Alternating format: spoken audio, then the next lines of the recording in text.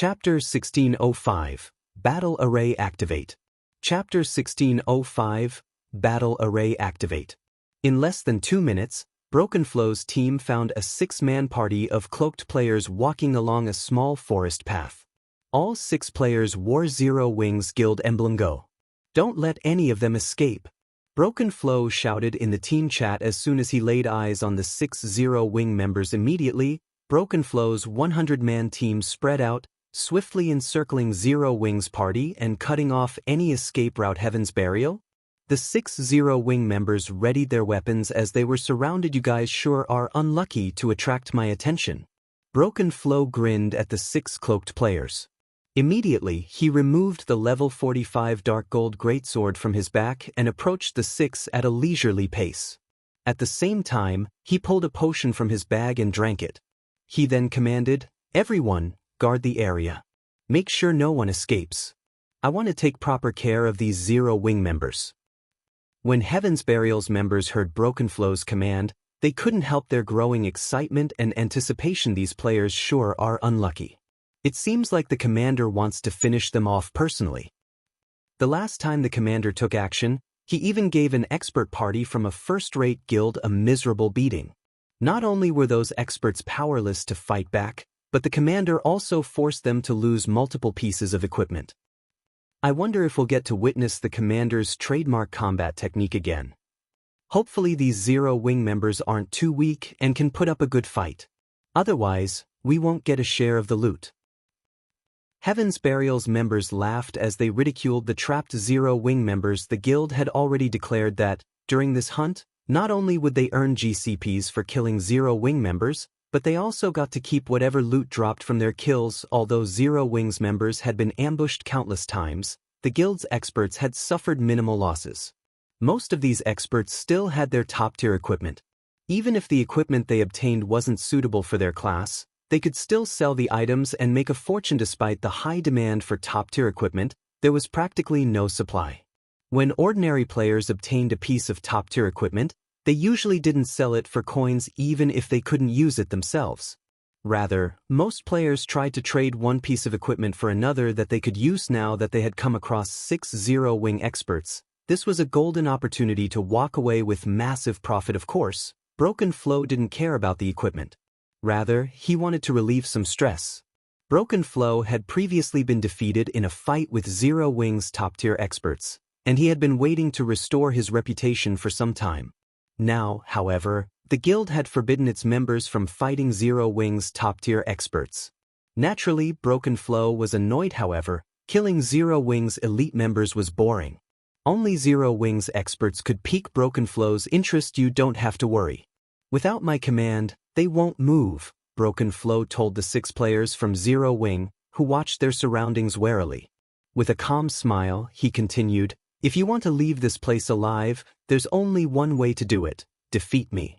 I don't mind if you come at me one by one or all together, but I advise you not to attempt an escape. My team includes over 60 experts from Heaven's Burial. If we attack as one, none of you will survive. If you don't have any problems, let's begin." After saying so, Broken Flow continued towards the 6-man party before him. His lax attitude proved that he didn't view the 6 experts before him as proper opponents whatsoever. "Tiger, what should we do?" the cleric from Zero Wing asked the robust youth in front of the party in a hushed tone. "We're too outnumbered. There's no way we can break through this encirclement. It seems we have no choice but to fight this Broken Flow fellow." Infant Tiger, the party's leader, realized their situation had taken a turn for the worst. They might not have had an issue if they'd come across an ordinary expert team, but he hadn't expected them to encounter a team led by one of Heaven's Burial's top-tier experts. "In a moment, I'll distract him while you guys find an opportunity to strike. Don't worry about hitting me." When the other members heard Infant Tiger's plan, they nodded silently. Their leader's decision didn't surprise any of them. Although they were strong, there was a considerable gap in strength between them and Broken Flow. Only the guild's core members, like Yi Wumian and Minor Wind, could go toe-to-toe with such an expert. However, Broken Flow did not give Zero Wing's party much time to consider their options.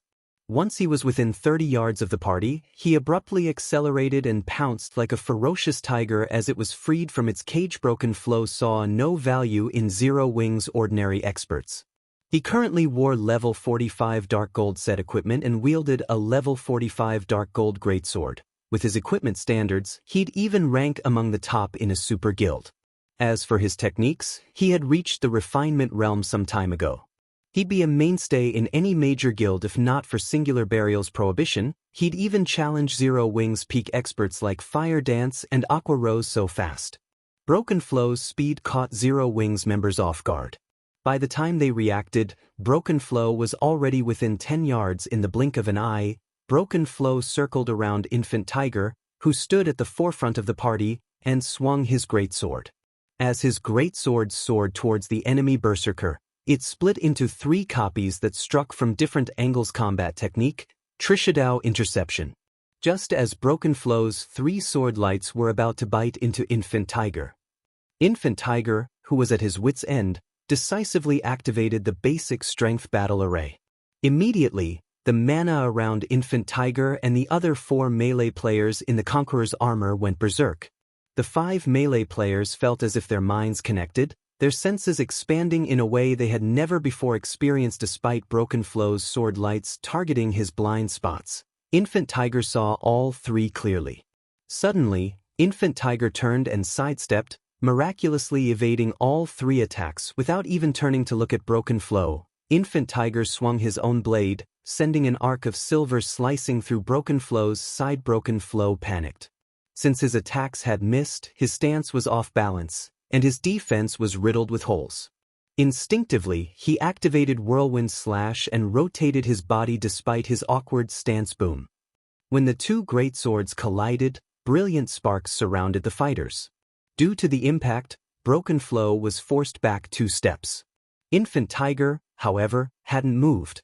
The difference between the berserker's strengths was obvious when Heaven's Burial's members saw this. They were dumbfounded. They had never thought that their commander would be at a disadvantage against an ordinary expert.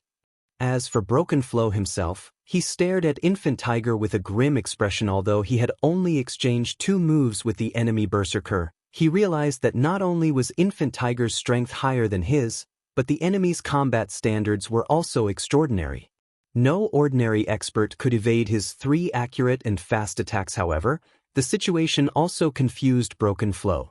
When did Zero Wing obtain an expert berserker as powerful as he was? Who are you? Broken Flow shouted at Infant Tiger. Chapter 1606, Might of a Battle Array. Chapter 1606, Might of a Battle Array.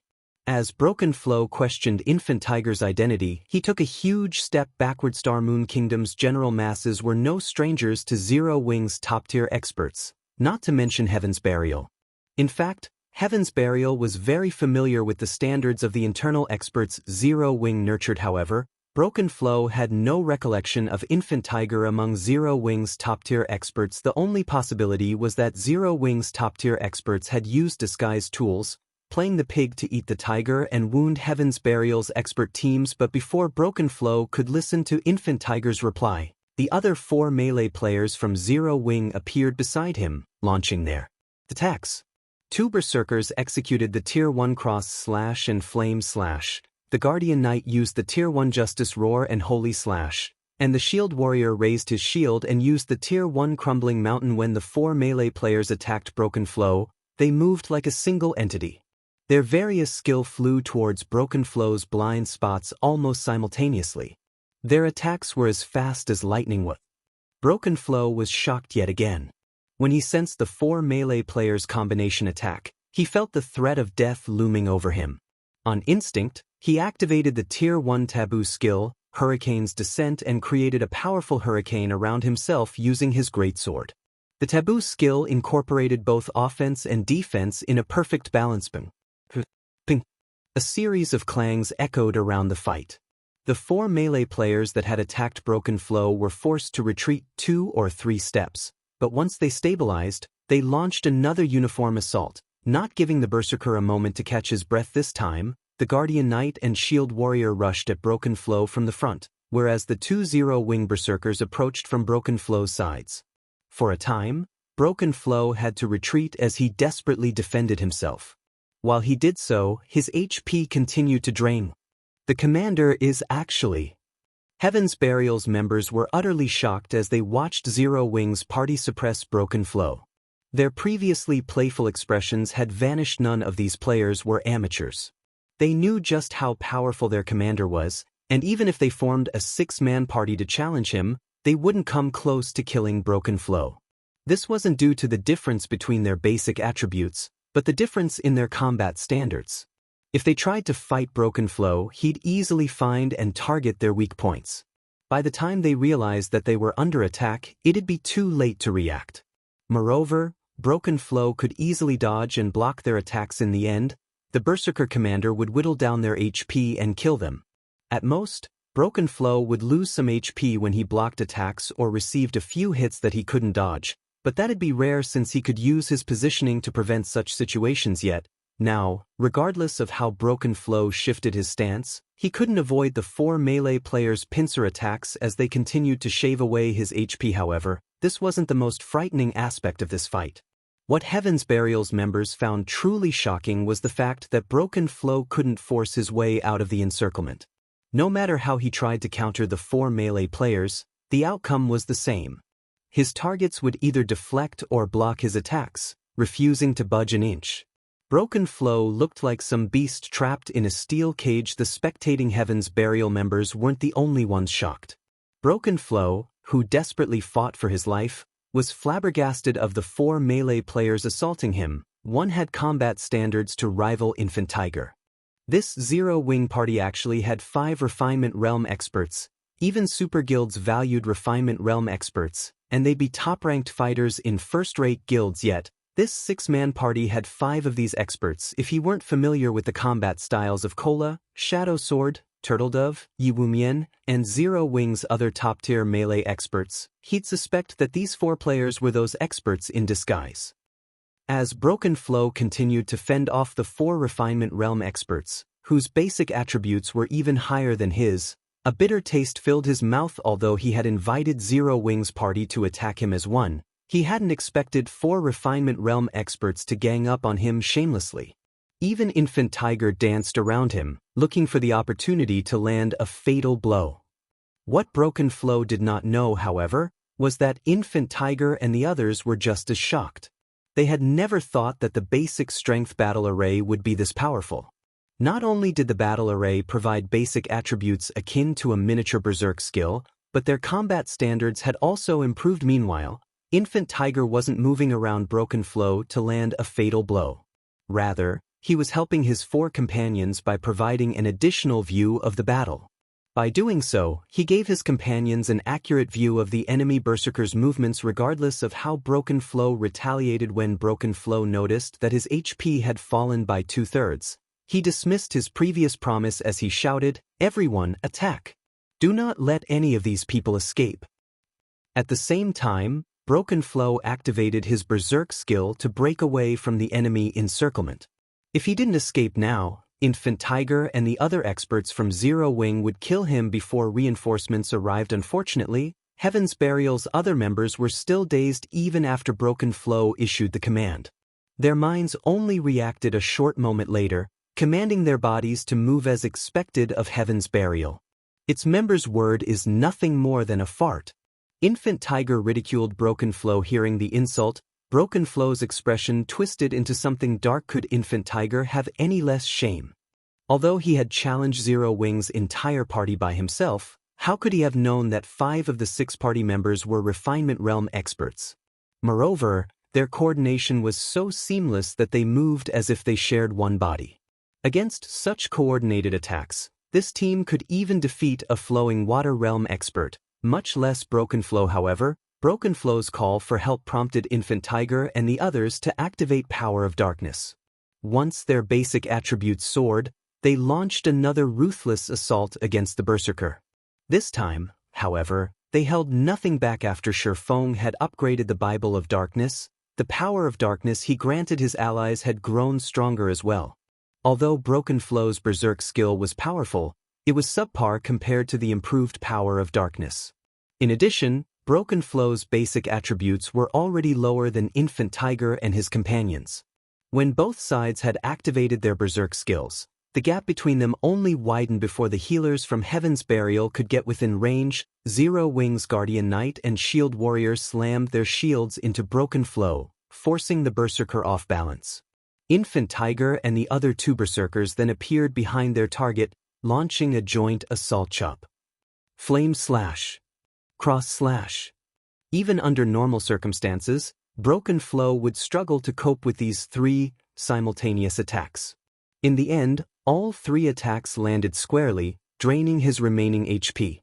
As his body collapsed, he dropped 3 pieces of level 45 dark gold equipment. Commander! How is this possible? Heaven's Burial's members were dazed when they watched their commander die. They had never dreamed that a peak expert like Broken Flow could be killed so easily. Moreover, Broken Flow had been slain by a bunch of Zero Wing members they had never even heard of. Chapter 1607. Difference in Teams. Chapter 1607. Difference in Teams. For a time after Broken Flow's death, Heaven's Burial's members were at a loss of what to do. However, Infant Tiger and his party members had no intentions of giving their enemies time to react. They immediately charged into the enemy ranks. They crossed the 30 yards to their targets in a few short seconds. Upon reaching the enemy front line, the Shield Warrior and Guardian Knight slammed their shields into the enemy melee players, crumbling the battle formation. Meanwhile, Infant Tiger and the other two berserkers nimbly weaved their way into the enemy lines before executing whirlwinds. 3 powerful tornadoes instantly engulfed Heaven's Burial's members. Not only did the attacks push these players back, but they also lost a significant chunk of their HPs. Following which, the berserker trio approached the nearest enemies and finished off their weakened foes in the blink of an eye. Several members of Heaven's Burial's team died trying to break out of the encirclement. Kill them. Finally, some of Heaven's Burial's members reacted, moving to intercept Infant Tiger and his friends. Those with berserk skills promptly activated them as the healers and ranged DPS channeled and executed one spell and skill after another. However, Infant Tiger and the others paid the healers and ranged DPS no mind as they ruthlessly targeted players without berserk skills. With an overwhelming advantage in basic attributes and superior combat standards, they finished their targets off easily.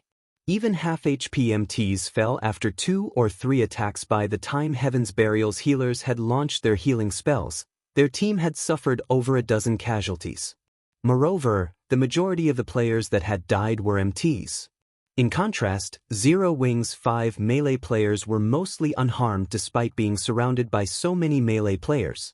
They only suffered superficial damage when the ranged DPS's attacks finally reached them. Not only did Infant Tiger and his companions seamlessly evade the attacks as if they had long predicted the trajectories, but they also used some of Heaven's Burial's members as human shields. Although Heaven's Burial's healers did their best to keep their allies alive, Infant Tiger and the other two berserkers' attack power was simply overwhelming.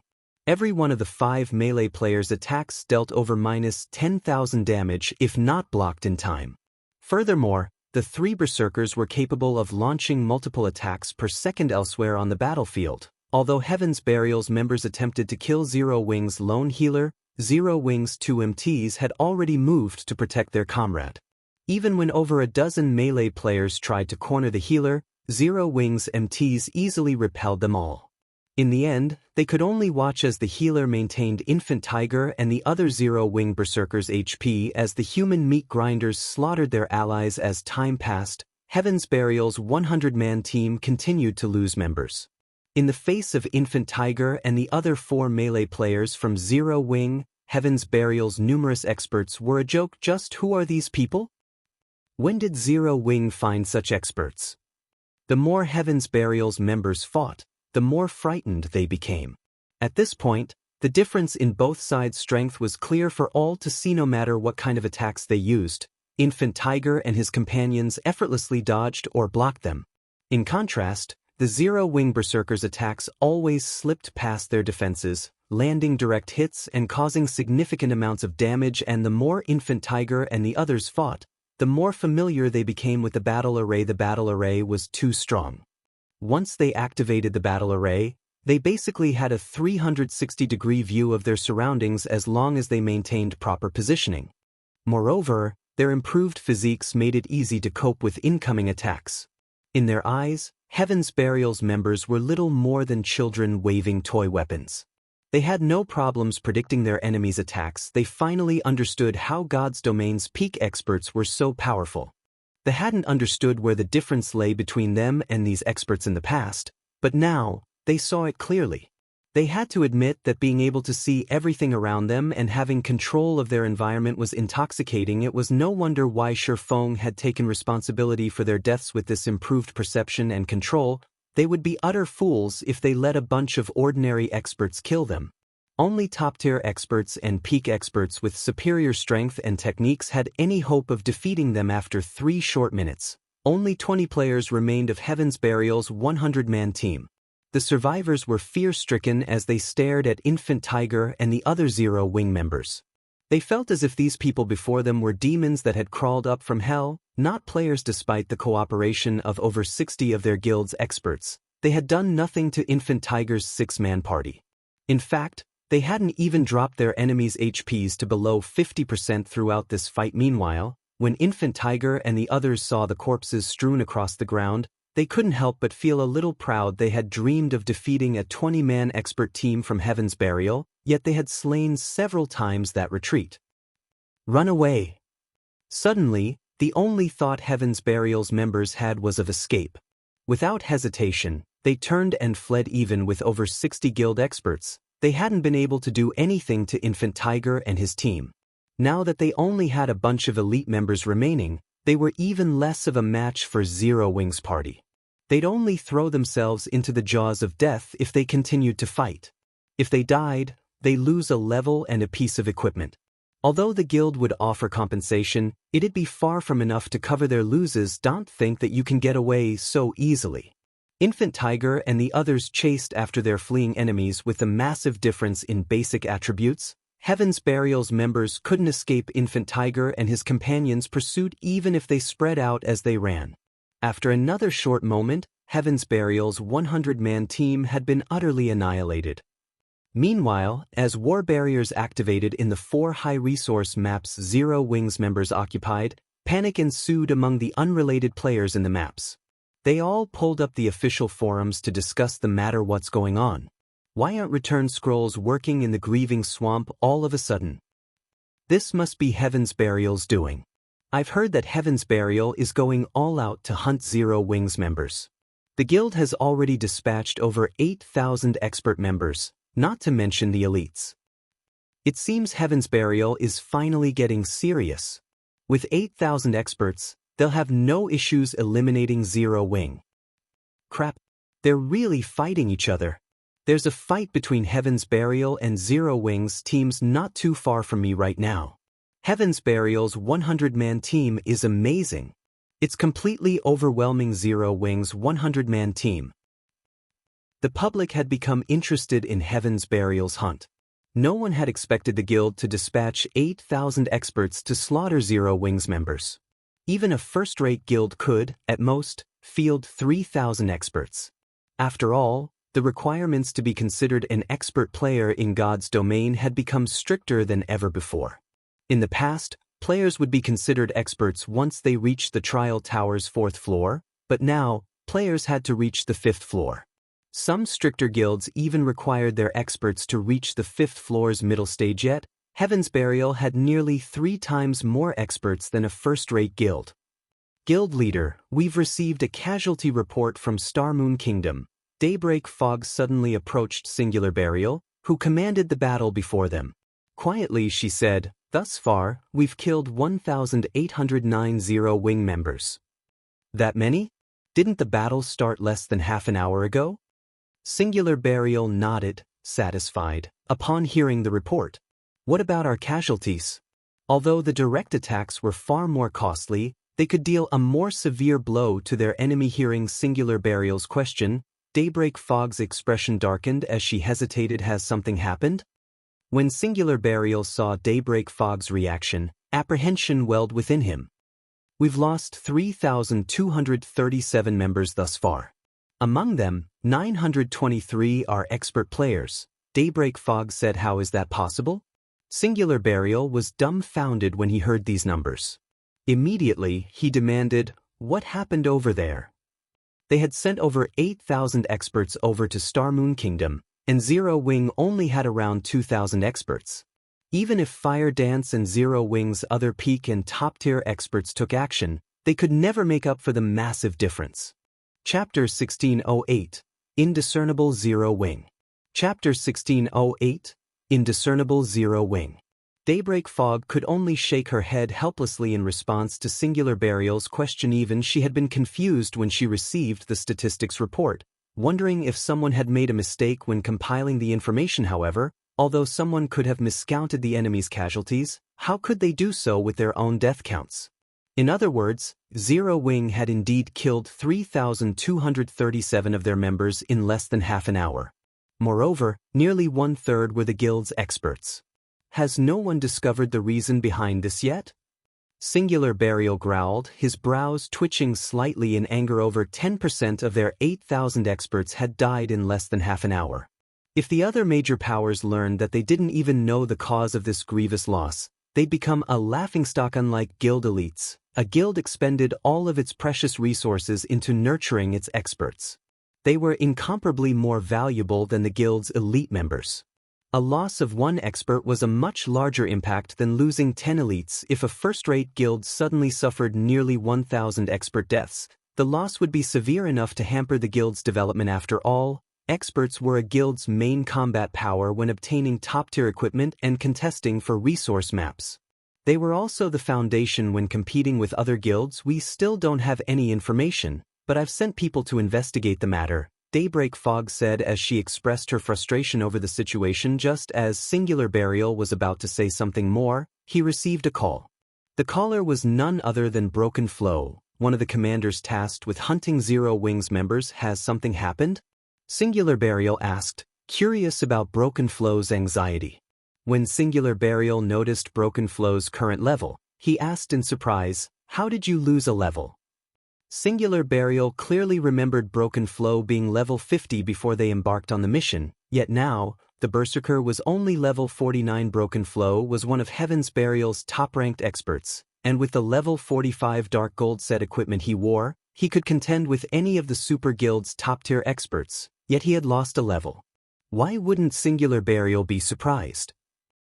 He died. Although Broken Flow hesitated, he revealed the truth, and he did so with an incredibly grim expression. You died? Singular Burial was even more shocked. Did you encounter Black Flame or the other experts I warned you about? He had planted over 30 spies in Zero Wing, and although they didn't have access to the guild's core secrets, they could discover its experts' identities. Hence, he knew that only a few people in Zero Wing were capable of killing an expert of Broken Flow's caliber. No. Broken Flow's expression darkened further. No? Then who killed you? Singular Burial demanded. Has Zero Wing received reinforcements from somewhere else? That shouldn't be possible. I haven't heard of any powers lending the guild aid.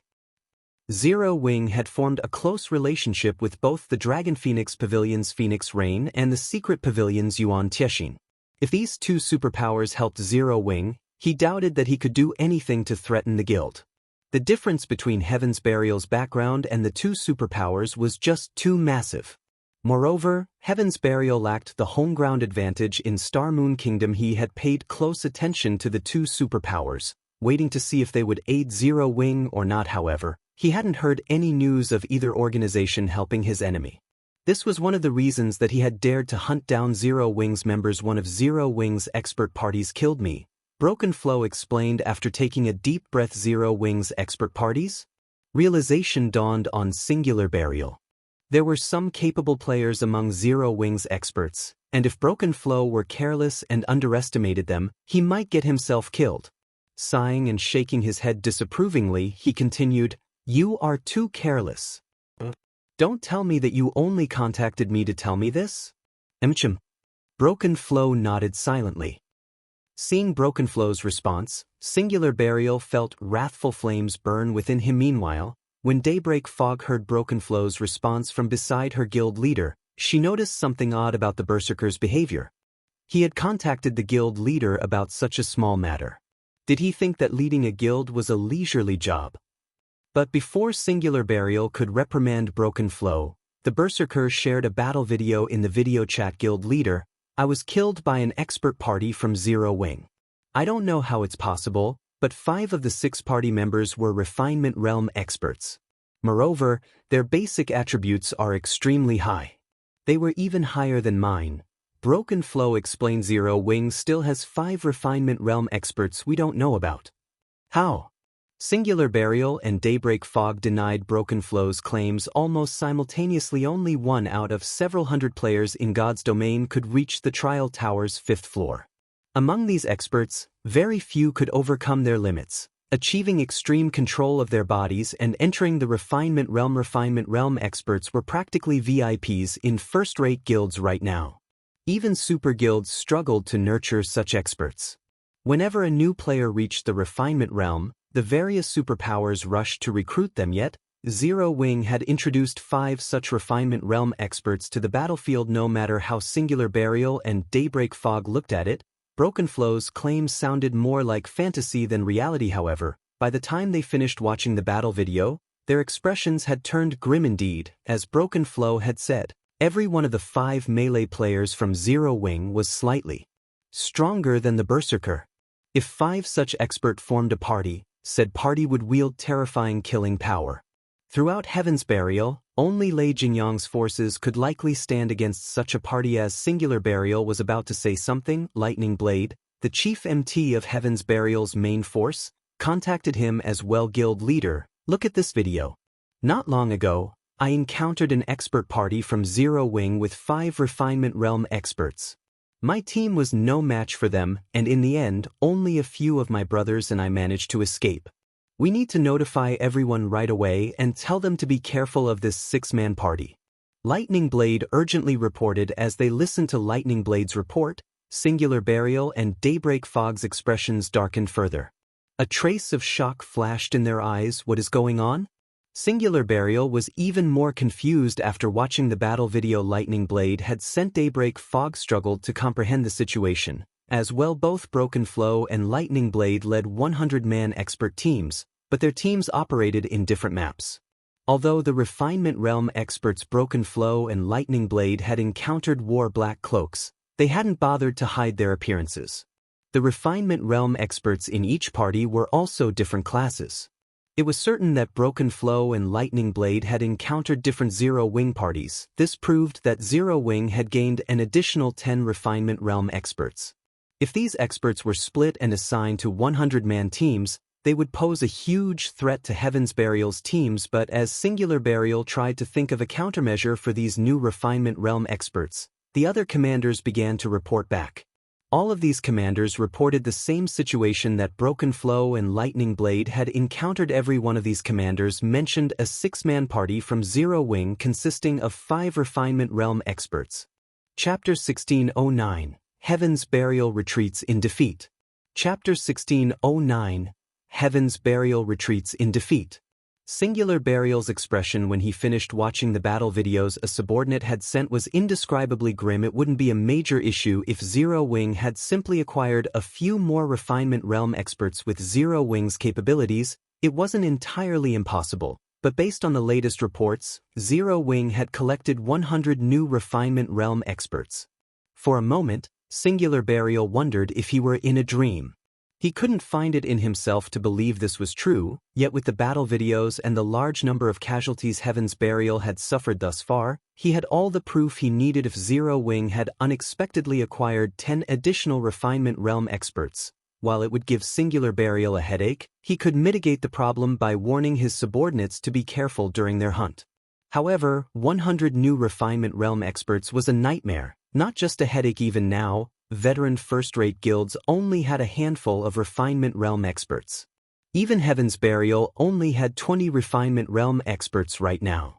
Moreover, this was after recruiting a large number of well-known workshops and expert players and allying with Lei Jingyang's workshop. It was also the reason he dared to hunt down Zero Wing's members. Yet, now, 100 Refinement Realm experts, whom he had never heard of before, had suddenly emerged in Zero Wing.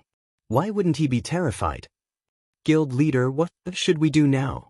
Daybreak Fog asked, pale after watching the battle videos. They had previously considered the possibility that some superpower would dispatch experts to aid Zero Wing. However, they had never expected Zero Wing to obtain 100 Refinement Realm experts on its own. 100 Refinement Realm experts. Only super guilds and super first-rate guilds could dispatch such a force. She truly couldn't figure out how Zero Wing managed to recruit so many Refinement Realm experts. Or did some hidden superpower they didn't know about back Zero Wing? Regardless of the cause, there was no changing the fact that Heaven's Burial's situation was dire. If the 8,000+ experts from Heaven's Burial and Blackwater clashed with Zero Wing's 100 Refinement Realm experts, there was no doubt that the former would emerge victorious, but this war focused on guerrilla tactics. The Refinement Realm experts definitely had the advantage. Issue a retreat order immediately. After some hesitation, Singular Burial decided to withdraw his forces and send someone to investigate which superpower is supporting Zero Wing from the shadows. He refused to believe that Zero Wing had nurtured 100 Refinement Realm experts on its own. The only possibility was that Zero Wing had the secret support of some superpower. Understood. Daybreak Fog went into action and began to notify the teams in the hunting operation to withdraw. Shortly after she issued the command, Heaven's Burial and Blackwater's members in the 4 high-resource maps began to pull out. Meanwhile, news of Heaven's Burial's retreat quickly spread throughout Starmoon Kingdom. What's going on with Heaven's Burial? Why are they retreating so soon after starting the war? I have some insider information. From what I've heard, it seems that Heaven's Burial has suffered severe casualties and had no choice but to order a retreat. How is that possible? Heaven's Burial has over 8,000 experts. Zero Wing would even struggle to cope with such a force, much less defeat it. Heaven's Burial's sudden retreat baffled everyone. In fact, the public wasn't alone in its confusion. Starmoon Kingdom's various powers were just as confused. They had planned to take advantage of the situation to strike at Zero Wing as well, yet Heaven's Burial had been defeated. Look into this matter immediately. I want to know exactly what happened. The various major powers simply could not fathom what had transpired between Heaven's Burial and Zero Wing. Heaven's Burial had dispatched over 8,000 experts and several tens of thousands of elites. It was even enough of a force to threaten a superpower, yet this force had lost. Moreover, it had been a decisive defeat. Meanwhile, far from Starmoon Kingdom, in a guild town surrounded by mountains. Uncle Yuan, your guess was wrong. We've just received news that Heaven's Burial's hunt has failed. Moreover, it seems that Heaven's Burial has suffered significant losses. Nearly 1,000 of its experts were killed, Purple Jade said, smiling as she entered the room. Heaven's Burial has been defeated? How is this possible? Yuan Tianxin, who dealt with all sorts of documents on his desk, was astonished when he heard Purple Jade's announcements. Did Phoenix Rain send help? He was very familiar with the force Heaven's Burial had dispatched to deal with Zero Wing. The force had as many as 18 refinement realms, and Lei Jingyang led his legion of battle maniacs personally. Heaven's Burial shouldn't have any fewer top-tier experts than Zero Wing. Furthermore, the guild surpassed Zero Wing by leaps and bounds in the number of its ordinary experts. Even if Black Flame and Zero Wing's peak experts joined the fray, they shouldn't be able to affect the outcome overmuch. In the end, Heaven's Burial would wear down Zero Wing until it crumbled. No. Phoenix Rain hasn't sent them any reinforcements, Purple Jade said, shaking her head. Based on what we've learned from Heaven's Burial's internal department, the guild has retreated due to Zero Wing's sudden dispatch of an additional 100 Refinement Realm experts. Not only do these Refinement Realm experts have incredible basic attributes, but their coordination is seamless. These Zero Wing experts have claimed the lives of many of Heaven's Burial's own Refinement Realm experts. 100 Refinement Realm experts? Yuan Tianxin abruptly stood. For a moment he even thought he had heard wrong. Are you sure Zero Wing has obtained 100 Refinement Realm experts? I'm very sure. I even have a few battle videos to prove it. Purple Jade then sent the battle videos she had received to Yuan Tianxin. I've already watched all of them. These Zero Wing Refinement Realm experts are quite powerful. When they work together, they don't even have an issue defeating Flowing Water Realm experts. Have you found out which super guild or super first-rate guild has helped Zero Wing? Yuan Tiexin asked after looking through the battle videos. He could tell that these experts were extraordinary. They had no blind spots whatsoever. They could even block ranged attacks, which was difficult for ordinary refinement realm experts. When they cooperated, they moved as if they shared a single body. Ordinary refinement realm experts couldn't compare to these players. I did. We haven't found any news of a super guild or super first-rate guild mobilizing so many refinement realm experts. It's almost as if these experts had just joined God's domain, Purple Jade reported seriously. I've also had some of our people compare these refinement realm experts' appearances to the images we have of Zero Wing's members. And? Yuan Tiexin asked hurriedly. 100 refinement realm experts were no trivial matter. Even superpowers like the Secret Pavilion would have to take such a force seriously. There's no doubt. These refinement realm experts were already Zero Wing members, Purple Jade said, her voice softening as even she struggled to believe it. 3 all Zero Wing's members. How is that possible? Yuan Tiexin stared at Purple Jade incredulously. Have we made some mistake? Chapter 1610, Shock. Chapter 1610, Shock. Yuan Tiexin couldn't believe what Purple Jade had just told him. Even the Secret Pavilion struggled to nurture refinement realm experts. Before becoming a refinement realm expert in the Secret Pavilion, the guild's experts had to pass a series of stringent tests and a significant amount of training. Most people in the virtual gaming world couldn't even fathom the effort, talent, and resources required to become a refinement realm expert. Although God's domain's unique nature made it easier for players to reach the refinement realm, these players were still exceedingly rare. They were also considerably famous in God's domain. Zero Wing had only established a few months ago, and even if it had the support of some super guild or major corporation, it wasn't capable of nurturing so many refinement realm experts. There are no mistakes. All of those players are members of the Dark Gods Legion. I also read through the information we have on these players before I came here. Their combat standards were average at best before today. But for some reason, they've become frighteningly powerful, Purple Jade said, shaking her head. Honestly, she couldn't believe this either. However, she had no choice but to acknowledge that Zero Wing had more than 100 refinement realm experts after facing the facts before her. To think Zero Wing has hidden so much of its strength. Suddenly, Yuan Tiexin realized why Shifeng's reaction had been so calm when he learned that the Black Dragon Empire's Evil Gods Temple had activated. Jade, notify our subordinates and tell them to learn everything they can about this situation. We must learn who has backed Zero Wing. Any superpower that could nurture 100 refinement realm experts so quickly was definitely extraordinary. Not even most ordinary super guilds were capable of such a feat, and the Secret Pavilion hadn't heard of a superpower that could. When Yuan Tiexin thought about it, a sliver of fear penetrated his heart. Although he knew that God's domain's waters were deep, he didn't realize how deep. They had already learned of quite a few guilds, which had only established after God's domain had launched, that had the support of powerful corporations. And now, there was even an organization like Zero Wing. God's domain was practically a bottomless swamp, with various powers hiding in its muck. The Secret Pavilion wasn't the only superpower to discover this. Many of God's domain's superpowers had learned about Zero Wing's sudden development.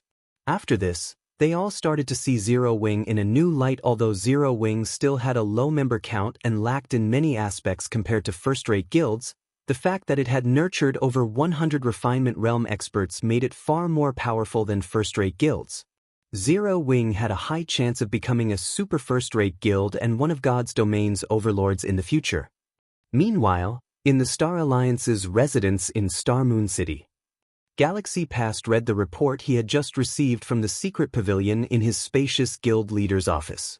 When he finished with the report, his mind went blank. Guild leader, has something happened? Purple Eye asked, curious about Galaxy Past's strange expression. Zero Wing truly is an endless abyss.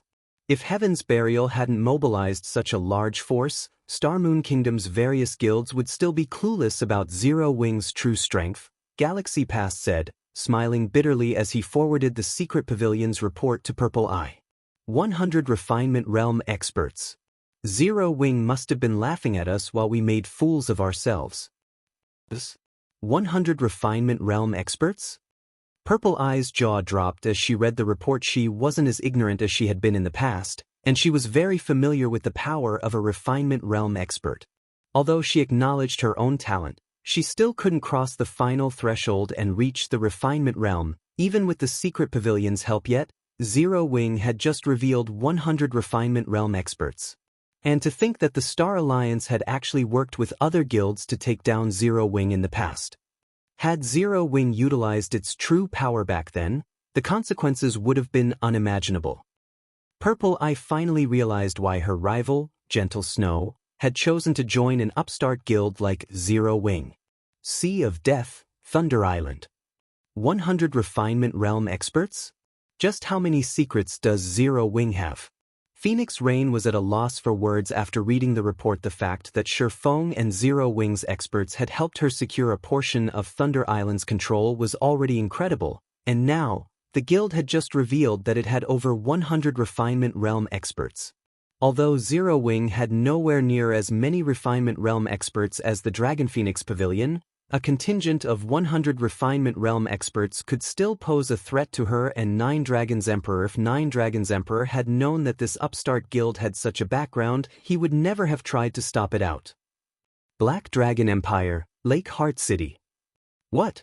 Heaven's Burial retreated. What happened? Curiosity ravaged Gentle Snow when she heard Zhao Yueru's report. If Shifeng hadn't assured her that her people weren't necessary for the situation in Star Moon Kingdom, she would have returned with all of her spare forces long ago. Heaven's Burial and Blackwater had dispatched over 8,000 experts, including a few Refinement Realm experts. Without utilizing the guild's full power, defeating such a force would be nearly impossible. Yet, less than an hour after Heaven's Burial had attacked directly, the guild had ordered a retreat. I've heard that it's due to various six-man parties from the Dark Gods Legion.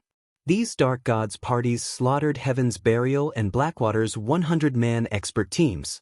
In less than half an hour, they killed nearly 1,000 guild experts. In contrast, none of our party members have died, Zhao Yueru explained. They've even killed quite a few of Heaven's Burial and Blackwater's Refinement Realm experts. A six-man party of Dark Gods Legion members defeated a 100-man expert team from Heaven's Burial? For a time, Gentle Snow couldn't process the information. She knew just how powerful the Dark Gods Legion members were. Even the strongest among them had only reached the half-step Refinement Realm standard.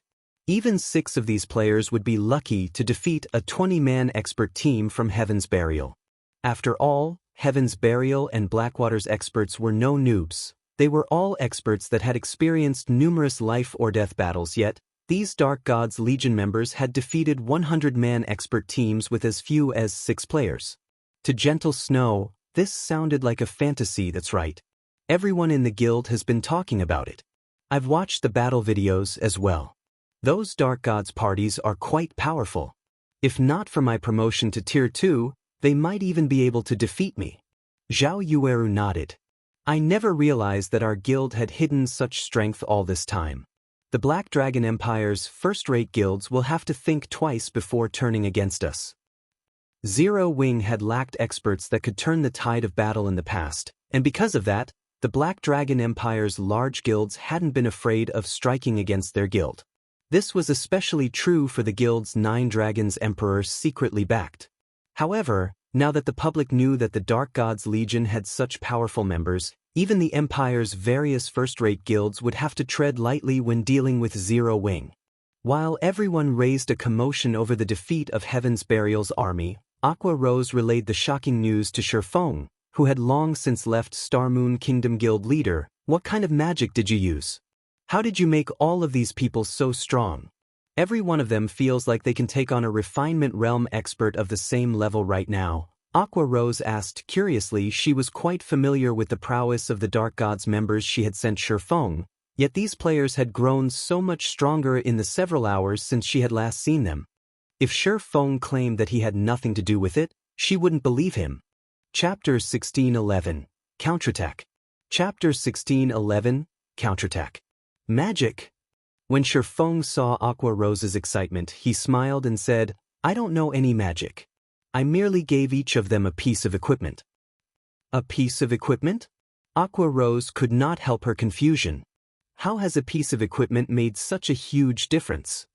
Weapons and equipment only improved a player's basic attributes. While the Dark Gods Party's basic attributes had risen since she had seen them last, the improvement to their combat standards was the key difference. They never would have been able to defeat a 100-man expert team with just a boost to their basic attributes. Here, you'll understand once you take a look. Shi Feng then shared the Conqueror's armor's attributes with Aqua Rosius. Aqua Rose was one of Zero Wing's core upper echelons. He had no reason to hide the armor from her. Besides, as players reached higher levels, it'd only be a matter of time before the various large guilds learned about battle arrays. He had only had the Dark Gods members sign a confidentiality contract to hide the information from the various large guilds for as long as he could, but it was impossible to hide the battle arrays from the public forever. When Aqua Rose read the armor's information, she was dazed. She had never thought that God's domain had equipment like this. Not only did the Conqueror's armor improve its wearer's basic attributes, but it also allowed them to share their perception with other players wearing the armor. It could basically enhance players' perception range by a large margin, allowing these players to reach a simplified version of the Void Realm. Although ordinary experts wearing the Conqueror's armor still wouldn't be able to control their bodies as well as Refinement Realm experts, their overall combat standards wouldn't be any weaker than an actual Refinement Realm expert with the Enhanced Perception Guild leader. Where did you obtain so many pieces of this armor? Aqua Rose inquired. How could ordinary equipment possibly compare to such powerful battle array equipment? The Conqueror's armor offered even greater benefits than ordinary epic equipment. It had to be incredibly rare, yet Shi Feng had given these chest pieces to 100 Dark Gods Legion members. I made them, Shi Feng answered truthfully. Seeing Shi Feng's calm expression, Aqua Rose was at a loss. If Shi Feng had said that he had been grinding and collected the armor during his long disappearance, she might be able to believe him, yet Shi Feng claimed to have made all of the chest pieces. Her mind simply could not process the statement. With 5 pieces of Conqueror's armor, one could nurture 5 Refinement Realm experts. If they produced 1,000 pieces of the Conqueror's armor, they would have a 1,000-man army of Refinement Realm experts. Not even super guilds had such an army. Don't overthink it. I had to deplete the guild's stock of rare materials just to craft the 100 pieces. It won't be possible to mass-produce the armor in a short amount of time, Shi Feng said, shaking his head. Naturally, he knew what Aqua Rose must have thought. The Conqueror's armor's material cost was only secondary. The crucial issue was acquiring the materials. Although the materials weren't super rare, the various large guilds frequently purchased them. Even if Zero Wing spent a fortune to obtain these items, it could only acquire a limited amount. It definitely wasn't possible to gear an invincible legion with the Conqueror's armor. What a pity. If we had a few hundred more, we could flatten Heaven's Burial, Aqua Rose said, clicking her tongue. She had no idea how greedy she sounded. Several hundred? Shi Feng's smile turned bitter. I'll give you a list of the necessary materials, so try to purchase as many as you can in secret. Once we have the materials, I'll try to forge as many as I can. I understand. Aqua Rose nodded eagerly, her eyes glowing with excitement. But guild leader, what should we do next? Although Heaven's Burial has retreated, the bounty is still in place. We really can't afford to let this situation continue. Although Heaven's Burial's forces had retreated, the high bounty it had offered still tempted many unrelated players to attack Zero Wing's members. Even though Zero Wing now had the Dark Gods parties, there was a limit to how much area 20 parties could cover. They couldn't limit the Dark Gods parties to patrols, either, as it would severely impact their leveling speed. Heaven's Burial sure gave up quickly. Shi Feng was slightly disappointed when he read the statistics report Aqua Rose had sent. He had assumed that Heaven's Burial and Blackwater would continue to clash with Zero Wing, relying on their numeric advantage. He hadn't expected Heaven's Burial to retreat so decisively. He had only managed to wear the enemy guild down slightly. However, Shi Feng could understand their decision after giving the matter some thought. If one had sufficient understanding of Refinement Realm experts, they'd realize what kind of prowess 100 Refinement Realm experts could wield in guerrilla warfare. Moreover, these 100 experts were concentrated in a few maps. This was also why the various large guilds were so afraid of super guilds and super first-rate guilds, ordinary players, elite players, and ordinary expert players.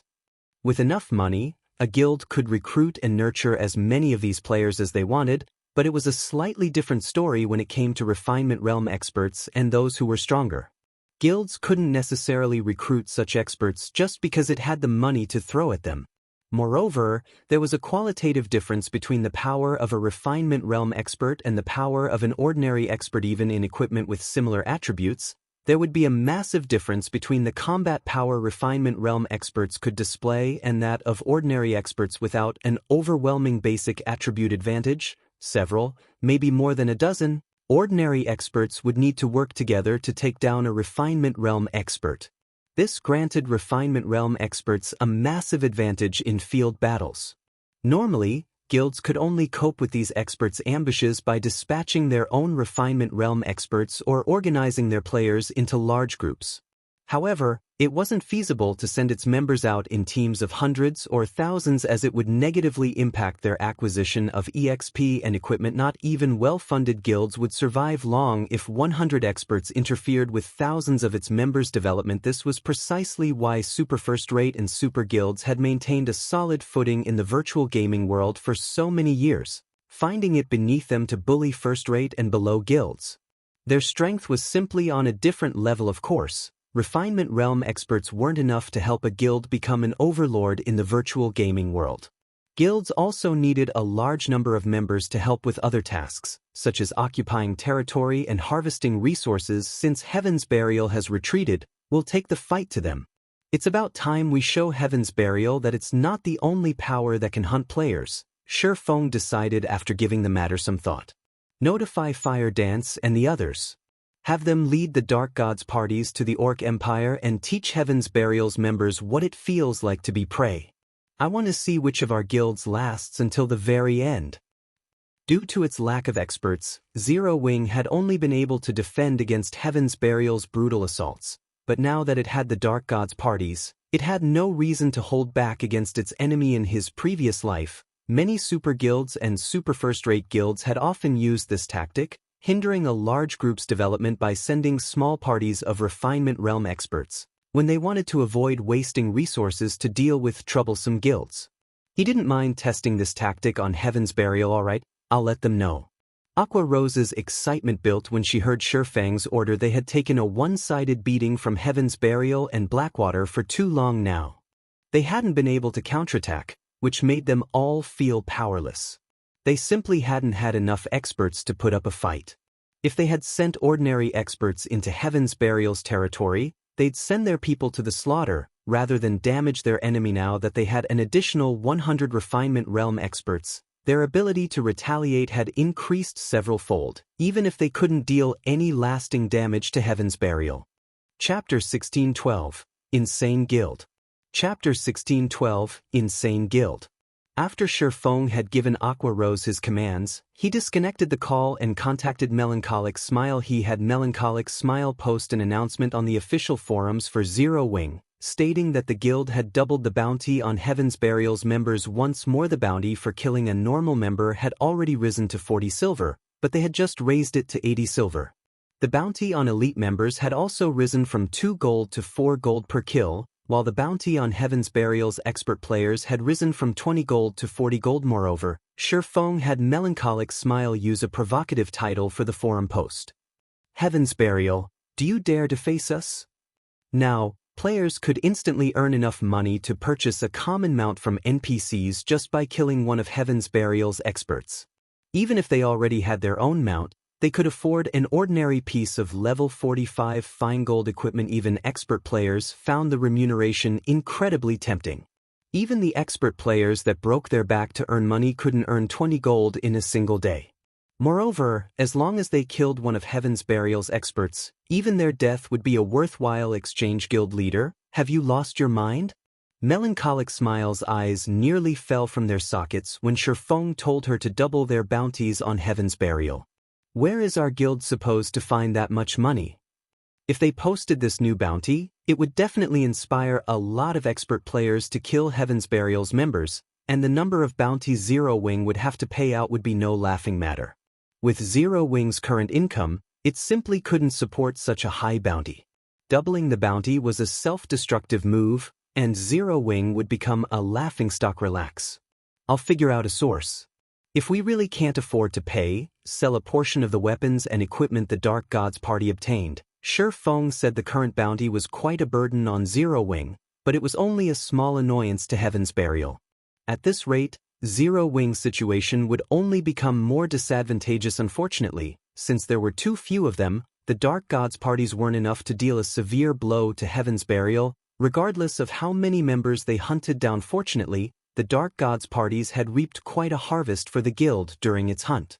They had collected over 400 pieces of level 45 dark gold equipment, over 700 pieces of level 45 fine gold equipment, and over 2,000 pieces of level 45 secret silver equipment. All of the equipment should be enough to help Zero Wing hold on for quite some time. Moreover, he had already dispatched the Dark Gods parties to the Orc Empire. If a large number of players joined the hunt for Heaven's Burial members, it would ease the burden on the Dark Gods parties. In turn, the Dark Gods parties could obtain more weapons and equipment. Aside from these factors, if they secured the mana or vein, Zero Wing would have another massive revenue source. All of the various large guilds urgently needed mana ore, and as a result, the market price had risen to a staggering 1 gold, 20 silver. Originally, the ore had only been worth around 40 silver. Meanwhile, the Boneless land was rich in mana Oregon. It would not be difficult to acquire a large amount of mana ore. I understand. Melancholic Smile could only nod helplessly in response to Shi Feng's command. Although she was confident in Shi Feng's abilities, she still could not help but feel that his decision was a little too crazy this time, following which, Melancholic Smile published the new bounties on Star Moon Kingdom's official forum. Star Moon Kingdom's players went mad over the news. All hail Zero Wing. How rich? Is this Zero Wing's true power? Crap. Is Zero Wing for real? 40 gold coins just for killing one of Heaven's Burial's experts. With this much money, Heaven's Burial's experts might kill themselves to claim their own bounties from Zero Wing. This is insane. Zero Wing has truly gone insane. Even top-tier experts would be tempted by this price. This won't do. I need to form a team to grind Heaven's Burial's members. Who wants to team up? Amazing! Zero Wing is really bold to pull such a stunt. Heaven's Burial is in for some pain. Heaven's Burial must have gone too far when it provoked Zero Wing this time. Even if the guild destroys Zero Wing, they're going to suffer for it. When everyone saw that Zero Wing had doubled its bounties, they couldn't help but feel some sympathy for Heaven's Burial's members. At the same time, they were shocked by Zero Wing's generosity. Orc Empire, Ancient Rock City. As the only guild city in the Orc Empire's inner region, a constant stream of players visited the city each day. Not even Kingdom's major NPC cities could compete with Ancient Rock City's player population. Although the city was extremely lively, silence dominated the meeting room in Heaven's Burial's residence. Despite the guild's upper echelons filling the room, no one made a sound as they stared at Singular Burial with somber expressions. Due to the previous hunting war, Heaven's Burial had lost a significant amount of equipment, and a large number of their experts had been killed. However, that wasn't enough to warrant a meeting of this scale. They had gathered in this meeting room due to Zero Wing's latest announcement. Because of that announcement, Heaven's Burial had suffered more casualties than ever before. Lunatics. Everyone from Zero Wing is a lunatic. Singular Burial's brows twitched uncontrollably when he read Heaven's Burial's latest casualty report. Less than half an hour since Zero Wing had doubled its bounties, Heaven's Burial had suffered over 4,000 casualties, far more than it had during the hunting war. Thus far, the guild's loss was already worth roughly 8,000 gold. Of course, Zero Wing hadn't gotten off easy either, since it had to pay at least 10,000 gold in bounties. If this continued, Heaven's Burial wouldn't last long. Even with Blackwater's investments and Ancient Rock City's income. Guild leader, based on our reports, part of the reason that our casualty count is so high is that Zero Wing's Dark Gods parties have begun to operate in the Orc Empire. Although we've sent our forces to hunt them down, they are moving too quickly. We haven't been able to catch them. Rather, The tables have turned on quite a few of the teams we sent out to hunt down these Dark Gods parties, Daybreak Fog reported. The guild's morale is incredibly low, and some elite members have begun to withdraw from the guild. Zero Wing. Black Flame. Singular Burial gnashed his teeth as he glared at the report in his hands. Since that is how you want to play it, I want to see which of us can last until the end. He truly hadn't thought that this war would develop to this point. Zero Wing's actions had also forced Heaven's Burial to raise its bounties correspondingly. The increased bounties added yet another significant expenditure for the guild. Now, they were forced to spend the funds they had saved for Ancient Rock City's development. However, Singular Burial was still confident that his guild's foundations were sturdier than Zero Wing's. He refused to believe that Heaven's Burial couldn't outcompete Zero Wing with the full support of Blackwater and the income from Ancient Rock City. Elsewhere, Shifeng had finally reached the Boneless land with Zero Wing's internal members and White Tiger Dojo's disciples. As the group arrived, they found themselves in a dusky, foggy area. They also felt an oppressive weight bear down on them, making their thoughts sluggish. Moreover, they felt an indescribably dangerous feeling from their surroundings, as if they'd die if they took a wrong step. Hidden among the fog, these players faintly saw the towering walls of a town some distance away. What's going on? Why is there a town here? Shifeng was confused when he noticed the distant town. He was very familiar with the Boneless land, clearly remembering that it was home to demonic creatures. No NPC town should be able to survive here. The map should be a barren wasteland. Other creatures shouldn't be able to survive in the Boneless land, not to mention human buildings. Chapter 1613, Mystery of the Boneless Land. Chapter 1613, Mystery of the Boneless Land. Naturally, Shifeng was curious about the mysterious town, and he immediately led his team towards it. This NPC town hadn't existed during his previous life. In fact, he had never even heard of an NPC town in the Boneless land. The various guilds would never have spent so much effort to construct guild towns here in the past had this map had an NPC town. After all, the Boneless land was not a high-resource map. Its only benefit was its high drop rate of mana. Orgod's domain had quite a few high-resource maps that spawned large quantities of mana. The Boneless land wasn't unique in this aspect. Furthermore, due to the Boneless land's special environment, very few players had been willing to come here. Among the guilds that had set their sights on the Boneless land, none had been a superpower. The strongest guild had only been a first-rate guild. These guilds had only bothered to build a guild town to ensure that their members had somewhere to rest and recover their spent stamina and concentration. A mysterious fog shrouded the Boneless land all year round, and any player that entered the map would have to endure several times the normal stamina and concentration consumption rates. The consumption rates were so high that players' stamina and concentration would decrease even if they stood there and did nothing. Players simply couldn't survive in the Boneless land for long periods, and players could only recover their stamina and concentration by resting in a hotel or guild hall. Moreover, unlike in other locations where players would be immobilized if they ran out of stamina or concentration, players would die if they ran out in the Boneless land. Because of this, Shifeng had only intended to visit the Boneless land after he acquired the Guild Magic Car. The Guild Magic Car was like a mobile hotel. With it, players could stay and mine mana in the Boneless land as long as they needed to. If not for Zero Wing's urgent need for mana and its increasing prices, Shifeng wouldn't have bothered to visit this area. As Shifeng's group inched closer to the fog-shrouded town, the pressure they felt increased. Their movements became stiff and sluggish, and they could feel a horrific power radiating from the town, their instincts screaming at them to avoid it. What an amazing town! Shifeng was astonished when he finally got a clear view of the town. He was a level 63, tier 2 player, and very few things in the Boneless land could threaten his life. The Boneless land was, after all, a level 60 to level 80 map. It might be a dangerous map for other players at this stage of the game, but its difficulty was perfect for him. Moreover, the Boneless land was a barren wasteland, without forests or canyons. Despite the dense fog, visibility in the map was considerably good. One could easily spot roaming monsters from a long distance away. Guild leader, there are a lot of monsters moving outside the town ahead. It looks like there are several thousands of them. A level 32 ranger, who used eagle eyes to scout the town's surroundings, reported the other team members couldn't help but tense when they heard the ranger. Although they had the combat standards of an expert, they were all still below level 40, yet the monsters here were all level 60 and above.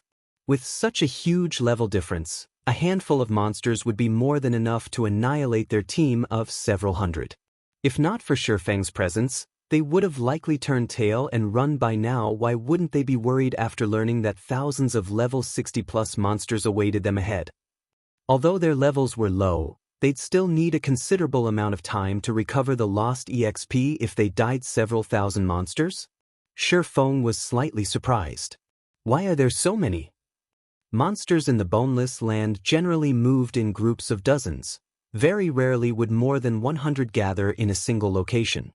Meanwhile, any group of over 100 demonic creatures would certainly be led by a great lord. Even Tier 2 expert players would try to avoid such a high-ranked monster as a demonic creature dwelling. All sorts of demonic creatures lived in the Boneless land. Unlike ordinary field monsters, demonic creatures had much higher combat standards. Even the weakest among them would be able to reach the late stage of the Trial Tower's second floor. Ordinary players could only reach the Trial Tower's second and third floor with their combat standards. Meanwhile, demonic creatures also had much higher basic attributes than players of the same level. In other words, a Tier 2 ordinary player would be no match for a Tier 2 Lord-ranked demonic creature of the same level. Only Tier 2 expert players had any hope, yet even these experts would flee from a Tier 3 Great Lord-ranked demonic creature. Tier 2 experts would have to form a party to take one down, and now, thousands of demonic creatures had gathered around the town ahead of them. Guild leader, are we still going to the town? Yu Zipping, who had already reached level 37, asked worriedly when Yu Zipping saw the screenshot the ranger had shared, littered with HP bars. Even he, who had reached the Trial Tower's 6th floor, could not help but break out in a cold sweat. He couldn't fathom why Shifeng had brought them here. If these demonic creatures accidentally discovered them, Shifeng might be able to get away, but the rest of them would be slaughtered. Let's head over and take a look, Shifeng said after giving the matter some more thought. He had found an NPC town he had never heard of in the Boneless land. It'd be a waste not to investigate. If they could use the town as a resting point, it would save him a lot of trouble, following which, Shifeng's team members had no choice but to grit their teeth as they followed him to the town. When the team reached a small slope not far from the town and caught sight of the large number of demonic creatures around it, they were dumbfounded. Although they had experienced their fair share of life-or-death battles, their hearts began to pound with fear when they saw the demonic creatures ahead of. This was especially true when they saw the gigantic, demonic snake, which was over 1,000 meters long, guarding the town's main entrance. The snake's head alone was the size of a 5-story tall building. With a single breath, this serpent could create a powerful hurricane. Even from so far away, these players could feel the snake's breath push their skin. How does God's domain have such a creature? Is that really a monster? As these players stared at the massive snake, fear and despair welled within them. They felt powerless, paralyzed by their fear as they watched the demonic snake. They felt how insignificant humans truly were. For the first time in their lives, even running from the demonic snake would require a certain amount of courage, much less fighting it. Two-headed bird monster, demonic creature, chieftain. Level 62. HP 7, 000, 000, 000/7, 000, 000. Demonic flame hound, demonic creature, lord. Level 64. HP 15, 500, 000/15, 500, 000. Three-headed hellhound, demonic creature, great lord. Level 65. HP 34, 000, 000/34, 000, 000. Purgatory serpent, archaic species, demonic creature, grand lord. Level 70. HP 160, 000, 000/160, 000, 000. However, unlike his teammates, who were shocked by the Purgatory Serpent and its demonic creature companions, Shifeng was surprised by the town beyond the Grand Lord. The town wasn't an NPC town at all. It was mining site, operated by demons. A large number of demons patrolled the town's walls, and inside the town, even more demonkin descended into and emerged from a massive hole in the town center. This massive hole seemed like a bottomless abyss, and Shifeng could feel a heart-wrenching aura radiating from it. Meanwhile, among the various ores the demonkin lifted out of the hole, Shifeng spotted the precious mana ore. Chapter 1614, Leveling Holy Land. Chapter 1614, Leveling Holy Land. A demon-operated mineral field. Shifeng was flabbergasted as he stared at the massive hole in the center of the town.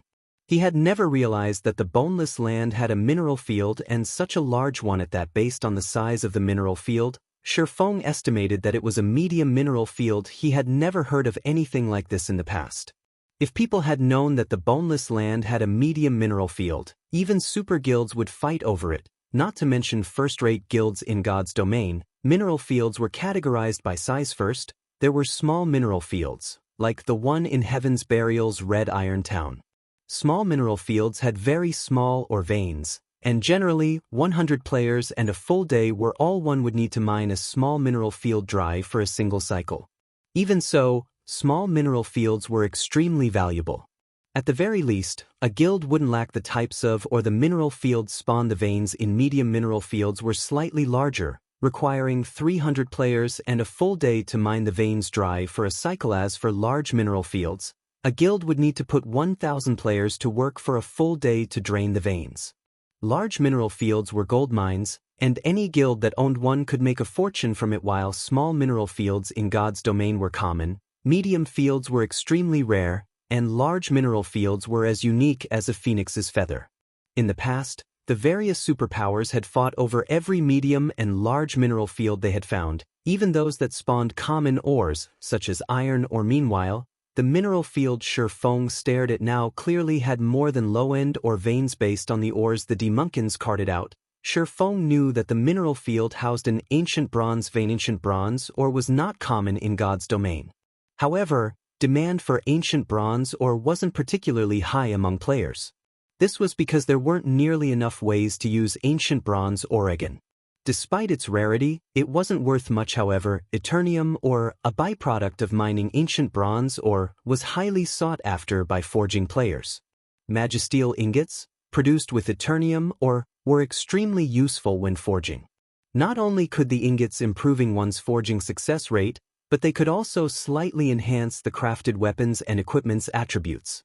Of course, Magisteel ingots could only boost an item's rank to a maximum of fine gold rank. Even so, countless forgers sought the tool. Level 50+ fine gold equipment was still incredibly difficult to obtain, and after level 50, most elite players could only equip secret silver equipment and below.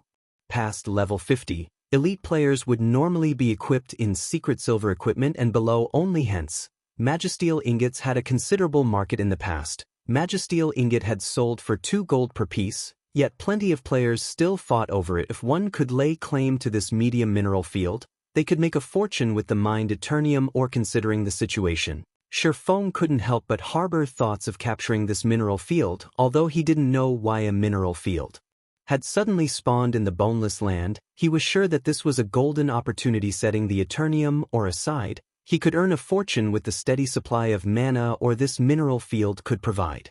The only problem now was how to go about capturing the mineral field. There were easily several thousand monsters stationed around the town's main entrance, and even more in the town's surroundings.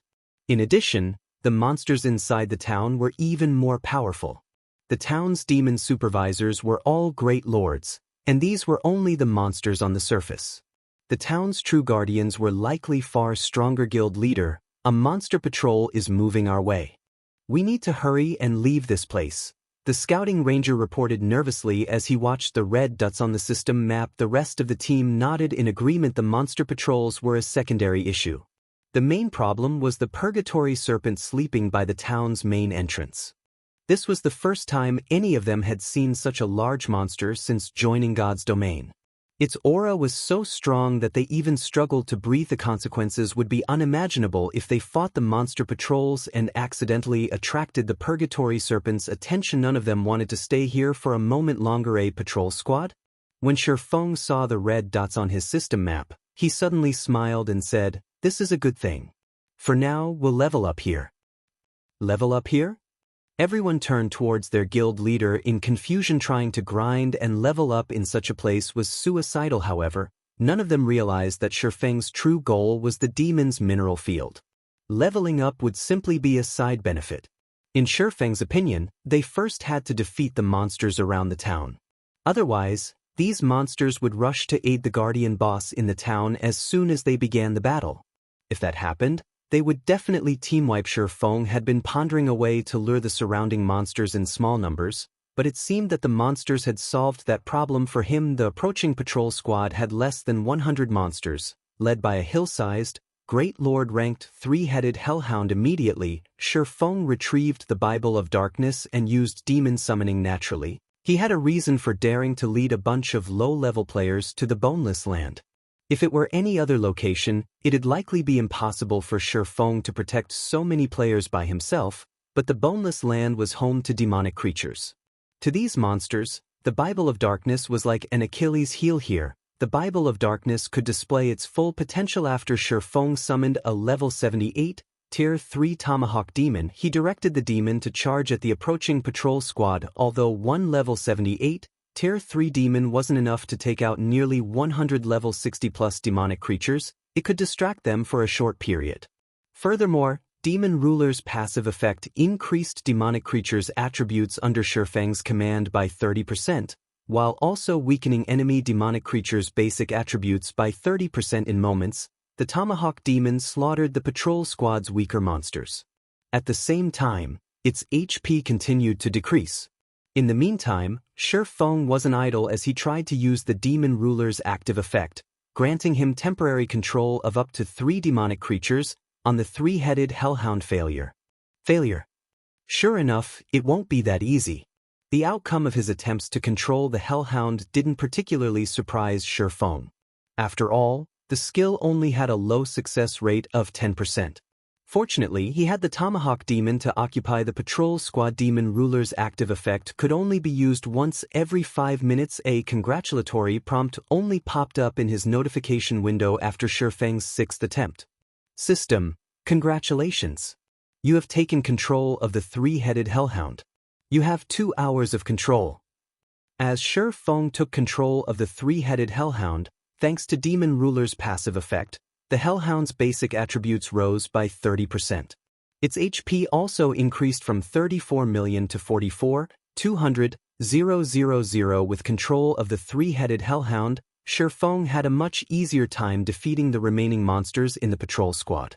When the hellhound and Tomahawk Demon worked together, they made quick work of the Lord-ranked demonic flame hounds. After the first level 64 demonic flame hound died, Shifeng noticed that his experience bar had risen by a small, but noticeable amount. He hadn't expected the abundant EXP. The demonic flamehound had granted at least 3 times more EXP than a Lord-ranked monster of the same level. The awarded EXP also surprised the members of his team. They had never thought that they'd receive so much. Moreover, this was only the EXP from one level 64 Lord. In the end, Shifeng had eliminated the patrol squad within an hour. Many of his players had gained an additional level during that time. Their leveling speed was just staggering. Chapter 1615, Primordial Divine Ruin. Chapter 1615, Primordial Divine Ruin. Our guild leader is so awesome. The players from Zero Wing gazed at the monster corpses before them and the abundant EXP they had received with glowing, excited eyes. At this point, they had completely forgotten about their prior fear and worry. When they had first noticed the approaching patrol squad, they had thought that they were dead for sure. Not only were the squad's demonic creatures above level 60, but the weakest among them was a chieftain. However, as they watched Shifeng summon a level 73, Tier 3 Tomahawk Demon and take control of the level 65 Great Lord-ranked three-headed hellhound, they were dumbfounded. They had never heard of any player being capable of such a feat. Great Lord-ranked monsters generally served as final bosses in team dungeons. They were extremely difficult to defeat, not to mention control with 2 Great Lord-ranked monsters to assist Shifeng in battle. Eliminating all of the level 60+ chieftains and lords became child's play. Furthermore, any of the demonic creatures that came close to Shifeng suffered a decrease to their basic attributes. From time to time, Shifeng had even used powerful AoEs to assist the two Great Lords. Shifeng likely wiped this patrol squad out faster than the guild's main force could. However, their leveling speed was even more astonishing. They had never dreamed that it was possible to level up so quickly. They had leveled fast enough when the guild's main force had taken them out to power level, but compared to traveling with Shifeng, the difference was like heaven and earth. In a single hour, they had gained a full level. If other players heard about this, they'd laugh it off as a joke, as expected of the Bible of Darkness. It really is amazing against demonic creatures. Shifeng was somewhat astounded as he glanced at the monster corpses littering the ground before him. The three-headed Hellhound and Tomahawk Demon were only one tier higher than the Lords and Chieftains, but after the basic attribute buff and debuff, the remaining patrol squad was powerless to retaliate, following which Shifeng began to collect the demonic creatures' loot. Although the drop rate for weapons and equipment decreased significantly after monsters reached level 50, the demonic creatures in the patrol squad had all been chieftain rank or higher. Hence, their loot was relatively generous. Overall, they had dropped over 20 level 55 and level 60 weapons and pieces of equipment. Most of the items were bronze rank, while a few were mysterious iron rank. The monsters had also dropped plenty of materials and potions. As Shifeng picked up an aqua blue potion bottle, his eyes began to glow. Death potion. The monsters here actually dropped this? Shifeng was elated as he examined the potion. After players reached level 50, they needed a tremendous amount of EXP to level up, and combat against monsters in the fields became increasingly difficult, making it easier to lose one's life. The various large guilds in the past had struggled to cope with the increased difficulty, and dealing with it gave them all massive headaches. The death potion had been a solution to their problem. When consumed, it halved the death penalty players would suffer. However, the potion was a one-time use item. Once it was consumed, the potion would remain effective until the player died or logged out of the game. Hence, the various large guilds had fiercely contested over the death potion in the past. Unfortunately, the potion had sold for a whopping 5 gold due to its rarity and the fact that it only dropped in certain locations. Even so, it had become a must-have potion when hunting down powerful field bosses. The potion's only downside was that only level 50 and above players could use it. Shifeng had never thought that these demonic creatures would drop such a valuable consumable. Moreover, he had obtained 6 death potions after killing one patrol squad with less than 100 monsters. This drop rate was even higher than in the prime farming map he knew about. Excited, Shifeng controlled the three-headed Hellhound and his Tomahawk Demon to take out another patrol squad. The Bible of Darkness's demon ruler allowed him to control up to a maximum of 3 demonic creatures. Hence, Shifeng continued to use the skill and take control of more three-headed Hellhounds. By the time Shifeng finished with the 3rd patrol squad, he had 3 three-headed Hellhounds under his control, and the moment demon summoning's cooldown ended, he summoned another tier 3 demon with 5 Great Lord ranked monsters under his control. Shifeng could slay the demonic creatures far faster. Every one of his teammates was stupefied. After grinding for half a day, he had cleared out most of the demonic creatures around the town. Meanwhile, his team members' levels skyrocketed despite having nearly 700 players on the team. Now, even the lowest level member had reached level 40, while the higher level players had reached level 42. Everyone had now caught up with mainstream players' levels. They only lacked weapons and equipment. Since Shifeng was the main DPS and his companions' levels were much lower, he received the majority of the EXP from the monsters he had killed. However, Shifeng did not rush to level up. Instead, he used the EXP to upgrade the 7 Luminaries rings auras. Ever since evolving the 7 Luminaries ring to fragmented legendary rank, the upgrading each aura required an astonishing amount of EXP. Even he didn't dare to upgrade the carelessly. However, now that his level had exceeded frontline players by a large margin, he wouldn't fall behind if he spent some of his EXP to upgrade the 7 Luminaries ring. Without hesitation, Shifeng upgraded the auras of fire, time, and space by 1 level. Now, instead of dealing 1500% flame damage in a 60-yard radius, the aura of fire's flame domain inflicted 1800% damage in a 70-yard radius.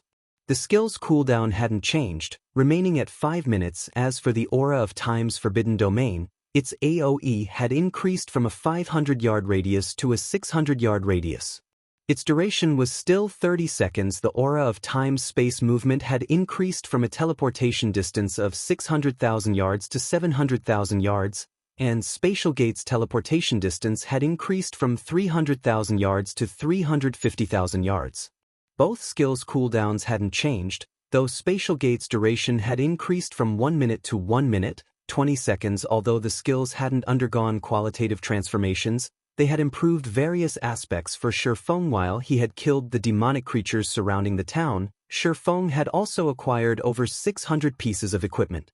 Unfortunately, the majority was bronze equipment, with only 50+ pieces of mysterious iron equipment. In addition, he had obtained 3 pieces of level 55 secret silver equipment and 1 piece of level 60 secret silver equipment after he had lost control of the 3-headed hellhounds and killed them. Although Shifeng had secured a lot of equipment, he didn't pay the items much mind. Rather, he was most interested in the 124 bottles of death potion he had obtained. He could either use them for the guild or sell them, and either way, he'd benefit. After spending most of the day killing demonic creatures, Shifeng opened a spatial gate and teleported his team to another map to rest. Despite the fact that his team members had simply followed him around the entire time, their stamina and concentration were nearly gone.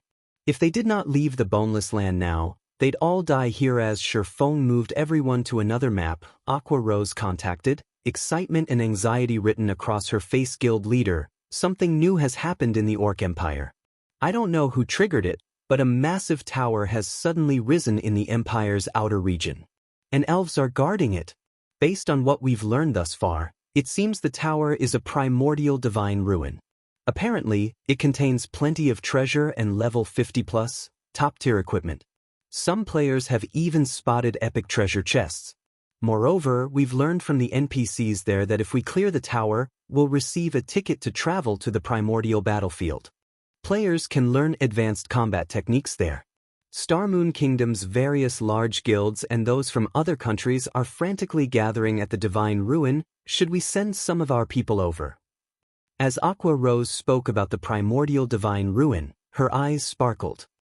Just the fact that players could earn a ticket to the primordial battlefield was enough to tempt any guild or player, not to mention the various treasure and top-tier equipment one could earn in the primordial Divine Ruin. After all, combat techniques were extremely rare, and players created most of them. Even if a guild had a combat technique, it wouldn't teach its members the technique lightly. Furthermore, the primordial battlefield offered advanced combat techniques. Even if players failed to grasp an advanced combat technique in its entirety, the knowledge they gained during the attempt to learn it would still help them strengthen their combat standards. If Zero Wing missed this opportunity, it would fall behind the other guilds in its development. Furthermore, thanks to Zero Wing's new addition of 100 refinement realm experts, the various large guilds had learned how valuable top-tier experts were. Chapter 1616, Skyrocketing Levels. Chapter 1616, Skyrocketing Levels. A primordial divine ruin in the Orc Empire? Shifeng revealed a confused expression when he heard Aqua Rose's words. How is that possible? Shifeng was very familiar with primordial divine ruins. Unlike ordinary ruins and team dungeons, primordial divine ruins tested players' survivability rather than their basic attributes and combat standards. They were similar to regional dungeons, only far more dangerous, but danger and opportunity stood hand in hand. Primordial divine ruins offered far more treasures than elsewhere, and even the loot in super large-scale team dungeons paled in comparison.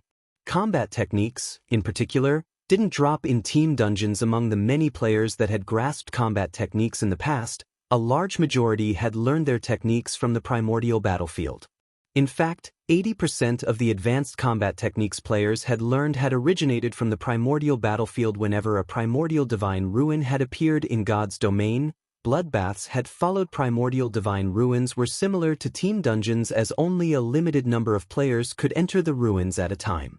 The number of players allowed to enter the ruins depended on the ruin size, which could range from several thousand to several tens of thousands. On top of that, primordial divine ruins only opened once a day. To send as many of their members into the ruin as possible, the various large guilds would try to prevent others from going in. The simplest method was to wipe out any non-allied players in the designated area. If players weren't within the designated area when the Primordial Divine Ruin opened, they wouldn't be allowed in. Of course, if the number of players present in the designated area exceeded the limit, nobody would be allowed into the ruin. It would only open once the player population in the area decreased to the ruin's maximum limit, and the profits one could gain from raiding the Primordial Divine Ruin were extraordinary. The various large guilds had done everything in their power to monopolize the Primordial Divine Ruins in the past. Many had waged war against other guilds over the ruins, and one of these wars had even involved several super guilds. The Primordial Divine Ruins had only begun to spawn after the various large guilds had cleared level 50 super large-scale team dungeons in Shifeng's previous life. He had never expected to find one so soon. Guild leader, based on our current information, Heaven's Burial has turned its focus to this Primordial Divine Ruin. Singular Burial has even led Heaven's Burial's main force and a large number of experts to the ruin personally. By the looks of it, he seems adamant that he will secure the ruin. If we let Heaven's Burials take advantage of this opportunity to learn combat techniques, they'll become a much larger problem for us. Aqua Rose said worriedly. Currently, Zero Wing had an advantage over Heaven's Burial in field combat due to the Conqueror's armor. Although the guild exhausted a lot of its resources each day, Heaven's Burial didn't fare much better. However, if Heaven's Burial obtained a large number of combat techniques and successfully nurtured Refinement Realm Expert, the situation between their guilds would change very quickly. Moreover, one could obtain plenty of level 50+ top-tier equipment from the Primordial Divine Ruin, with no lack of level 50 fine gold equipment.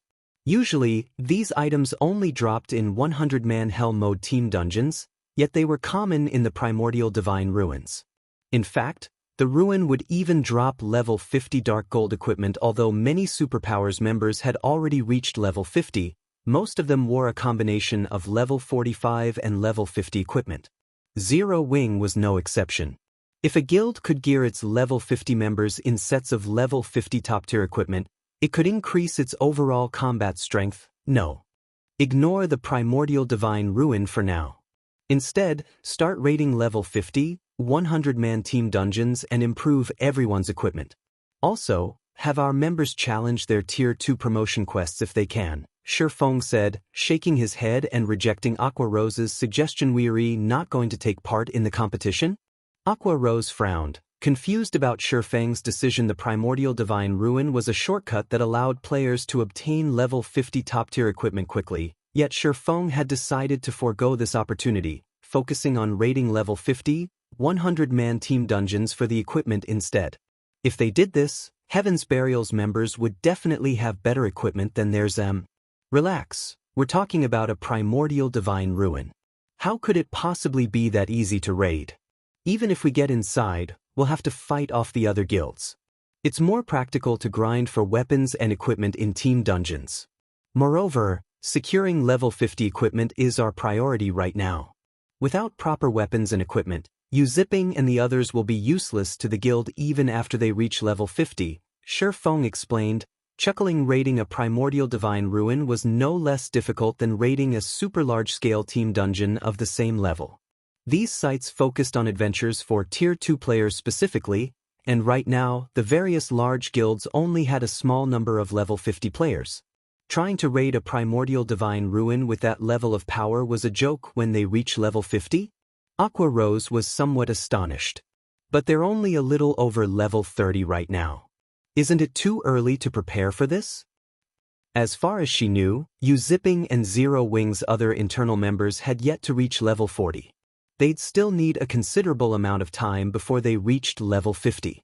Meanwhile, even if Heaven's Burial failed to clear the Primordial Divine Ruin, it would still reap an impressive harvest. No. Although they can't compare to our elite members yet, they're all past level 40 now. By the time you finish preparing the necessary level 50 equipment, their levels should be high enough, Shifeng said. He then sent Aqua Rose the latest information on Zipping and the other trainees level 40. Notice, they've reached level 42. Aqua Rose's jaw dropped when she saw the latest statistics on Zero Wing's internal members and the White Tiger Dojo's disciples. She simply could not believe it. Guild leader, what did you feed them? How have their levels increased so quickly? She was very aware of Shifeng's capabilities. No other guild member could compare to his leveling speed. Even so, it'd be an impressive feat if Shifeng could help you zipping and his companions gain 2 levels in a day, yet, now. She remembered that these players had been far from level 40 the last time she had seen them. In fact, the lowest level players among them had only been level 31 and 32, yet every one of these 600+ players had reached level 40 and beyond after following Shifeng. It's nothing. I just found a good grinding spot. I doubt that it'll be long before they're level 50.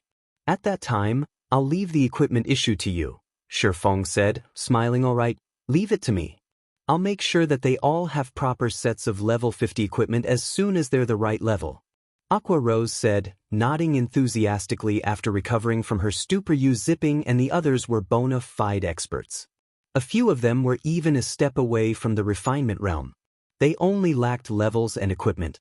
Once those issues were dealt with, they'd definitely elevate Zero Wing's strength to a whole new level. Aqua Rose was excited just thinking about it. She immediately disconnected the call and contacted the guild's main force members, having them redirect their focus to raiding level 50 team dungeons. A sense of urgency squirmed within Shifeng as well due to the Primordial Divine Ruins appearance. After resting for a while longer, he activated Spatial Gate and teleported everyone back to their previous position outside of the demon mineral field. After resting in tents for several hours, everyone's stamina and concentration had mostly recovered. Shifeng then summoned a Tier 3 demon and began to eliminate the demonic creatures around the town once again. Naturally, as everyone's levels continued to increase, their leveling speed slowed. Including the occasional breaks, the team had only cleared out the demonic creatures around the town after more than a day of fighting. Now, only the Purgatory Serpent remained, still guarding the town's main entrance. As for the team, the lowest level among them was now level 43, while many had reached level 45. Although Shifeng was not satisfied with the result, the rest of the team was ecstatic. They had finally caught up with the guild's elite members.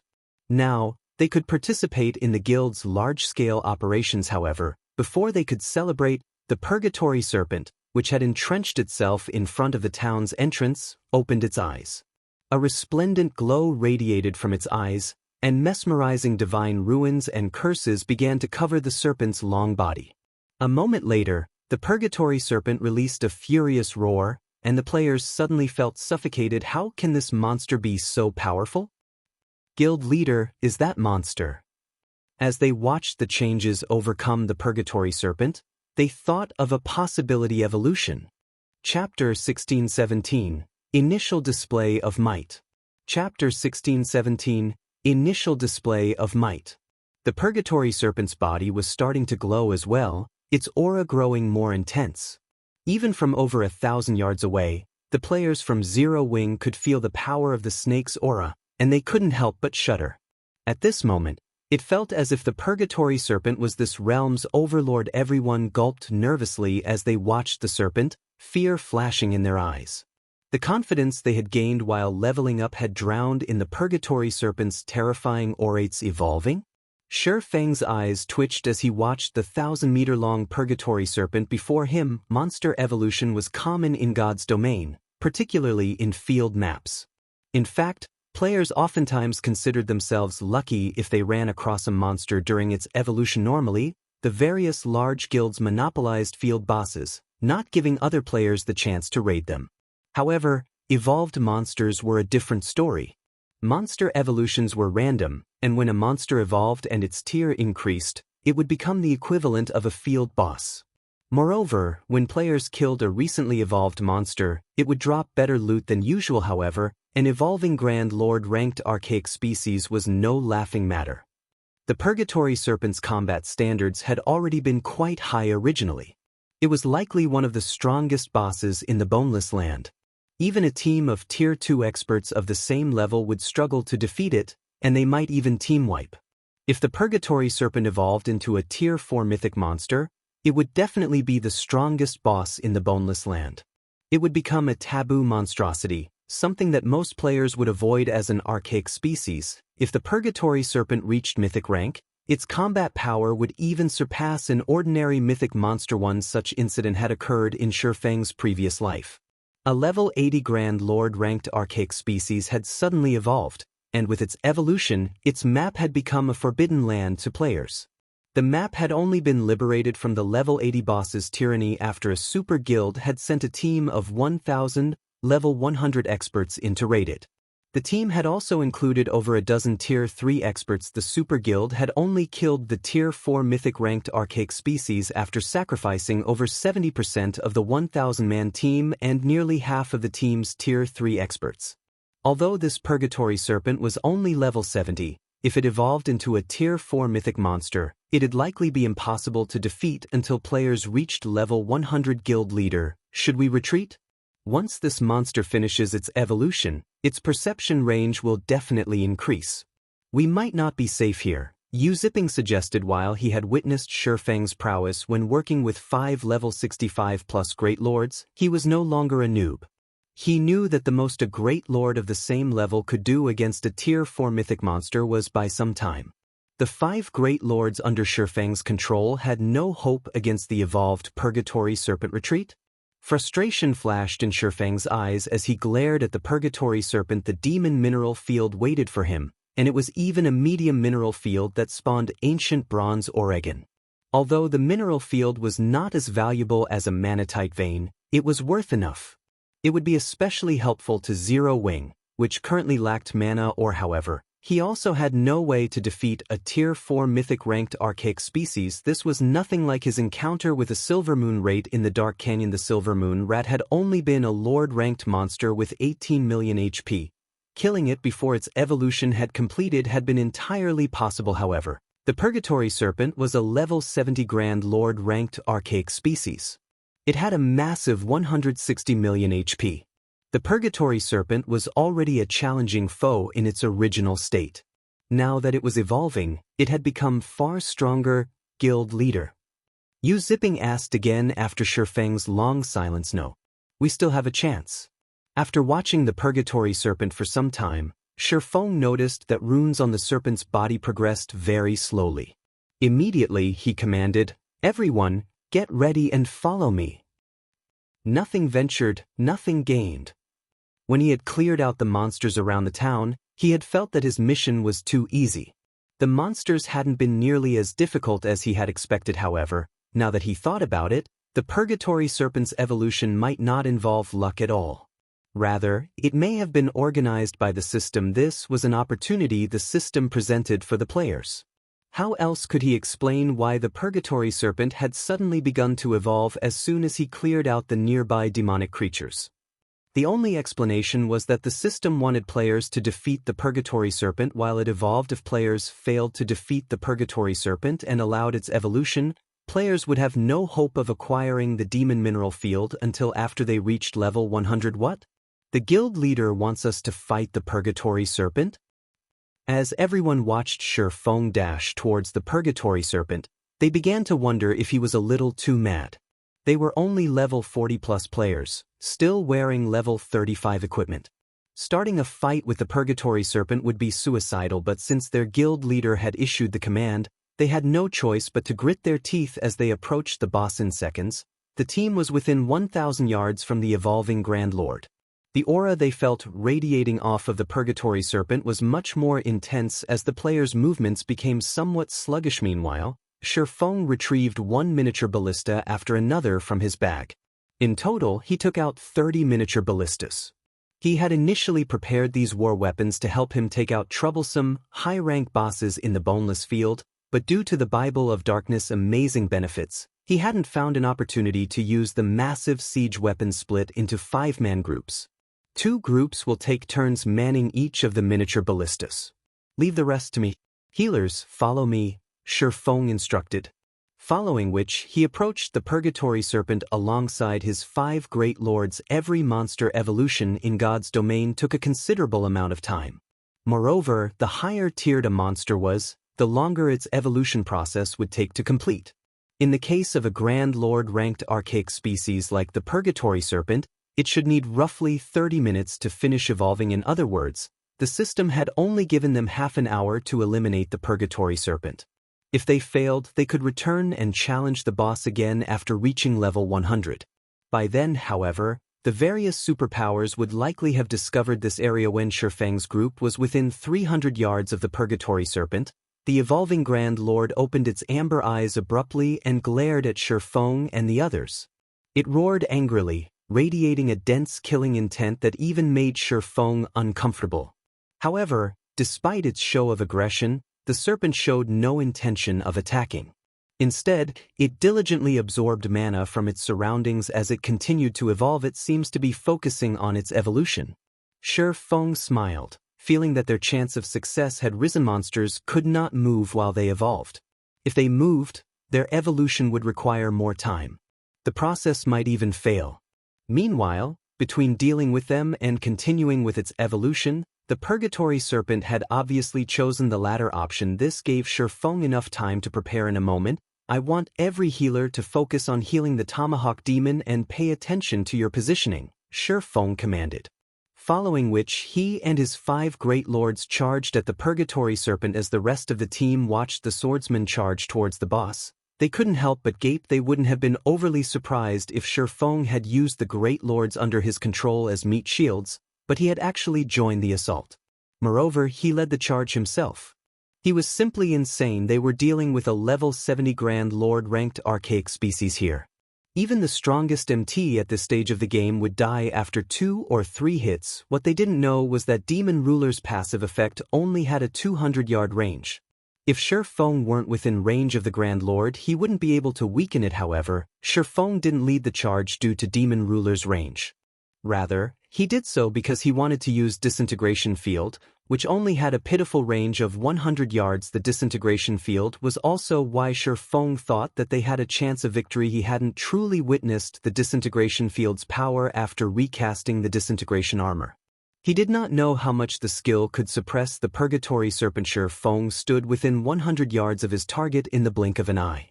At the same time, the Purgatory Serpent opened its mouth, and mana began to gather within. It then fired a beam at Shifeng. It's time for you to show me your true power.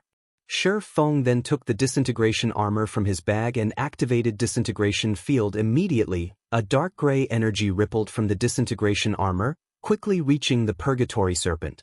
Wherever the energy passed, space loosened, and mana vanished. The ground 100 yards around Shifeng even began to dry up and crack. Chapter 16:18, Disintegration Armor's Power. Chapter 16:18, Disintegration Armor's Power. As the Disintegration Field activated, the gathering mana in the Purgatory Serpent's mouth disintegrated. The serpent's basic attributes also began to decrease rapidly. So strong. Shifeng couldn't help his surprise as he watched the Disintegration Field form. The Demon Ruler's passive effect already weakened demonic creatures by 30%. Although Disintegration Field hadn't significantly weakened the Purgatory Serpent, it had further decreased the Grand Lord's basic attributes to 50% of their original values. As a result, the Purgatory Serpent's HP had fallen from 160 million to 80 million. The effects of Disintegration Field were even more powerful than World Projection, which cost 5,000 magic crystals to activate. However, the Disintegration Field's special effect was far more frightening than the basic attribute decrease. It was easy to silence someone in God's domain, but thinning the environmental mana was incredibly difficult. This was something the old Disintegration Field was not capable of doing. Silencing skills merely stopped a target's flow of mana. While silencing skills were useful against low-tiered players and monsters, most higher-tiered players and monsters could remove the debuff. Although these skills were godly during the game's early stages, they'd become increasingly less effective as one progressed through the game. Conversely, skills capable of decreasing mana density weren't much of an advantage. At most, these skills could weaken a target's skills or spells and their focus. However, such skills would play a larger role later in the game. Shifeng had even seen skills that could remove a target's mana entirely in the past. By doing so, not only could a player prevent their target from using skills or spells, but the skills would also dull a target's senses. Although the Disintegration Field wasn't powerful enough to remove all of the mana in range, only thinning it, it was still incredibly effective.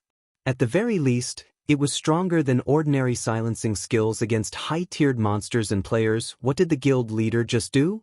How did the Purgatory Serpent's mana decrease so drastically? When they realized the Purgatory Serpent's aura and basic attributes had weakened, Shifeng's team members were shocked. They all knew that the stronger a monster was, the harder it would be to suppress its attributes. Even with an intermediate magic array, players would be fortunate to reduce a Grand Lord-ranked archaic species attributes by 20%, yet Shifeng had suppressed the Purgatory Serpent to 50% of its basic attributes. Moreover, none of them had seen Shifeng use any sort of magic array to suppress the boss. This was simply unheard of. Suddenly, the Purgatory Serpent spat massive, emerald fireballs at Shifeng, each the size of a small hill. They were incredibly fast, nearly impossible to dodge. Guild leader. The Zero-Wing players shouted as they watched the giant fireballs surround Shifeng. Although the Purgatory Serpent's attributes had been significantly reduced, it was still an archaic species. As weakened as it wasn't an enemy low-level players like them could hope to defeat so fast. When Shifeng saw the incoming fireballs, he instinctively activated Heavenly Dragon's power and Void Shield. He then brandished his swords to block the attacks. Boom. Boom. As the fireballs descended, they shook the ground, and scorching flames filled the area. The powerful impacts formed one crater after another around Shifeng. As the emerald flames scattered, the Purgatory Serpent revealed a human-like sneer. Zero-Wing's members paled at the sight. The power each fireball contained could rival a large-scale destruction spell. Meanwhile, Shifeng was only a swordsman, not an MT. He could never survive such a bombardment. As the team began to believe that Shifeng had died, one player pointed at the team's status window and shouted, "Huh! Guys, look at the guild leader's HP bar in the team window." "What? The guild leader's HP bar is full. How is that possible?" Everyone soon noticed Shifeng's HP bar in the team's status window. His HP hadn't fallen in the least. As the flames and smoke subsided, they revealed a quiet figure standing among the numerous craters. This figure was none other than Shifeng. Not even the barrier protecting him showed any signs of damage as expected of an archaic species. Despite the reduction to its basic attributes, it can still execute such a powerful spell. Shifeng sighed ruefully as he examined the void shield around him. Although it appeared unharmed, the attacks had claimed nearly a quarter of its HP. Heavenly Dragon's power increased his maximum HP by 500%, and Void Shield formed a protective barrier with 10 times his maximum HP.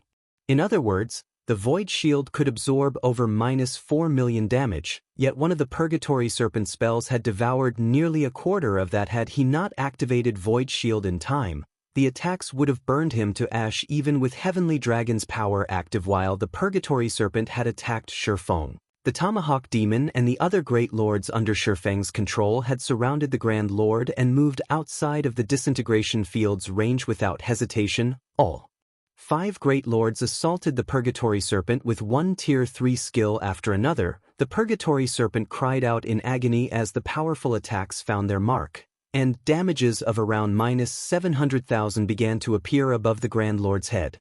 In the blink of an eye, the Purgatory Serpent lost over 3 million HP. What a high defense! Shifeng frowned when he saw the damages. Normally, Great Lord's Tier 3 skills and spells should deal over 1 million damage to a Grand Lord of the same level, yet these attacks had only dealt around -700,000 damage. There was no doubt that the Purgatory Serpent's defense was extraordinary. When the Purgatory Demon had been attacked, it turned its attention towards the 5 Great Lords around it.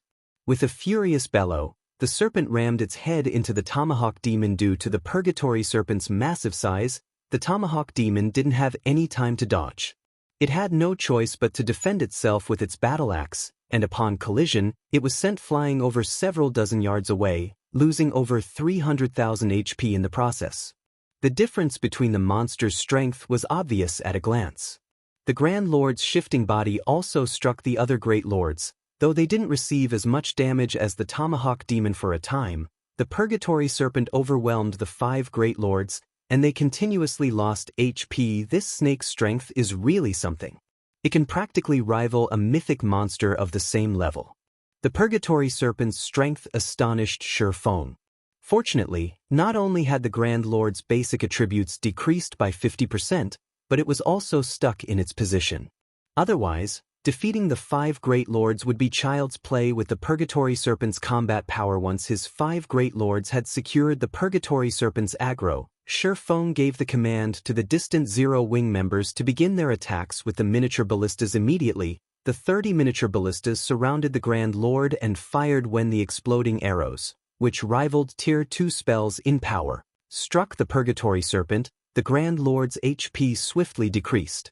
Each exploding arrow dealt between -50,000 to -60,000 damage. One volley dealt over -1,500,000 damage. Sure Feng wasn't idle either. After commanding the attack, he charged forward and assailed the Purgatory Serpent. Although he could not deal as much damage as the miniature ballistas, every hit he landed claimed over 10,000 of the Grand Lord's HP. He used every skill in his arsenal to devour as much of the Purgatory Serpent's HP as possible. If they could not defeat the Purgatory Serpent before its evolution completed, they'd likely die here. As time passed, the Purgatory Serpent's HP gradually decreased 90%, 80%, 70%. When the Purgatory Serpent's HP fell to 20%, it could no longer sit still. It gave up on absorbing mana to complete its evolution and whipped around its colossal tail, sending powerful attacks at Sure Feng and the 5 Great Lords. At the same time, it opened its maw and began to gather a terrifying amount of mana. As it did so, a gigantic, twofold magic array gradually formed before its open jaws. Crap. Everyone, move away from the boss's front. Healers, gather together.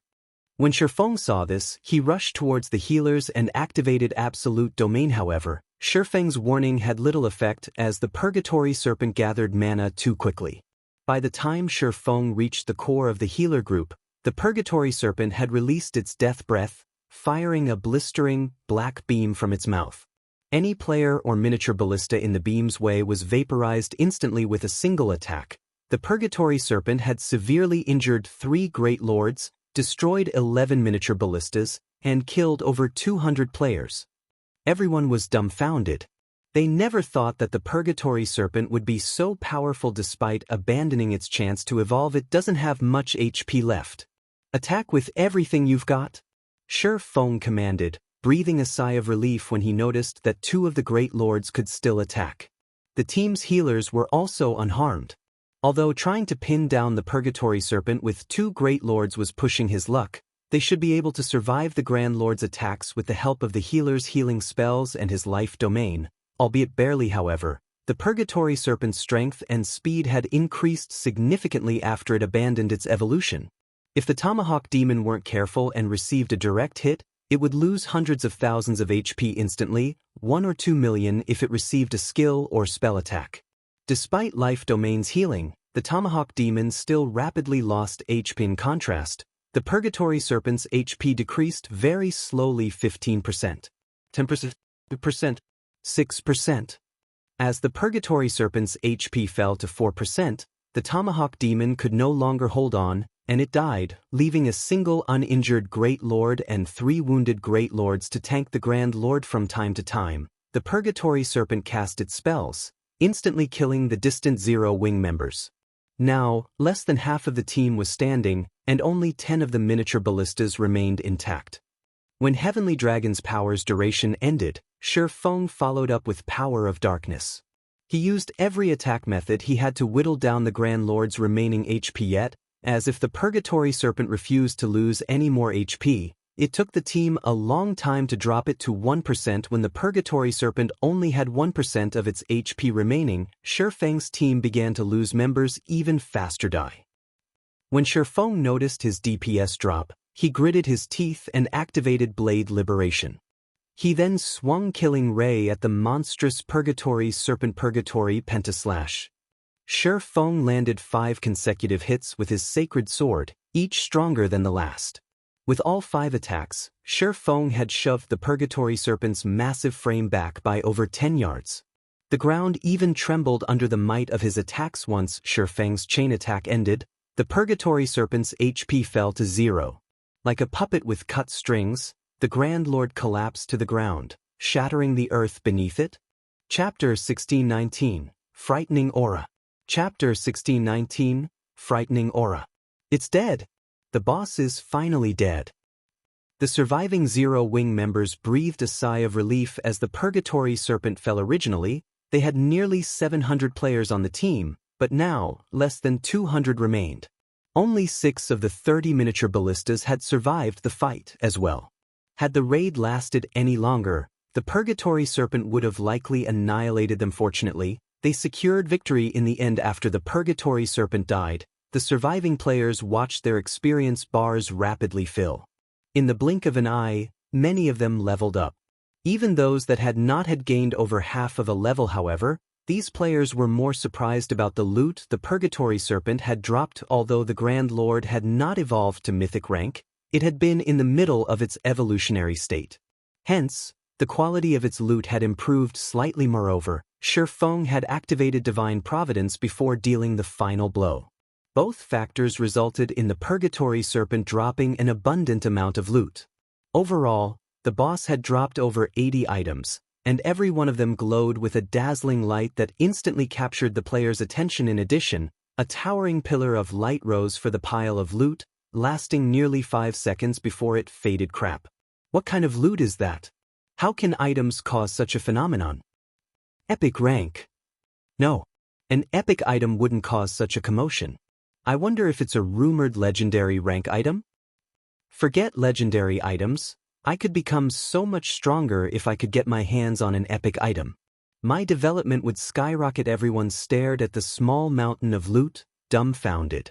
They were ravaged with curiosity about the items the Grand Lord had dropped. At this point, epic weapons and equipment were the strongest gear the various large guilds had seen in God's domain, but everyone had already seen these items before. They knew that epic items couldn't cause such a phenomenon. The only thing they could think of that would cause something like this was a legendary item. As the light pillar disappeared, the Zero Wing players fought the urge to run towards the loot. They'd have an easy future if they obtained even one epic item, not to mention a legendary item. With a legendary item, they'd never have to worry about daily necessities for the rest of their lives. But despite such thoughts, none of them moved a muscle as they admired the pile of items. Nobody dared to take a single step forward.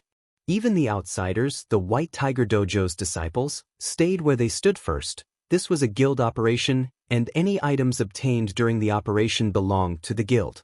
Furthermore, they were internal members, nurtured by the guild. They wouldn't even earn GCPs during this operation, much less items. Secondly, Shifeng had basically killed the Purgatory Serpent by himself. They simply operated the miniature ballistas and helped deal damage. They hadn't contributed in any essential way. Although the White Tiger Dojo's disciples weren't pleased about the outcome, even if they wanted to steal a few items, none of them had the courage to do so with a monstrous player like Shifeng standing beside the pile. Although they had known that Zero Wing's Black Flame was incredibly strong, they hadn't realized exactly how strong before today. But after watching Shifeng dominate a level 70 Grand Lord ranked archaic species by himself, they realized how wide the gap was between them and their leader. Zero Wing's guild leader is inhuman. He sent a monster as powerful and massive as the Purgatory Serpent flying with a single attack. Just how high are his attributes? So, this is Zero Wing's rumored strength? The guild is actually powerful enough to kill a level 70 Grand Lord ranked archaic species at this stage of the game. Even super guilds might not be able to do so. It's no wonder the Hall Master wanted us to train in Zero Wing. If I had 1/3 of that man's standards, I could achieve something great in God's domain. As the White Tiger Dojo's disciples watched Shifeng appraise the loot, their previous contempt for Zero Wing transformed into awe and admiration. Had they encountered such a situation when they had first joined God's domain, they wouldn't have spared a glance at Shifeng's performance. But after playing the game for some time, they realized that God's domain was no ordinary virtual reality game. This game's experts were more impressive than those in other games, especially experts like Shifeng. Although it had seemed as if Shifeng's movements and attacks had been random throughout the battle, every one of his movements had been carefully calculated. Shifeng had constantly guided the Purgatory Serpent during the battle, reducing the risk of the Grand Lord damaging the team as much as possible. Had Shifeng not been there to guide the Purgatory Serpent's attacks, they'd likely be lying on the ground right now. Meanwhile, as Shifeng reached the small mountain of items, he began to collect and appraise the loot the Purgatory Serpent had dropped. A total of 84 items. Among them, 31 were precious epic materials, such as the Purgatory Serpent skin and scales, 16 potions, 11 Tier 2 magic scrolls, 1 Tier 3 magic scroll, and 3 Tier 2 skill books. All 3 skill books contained considerably rare Tier 2 skills. One offered the Tier 2 skill, Divine Shield, for Guardian Knights. One offered the Tier 2 skill, Fire Snake Dance, for Elementalists, and one contained the Tier 2 skill, Titan's Hand, for Berserkers. Titan's Hand was the rarest of the 3 skills, one which all Berserkers dreamed of wielding. The skill was neither a damage skill nor did it offer some heaven-defying defensive ability. Instead, it allowed players to wield 2 two-handed weapons for a short time, significantly improving Berserkers' DPS and combat abilities. An additional weapon also meant an additional boost to a player's attributes. Moreover, wielding 2 weapons allowed players to use more complex attack patterns. In addition, Berserkers didn't have to worry about a lack of strength in their attacks like dual-wielding swordsmen due to the nature of two-handed weapons. Hence, Titan's Hand was a highly sought-after skill for Berserkers. In fact, the skill's market value was on par with Tier 3 skills. Of the remaining loot, there were 9 pieces of level 60 secret silver equipment, 4 pieces of level 60 fine gold equipment, 2 pieces of level 60 dark gold equipment, 1 pair of epic ranked cloth shoes, 2 mana stones, 1 engineering design, 1 alchemy recipe, and 1 forging design. The last item, however, was a blood-red stone engraved with glowing, golden divine runes. Sure enough, the Demon Mineral Field's guardian boss was quite extraordinary. Sherfong was clearly ecstatic when he saw the blood-red stone. Even he had wondered what kind of item would cause such a phenomenon, releasing such a powerful aura, but even after appraising most of the loot, he hadn't found any particularly special items. The most powerful item was the epic ranked cloth shoes, but no epic item could cause such a dazzling event. Upon appraising the blood-red stone, however, Sherfong realized that this stone had been the cause of the commotion. The stone was none other than the bloodline every player in God's domain dreamed of obtaining. However, this bloodline wasn't like those he had obtained in the past. The dark iron bloodline he had obtained during his visit to the Divine Staircase had been personally crafted by a god, but the bloodline in his hand had formed naturally. Hence, it had taken the form of a stone rather than a gentle liquid. Chapter 1620, Natural Bloodline. Chapter 1620, Natural Bloodline. What's up with the guild leader? Why is he staring at that blood-red stone?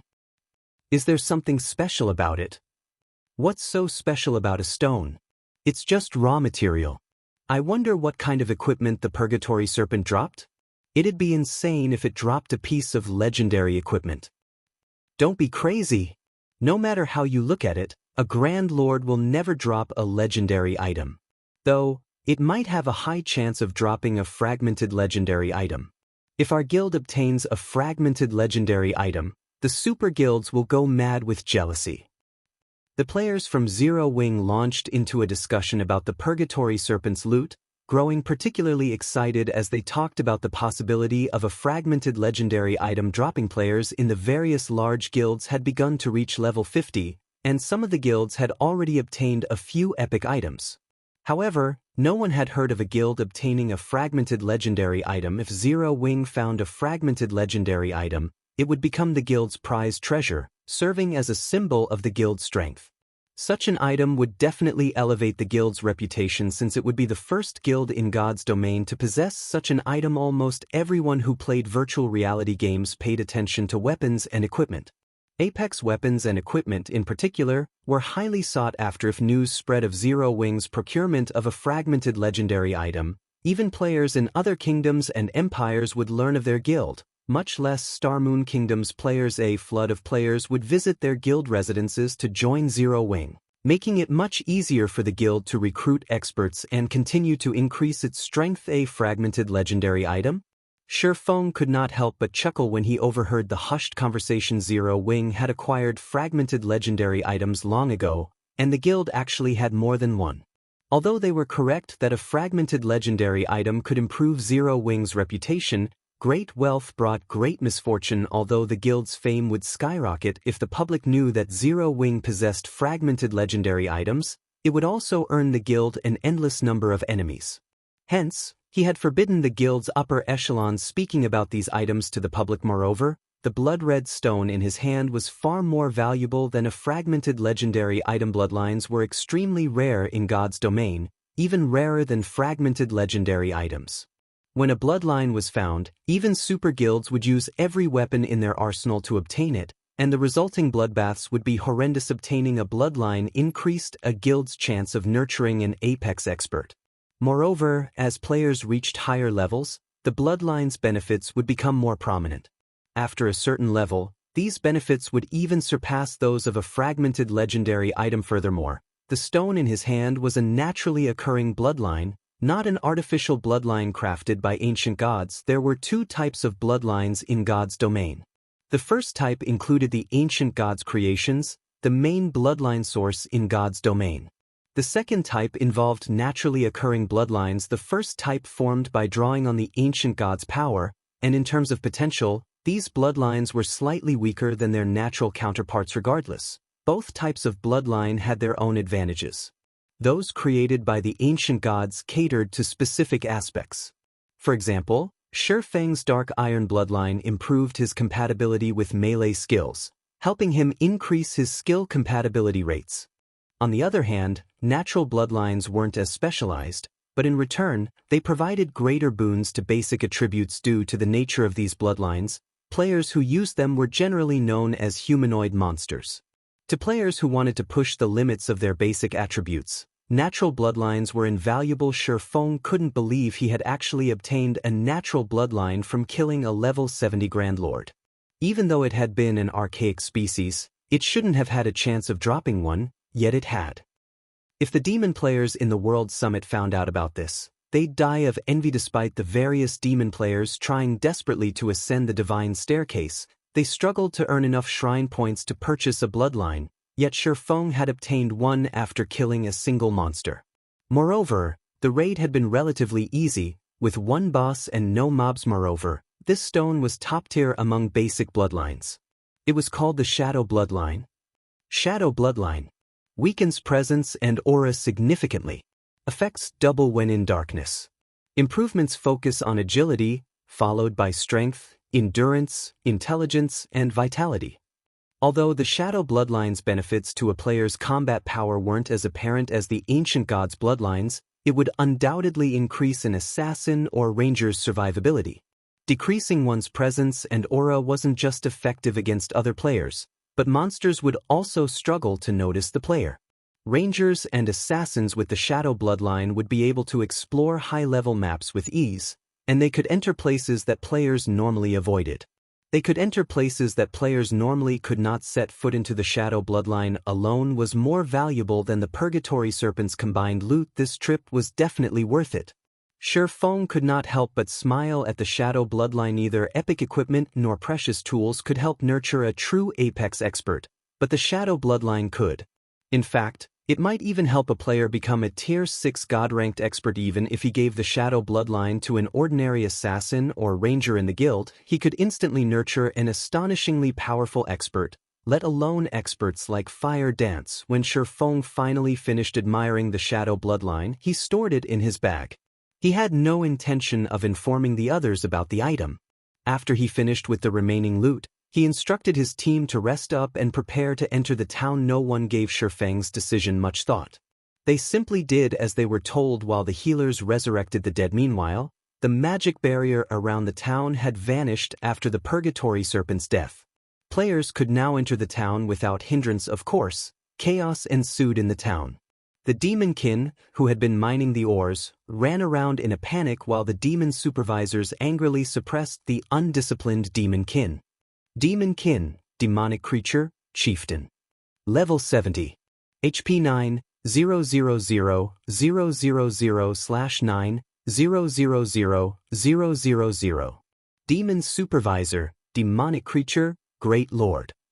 Level 72. HP 38, 500, 000/38, 500, 000. To Shi Feng, this chaos was an opportunity. There were easily more than 10,000 monsters in the town, and if they moved like an organized army, capturing the town's mineral field would likely be impossible. However, he could take advantage of the fight between the demonkin and the demon supervisors, slowly clearing out the monsters in the town. Feng didn't hurry to enter the town after his slain team members resurrected. Instead, he activated a spatial gate and sent them out of the Boneless land to rest and recover. His team's stamina and concentration had almost depleted during the previous battle, and there was no doubt that they were in for a long, arduous battle once they entered the town. They had to recover their stamina and concentration. First time passed quickly. Once everyone had recovered, Feng led them back to the town's perimeter. Everyone, get ready. Once my great lords secure the monster's aggro, you'll attack with the remaining miniature ballistas. Do not let any of the demonkin or demon supervisors get close. Feng ordered. He then took a deep breath before pushing open the town's steel gates. The instant Feng entered the town, a horrific killing intent washed over him, shocking him awake. A series of system notifications then bombarded his ears. Chapter 1621, Lost Town. Chapter 1621, Lost Town.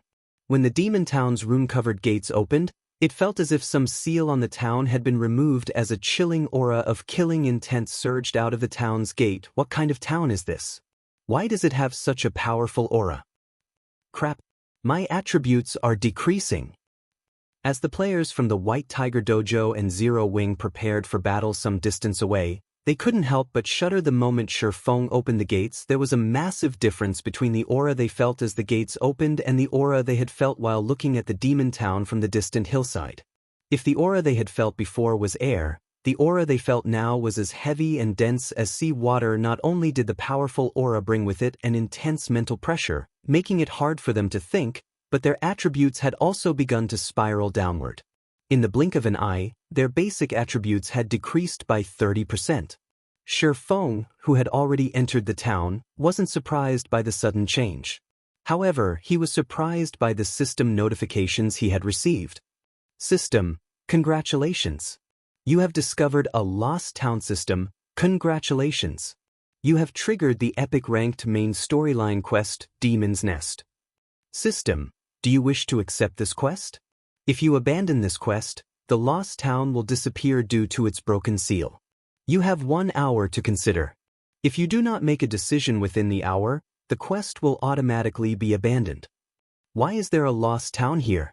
Feng looked at the system notifications in confusion. Aside from its kingdoms, empires, and neutral towns and cities, God's domain had towns that had been left behind by ancient civilizations.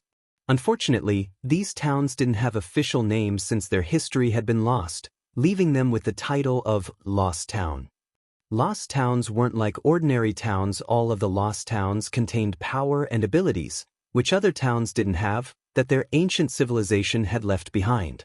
These abilities had different levels of strength. Some could even help a first-rate guild develop into a super first-rate guild in a short amount of time, although even lost towns with weaker abilities could tempt a superpower into action. This was due to the ability's unique nature in God's domain. In the past, many wars had been waged between God's domain's superpowers over these lost towns. There had even been one instance involving over 10 superpowers. Feng had never expected to find a lost town in the Boneless land.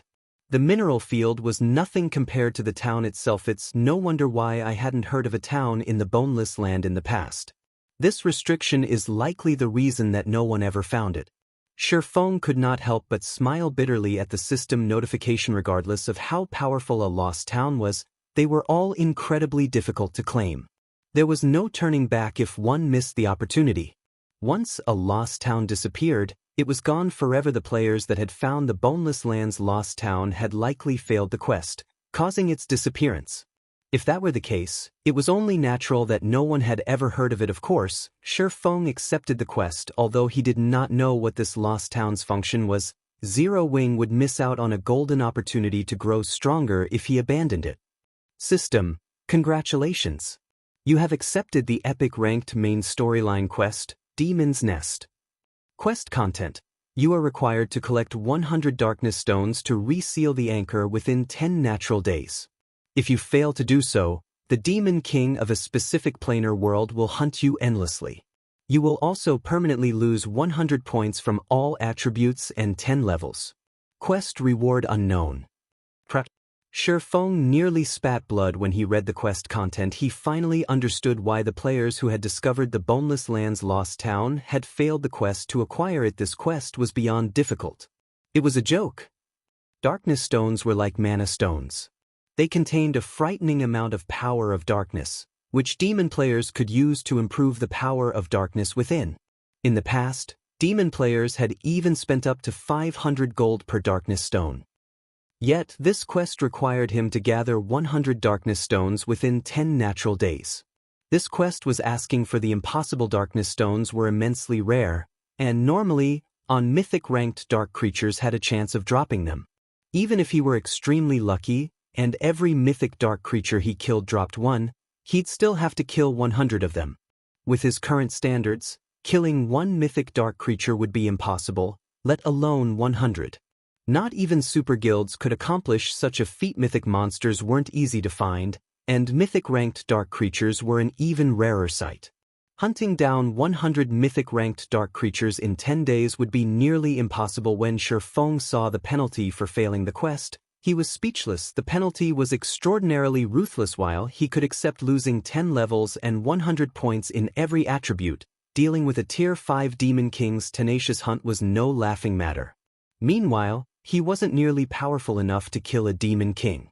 Every Demon King had the power to engulf a kingdom in flames. Even Tier 4 players would be little more than ants before a Tier 5 Demon King, much less a Tier 2 player like Feng. Guild leader, has something happened? Zero Wings members asked curiously when they realized that Feng hadn't moved for some time. Forget it. Let's just secure the town and get the mana Oregon. Feng shook his head to clear his mind. There was no point in pondering the quest since he didn't have a solution for obtaining the 100 darkness stones. Following which, he commanded, "Everyone, prepare for battle." As Feng gave the command, the team members began to push the miniature ballistas forward, following after their leader. At the same time, Feng controlled his 4 remaining Great Lords to lure some of the battling demon kin and demon supervisors. Unlike the players, whose basic attributes had been suppressed when the town's gates had opened, the demonic creatures within were unaffected. Fortunately, Feng had the Bible of Darkness, and with the demon ruler's suppression, dealing with the chieftain-ranked demon king and great lord-ranked demon supervisors became easy. After Feng's great lords gathered some demonic creatures, Feng activated Flame Domain while Zero Wings members attacked with the remaining siege weapons. After around 20 minutes, the team had cleared out a wave of demonkin and demon supervisors. When the monsters died, the players' experience bars rose by a sizable chunk. However, these monsters granted considerably less EXP than the demonic creatures they had killed outside of the town. In fact, they had awarded even less EXP than ordinary monsters of the same rank and level. Even so, these players' leveling speed was multiple times faster than peak experts. As for the demonkin and demon supervisors' loot, it simply couldn't compare to the loot the demonic creatures had dropped. Despite killing over 100 demonkin and several demon supervisors, the team had only obtained 6 pieces of bronze equipment and 1 piece of mysterious iron equipment. As Feng collected the loot, however, he discovered several black crystals beside the demonic monsters' corpses. What? This is mana ore. Feng had nearly thought his eyes had played a trick on him when he saw the black crystals on the ground. Everyone in God's domain knew that the monsters didn't drop mana ore, but it was nearly impossible that Feng, who was both a master forger and extremely familiar with the metal, would mistake the item. After carefully examining the corpses, Feng found 17 ingots of mana ore, over 100 ingots of ancient bronze ore, and 3 ingots of eternium ore. Even if one mined an ancient bronze vein, they likely wouldn't obtain a single ingot for every 30 ingots of ancient bronze ore. And players would be very lucky to gain a single ingot of eternium ore for every 100 ingots of ancient bronze ore. Yet Feng had obtained so much after killing a few demonkin and demon supervisors. This was inconceivable. Chapter 1622, Struggle over the Primordial Divine Ruin. Chapter 1622, Struggle over the Primordial Divine Ruin. Feng wasn't the only player surprised to discover that the demonkin and demon supervisors dropped mana ore. Hey, do those rocks look like mana ore to you? Meechum. I've seen mana ore before. They should be mana ore. Isn't mana or a rare drop when mining? I never knew that monsters dropped it too. None of these players was a stranger to mana or due to the disturbance the Orc Empire had caused. The kingdoms and empires neighboring the Orc Empire had activated a contribution system that allowed players to purchase precious items. The contribution system had also lured many players towards the Orc Empire if players wanted to ease the task of killing the Empire's orcs. The mana charm, crafted with mana ore, was a must-have currently. Mana ore sold for 1 gold, 20 silver per piece. Moreover, this price continued to rise, yet their team had obtained over a dozen pieces of mana ore after killing one demonic creature group. They had just made over 20 gold in profit, and this included the cost of repairing their weapons and equipment. Even expert players were fortunate to earn 1 gold a day. Furthermore, the various large guilds currently viewed mana ore as a strategic item. With so many people eyeing the ore, it was hard to purchase even if one could afford the cost, and their profit would be even greater if they used all of the mana ore to craft mana charms. The mana charm was a consumable item, and one could craft 10 charms with a single piece of mana ore. Again, currently, mana charms sold for 20 silver each. Alright, we're moving on to the next wave. After Sher Fong collected the loot, he had his monsters lure another wave of demonic creatures. In the previous fight, Sher Fong had taken control of a demon supervisor, and he had 5 great lords under his command once more, making it much easier to defeat the next wave of demonkin and demon supervisors with the 5 great lord tanks, Sher Feng's flame domain and various AoE skills, and Zero Wings members attacking with the miniature ballistas. The team steadily and swiftly eliminated one wave of demonic creatures after another. Although the battles were monotonous and boring, these players brimmed with excitement throughout the grind. With each wave of demonkin and demon supervisors they killed, they earned between 10 and 20 pieces of mana ore and 3 to 5 pieces of Eternium ore. The team had also become more efficient as they worked. It had initially taken them 20+ minutes to annihilate each wave, and now, they cleared the monsters in a little over 10 minutes. With the abundant EXP, the team's leveling speed was also astonishingly fast. After grinding for a little over a day, Sher Fong and his players finally reached the town's inner area. At this point, these players had leveled significantly. Now, even the lowest level player was level 45, whereas the highest level player was level 47. They had nearly caught up with Zero Wings elite members. Meanwhile, to improve their efficiency, Sher Fong had invested the EXP he had acquired into the Aura of Fire's flame domain. Now, the skill dealt 2,400% base damage every second for 8 seconds, rather than the previous 1,800% every second for 7 seconds. The damage per second upscale had also risen from 20% to 25%, and the skill now covered a 100-yard radius. The skill could basically rival super large-scale destruction spells. Unfortunately, its cooldown was still 5 minutes. Meanwhile, after more than a day of grinding, Sher Fong had acquired a total of 4,526 pieces of mana ore and 913 pieces of Eternium ore.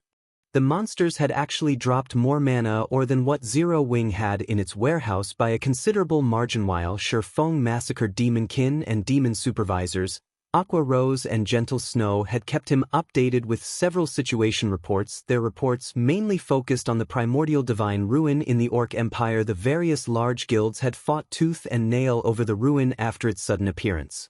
They all wanted the level 50 top-tier weapons and equipment as well as the rumored advanced combat techniques to prepare for the level 50 super large-scale team dungeons. Currently, 2 super first-rate guilds and 2 super guilds were involved in the struggle. Even a transcendental power like the Secret Pavilion, which rarely took part in such struggles, had joined the fray.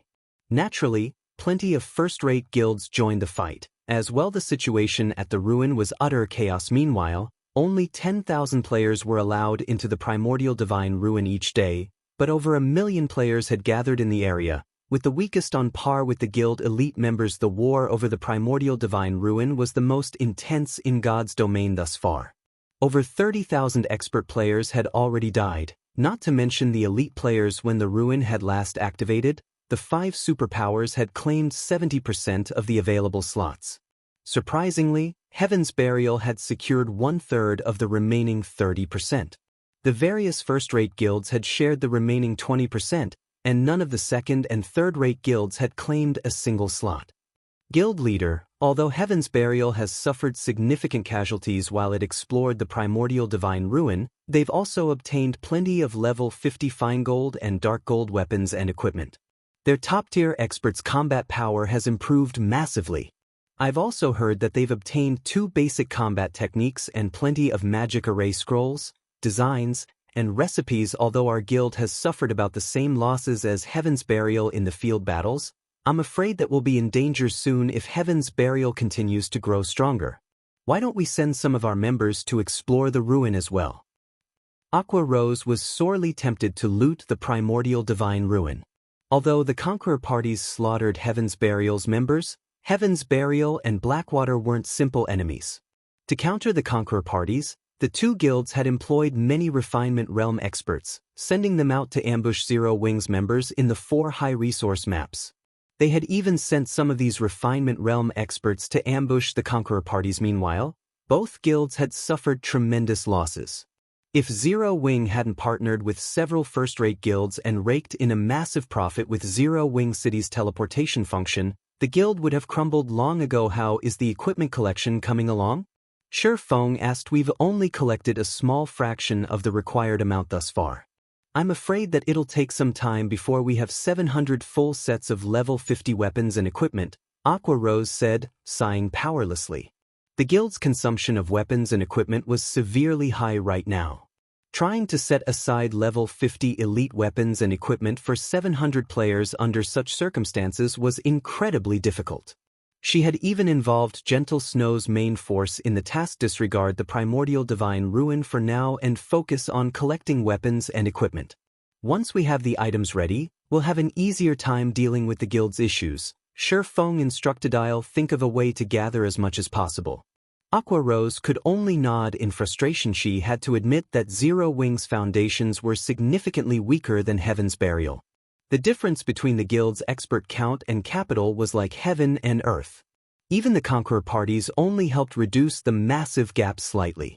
An additional 700 experts would definitely help ease the pressure on the guild. After Aqua Rose disconnected the call, Shi Feng led his team deeper into the town's inner area. The inner area had far fewer monsters than the town's outer area, although the weakest here were level 70 Lord-ranked Demonkin warriors. The Chieftain-ranked Demonkin were nowhere to be seen. In addition, there were plenty of level 72 Great Lord-ranked Demon Supervisors and level 74 Grand Lord-ranked Demon Overseers roaming about. Even with 5 Great Lords under his command, Shi Feng did not move casually. He needed a strategic position before he took action. Guild Leader Lu discovered a tower behind a magic barrier, one of the assassins sent to scout the town reported. Stuttering, the assassin continued, I also spotted a large treasure chest made entirely of magic crystals. Chapter 1623, Town's Ability. Chapter 1623, Town's Ability. A treasure chest made of magic crystals? A light flashed in everyone's eyes when they heard the assassin's report. In God's domain, treasure chests were reward opportunities that players frequently encountered. One could gain even higher quality loot from a treasure chest, depending on its rank, than from powerful monsters. Normally, treasure chests were either made of wood or metal. This was even the case for dark gold treasure chests. Making a treasure chest with magic crystals was just extravagant. Needless to say, the treasure chest definitely wasn't low-rank. A bronze treasure chest's loot could already rival a chieftain-ranked monster's drops of the same level, not to mention mysterious iron, secret silver, fine gold and dark gold treasure chests. Moreover, as players explored higher-level maps, each map would contain fewer treasure chests. Even bronze treasure chests were exceedingly rare in maps above level 50. The treasure chest's loot was part of the reason for this.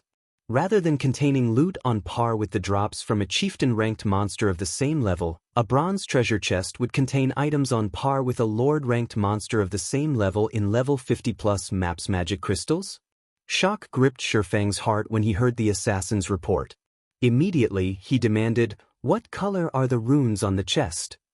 God's domain had many different kinds of treasure chests, and although the most common were made of wood or metal, not all items in the game could be stored in wood or metal treasure chests.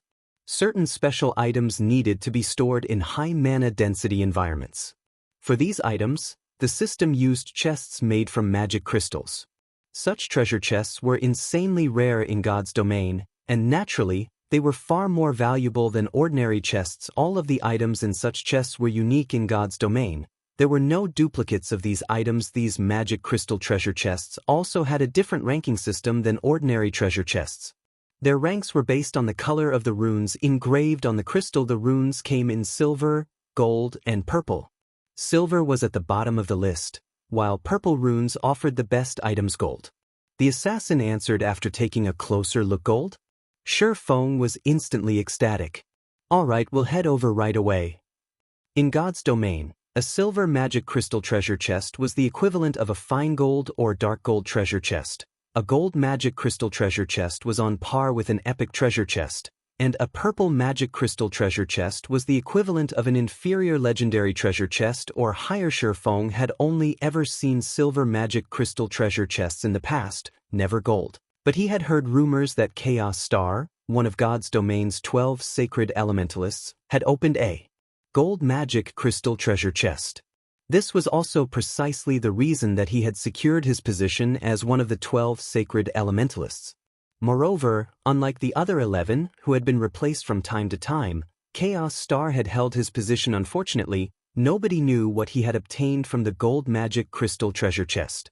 Shi Feng and the rest of his team quickly arrived before the White Tower. The tower was only 5 stories tall, and a pitch-black pearl that radiated a frightening aura occupied the tip of the tower. When this aura washed over the team, they felt as if some monster was watching them. Even the mana around the pitch-black pearl seemed frozen.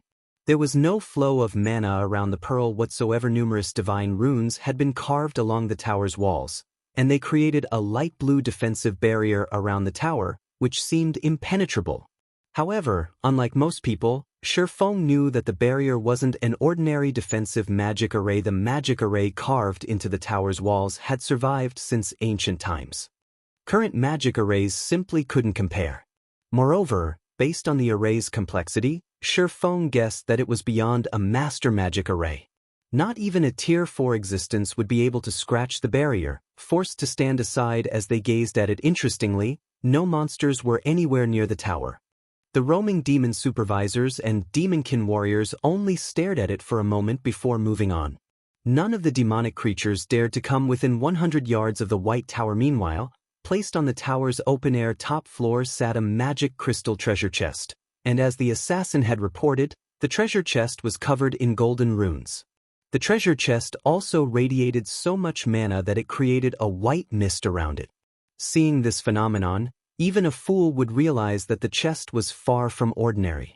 All of the players on Shi Feng's team drooled as they stared at the treasure chest. Everyone, get ready.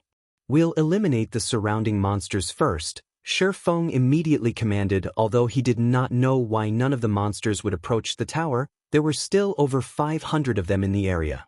If they did not clear out the monsters, they'd never approach the tower without detection, following which, Shi Feng controlled his 5 great lords and began to lure the demon supervisors and demonkin warriors, killing the demonic creatures with practiced organization. With the help of Demon Ruler, Shi Feng's great lords could tank around 20 demon supervisors and demonkin warriors simultaneously. After gathering the enemy demonic creatures, Shi Feng used Flame Domain, and towering flames devoured the monsters, dealing several 100,000 damage each second. At this point, Flame Domain was far stronger than Tier 2 spells. In fact, it almost surpassed Tier 3 large-scale destruction spells. By the time Flame Domain ended, the demon supervisors and demonkin warriors had lost nearly 4 million HP each. Immediately following, a volley of exploding arrows slammed into the demonic creatures, each arrow dealing around -300,000 damage. The demon supervisors and demonkin warriors very quickly became EXP for Shi Feng's team. By the time the group defeated the 500 or so demonic creatures around the tower, some of the level 45 players had risen to level 46. However, the level 47 players still needed some time before they reached level 48. As for the loot, the team gained far more than the drops in the town's outer area. More than 100 level 60+ weapons and equipment had dropped, and among them, over 30 were mysterious iron rank. In addition, plenty of mana or had dropped. Killing the 500+ monsters had netted Shi Feng nearly 1,000 pieces of mana, or, increasing the total count past 5, 000 with this. We should have more than enough mana or to construct the mana tower. Shifeng could not help but smile in satisfaction as he gazed at the mana ore in his bag. The trip to the Boneless land had definitely been worthwhile. The mana tower was one of the most important support buildings a guild city could have. It was the defining point between a guild city and a guild town. Normally, guilds constructed their mana tower the moment they acquired a city, but due to the sudden demand for mana ore, Zero Wing City hadn't had enough to construct its mana tower until now. It hadn't been able to become a true guild city. Now that he had enough mana ore, he could start constructing Zero Wing City's mana tower. Once he returned after dealing with the surrounding monsters, Zero Wing's members approached the tower. However, the instant they set foot within 100 yards of the tower, the black pearl at its tip began to glow with energy. It then fired countless beams of black light at the approaching crowd. Caught off guard, the beams struck Zero Wing's members. Not only were they thrown out of the 100-yard perimeter, but they had also lost 20% of their HPs. Although some experts, like Yu Zipping, had reacted quickly and defended themselves with their weapons, the impact still forced them to retreat by 3 steps. On the bright side, they hadn't received any damage after the first wave of black beams. Only 100 or so players remained within 100 yards of the tower. The rest of the team had been thrown back. An instant later, the pitch black pearl launched another wave of beam attacks. This time, the more beams targeted each player. During the first wave, each player only had to deal with 3 beams, but now, they had to face 4. Furthermore, each player had to deal with an additional beam each time the black pearl attacked. The longer the crowd remained inside the 100-yard range, the fiercer the attacks became. When the black pearl launched more than 10 beams at each player, even the experts of Yu Zipping standards were thrown out of range. It's no wonder why the monsters avoided the tower. This defensive feature is really amazing.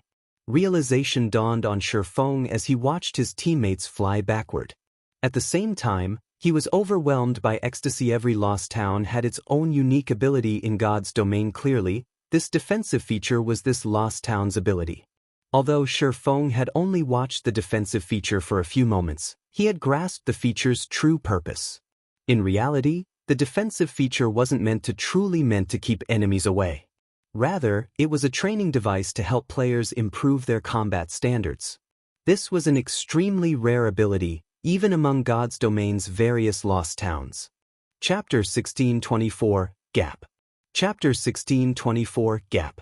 Despite multiple attempts to approach the tower, none of Zero Wing and White Tiger Dojo's members got within 70 yards before they were thrown out of the 100-yard range. What a powerful trap.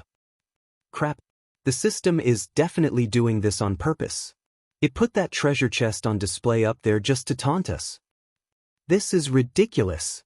It's impossible to take on more than 10 of those black beams at once with the silencing effect within the tower's 100-yard range.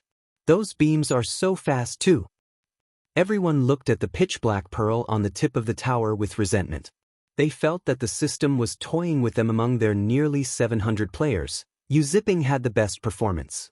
However, even Yu Zipping had only reached the 72-yard mark before being blasted out by over a dozen black beams. Yu Zipping's combat standards easily ranked among the top players in their group, yet not even he could reach the tower. When they thought about how they might have to leave the magic crystal treasure chest on the tower's top floor, anger and frustration tore at their hearts. These kids really take things for granted.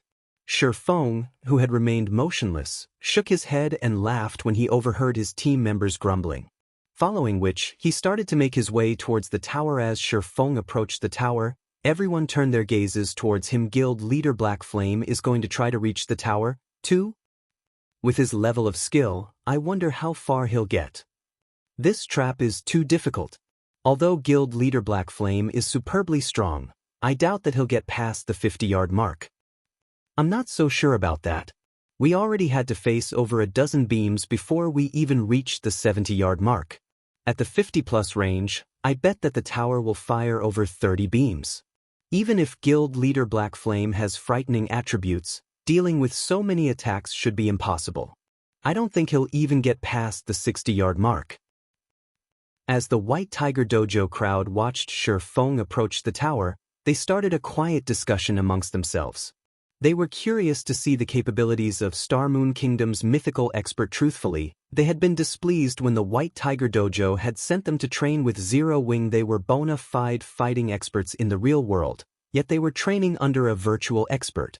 This was a joke, however. After spending some time in God's domain, they had discovered that this virtual reality game was far from ordinary. Many techniques that were impossible to perform in the real world could be easily accomplished in God's domain. This superhuman combat method was truly addictive. After training with Zero Wing and fighting other players in Zero Wing's battle arena, they came to realize how massive the gap between their abilities and veteran players was. Although they hadn't been a match for God's domain's veteran players initially, however, they had grown strong enough to stand against expert players in Stone Forest Town's battle arena. They now acutely understood God's domain's combat method, hence, they realized just how powerful Shi Feng was. After all, they had watched plenty of experts' battle videos before, including recordings of Shi Feng's past battles. In those battles, Shi Feng could definitely be described as a monster. After watching Shi Feng's battles, they had begun to admire the man. However, the tower's defensive feature tested one's combat standard. Basic attributes had very little to do with it. It didn't matter if Shi Feng's attributes were significantly higher than theirs, and although his combat standards were awesome, he should still have his limits. The guild leader is making a move personally. Nice. We're in for a treat now. In contrast to the White Tiger Dojo disciples' skepticism, Zero Wing's members were clearly excited. They paid close attention to Shi Feng's every move, hoping to get a glimpse of his true strength.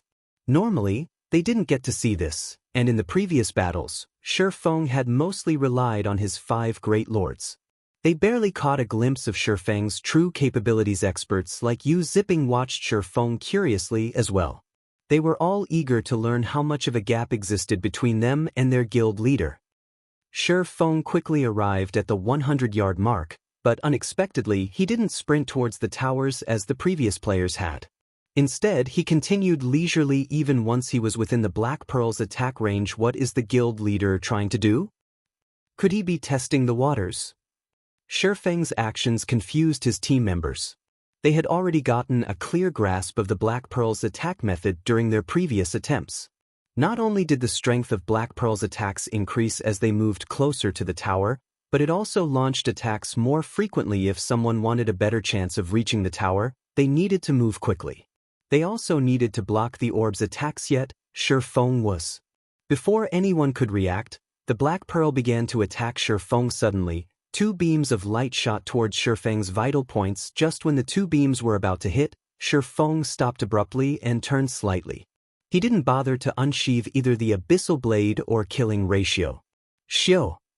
Everyone watched, disappointed, as the 2 beams pierced their guild leader. However, the attacks didn't throw Shi Feng out of the 100-yard area, and he began to pace towards the tower once more. What's going on?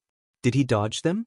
The player's expression twisted with confusion, following which, the Black Pearl launched another wave of attacks. This time, it fired 3 beams. As Shi Feng moved closer to the tower, the beams reached Shi Feng much sooner than the last attacks had, giving their target less time to react. The team members watched Shi Feng with wide-eyed anticipation. What was the man going to do this time? However, to their disappointment, Shi Feng reacted the same way as before, stopping and shifting to the side. Like the prior attacks, the beams passed through his body harmlessly, striking the ground behind him. Shi Feng continuously moved closer towards the tower. Like so, 95 yards. 9 yards. 80 yards. The beams, which had beaten everyone senseless, were practically non-existent to Shi Feng.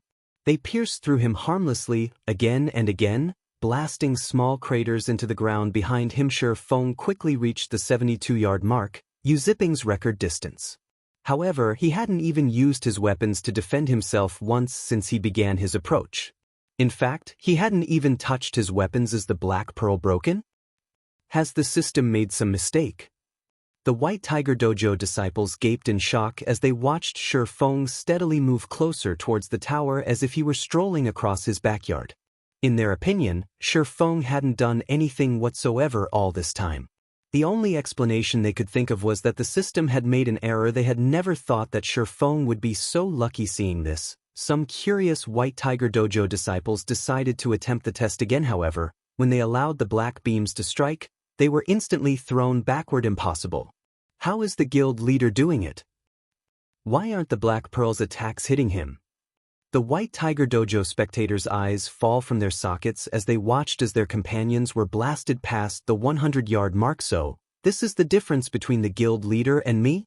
Yu Zipping revealed a bitter smile as he watched Shi Feng move past the 50-yard mark. Although he had been aware of the huge gap between him and Zero Wing's peak experts, he hadn't realized that the gap between them was so fast, let alone the difference between his abilities and that of Zero Wing's mythical expert. In less than a minute, Shi Feng had reached the base of the tower, at which point the tower's defensive magic array deactivated.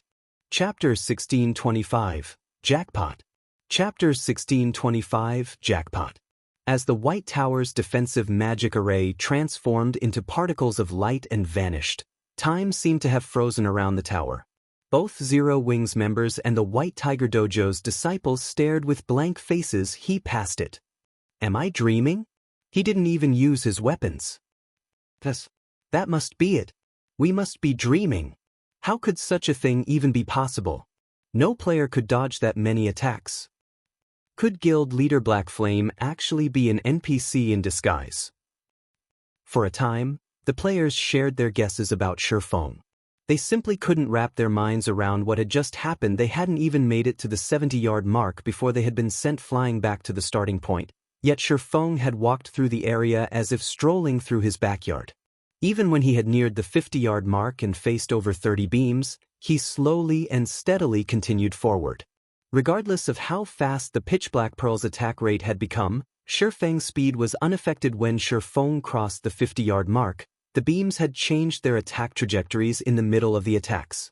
After reaching the 30-yard mark, they had even begun to curve to attack Shi Feng from the sides and rear. Zero Wing and White Tiger Dojo's members had watched the attacks in anguish. Not only did players have to worry about the Black Pearl changing its attack trajectories, but they also had to worry about attacks from their sides and behind them. Moreover, every attack struck simultaneously. Blocking the attacks from a single direction was already impossible, not to mention dodging or blocking every one of them. The creepier thing was that the Pitch Black Pearl seemed to fear Shi Feng. While Shi Feng had made his way towards the tower, every one of the Pearl's beam attacks had avoided him. This was already far beyond everything they knew of God's domain. When the White Tiger Dojo disciples watched Shi Feng, a chill crawled down their spines.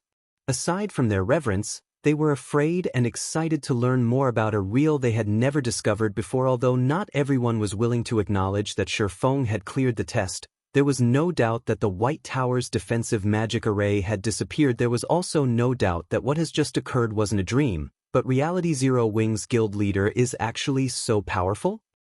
Is he even human? All of the White Tiger Dojo disciples were fighting experts, and although they hadn't seen exactly what Shi Feng had done, they knew that the vast difference between them wasn't as simple as basic attributes. Shi Feng was leaps and bounds ahead of them in combat standards. As well, when they thought about Shi Feng's power, they envied Zero Wing's internal members. Unlike Zero Wing's members, they were only here because the White Tiger Dojo had commissioned Zero Wing to train them. Once they were powerful enough, Zero Wing would stop their training. On the other hand, Zero Wing, and by extension, Shi Feng, would train Zero Wing's internal members to their full potential. Shi Feng simply chuckled at his players' hushed discussions as he stood at the foot of the White Tower. He then pushed open the tightly sealed doors, curious about what lay beyond. After experiencing the Black Pearl's attacks personally, Shi Feng had become even more certain that the device had been passed down since ancient times. He was also sure that it was meant to train players. Combat standards players had to have reached the half-step refinement realm and be able to observe their surroundings constantly to pass the 50-yard mark. To cross the 30-yard mark, players had to reach the refinement realm. Without precise control of their own movements, players wouldn't be able to dodge or block the varying attacks at the same time. Aside from physical control, players had to have accurate judgment of movement within their environment to continue past the 30-yard mark. The players who could reach the foot of the tower had reached the limit of the refinement realm. It wouldn't be an exaggeration to call them half-step flowing water realm experts. For the White Tiger Dojo disciples and Zero Wing internal members, who had yet to reach the half-step refinement realm, reaching the tower was simply too difficult. Even gentle snow, Fire Dance, and Zero Wing's other Refinement Realm experts would likely struggle to reach the tower. Shifeng had to admit that the tower was an excellent tool to help players reach the Refinement Realm. The Black Pearl didn't use the same attack method as monsters, which wouldn't constantly target players' weak points. Not even a group of Refinement Realm experts could elicit a similar result. The only downside was that the Black Pearl's attacks were monotonous and couldn't adapt to change. Even when the beams adjusted their trajectories or curved, they had fixed patterns, unlike expert players, which changed their attack patterns to fit their situation. It was also why Shifeng had managed to reach the bottom of the tower without using his weapons. However, Shifeng was satisfied with this result. After all, he had never heard of such a training device in God's domain before. If he could use this device, nurturing a batch of experts would be easy. Although, whether or not these experts reached the Refinement Realm would depend on their individual talent. At most, the training device could offer support, reducing the twists and turns players had to face as they journeyed towards the Refinement Realm. It didn't guarantee that players would reach a certain standard, of course. If the various superpowers learned of this training device, Shifeng didn't doubt that they would do everything they could to acquire this lost town. Although the various super first-rate guilds and super guilds had their own training systems and devices, with most having higher quality methods than the White Tower, those systems and devices cost massive amounts of resources to maintain. They could also only nurture a small number of players at once. In contrast, the White Tower could bombard nearly 700 players simultaneously, and without strain this alone would be more than enough to tempt the various superpowers into action. Shifeng didn't bother to explain how he had reached the tower. It was still too soon for Zero Wing current internal members and White Tiger Dojo disciples to take on this training device. They still hadn't grasped many of the basics. Trying to take on so many clever attacks simultaneously was impossible for them. The system would simply beat them, not train them. Meanwhile, as Shifeng entered the tower, a spacious, ancient hall appeared before him from outside. The White Tower didn't look particularly large. However, its interior resembled that of a stadium that could accommodate over 10,000 people.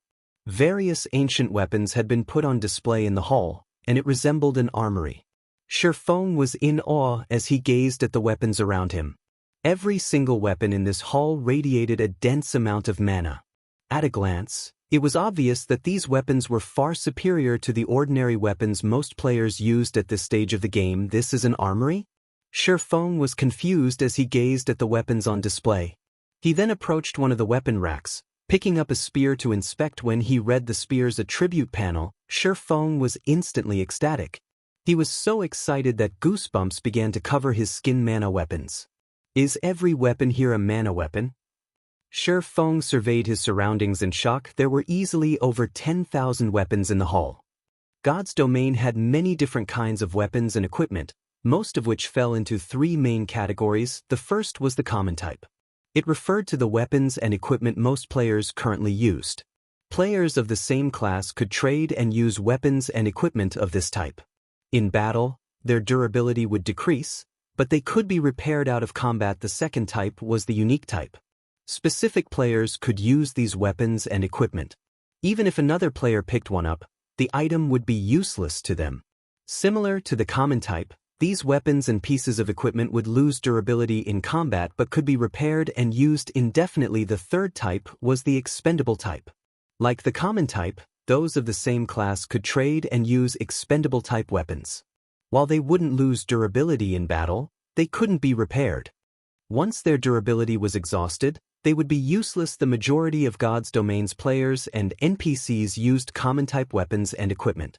Most expendable type weapons and pieces of equipment had been lost in the passing of time. This was due to the uncertainties these items created in battle. However, expendable type weapons and equipment had one massive benefit: absolute power. When the various races had competed for dominance over the God's domain continent during ancient times, the human race had been weak and insignificant. To survive their powerful enemies, humans had discovered a method to improve their strength drastically. This was how expendable type weapons and equipment had come to be. Chapter 1626, Mana Weapon. Chapter 1626, Mana Weapon. Expendable type weapons and equipment didn't function like their common type counterparts. Common type weapons and equipment were designed with both power and stability in mind. Hence, they'd only exert a certain extent of the power of the materials used to create them, nothing more. Meanwhile, expendable-type weapons and equipment were only designed with power in mind. These weapons and equipment functioned at the expense of the production materials, which meant that they couldn't be repaired. However, this was also why they were extraordinarily powerful, allowing their users to challenge foes of a higher-tier mana. Weapons were the typical representation of expendable-type weapons and equipment. As Shifeng gazed at the mana weapons in the hall, he was at a loss for words. Expendable-type weapons and equipment's production had ceased long ago in God's domain, and any discovered items had survived since ancient times. Normally, players had no hope of encountering such weapons and equipment. When a mana weapon or piece of equipment had surfaced in the past, players had fought fiercely over the item. After all, high-tiered mana weapons could grant players the power to defeat opponents of a higher tier. No player in God's domain could resist the temptation. Yet, over 10,000 mana weapons were on display before him. Why wouldn't Shifeng be astonished? As expected of a lost town, it's no wonder why the various superpowers fought over them so desperately. Shifeng sighed ruefully as he felt the flowing mana within the spear he held in the past. Shifeng had assumed that the various superpowers only vied for the lost town's abilities. However, it seemed that that had only been a part of the reason. The riches these lost towns contained was likely another major factor. Unlike ordinary weapons, mana weapons did not have a level requirement, only a tier requirement. They were somewhat similar to magic scrolls, although magic scrolls couldn't compare to the power of a mana weapon. Magic scrolls were generally single-use items, but mana weapons could be used until their durability hit 0. Hence, these weapons' market price had been insanely high. In Shifeng's previous life, a Tier 1 mana weapon had cost at least 150 gold in the past, far more expensive than Tier 1 magic scrolls. Even so, tons of players had fought for the chance to wield one. After all, only a small fraction of God's domain's player population had reached the higher tiers. Not all players could do so. Meanwhile, Tier 1 mana weapons would even be of significant help to Tier 2 players. One of these weapons could, at the very least, increase a Tier 2 player's combat power by 20%. If a Tier 1 player used a Tier 1 mana weapon, their combat power would increase by a minimum of 50%. Although the boost wasn't as impactful as a Berserk skill, it still allowed elite players to face expert players of the same tier and level. Many wealthy elite and ordinary expert players had purchased Tier 1 mana weapons to use in critical situations. As for Tier 2 mana weapons, they had sold for at least 1,000 gold each in the past. Tier 2 mana weapons would even be useful to Tier 3 players. Tier 3 mana weapons were even more frightening, even providing a significant boost to Tier 4 players. They were no less valuable than Tier 4 magic scrolls, and the various superpowers had fought desperately to claim any Tier 3 mana weapon that had been found. Meanwhile, the majority of the weapons in the hall were Tier 1 mana weapons. Even so, Shifeng spotted over 1,000 Tier 2 mana weapons, and most importantly, he counted 12 Tier 3 mana weapons in crystal cabinets in the hall's center. If he sold all of these mana weapons, he'd earn enough coins to make the various super guilds drool. As Shifeng prepared to store every mana weapon in his bag, the system's familiar voice reached his ears. System, this item is still bound and cannot be stored in your bag. System, if you wish to remove this item's bound status, you must take control of the lost town. Sure enough, the system won't allow players to obtain such an advantage so easily. Shifeng smiled bitterly at the spear in his hands. However, after giving the matter some thought, he found it reasonable. If he were allowed to walk away with every mana weapon in this hall, he'd make a huge profit. Even if he failed to secure the lost town itself, it seems that I have no choice but to collect the weapons after I take control of the town. Shifeng refocused his attention and made his way towards the tower's top floor. At the same time, he became more interested in capturing this lost town. If he took control of this town, not only would Zero Wing secure another method of nurturing refinement realm experts, but they'd also rake in a massive fortune. The guild would then have all the manpower and wealth it needed. With these factors taken care of, it would be odd if the guild didn't become a major power soon. Shifeng reached the tower's second floor. The second floor hall was visibly smaller than the first floor hall, and 10 translucent ghosts wandered the area. Some wore plate armor, some wore leather armor, and some wore cloth armor. Every one of these ghosts radiated a horrific aura, and even Shi Feng felt an intense pressure weigh down on him as he bathed in the powerful energy. Wandering Soul, Undead, Grand Lord. Level 80. HP 180, 000, 000/180, 000, 000. Tyrant Soul, Undead, Mythic. Level 80. HP 420, 000, 000/420, 000, 000. Shi Feng could not help his surprise when he saw all of these powerful monsters, and a frown pulled at his lips. Had he only had to face one level 80 Grand Lord, he wouldn't have had much of a problem, but there were a total of 9 level 80 Grand Lords before him. Moreover, the distance between each Grand Lord was practically negligible. If he attracted one of the Wandering Souls, he was guaranteed to pull the other 8 Wandering Souls. However, these 9 Wandering Souls weren't his biggest problem. There was actually a mythic-ranked Tyrant Soul. Although Shi Feng recognized his own strength, he'd grossly overestimate himself if he thought that he could defeat a level 80 mythic monster. In fact, the Tyrant Soul could likely one-shot him. I guess the system doesn't intend to allow anyone on the 3rd floor? Shi Feng felt his head ache as he looked at the Tyrant Soul, who remained motionless in the center of the hall. The spiral staircase that led to the 3rd floor lay directly behind the Tyrant's Soul. Shi Feng had assumed that he would be able to walk up to the tower's top floor effortlessly, but it seemed that obtaining the magic crystal treasure chest would be more difficult than he had thought. If he had faced such a situation outside of the tower, he could likely rely on Zero Wing and the White Tiger Dojo's members to sneak past the Tyrant Soul and Wandering Souls. However, they were still stuck outside of the tower, as were the 5 Great Lords under his control. Without his Great Lords and the other players, dodging the Wandering Soul's attacks would be extremely difficult. If the Tyrant's Soul joined the fray, he'd likely die in an instant. Although he had an invulnerability skill, Absolute Domain had a short duration of 10 seconds. Dashing from the edge of the 2nd floor hall to the staircase and ascending to the 3rd floor to open the magic crystal treasure chest in 10 seconds was impossible. Once Absolute Domain's duration ended, the Tyrant's Soul would slap him down. Yet, if he gave up, he'd never retrieve the magic crystal treasure chest. It was even a gold magic crystal treasure chest. He had only heard rumors of such a thing during his previous life. Shi Feng then calmed himself and moved around the hall while observing the Tyrant's Soul and Wandering Souls, hoping to find some angle he could take advantage of. But after watching the monsters for over 10 minutes, he failed to find any opportunities. While he had been watching, the Tyrant's Soul had stood deathly still in front of the spiral staircase.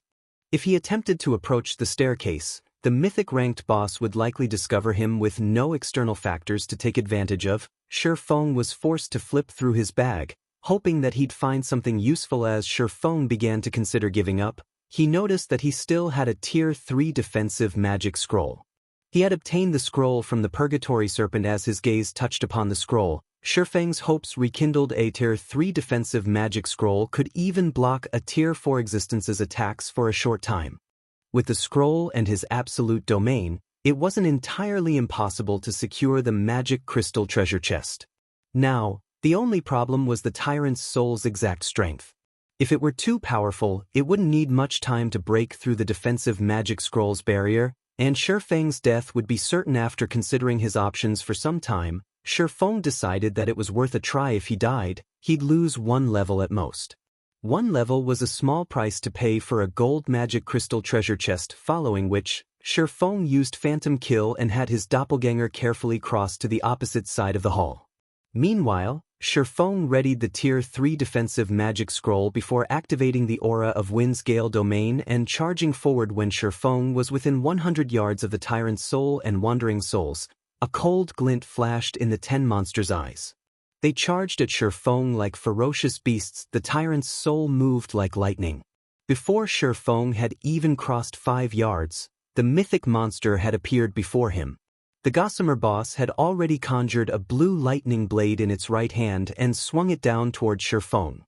Chapter 1627, Magic Crystal Treasure Chest. Chapter 1627, Magic Crystal Treasure Chest. So fast. Shi Feng's complexion darkened when he saw the Tyrant's Soul appear before him suddenly. Although he had long since known that he was no match for a level 80 mythic monster, He had never imagined that the Tyrant's soul would be so agile. Despite his dark iron bloodline, he could only barely catch a glimpse of the Tyrant's soul's moving figure. Meanwhile, the Tyrant's soul did not give Shifeng any opportunity to defend himself as it gathered mana in its right hand and molded it into a blade of lightning. It then swung the blue lightning blade down at Shifeng. The lightning blade tore through the air effortlessly, producing not a single sound as it descended on Shifeng. Or to put it in another way, the lightning blade moved so swiftly that even the sound it generated could not keep up with it. Shifeng immediately understood that it was already too late for him to defend himself using his swords. Yet, if he allowed the lightning blade to land on him, he would die without a doubt. At the critical moment, he used divine steps, 10 doppelgangers of himself splitting out from his body. Then he promptly switched positions with one of his doppelgangers. The moment Shifeng was done switching positions, the doppelganger he had swapped with got split in half by the Tyrant's soul. The lightning blade also left a thin crack beneath the doppelganger's feet, the crack extending 50 yards.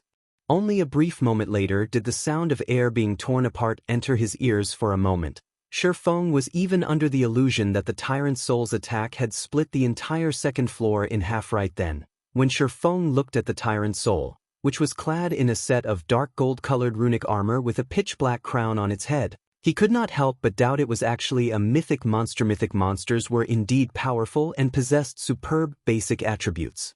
However, in terms of combat standards, most were on par with ordinary experts, who were only capable of reaching the trial tower's 5th floor. However, through that single attack, Shifeng could tell that the Tyrant's soul was already close to reaching the refinement realm standard.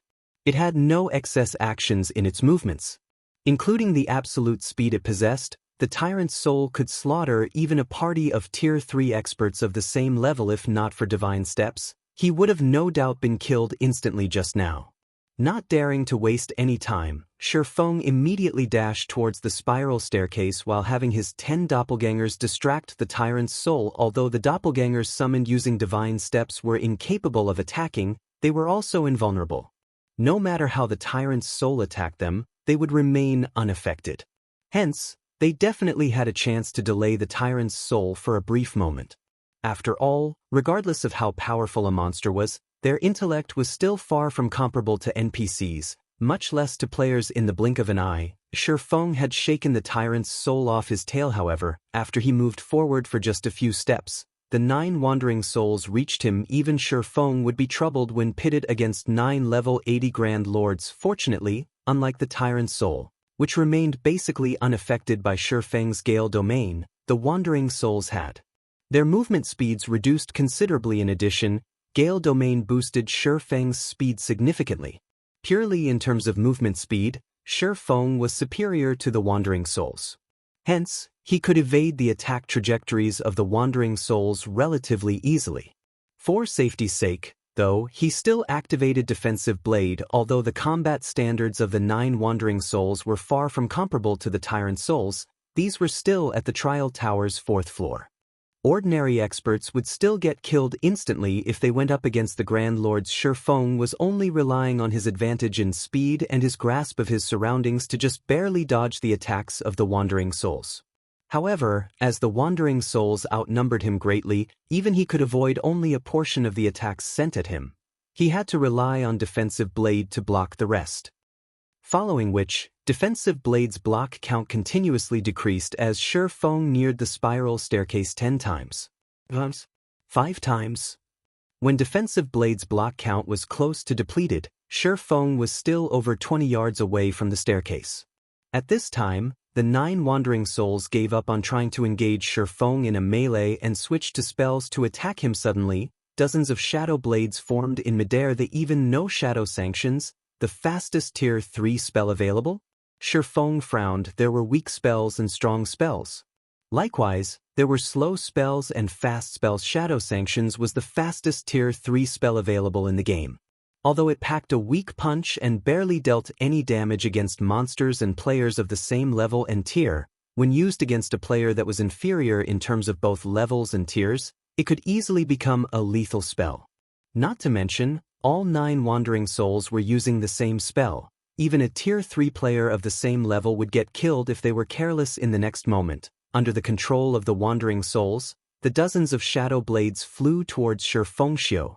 Xiu.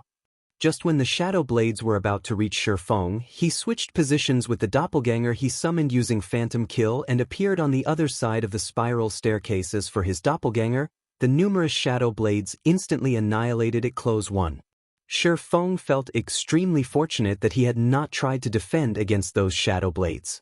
The only way he could have blocked all those attacks just now was with Absolute Domain. However, if he wasted Absolute Domain here, even if he managed to reach the magic crystal treasure chest later, he would be powerless to do anything about it. After killing his doppelganger, the Wandering Souls charged at Shifeng's real body once again. However, they were too far away. By the time the Wandering Souls arrived at the spiral staircase, he was already halfway up. Since Shifeng's movement speed originally surpassed that of the Wandering Souls, despite the Grand Lords giving their all into chasing him, the distance between them only widened. Shortly after, Shifeng arrived at the top floor of the tower. Sure enough, it isn't locked. Shifeng grew ecstatic when he saw the magic crystal treasure chest placed in the middle of the top floor. Previously, he couldn't determine whether the treasure chest was locked or not. From what he knew of magic crystal treasure chests, they were never locked. However, those treasure chests all had silver runes carved on them. Hence, he had not been certain that gold magic crystal treasure chests wouldn't have locks. By the time Shifeng got to the treasure chest, the 9 Wandering Souls had just arrived on the top floor. When the Grand Lords noticed Shifeng's location, they let loose an angry outcry that echoed throughout the entire tower. Even the Zero Wing members and White Tiger Dojo disciples resting over 100 yards away from the tower could not help but shudder at the Grand Lord's powerful roars. What's going on? Quick look. The guild leader has already arrived before the treasure chest. Wait, there seem to be monsters. What? Those are 9 level 80 Grand Lords. Everyone's eyes widened when they looked at the Wandering Souls chasing after Shifeng. Initially, they had felt excited at his obtaining the magic crystal treasure chest. Now, they only felt sympathy for him. Even if their entire team of nearly 700 players went up against one Wandering Soul, they would not be able to make the Grand Lord break a sweat. Yet now, 9 of these level 80 Grand Lords had actually appeared at the same time. Who could possibly stop them? When the Wandering Souls were less than 10 yards away from Shifeng, his lips suddenly curled up in a smile. Activate. Triple Flame Barrier.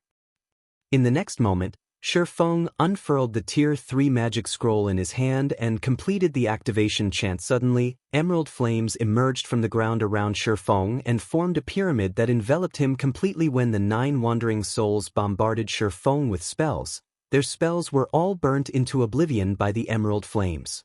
When the weapons the Wandering Souls wielded clashed against the flame pyramid, they immediately melted under the high temperatures of the flames. The might of the triple flame barrier exceeded Shifeng's expectations entirely, following which, Shifeng started opening the magic crystal treasure chest. The triple flame barrier lasted 30 seconds. Normally, that should be just enough time to activate a treasure chest. When Shifeng clicked on the magic crystal treasure chest, the loading bar that appeared before him showed that it would take 30 seconds to open the treasure chest. Upon seeing this, he breathed out a sigh of relief. However, 3 seconds into the activation process, a flash of lightning appeared at the spiral staircase. When the lightning disappeared, the figure of the Tyrant's soul appeared. At this moment, the Tyrant soul's eyes were releasing scorching flames, its entire body wreathed in golden arcs of electricity.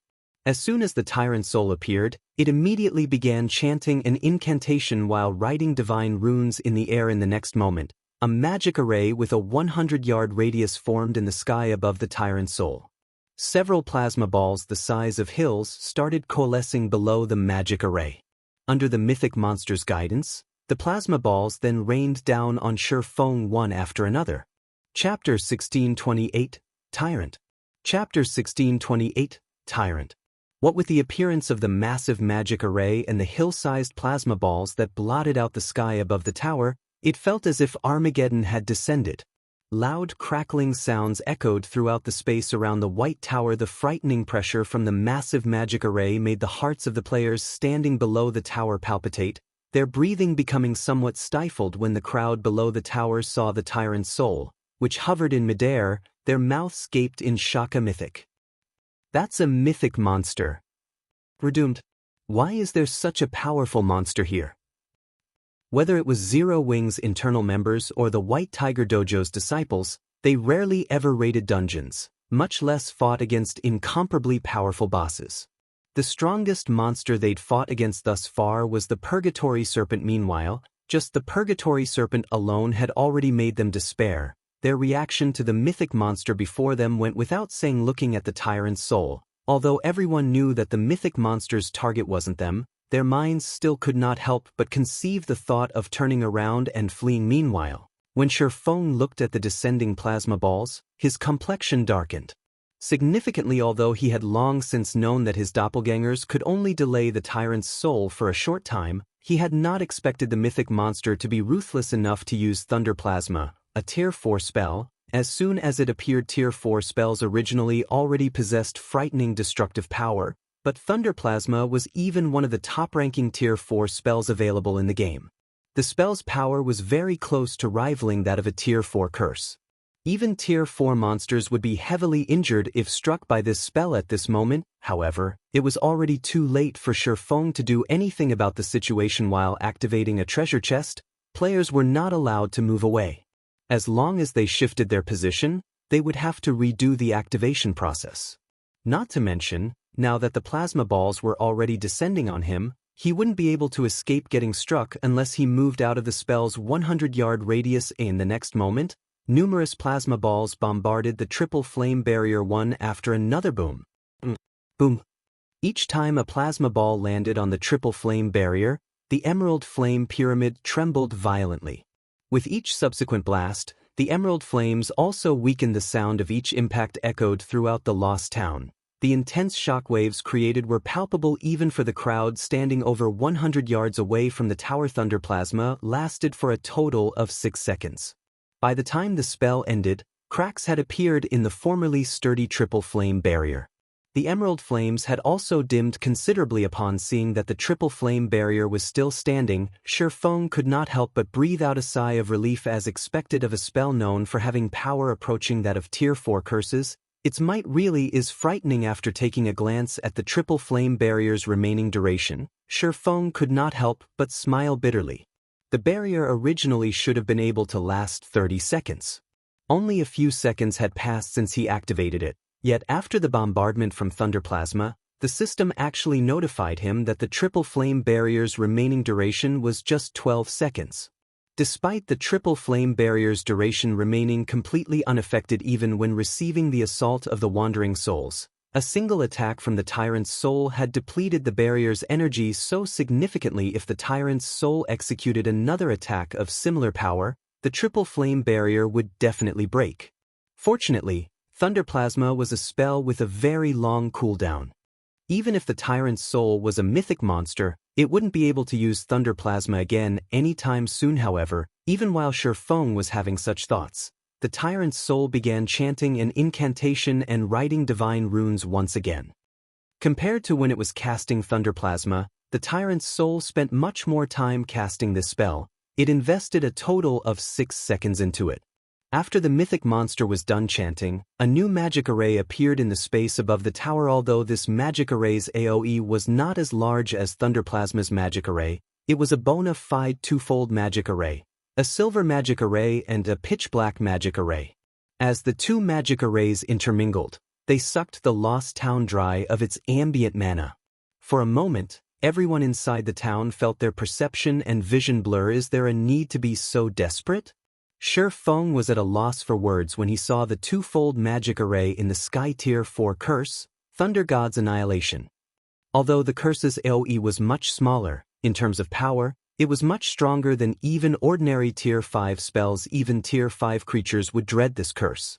They would definitely sustain severe injuries if struck by it. In the next moment, the two magic arrays transformed into a ball of black and white light. Arcs of electricity also wreathed the ball of light. As the ball of light descended, it was as if the space surrounding it froze. At this moment, the Tyrant's soul also abruptly revealed a human-like sneer as it looked at Shifeng as if it was saying, "What else can you do?" At this moment, even if Feng was a fool, he could tell that the triple flame barrier wouldn't be able to endure this apocalyptic attack. Gritting his teeth, he immediately took out a crimson elemental source and set it in the heart of the triple flame barrier's magic array. Elemental sources had many uses, with their main purpose being the creation of elemental weapons.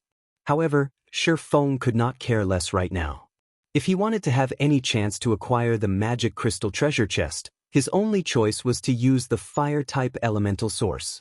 If he failed today, obtaining the treasure chest would definitely become much harder in the future. In God's domain, monsters, particularly high-tiered monsters, all possessed a certain degree of intellect. If he failed to obtain the treasure chest today, the Tyrant's soul would definitely guard the treasure chest much more strictly on his next visit. After going through so many difficulties to get to this point, Feng had no intention of giving up just like that. As the refined energy of the elemental source flowed into the triple flame barrier, the previously dim emerald flames flared up. Moreover, the color of the flames even transformed from emerald to white-hot. Now, the flame pyramid looked more like a dazzling sun brightly illuminating the entire lost town. When the ball of black and white light crashed into the triple flame barrier, the resulting impact shook the entire white tower. Even the players standing 100 yards away from the tower were sent flying over 10 yards. Their bodies fell to the ground one after another. Shocked expressions filled everyone's faces as they stared at the clash of lightning and flames above the tower. The White Tiger Dojo disciples, in particular, suddenly felt as if they were living in an entirely different world from Feng. At the same time, they also came to have a new understanding of the battles in God's domain. Before, they thought that it was already plenty amazing that players could conduct superhuman battles in the game. However, the battle they were witnessing now could no longer be considered to be a player's battle. Instead, it was more like a battle between two apocalyptic beasts. A simple exchange between these beasts could easily deform the surrounding terrain. As the seconds passed by, the dazzling triple flame barrier began fading. The lost town returned to its dimly illuminated state. Fortunately, the ball of black and white light also started decreasing in size. After nearly 10 seconds had gone by, the ball of light disappeared. Meanwhile, the flame pyramid created by the triple flame barrier had also reverted to an emerald color. Feng breathed out a deep sigh of relief after seeing this situation. Fortunately, he had brought along elemental sources with him, which allowed him to strengthen the Tier 3 triple flame barrier, letting it possess the might of a Tier 4 defensive spell. However, the Tyrant's soul's Thunder God's annihilation had also depleted the elemental source's energy completely. Although the elemental source's power was exhausted, the triple flame barrier's duration had also recovered to its normal state. It would now last him until the activation process of the treasure chest was over. However, the Tyrant's soul did not stop attacking despite the failure of its second attack. It immediately started preparing another Tier 4 spell to bombard Feng with. The number of Tier 4 spells the mythic monster grasped astonished even Feng. The Tyrant's soul possessed not only an extremely high combat standard but also many Tier 4 spells. Against such a monster, even a 100-man team of Tier 3 experts of the same level would get routed. Fortunately, the triple flame barrier endured the Tyrant's soul's third attack without faltering. Eventually, when the emerald flame pyramid disappeared, the magic crystal treasure chest also opened. Seeing the treasure chest open infuriated the Tyrant's soul. Its body started to release pitch-black fog. Then, the mythic monster charged at Feng with the speed of lightning. Feng activated Absolute Domain without hesitation. Without even looking, he frantically plucked items from inside the treasure chest and placed them in his bag. The Tyrant's soul could not help but bellow in rage at this scene. This time, though, the mythic monster did not gather mana and summon a lightning blade to its hand. Instead, it unsheathed a rusted longsword hung around its waist. Although this longsword looked very ordinary, space tore apart wherever the edge of this longsword crossed. The Tyrant's soul swung the longsword down at Feng ruthlessly. Chapter 1629, Saint Weapon. Chapter 1629, Saint Weapon. Feng's complexion darkened at the sight of the rusted longsword descending towards him. Although Tier 4 existences were capable of tearing apart space with their attacks, this required a considerable amount of effort. Yet, the The Tyrant Soul's rusted longsword achieved this feat with seemingly no effort on the mythic monster's part. This meant that every one of the Tyrant Soul's normal attacks would carry power equivalent to that of an ordinary mythic monster executing an all-out attack. As the rusted longsword descended, a black seam cut at the golden barrier that appeared around Shifeng. Boom. Along with a loud boom, a powerful gale surged into the tower's surroundings. The players standing outside the tower lost their footing once more. What kind of monster is this? Is a mythic monster really that powerful?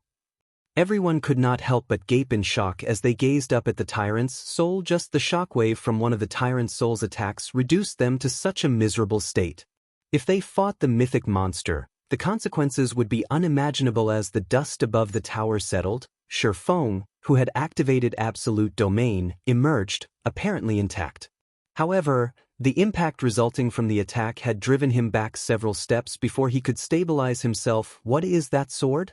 Shifeng wore a grim expression as he stared at the Tyrant Soul's longsword. Although Absolute Domain was an invulnerability skill, there was no true invulnerability in God's domain. Even so, Absolute Domain should have no problem blocking Tier 4 attacks. Yet, against the Tyrant Soul's longsword, Absolute Domain was no longer absolute. Absolute Domain created a protective barrier made up of divine runes around his body. Meanwhile, the moment the rusted longsword collided with the protective barrier, Shifeng had clearly seen the rusted longsword moving roughly an inch into the barrier, deforming it. The intense impact had even forced him to retreat by 4 steps. This was something Shifeng had never seen happen before. Not waiting for Shifeng to make a move, the Tyrant's Soul immediately brandished its rusted longsword again. Suddenly, several black seams extended towards him. Previously, one black seam had been enough to drive Shifeng back by several steps already. When multiple black seams descended on him simultaneously, he suddenly felt death looming over him. Without hesitation, he activated Disintegration Field to suppress the Tyrant's Soul. Although the domain skill had little effect on mythic monsters, it could still reduce the Tyrant's Soul's basic attributes slightly, following which, Shifeng activated the Tier 2 Taboo skill Instant Strike, instantly disappearing from his original location, appearing slightly closer to the Tyrant's Soul, and narrowly avoiding the several spatial tier attacks. Although Instant Strike increased both his damage and attack speed drastically, Shifeng had no intention of clashing with the Tyrants. So, instead he turned around and continued looting the magic crystal treasure chest. The treasure chest held many items. However, since he did not know which one was the most valuable, he simply picked up as many as he could. In the blink of an eye, 2 more items entered his bag. Upon seeing this, the Tyrant's Soul became even more enraged and brandished its rusted sword again. The Tyrant's Soul's attack speed was extremely fast. Even Shifeng could not dodge the mythic monster's attacks in time. Knowing this, he decided not to dodge and allowed the Tyrant's Soul to attack him as it wished while he continued looting the treasure chest. Right now, every additional item he obtained counted. Boom. Boom. Beneath the bombardment, Shifeng got pushed aside time after time. As a result of receiving multiple powerful attacks in quick succession, the duration of the protective shield, which should have lasted 10 seconds, decreased significantly. Regardless, Shifeng persisted in looting the treasure chest. Despicable thief! You dare take my family's treasures? I will turn you into ashes! The Tyrant's Soul bellowed. In the next moment, the black fog its body emitted merged with the rusted longsword. Suddenly, silver divine runes started appearing along the rusted blade of the longsword. Although the blade looked very ordinary, the instant the runes on the silver blade lit up, Shifeng, who was heading towards the treasure chest once again after being blown away, abruptly halted in his tracks. He then instinctively retreated a step. Death. Shifeng saw his death when he looked at the silver longsword. Moreover, this wasn't any ordinary death. For a moment, he felt that, should he take another step forward, he would thoroughly disappear from God's domain. Meanwhile, when the Tyrant's Soul looked at Shifeng now, although its complexion had paled considerably and it appeared quite fatigued, absolute confidence filled its eyes. It was as if it knew that at this moment, nothing could stop its attack. Not good. Shifeng suddenly thought of a certain matter, his complexion turning ashen instantly. He hastily switched to the aura of space and activated space movement, opening a spatial tunnel before him. Despite Absolute Domain having another 3 seconds left, he jumped into the spatial tunnel without hesitation. As soon as Shifeng jumped into the spatial tunnel, the Tyrant's soul arrived before the tunnel and slashed its longsword at the tunnel. When the longsword descended, the clouds a long distance away split apart. Likewise, the spatial tunnel, which the silver longsword had made direct contact with, was cut in half. What kind of attack is that? When the far-off members of Zero Wing and the White Tiger Dojo saw the massive tear in space that had appeared above the tower as well as the bisected spatial tunnel, their eyes nearly fell out of their own sockets. A spatial tunnel was created by opening a hole in space. Yet, the Tyrant's soul had actually managed to slice even the spatial tunnel in half. Meanwhile, after the spatial tunnel was cut in two, it instantly disappeared into nothingness. Despicable thief! I will never let you get away!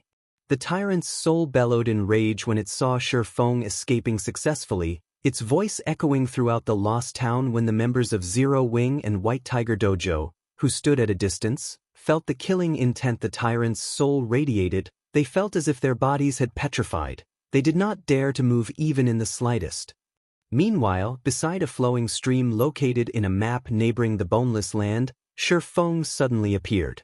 The moment he exited the spatial tunnel, he collapsed to the ground, panting heavily. That was close. He had very nearly lost everything as expected of the guardian of a gold magic crystal treasure chest. It actually possesses even a saint weapon. When Shifeng recalled the Tyrant's soul's final attack, he could not help but shudder in fear. Previously, he had failed to detect what made the Tyrant's soul's longsword so special.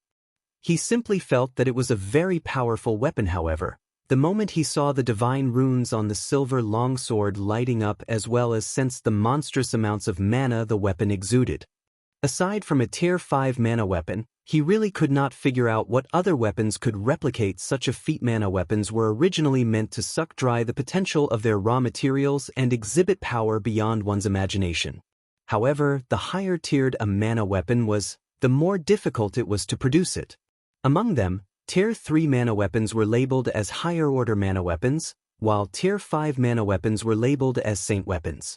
Needless to say, saint weapons were exceedingly rare in God's domain, so much so that their rarity rivaled that of legendary weapons in the past. He had seen the battle video of a Tier 5 expert wielding a saint weapon against a Tier 6 God-ranked expert. When the Tier 5 expert invested all his power into his saint weapon for an all-out attack, silver divine runes had appeared on the saint weapon. Back then, even the Tier 6 God-ranked expert had to go full bore to repulse the saint weapon's attack. One could just imagine how powerful saint weapons were. Had he been killed by the Tyrant Soul's attack just now, he definitely wouldn't have lost only a single level. Most likely, even his immortal soul would have been annihilated. Fortunately, he had reacted quickly and left in time. Meanwhile, just as Shifeng was about to celebrate, the sound of a system notification entered his ears. System, you have angered the Tyrant's soul.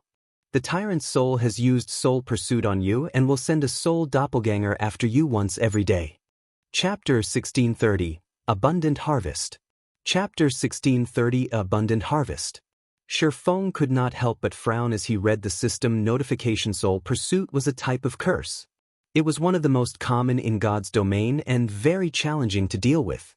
Regardless of where players were, the user's soul doppelganger would appear beside them. Shifeng was already familiar with the Tyrant's soul's power. The fact that it wielded a saint weapon put its attack power on par with ordinary Tier 5 classes. If it really came down to a fight, even a 100-man Tier 3 team of the same level would have to use special means to take the mythic monster down. Current players simply had no hope against the Tyrant's soul. Although Soul Doppelganger wasn't as powerful as the main body during the first few appearances, it would grow stronger with each attempt to slay the target until it eventually rivaled its user. There were two ways to resolve this type of curse.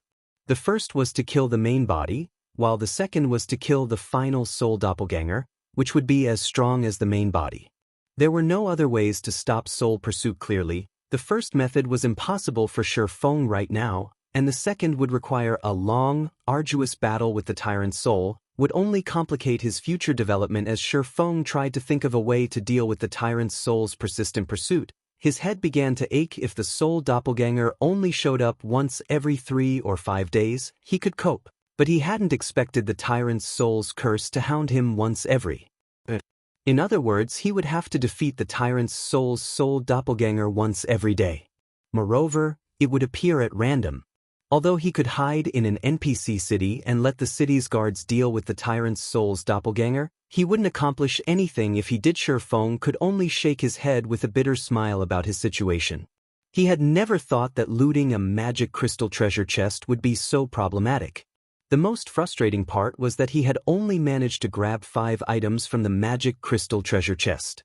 The chest contained at least another 5 or 6 items. Had he collected all of the items, he wouldn't have minded the Tyrant Soul's hunt, yet he had to avoid the soul doppelganger despite only claiming half of the treasure chest's items. But Feng didn't give the matter too much thought. Instead, he instructed Zero Wing's internal members and the White Tiger Dojo's disciples to leave the lost town and wait for his arrival. Meanwhile, he examined the items he had acquired from the treasure chest in his previous life. He had heard countless rumors about gold magic crystal treasure chests' loot even surpassing the quality of items in epic treasure chests. However, since the 12 sacred elementalists' Chaos Star had been the only known player to obtain a gold magic crystal treasure chest and had never divulged any information about his bounty, these rumors had been nothing more than that, just rumors. After Feng inspected the contents of his bag space, an excited expression illuminated his features, quickly replaced by one of utter shock. So, this is a gold magic crystal treasure chest? Feng was elated as he gazed at the 5 new items in his bag. 3 of the 5 items were pieces of equipment. One was an epic plate armor helmet called the Trembling Crown, and another was an epic shield named Trembling Shield.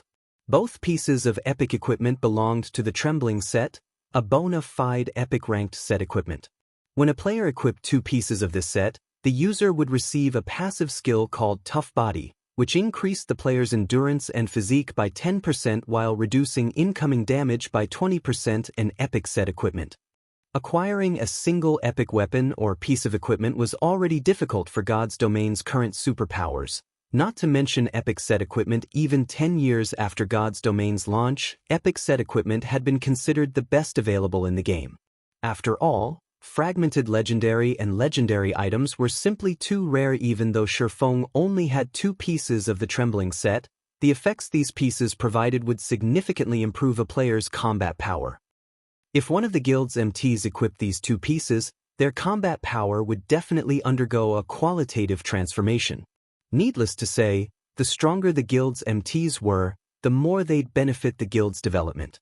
Every guild needed powerful MTs to tank dungeon and field bosses, and if the guild didn't have an MT that could handle the task, it would never complete the raid. However, of the 3 pieces of equipment Feng had looted, the 3rd piece truly surprised him. The 3rd piece of equipment was a Tier 3 mana weapon.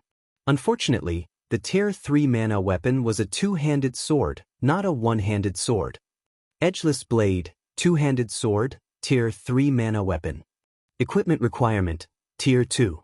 Attack power, 240% of strength.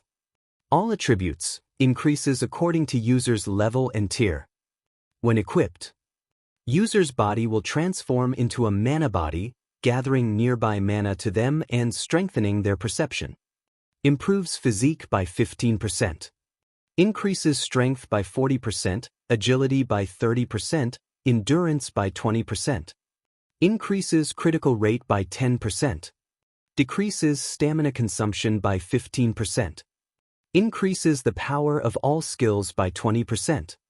Ignore levels plus 15 durability 220/220. Additional passive skill dash. Mana strengthening. Provides additional basic attributes to the user depending on the density of the ambient mana.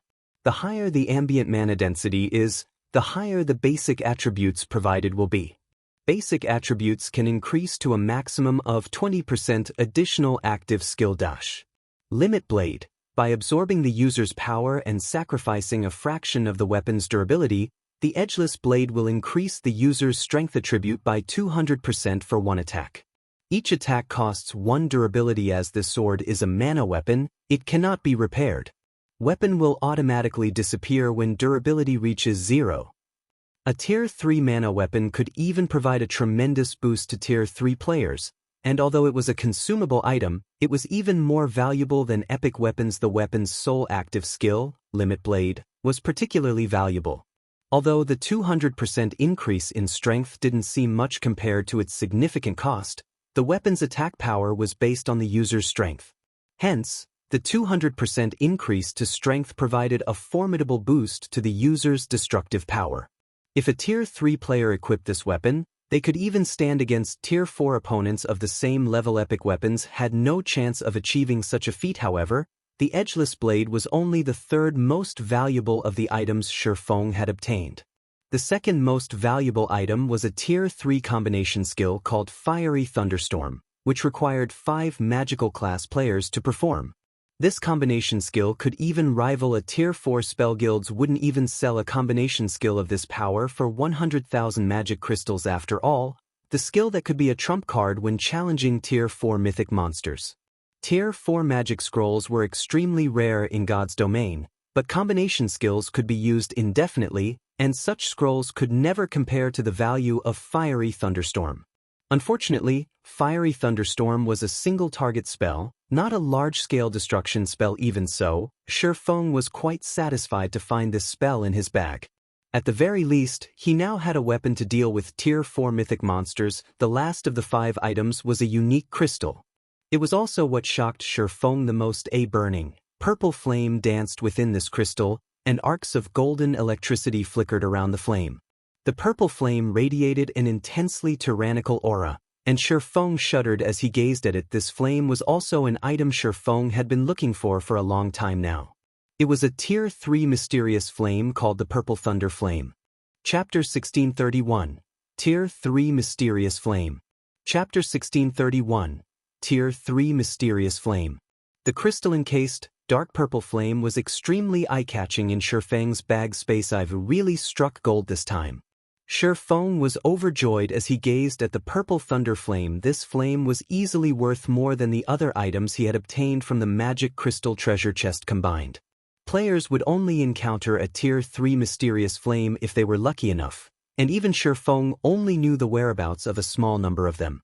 Moreover, every one of them was exceedingly difficult to obtain. Countless guilds had waged war over mysterious flames in the past.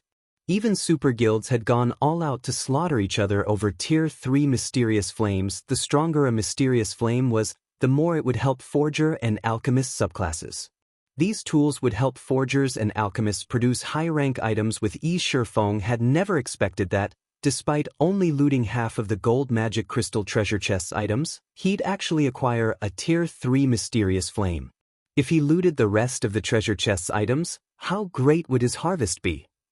Now, Shifeng more or less understood why the Tyrant's soul was so desperate to hunt him down. After all, a Tier 3 mysterious flame was even more valuable than epic items, and aside from being able to refine materials, mysterious flames could also improve a player's strength in combat. Why would the system let him get away with obtaining one so easily? To Shifeng, a Tier 3 mysterious flame was also a life-saving item. With this Tier 3 mysterious flame, I can buy myself some more time. Shifeng smiled at the Purple Thunder Flame. The curse the mysterious NPC had placed on him back in Blackwing City could only be suppressed with a mysterious flame. Unfortunately, the Tier 2 Ice Blue Devil Flame was too weak, only able to delay the curse's activation for a limited amount of time. Initially, Shifeng had planned to take the risk and obtain one of the Tier 2 or 3 mysterious flames he remembered from his past when he had time, but now, he didn't need to as long as he absorbed the Tier 3 Purple Thunder Flame and merged it with the Soul Flame. He'd have better control over the Soul Flame. He would then have more time to locate the mysterious NPC and complete the quest Sherlin had given him. Thinking up to this point, Shifeng tapped on the Purple Thunder Flame and chose to bind it to himself. The moment he did so, the crystal containing the Purple Thunder Flame shattered. The dark purple flame entered Shifeng's body, and purple fire devoured his entire body. Arcs of blue electricity flickered around him as a stinging pain assaulted every inch of his body. Shortly after, a loading bar appeared before Shifeng, displaying the fusion process. 1%, 2%, 3%. The fusion was extremely slow. If an ordinary player attempted to merge with this mysterious flame, their mind might crumble under the intense pain after just a short moment. While players had the option of lowering or turning off their pain sensitivity in the game, doing so would sabotage the fusion process. Fortunately, after over 10 years in God's domain, Feng had acclimated to the pain. Even so, it was barely tolerable as the fusion process continued. As time passed, the pain's intensity increased, but something felt different about this fusion to Feng. Aside from the increased pain, it felt as if the flames refined his body as they continued to burn him. There was a pleasant feeling alongside the pain. As the pain grew worse, his perception sharpened. This surprised Feng. He had never heard of mysterious flames strengthening a player's perception and physique. Had the players in his previous life known that Tier 3 mysterious flames could do such a thing, every expert in the game would have gone mad to acquire one for themselves. Stronger perception would undoubtedly improve players' combat standards, and it would only become more beneficial as they reached for higher tiers. Otherwise, God's domain's experts wouldn't have regarded bloodlines and fragmented legendary items so highly. After 20 minutes of the fusion process, Feng heard a series of system notifications. System: the Purple Thunder Flame has bound to player Feng. System: the Purple Thunder Flame's fusion has completed. After undergoing the Purple Thunder Flame's trial, player gains plus 60 to all basic attributes, physique improved by 5%, reaction speed increased by 10%, perception range increased by 10%, fire resistance plus 70, and lightning resistance plus 70. You have also gained 100% control over the Purple Thunder Flame. Following which, Feng proceeded to inspect the Purple Thunder Flame itself. When he saw its information, he couldn't help but gasp. Purple Thunder Flame, Tier 3 Mysterious Flame. When activated, increases movement speed and attack speed by 30%. Increases damage dealt by fire and lightning type attacks by 50%. Increases destructive effect of attacks by 100%. Increases production success rate for forging, alchemy, and cooking by 15%. Feng wasn't surprised by the increase to movement and attack speed, but he had never expected a 100% increase to destructive effects. Although it wouldn't improve players' strength or attack power, the increased destructive effects would be devastating against players and monsters' defense. A player might struggle against a Great Lord's defense normally, but if their attacks had double the destructive effect, they'd be able to break through the Great Lord's defenses and defeat it in far less. Likewise, such a boost would be miraculous in PvP. It was common knowledge that players mainly relied on their weapons and equipment for strength. Without weapons and equipment, a player's attributes would decrease drastically. Meanwhile, players would be able to deplete the durability of their opponent's weapons and equipment more quickly with increased destructive effect. As for the 15% improvement to production success rate, it was 5% higher than the Tier 2 Ice Blue Devil Flame. Although it was only a difference of 5%, the Tier 3 Purple Thunder Flame's performance when refining high-rank materials would be leaps and bounds better than the weaker Mysterious Flame. If Feng used the Tier 3 Purple Thunder Flame when forging Conqueror's armor, his success rate would skyrocket. After fusing with the Purple Thunder Flame, Feng activated Spatial Gate and regrouped with the rest of his team outside of the Lost Town. Although the Tyrant's soul had used Soul Pursuit on him, Feng discovered that the Tyrant's soul itself couldn't leave the White Tower after a few experiments. This outcome allowed Feng to breathe a sigh of relief.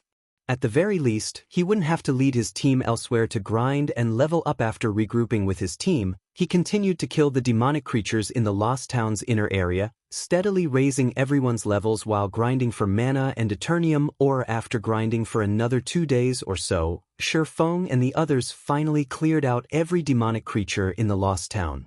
The only place they had yet to check was the bottomless pit in the town center. Meanwhile, after 2 days of grinding, everyone's levels had risen from nearly level 48 to almost level 50. As for Feng, he had invested all of the EXP into leveling Flame Burst and Lightning Edge. Despite being a Tier 2 player, he only had a small number of Tier 2 skills in his arsenal, and if he were forced to rely on Tier 1 skills, he'd never be able to exert the full advantages of a Tier 2 class. Hence, Feng leveled these 2 Tier 1 skills to Tier 2. By doing so, both skills had undergone a qualitative transformation in terms of raw power. Flame Burst, Tier 2, Level 3, requires 1,800,000,000 EXP to upgrade to Tier 2, Level 4 skill. Channeling time, 1 second. gathers the power of flames to a single point and causes 1400% damage to the target attack count, 16 times. Cooldown, 3 minutes. Lightning Edge, Action Type. Tier 2, Level 2, requires 1,600,000,000 EXP to upgrade to Tier 2, Level 3. Channeling time, 0.5 seconds. Deals 1200% physical and 1200% lightning damage in a cone in front of user. Initial coverage range is 75 yards. Duration, 5 seconds. Cooldown, 10 minutes. Tier 2 skills weren't just capable of dealing more raw damage than their Tier 1 counterparts. They'd also be more effective against monsters and players of the same tier. Once these skills rose to Tier 2, they wouldn't be bound by tier suppression. It's about time to show everyone Zero Wing's strength. After taking a look at his team members' levels, Sher Feng contacted Aqua Rose and asked, "Aqua, how's the equipment collection coming along?" Chapter 1632, Formation of an Expert Legion. Chapter 1632, Formation of an Expert Legion. Star Moon Kingdom, Zero Wing City, Zero Wing's residence. A depressing atmosphere filled the massive guild residence. Everyone's minds were overwhelmed by an oppressive feeling, causing them great distress. Big Sis Aqua, we just received news that the Blackwater Corporation has invested another 200,000 gold into Heaven's Burial. The guild has also hired more refinement realm experts to hunt us down. They're even beginning to overpower the conqueror parties we've recalled to defend our leveling maps. Moreover, according to our spies in Heaven's Burial, it seems that Heaven's Burial has obtained another significant harvest from the Primordial ancient ruin. Apparently, the guild has collected 2 sets of top-tier intermediate magic array scrolls and plenty of top-tier level 50 weapons and equipment. At this point, they're already preparing to raid a level 50 super large-scale team dungeon. Yaya reported as she stood beside Aqua Rose with a somber expression. Zero Wing had grown stronger over the past few days as more players gathered in Zero Wing City. However, the number of players withdrawing from the guild also continued to increase. They had done so because Zero Wing's members were almost guaranteed to be ambushed whenever they went to the fields to grind. They could have endured if the situation had only lasted 2 or 3 days, but this had continued for over a week already. Everyone in the guild had long since grown tired of it.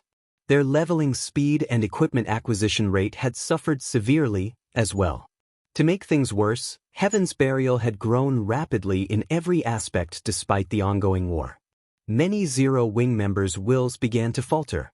They could no longer see any hope of Zero Wing winning this war, and so, many had given up and left while they still could. They were already starting a super large-scale team dungeon raid? Aqua Rose frowned at this point. Many large guilds had already raided level 50, 100-man team dungeons successfully, but not one of them had raided a level 50 super large-scale team dungeon. Unfortunately, only these dungeons contained level 50 top-tier equipment and set equipment. If Heaven's Burial obtained the first clear of a super large-scale team dungeon in Star Moon Kingdom, the pressure its success would bring on Zero Wing's members would be crushing. Even if the guild failed to exhaust Zero Wing by obtaining the first clear of a level 50 super large-scale team dungeon, not only would a guild obtain a 3-star guild residence promotion order, but it would also obtain level 50. Top-tier weapons and equipment. What was players' purpose of joining a guild? Wasn't it to help them obtain better weapons and equipment while leveling faster? As long as Heaven's Burial succeeded, a ton of experts would try to join the guild. After all, not even independent teams could clear a super large-scale team dungeon. As she watched Heaven's Burial grow stronger by the day, Aqua Rose gradually came to understand how frightening guilds with major corporation support were. With an endless financial supply, a guild could attract as many experts and gain as many resources as it wanted. There was simply no way that Zero Wing, a guild that had been built from nothing, could compete with such guilds. It took everything Zero Wing had just to cope with Heaven's Burial's offensive. Big Sis Aqua, Heaven's Burial has stated that if Zero Wing is willing to hand over 51% of its shares, they'll stop their assault on the guild. If we continue to resist, however, they'll thoroughly obliterate us from God's domain. They've only given us 2 days to consider their offer. Here's a video they sent, Yaya whispered. What? Aqua Rose had been about to reject the proposal instantly, But after watching the video from Heaven's Burial, her expression turned solemn. The video depicted an army of evil beasts and evil demons. Although the army was not particularly large, only around 30,000 soldiers, it was an unprecedentedly high-quality force. Among the monsters, the army had over 5 level 72 mythic-ranked evil beasts and 20 level 70 Grand Lord-ranked evil demons. In addition, the force included a large number of level 70 Great Lord-ranked evil demons. The weakest member of the army was Lord rank. Regarding overall strength, this evil beast and evil demon army was far more powerful than the two armies Zero Wing had previously faced. If these monsters took action, the consequences would be unimaginable. Even Zero Wing City might fail to stop them. As Aqua Rose struggled to think of a plan, Shifeng contacted her. Aqua, how's the equipment collection coming along? Shifeng asked. We're almost done. We'll have everything we need in a few more hours. Aqua Rose responded dejectedly. All right. I've finished my task as well. I'll return in a moment. Shifeng nodded in satisfaction, surprised by Aqua Rose's efficiency. Although he hadn't requested level 50 top-tier equipment, only asking for elite-grade equipment, it was still a difficult job. They've already reached level 50. Aqua Rose was stunned. They were talking about nearly 700 players. Before Shifeng had taken them out to grind, Zero Wing's internal members and the White Tiger Dojo's disciples had only been around level 30. They had been unimaginably far from level 50. In her opinion, even with Shifeng's astonishing leveling capabilities, he'd still need 2 weeks or so to power level the 700-man team to level 50. Even the most powerful elite members in the various large guilds were only around level 47 right now, and only capable expert players were close to level 50. After all, players needed drastically more EXP to level up after reaching level 45. Yet, Shifeng had helped nearly 700 players catch up to peak experts in less than half of the time she had assumed. They've all reached level 50. Some have even reached level 51, Shifeng said, nodding. If not for the lack of demonic creatures around the Lost Town, he wouldn't have had an issue getting everyone to level 51 or beyond. Aqua Rose was dazed for a long moment after hearing Shifeng's answer. Level 50 was a major turning point in God's domain. Despite Heaven's Burial's massive expert count, the majority of its experts were stuck at level 49, still far from hitting level 50. Although the difference was only one level, the equipment quality was monumental. With the addition of so many level 50 experts, Zero Wing's combat power would rise significantly. However, when Aqua Rose recalled the video Heaven's Burial had sent, her excitement cooled. Guild leader, here is a video Heaven's Burial just sent. They want us to hand over 51% of Zero Wing's shares, or they'll proceed with even more drastic measures to destroy us, Aqua Rose said as she forwarded the video to Shifeng. Against so many high-ranked evil beasts and evil demons, even Zero Wing's additional 700 expert players would be no more than throwing a bucket of water on a forest fire. They've already grown so strong? Shifeng muttered as he watched the evil beasts and evil demons in the video. Although he had expected something like this, he couldn't help his astonishment when he actually saw the real deal. In addition to more than 5 level 72 mythic-ranked evil beasts and 20 level 70 Grand Lord-ranked evil demons, the monster army included more than 1,000 Grand Lord-ranked evil beasts and Great Lord-ranked evil demons. With such a force, Heaven's Burial would have no problems capturing any guild town in Starmoon Kingdom. Chapter 1633, Intermediate Ability. Chapter 1633, Intermediate Ability. Have you found out anything new about Starmoon Kingdom's Evil Gods Temple? Shifeng could not help but ask as he watched Aqua Rose on the screen. Even he did not have any practical methods to deal with Heaven's Burial's monster army. However, he was not particularly worried about the army. Either the situation in Starmoon Kingdom had changed since their last confrontation. NPC armies constantly patrolled the kingdom right now, and if these NPCs encountered any evil beasts or demons, they'd quickly exterminate these monsters. Hence, Heaven's Burial couldn't dispatch an army of evil beasts and evil demons en masse into the kingdom right now. Otherwise, the enemy guild would have done it already, rather than send a video and try to threaten them. Although the monster army couldn't march into the kingdom, it could dispatch small contingents of high-tiered evil demons to ambush players. Hence, Heaven's Burial's monsters were still quite a problem. If Zero Wing wanted to squash this problem thoroughly, It had to destroy the evil god's temple in Starmoon Kingdom. They've hidden it quite well. Even now, we haven't found any clues leading to the kingdom's evil god's temple yet, Aqua Rose said, shaking her head. She continued, moreover, even if Heaven's Burial doesn't mobilize its monster army, at the rate it's growing, it's only a matter of time before the guild overwhelms and crushes us. Based on our most recent information, Blackwater has recently hired another batch of Refinement Realm experts to help hunt our members. It's taking everything we've got just to defend ourselves. If more Refinement Realm experts join the fight, I'm afraid that we won't last very long. In addition, our financial state is particularly concerning. We've already used all of our available funds, and we don't have the support of any major corporation. We're entirely reliant on Zero Wing City, Stone Forest Town, and the Candlelight trading firm's profit to keep the guild running. If something unexpected happens that require those funds, we'll be ruined. She was also aware that Heaven's Burial had merely sent the video to scare them. However, nothing changed the fact that Heaven's Burial and Blackwater's aggression was increasing. Furthermore, Blackwater had recruited plenty of Refinement Realm experts to help in this war using its expansive connections. Initially, Blackwater had sent over 20 Refinement Realm experts to aid Heaven's Burial, and now it was sending an additional 30+ experts.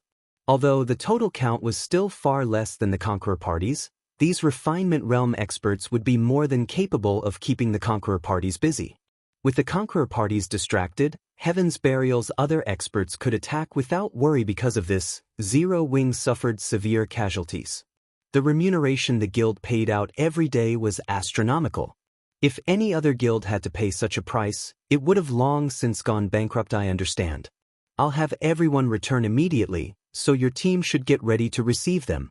Also, notify Melancholic and tell her to host an auction in the Zero Wing auction house in 6 hours. We'll sell Zero Wing City's private houses and shops, Shi Feng said after giving the matter some thought. Right now, he needed to deal with the guild's financial problems. Although he had tried to think of a way to increase Zero Wing's income, these revenue sources weren't enough to compete with Heaven's Burial and Blackwater. Weary selling Zero Wing City's private houses and shops? But, with the current situation, I'm afraid that we'll have trouble selling them for a high price.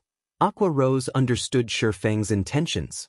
In fact, she had considered the same option. However, only a fool wouldn't see the situation of Heaven's Burial and Zero Wing's war. With that in mind, no one would willingly spend a large amount of money to purchase Zero Wing City's private houses and shops. Players might not be interested in these properties at all. If a guild town or city changed hands, any agreements with the previous owner would be null and void. Knowing this, who would possibly want to purchase land in an unstable city? Relax. Even if our situation is uncertain, what must be sold will be, Shi Feng said, chuckling. He did not bother to explain further. Aqua Rose was speechless. Although what Shi Feng had said was true, selling such valuable properties at a discount wasn't worthwhile. Following which, Shi Feng disconnected the call and had his team use a return scroll to teleport back to White River City. Meanwhile, Aqua Rose did as she had been told. Immediately, news of Zero Wing auctioning off its city's private houses and shops spread like wildfire throughout Starmoon Kingdom. Even the neighboring kingdoms and empires' major powers heard of the upcoming auction. So, Zero Wing is finally selling its city's private houses and shops? It seems that Zero Wing really can't hold on much longer. Zero Wing's selling their real estate now? Does Zero Wing take us for fools? When the various major powers saw Zero Wing's announcement, they laughed, ridiculing Zero Wing for falling so low. Zero Wing has finally hit its limit? Singular Burial could not help but laugh when he read the report from a subordinate. Unfortunately, it is too late. They might have found buyers had they chosen to sell the properties a few days ago, but now that Zero Wing's position in this war has become more uncertain, who would be foolish enough to buy the deeds? Notify our subordinates and have them increase their offensive against Zero Wing's members immediately. Also, spread a lie to the public, stating that we intend to attack Zero Wing City. I want to see just who actually attends Zero Wing's auction. Understood. Daybreak Fog nodded before leaving the guild leader's office. Although the various major powers understood that Zero Wing was approaching its end, many would be interested in attending the guild's auction. Aside from Zero Wing's in-house products, items were available from other players in Zero Wing's auctions. There was also the convenient option of bartering. Meanwhile, after exiting White River City's teleportation hall, Shifeng made his way to the library. Although he had already bound the purple thunder flame to himself, he needed the help of a special magic array to fuse it with the soul fire, and only Charlene was capable of conjuring this magic array at the same time. Shifeng sent his team to deliver the mana and Eternium ore they collected to the Candlelight trading firm before getting some rest aside from the massive amount of EXP they had earned while grinding demonic creatures in the Lost Town. They had gained a plentiful harvest of ores. Moreover, the closer they had gotten to the mysterious pit in the town center, the more ores they had obtained. In total, they had collected over 15,000 pieces of mana ore and over 1,000 pieces of Eternium ore. When Melancholic Smile received the haul, she was dumbfounded due to the high demand for mana ore. Prices for the ore continued to increase. Before Shifeng had left for the Boneless land, mana ore had sold for 1 gold, 20 silver per piece. Now, prices had risen to 1 gold, 50 silver per piece. However, even at such a price, very few people were willing to sell their mana ore again. Even a large guild like Zero Wing would be fortunate to purchase a few dozen pieces each day. Yet, Shifeng had returned with over 15,000 pieces of mana ore again. Even if one robbed a super guild's warehouse, they wouldn't obtain such a bounty. Even if Zero Wing used all of the mana ore to craft mana charms, it would make a massive fortune. Meanwhile, Shifeng's request was simple: use 5,000 pieces of mana ore to forge mana charms and sell them. Not only would the mana charms fetch a high price, but there was also a solid market for them.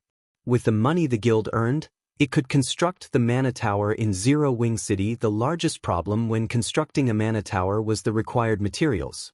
It required over 5,000 pieces of mana ore alone, in addition to plenty of other precious materials. Fortunately, the construction cost itself was relatively cheap, only 5,000 gold. Meanwhile, on the top floor of White River City's library, with Charlene's help, Shifeng attempted to merge the Purple Thunder Flame and the Soul Fire. It was far more difficult to merge the Tier 3 Purple Thunder Flame with the Soul Fire than it had been to merge the Tier 2 Ice Blue Devil Flame, since the former was more powerful. He needed more accurate control to wrap the Soul Fire around the Purple Thunder Flame. 1 attempt. 2 attempts. 3 attempts. With each subsequent attempt, Shifeng grew increasingly adept with the fusion process, so much so that he had improved his control over his own body and his environment. Shifeng was somewhat surprised at this. He had never thought that he could become stronger while trying to fuse the mysterious flames. He had thought that he had reached his limit and would have to break through to the domain realm to improve further. As Shifeng attempted his 26th fusion, the sound of a system notification reached his ears. System, congratulations. You have gained rough control over the Soul Fire. You may now utilize the Soul Fire's intermediate abilities. Chapter 1634, Soul Fire's New Abilities. Chapter 1634, Soul Fire's New Abilities. Not even a Tier 3 Mysterious Flame is enough for me to gain full control of the Soul Fire? Shifeng was slightly surprised when he saw the system notification. Tier 3 Mysterious Flames were exceedingly rare in God's domain.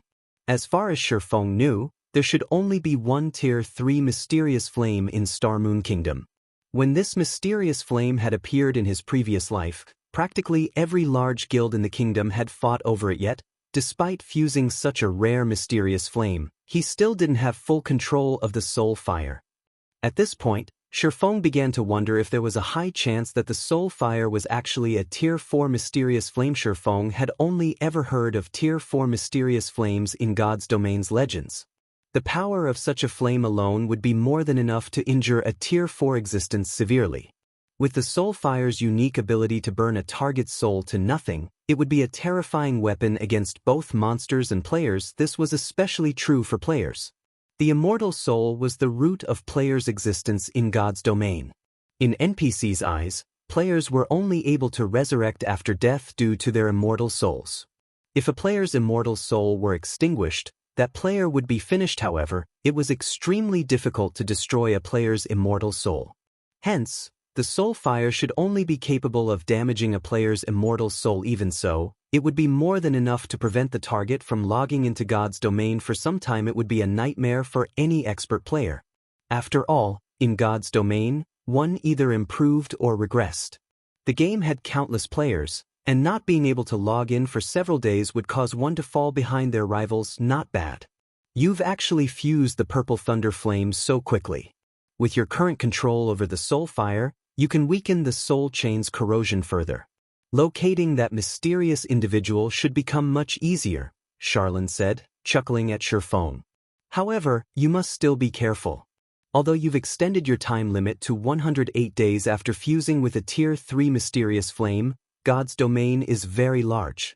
It might seem like a lot of time, but in reality, it isn't. It is best if you locate a few more Tier 3 mysterious flames during this time. That way, you'll gain better control over the soul fire. I only have 108 days? Feng was dumbfounded when he heard Charlene's warning. He had hoped to extend his time limit by a year or so after absorbing a Tier 3 mysterious flame, yet the system had only given him a small extension, and just as Charlene had said, locating that mysterious Tier 5 NPC would not be an easy task. He had no clues leading to the NPC either. He could only rely on the soul chain. Moreover, this was a legendary quest. In general, quests of this rank couldn't be completed within a short period. After pondering the situation for a moment, Feng calmed down. After all was said and done, the purple thunder flame had delayed his deadline by quite a bit. At the very least, he would have more time to deal with his own matters, following which, Feng tested the soul fire's power immediately. Feng's dark pupils were consumed by silver fire. His aura also changed abruptly. If others had felt relaxed around him before, he would now feel like an icy hell. Death and cold dominated his aura. Amazing. I only have a rough control over the soul fire now, yet it is already so powerful? When Feng examined his surroundings, he found that his environment had changed. Not only could he see the soul chain now, but he could also see soul's wavelength. If he focused, he could even slow his perception of time. Feng was at a loss for words. Being able to view soul wavelengths allowed him to determine his target's strength. The stronger a creature was, the stronger its soul would be. In addition, neither players nor monsters could hide their soul wavelengths. Regardless of whether or not a player wore a black cloak or hid behind an obstacle, he could inspect and locate them easily. However, being able to detect soul wavelengths paled in comparison to the ability to slow one's perception of time.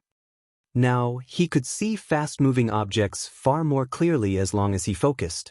Although this ability couldn't compare to a boost to one's physique, which allowed players to keep up with fast-moving objects and react far more quickly, improving one's physique was easier said than done. Just being able to slow his perception of time was astounding and would doubtlessly improve his combat power. I wonder what the soul fire will be capable of once I gain full control? After experiencing the soul fire's new abilities, Feng anticipated the day he could control it completely. He only had rough control of the soul fire, but it already offered such powerful abilities. If he had full control of the soul fire, the improvements the mysterious flame would offer would be even more impressive. Moreover, he'd be able to manifest the soul fire outside of his body as he could with the ice blue devil flame and purple thunder flame, increasing his combat power further. After dealing with the soul fire, Feng made his way to the candlelight trading firm and entered his personal special forging room. Although Aqua Rose had collected plenty of level 50 mysterious iron and secret silver equipment, Zipping and the others would only become as strong as the guild's ordinary experts once they equipped the items. It would be very difficult for them to change the war's overall situation. In fact, Feng had never hoped for anything game-changing by having Aqua Rose collect the level 50 equipment. He had only wanted to ensure that Zipping and the others wouldn't lag behind their peers regarding equipment. Once they caught up in levels, even before leaving for the Boneless land, he had tasked Melancholic Smile to purchase a large number of emeralds from Emerald City in preparation for forging the magic light sets. The magic light set wasn't like the Conqueror's armor, which required plenty of rare materials that weren't often available on the market. Emeralds were the main material required for forging the magic light set. Although emeralds were also a rare material, there was plenty available on the market. At this point, Zero Wing already possessed a huge stockpile of emeralds. As for the Mana Stone, another of the Magic Light Set's core materials, Zero Wing had no lack of the stones.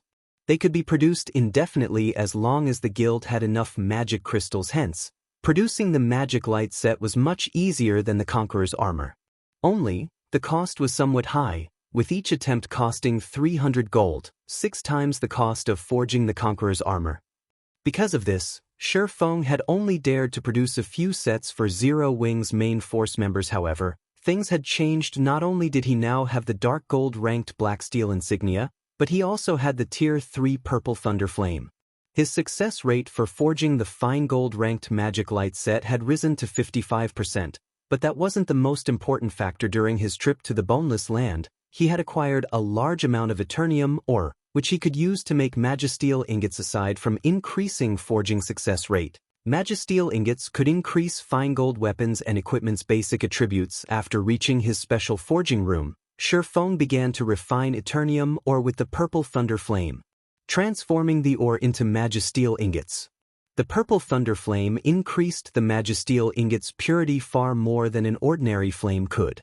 As a result, the Magisteel ingots he created offered a much greater boost to forging success rates. Originally, the Magisteel ingot only increased forging success rate by 5%, but the ingots Shifeng had created could increase his forging success rate by 7% very quickly. Shifeng smelted the 1,000 plus pieces of Eternium ore into 1,000 plus Magisteel ingot. Shifeng then rapidly refined the materials he needed to forge the magic light set equipment. Now that his control had improved and he had the help of the purple thunder flame, his refining and forging speed had visibly increased. An hour later, a complete magic light set glistened before Shifeng's eyes, radiating a mesmerizing glow. This should be a success, right?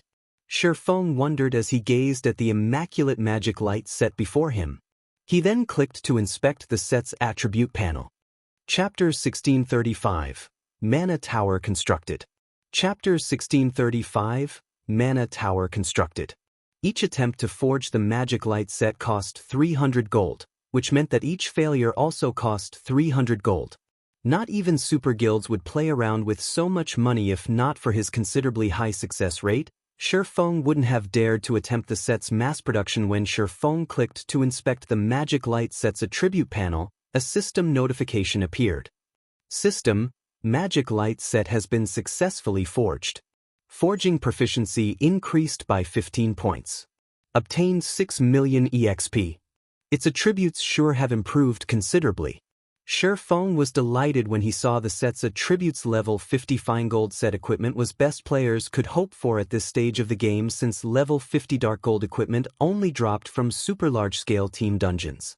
Moreover, the drop rate wasn't 100%. With the inclusion of the Magisteel ingot, the fine gold ranked magic light set's basic attributes had received a 10% boost. Although it didn't seem like much, level 50 fine gold equipment generally offered over 100 points to each attribute. A 10% increase meant at least 10 more points. Meanwhile, the magic light set was a 6-piece set, offering 60 bonus points to each attribute. Furthermore, the Magisteel ingot improved every basic attribute overall. The 10% improvement was the equivalent of an additional piece of level 50 secret silver equipment. Aside from epic equipment and above, no equipment could rival the magic light set at this stage of the game. Unfortunately, epic items were extremely rare, and not even guild's peak experts were guaranteed to wield one. If he let Zero Wing's experts equip the magic light set, they'd definitely have an overwhelming advantage over other guilds' experts in basic attributes. Although the magic light set did not boost the wearer's combat standards, it offered far more destructive power than the Conqueror's armor's basic strength battle array. Rather than rely on superior combat standards to whittle down their enemies, Zero Wing's experts could trample over their opponents by relying on the magic light set. Thinking up to this point, Shifeng began to forge the next magic light set very quickly. Shifeng finished 3 more forging attempts.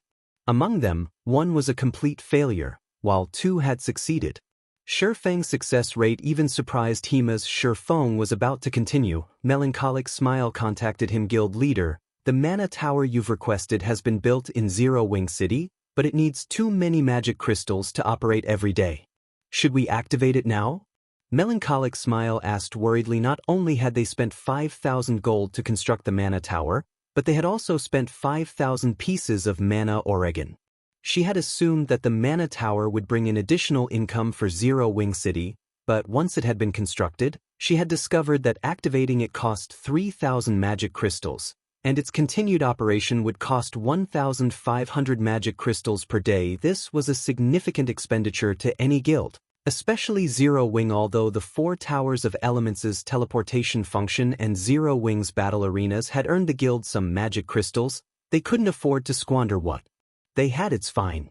Activate it, Shifeng said, chuckling. The mana tower was the symbol of a guild city. Zero Wing City could only be called a true guild city once it had a mana tower of its own. The mana tower increased the mana density in a city significantly. The 5 magic towers increased mana density wasn't even the equivalent to 1/3 of the increase a single mana tower provided. Moreover, more NPCs would only reside in a guild city once it had a mana tower. This was especially true for high-tiered NPCs since they had such strict mana density requirements. Right. Once you've activated the mana tower, notify Aqua and have her raise the entrance fee to 60 copper. Increase the prices for the battle arena services by 30% as well, Shifeng instructed. Naturally, they needed to increase prices in various aspects with the increased mana density.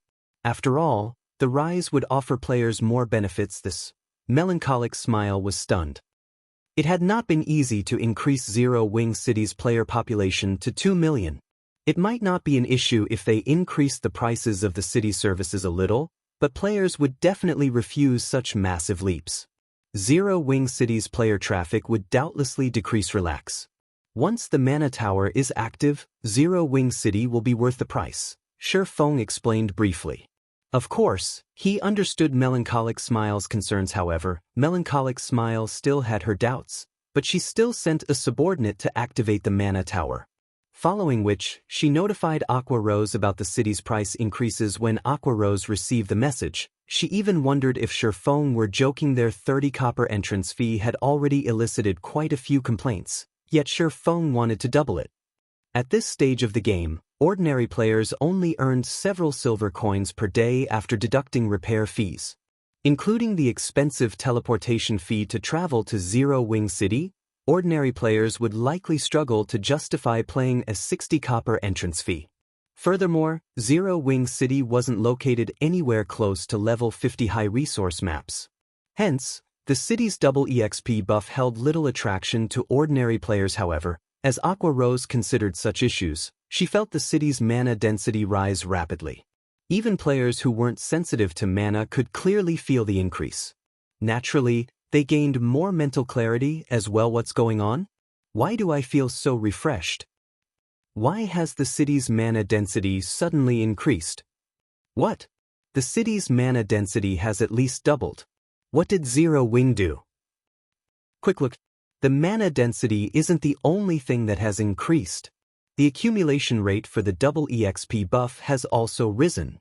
Now, we can accumulate 20% of the double EXP buff just by standing on the street for 24 hours. The players resting in Zero Wing City quickly discovered the new changes, and they all fell into heated discussions about them. Naturally, some of them published the changes to the official forums at the same time. Zero Wing announced that it had increased Zero Wing City's entrance fee to 60 copper, which caused a huge commotion across Starmoon Kingdom. Crap. Is Zero Wing that desperate for money? They're charging 60 copper just to enter the city each time. That is daylight robbery. You can't put it like that. Right now, you can accumulate 20% of the double EXP buff just by standing on Zero Wing City streets for 24 hours. That's just as effective as resting in a guild residence's 1-star private rooms. Do you know how much it costs to rent a private room in a guild? 60 copper is definitely cheap. Indeed. I just checked into a hotel in Zero Wing City, and the new benefits are simply amazing. Not only can I accumulate 30% of the double EXP buff in 24 hours, but I also got an energized buff that increases my maximum stamina by 10% for 4 hours. Moreover, the buff only takes effect after I leave the city. A 10% increase to maximum stamina for 4 hours? That's basically a free stamina potion. I've decided. I'm going to Zero Wing City to rest from now on. That's not the only thing that's changed. I've heard that Zero Wing City's teleportation function can cover a larger distance now. Now, you can teleport into the Orc Empire from Zero Wing City. At first, everyone had been disgruntled about the increased prices for Zero Wing City services, but after learning about the new benefits the city offered, the number of players willing to rest in Zero Wing City skyrocketed. This was especially true for the adventurer teams that plan to explore the Orc Empire. While ordinary players might consider the teleportation function expensive, the fee was no problem for adventurer teams. To them, time was more important. With the amount of time they saved, they could defeat more bosses, complete more quests, and earn more contribution points. They could easily earn back their teleportation fees, and more in the end, Zero Wing City's player population shot from 2 million to 3 million in less than an hour after the guild implemented the new changes. At this point, the city even felt a little crowded. Chapter 1636, Zero Wing City's Rise. Chapter 1636, Zero Wing City's Rise. The rapid increase in Zero Wing City's player population had surprised Aqua Rose, who had assumed that it would decrease. Not only did the sudden addition of 1 million players bring in another 6,000 gold in entrance fees to Zero Wing City, but plenty of players also rushed to use the city's teleportation function to save on teleportation fees. The various adventurer teams visiting Zero Wing City had also bought memberships for the teleportation services, each earning Zero Wing 20 magic crystals. In one short hour since the guild implemented the new changes to the city, over 4,000 players had bought a membership, bringing in over 80,000 magic crystals. There were even more players interested in teleporting to the Orc Empire. Due to the increased teleportation distance, non-members had to pay 30 silver for each maximum range teleportation.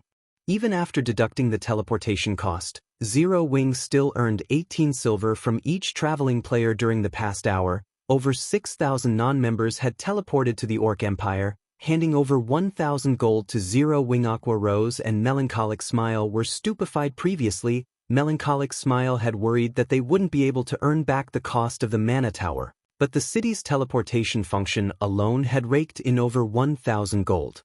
The function alone made money faster than the Candlelight trading firm as a whole, not to mention the amount of magic crystals the service raked in. Moreover, the number of players using the teleportation function and registering for membership continued to increase. Guild leader, where did you obtain this Mana Tower? It is simply amazing. Aqua Rose said excitedly. With its profit speed, we can easily cover our daily expenditures. We won't have anything to fear, even if we continue to duke it out with Heaven's Burial for another 2 weeks. She had agonized over Zero Wing's lack of funds. The increased bounty had skyrocketed the guild's daily expenditures, but now, she didn't need to worry about the issue. This is only the beginning. Later, I'll store the weapons and equipment I've recently acquired in the guild warehouse. Everyone can trade for the items. Since our guild members have suffered so greatly, give our members in Star Moon Kingdom some bonus GCPs. Normal members get 50 points, elite members get 200 points, and core members get 500 points. Shi Feng said, laughing. With the Mana Tower and the 4 Towers of Elements, Zero Wing City should have no problem reaching a player population of 5 million in the near future. At that time, the city should easily earn 30,000 gold off of entrance fees alone. Furthermore, there would be profit from the shop rentals, hotel fees, battle arena, and other revenue sources. Guild leader, won't it be a little much to give out so many GCPs at once?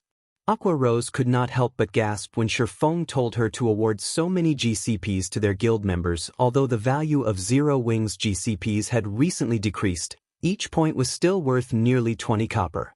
Giving normal members 50 GCPs would be the equivalent of handing them 10 silver each. Elite members would receive 40 silver, and core members would receive 1 gold. Although this didn't seem like much, Zero Wing had a lot of members in Star Moon Kingdom. The total cost would easily reach more than 100,000 gold.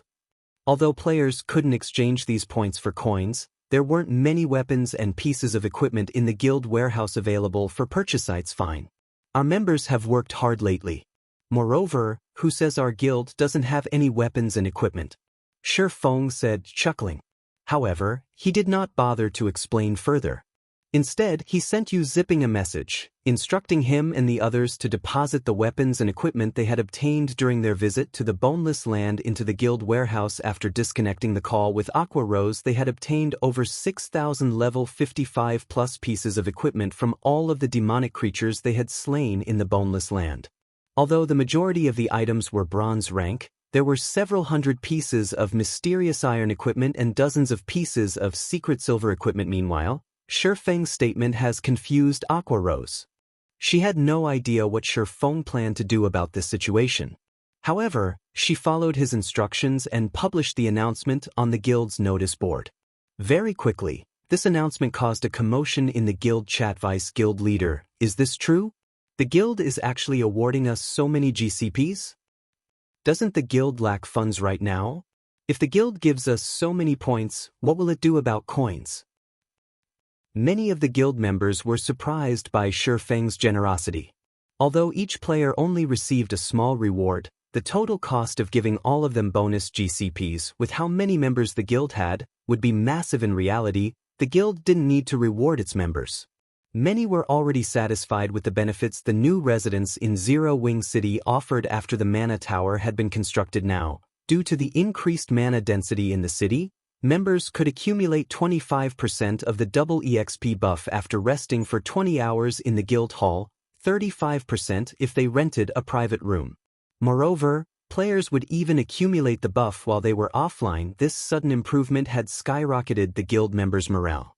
Their confidence in Zero Wing's future had not only returned, but increased. The biggest problem players faced in God's domain was leveling up. Unfortunately, the constant fighting with Heaven's Burial had severely affected Zero Wing members' leveling speeds. In fact, some members were losing levels faster than they could recover them. However, now that they could accumulate the double EXP buff so quickly, regaining their lost levels would be much easier. In contrast, Heaven's Burial's members didn't enjoy such a benefit. If this war continued, Zero Wing's members would definitely surpass Heaven's Burial's members in levels. No need to worry. This is a direct command from the guild leader. Moreover, the guild leader has said that since everyone is still willing to believe in Zero Wing will not mistreat any of you. Aqua Rose explained in the guild chat. Inwardly, though, she had no confidence in her words in the least. All hail the guild leader. All hail Zero Wing. Hearing Aqua Rose's words, Zero Wing's members cheered. After everyone received their bonus points, many players ran to the guild warehouse to purchase items. When they saw the available items, however, they were stupefied. All sorts of weapons and equipment had been put up for purchase in the guild warehouse. All of the items were at least level 55. There were even level 65 items available. There were easily over 6,000 items in total currently. Even level 50 equipment was incredibly difficult to obtain, not to mention level 55 plus weapons and equipment. Although none of them could use these level 55 plus weapons and equipment at present, at the very least, they wouldn't have to worry about weapons or equipment once they reached level 55. This was especially true for the guild's normal and elite members. Level 50 plus equipment were extremely difficult to obtain, and being able to purchase a set of up-to-date bronze and mysterious iron equipment as soon as they reached the appropriate level would be a dream for these players. Meanwhile, news that Zero Wing was giving away a ton of bonus GCPs and had thousands of level 55 plus weapons and pieces of equipment spread to Starmoon Kingdom's various large guilds. The various guilds had assumed that Zero Wing had reached its limits and was close to crumbling. They had expected the guild to play such a hand so suddenly. There was also Zero Wing City's recent rise to fame. No matter how they looked at the situation, Zero Wing did not seem like a guild that was nearing its end. In fact, Zero Wing grew stronger by the minute. When Singular Burial received news of this, he was stupefied. Chapter 1637, Astronomical Auction. Chapter 1637, Astronomical Auction. Heaven's Burial wasn't the only guild caught off guard by Zero Wing's sudden transformation.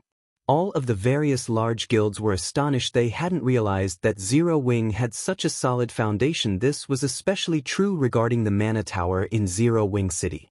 The construction had skyrocketed the mana density in the city, making the already attractive city even more popular among players. Now, the various powers and players that had originally believed Zero Wing's downfall had been inevitable began to see a little hope for the guild. Who would have thought Zero Wing could still make such a move? Now, thanks to the Mana Tower, Zero Wing City's player population has gone through the ceiling. With this, the city's income will drastically increase. It seems that Heaven's Burial won't be able to wear Zero Wing down in a short amount of time. That's definitely true. Based on what I've heard, over 5,000 additional players have secured teleportation memberships in Zero Wing City since the guild implemented the new changes. Indeed, the number of orcs guarding the Orc Empire's borders continues to increase, and the borders are becoming even more difficult to cross. The distance is a huge problem as well. By teleporting straight into the Orc Empire's outer region from Zero Wing City, players can save over 10 hours of travel time. They won't have to worry about Orc patrol squads ambushing them either. The only problem is the expensive teleportation fee. It's not affordable for ordinary players like us. When discussing Zero Wing City's enhanced teleportation function, whether they were members of the various major powers or independent players, they all wore hungry expressions at this point. The Orc Empire had become a gathering point for multiple kingdoms and 2 empires. However, the journey there was still a problem that plagued all of the players who wanted to visit the Orc Empire.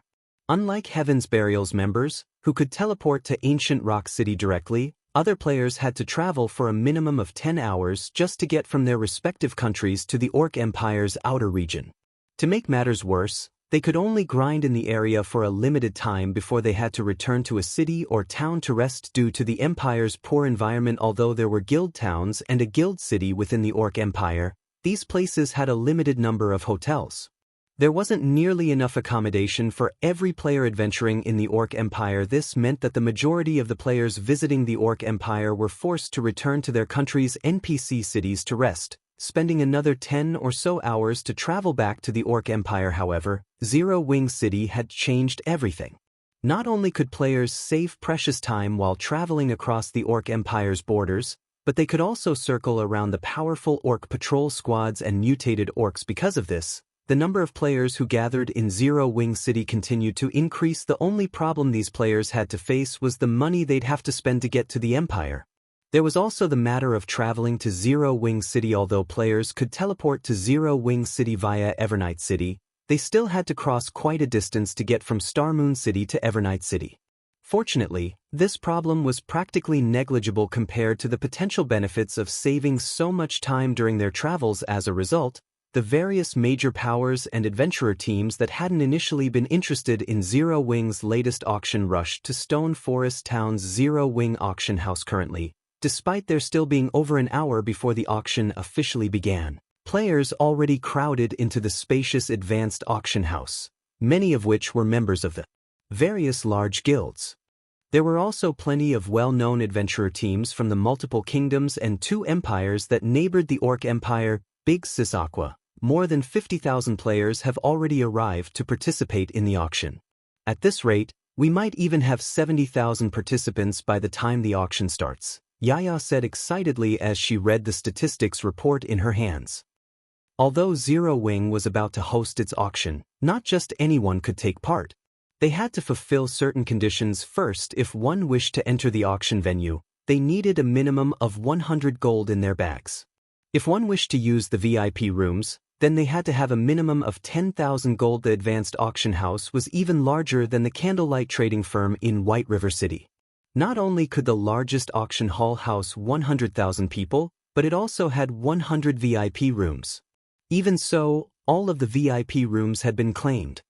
When Aqua Rose saw the statistics, she, too, was shocked. Even Super Guild's auctions had trouble attracting such a colossal crowd. Aqua Rose finally understood why Feng had said that this was only the beginning. With so many people contesting for Zero Wing City's private houses and shops, it would be strange if these properties did not fetch a high price. Following which, time passed quickly.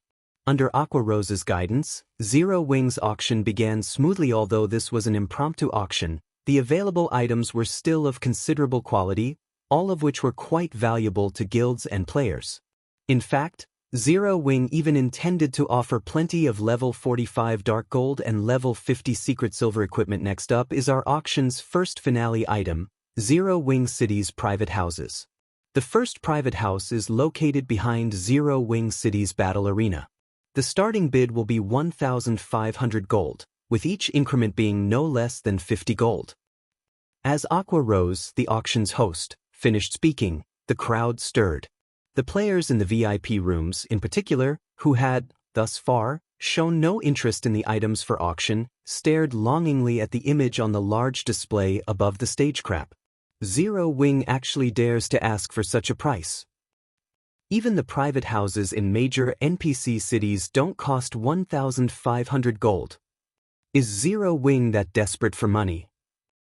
Many of the players present were shocked by the minimum bid. Aqua Rose had stated the private houses in NPC cities with player populations in the millions only sold for around 1,000 gold.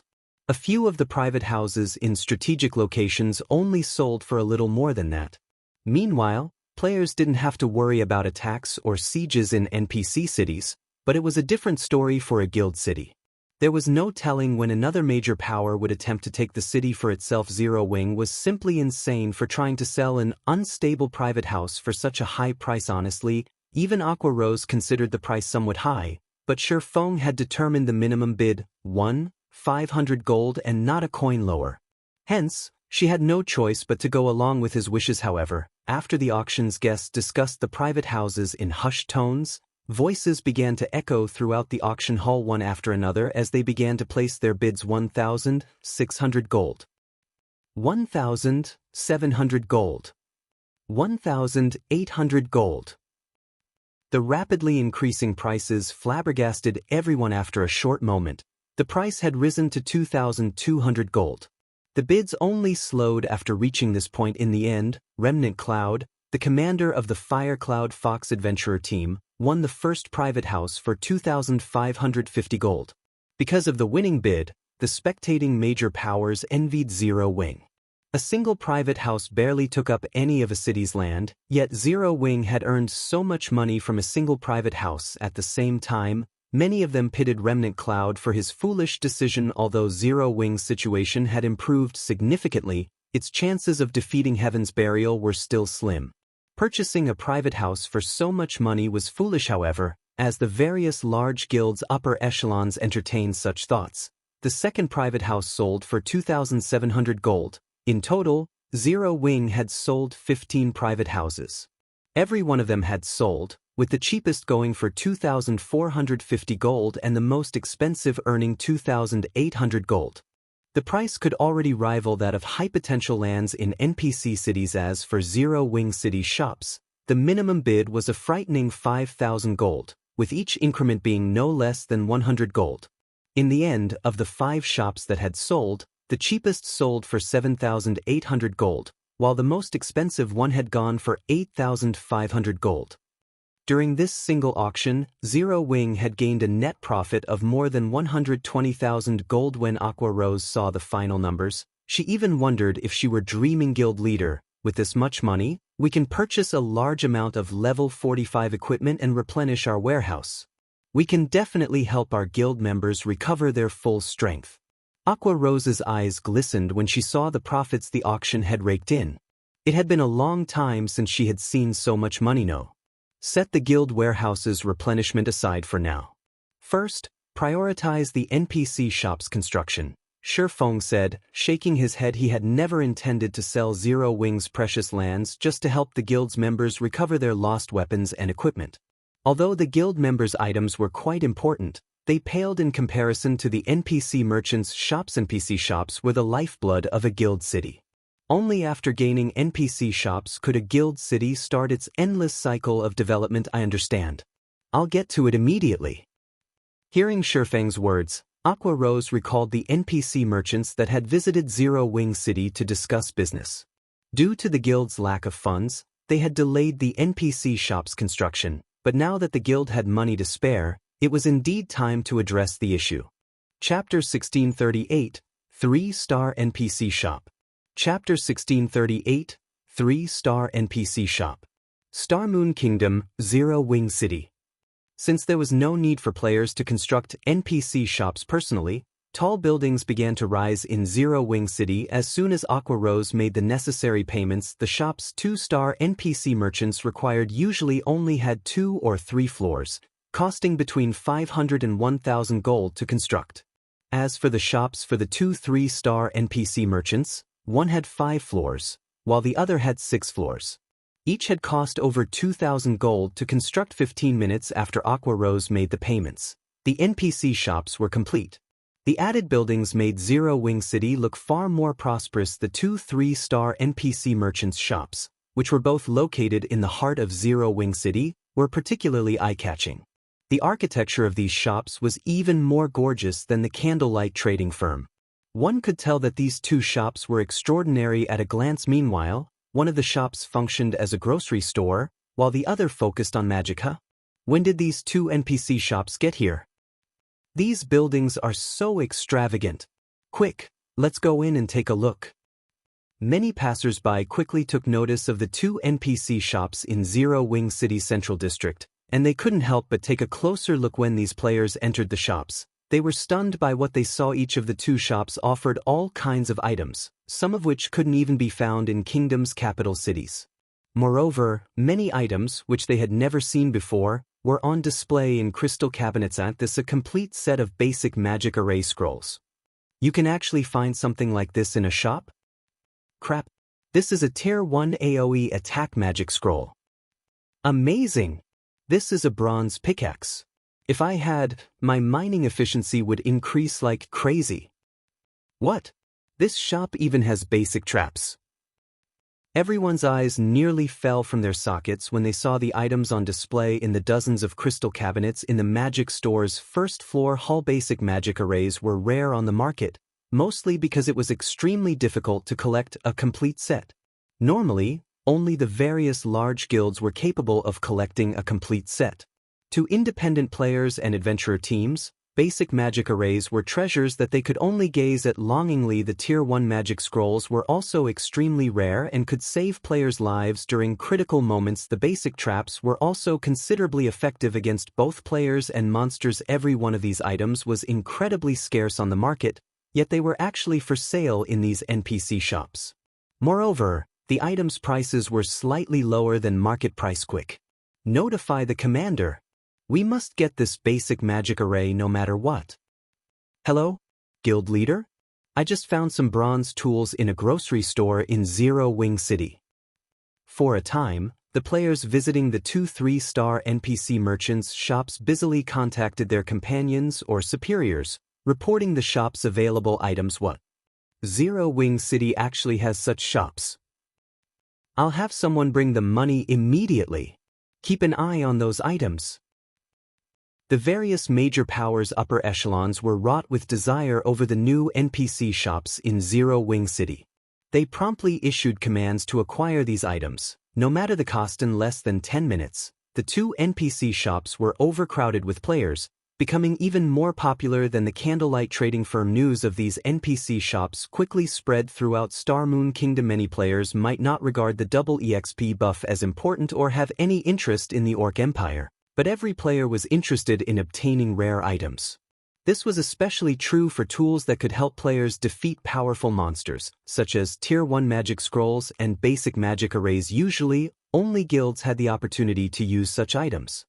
They couldn't simply be purchased with enough money. After acquiring these tools, players could take down powerful monsters they previously had to avoid. Guild leader, now that every NPC merchant has begun their shop's operation, shouldn't we purchase some of their products for ourselves?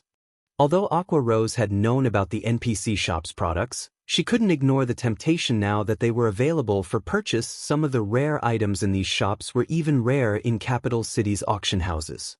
If they purchased these items and sold them in Zero Wing's auction house, they'd make a huge profit. No need. Rather than trying to make a profit through resale, attracting more players to Zero Wing City is more important, Shi Feng said, chuckling.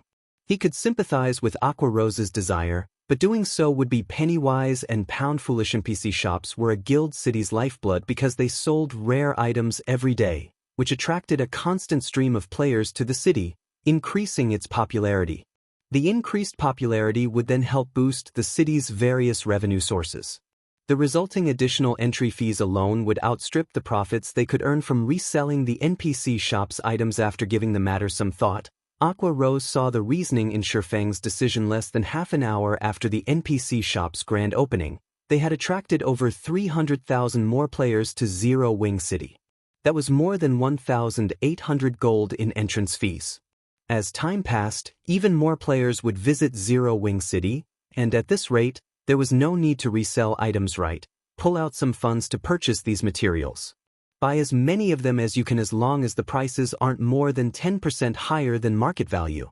Once you have them, send all of the materials to me, Shifeng instructed. After examining the materials he had left to forge the magic light set, although he had Melancholic Smile gradually collect the necessary materials, the cost was simply too high. Overall, Melancholic Smile had only managed to purchase around 100 sets of materials for him. Now that Zero Wing had funds to spare, he needed as many materials as possible. Alright. I'll send someone to purchase them immediately. When Aqua Rose saw the list of materials Shifeng required, she was slightly astonished. However, now that Zero Wing City's income soared, she was confident in acquiring a large stock. Orc Empire, Ancient Rock City. The atmosphere in the guild leader's office in Heaven's Burial's residence was extraordinarily tense. What is going on with Zero Wing? Is some major corporation supporting it in secret? Singular Burial grumbled, greatly displeased with the latest status report on the rival guild. At the same time, he felt an immense pressure bear down on him. Not long ago, it had been obvious that Zero Wing was about to crumble, yet it was now full of vim and vigor. In fact, the guild was doing so well that it had even awarded over 100,000 gold in bonus GCPs.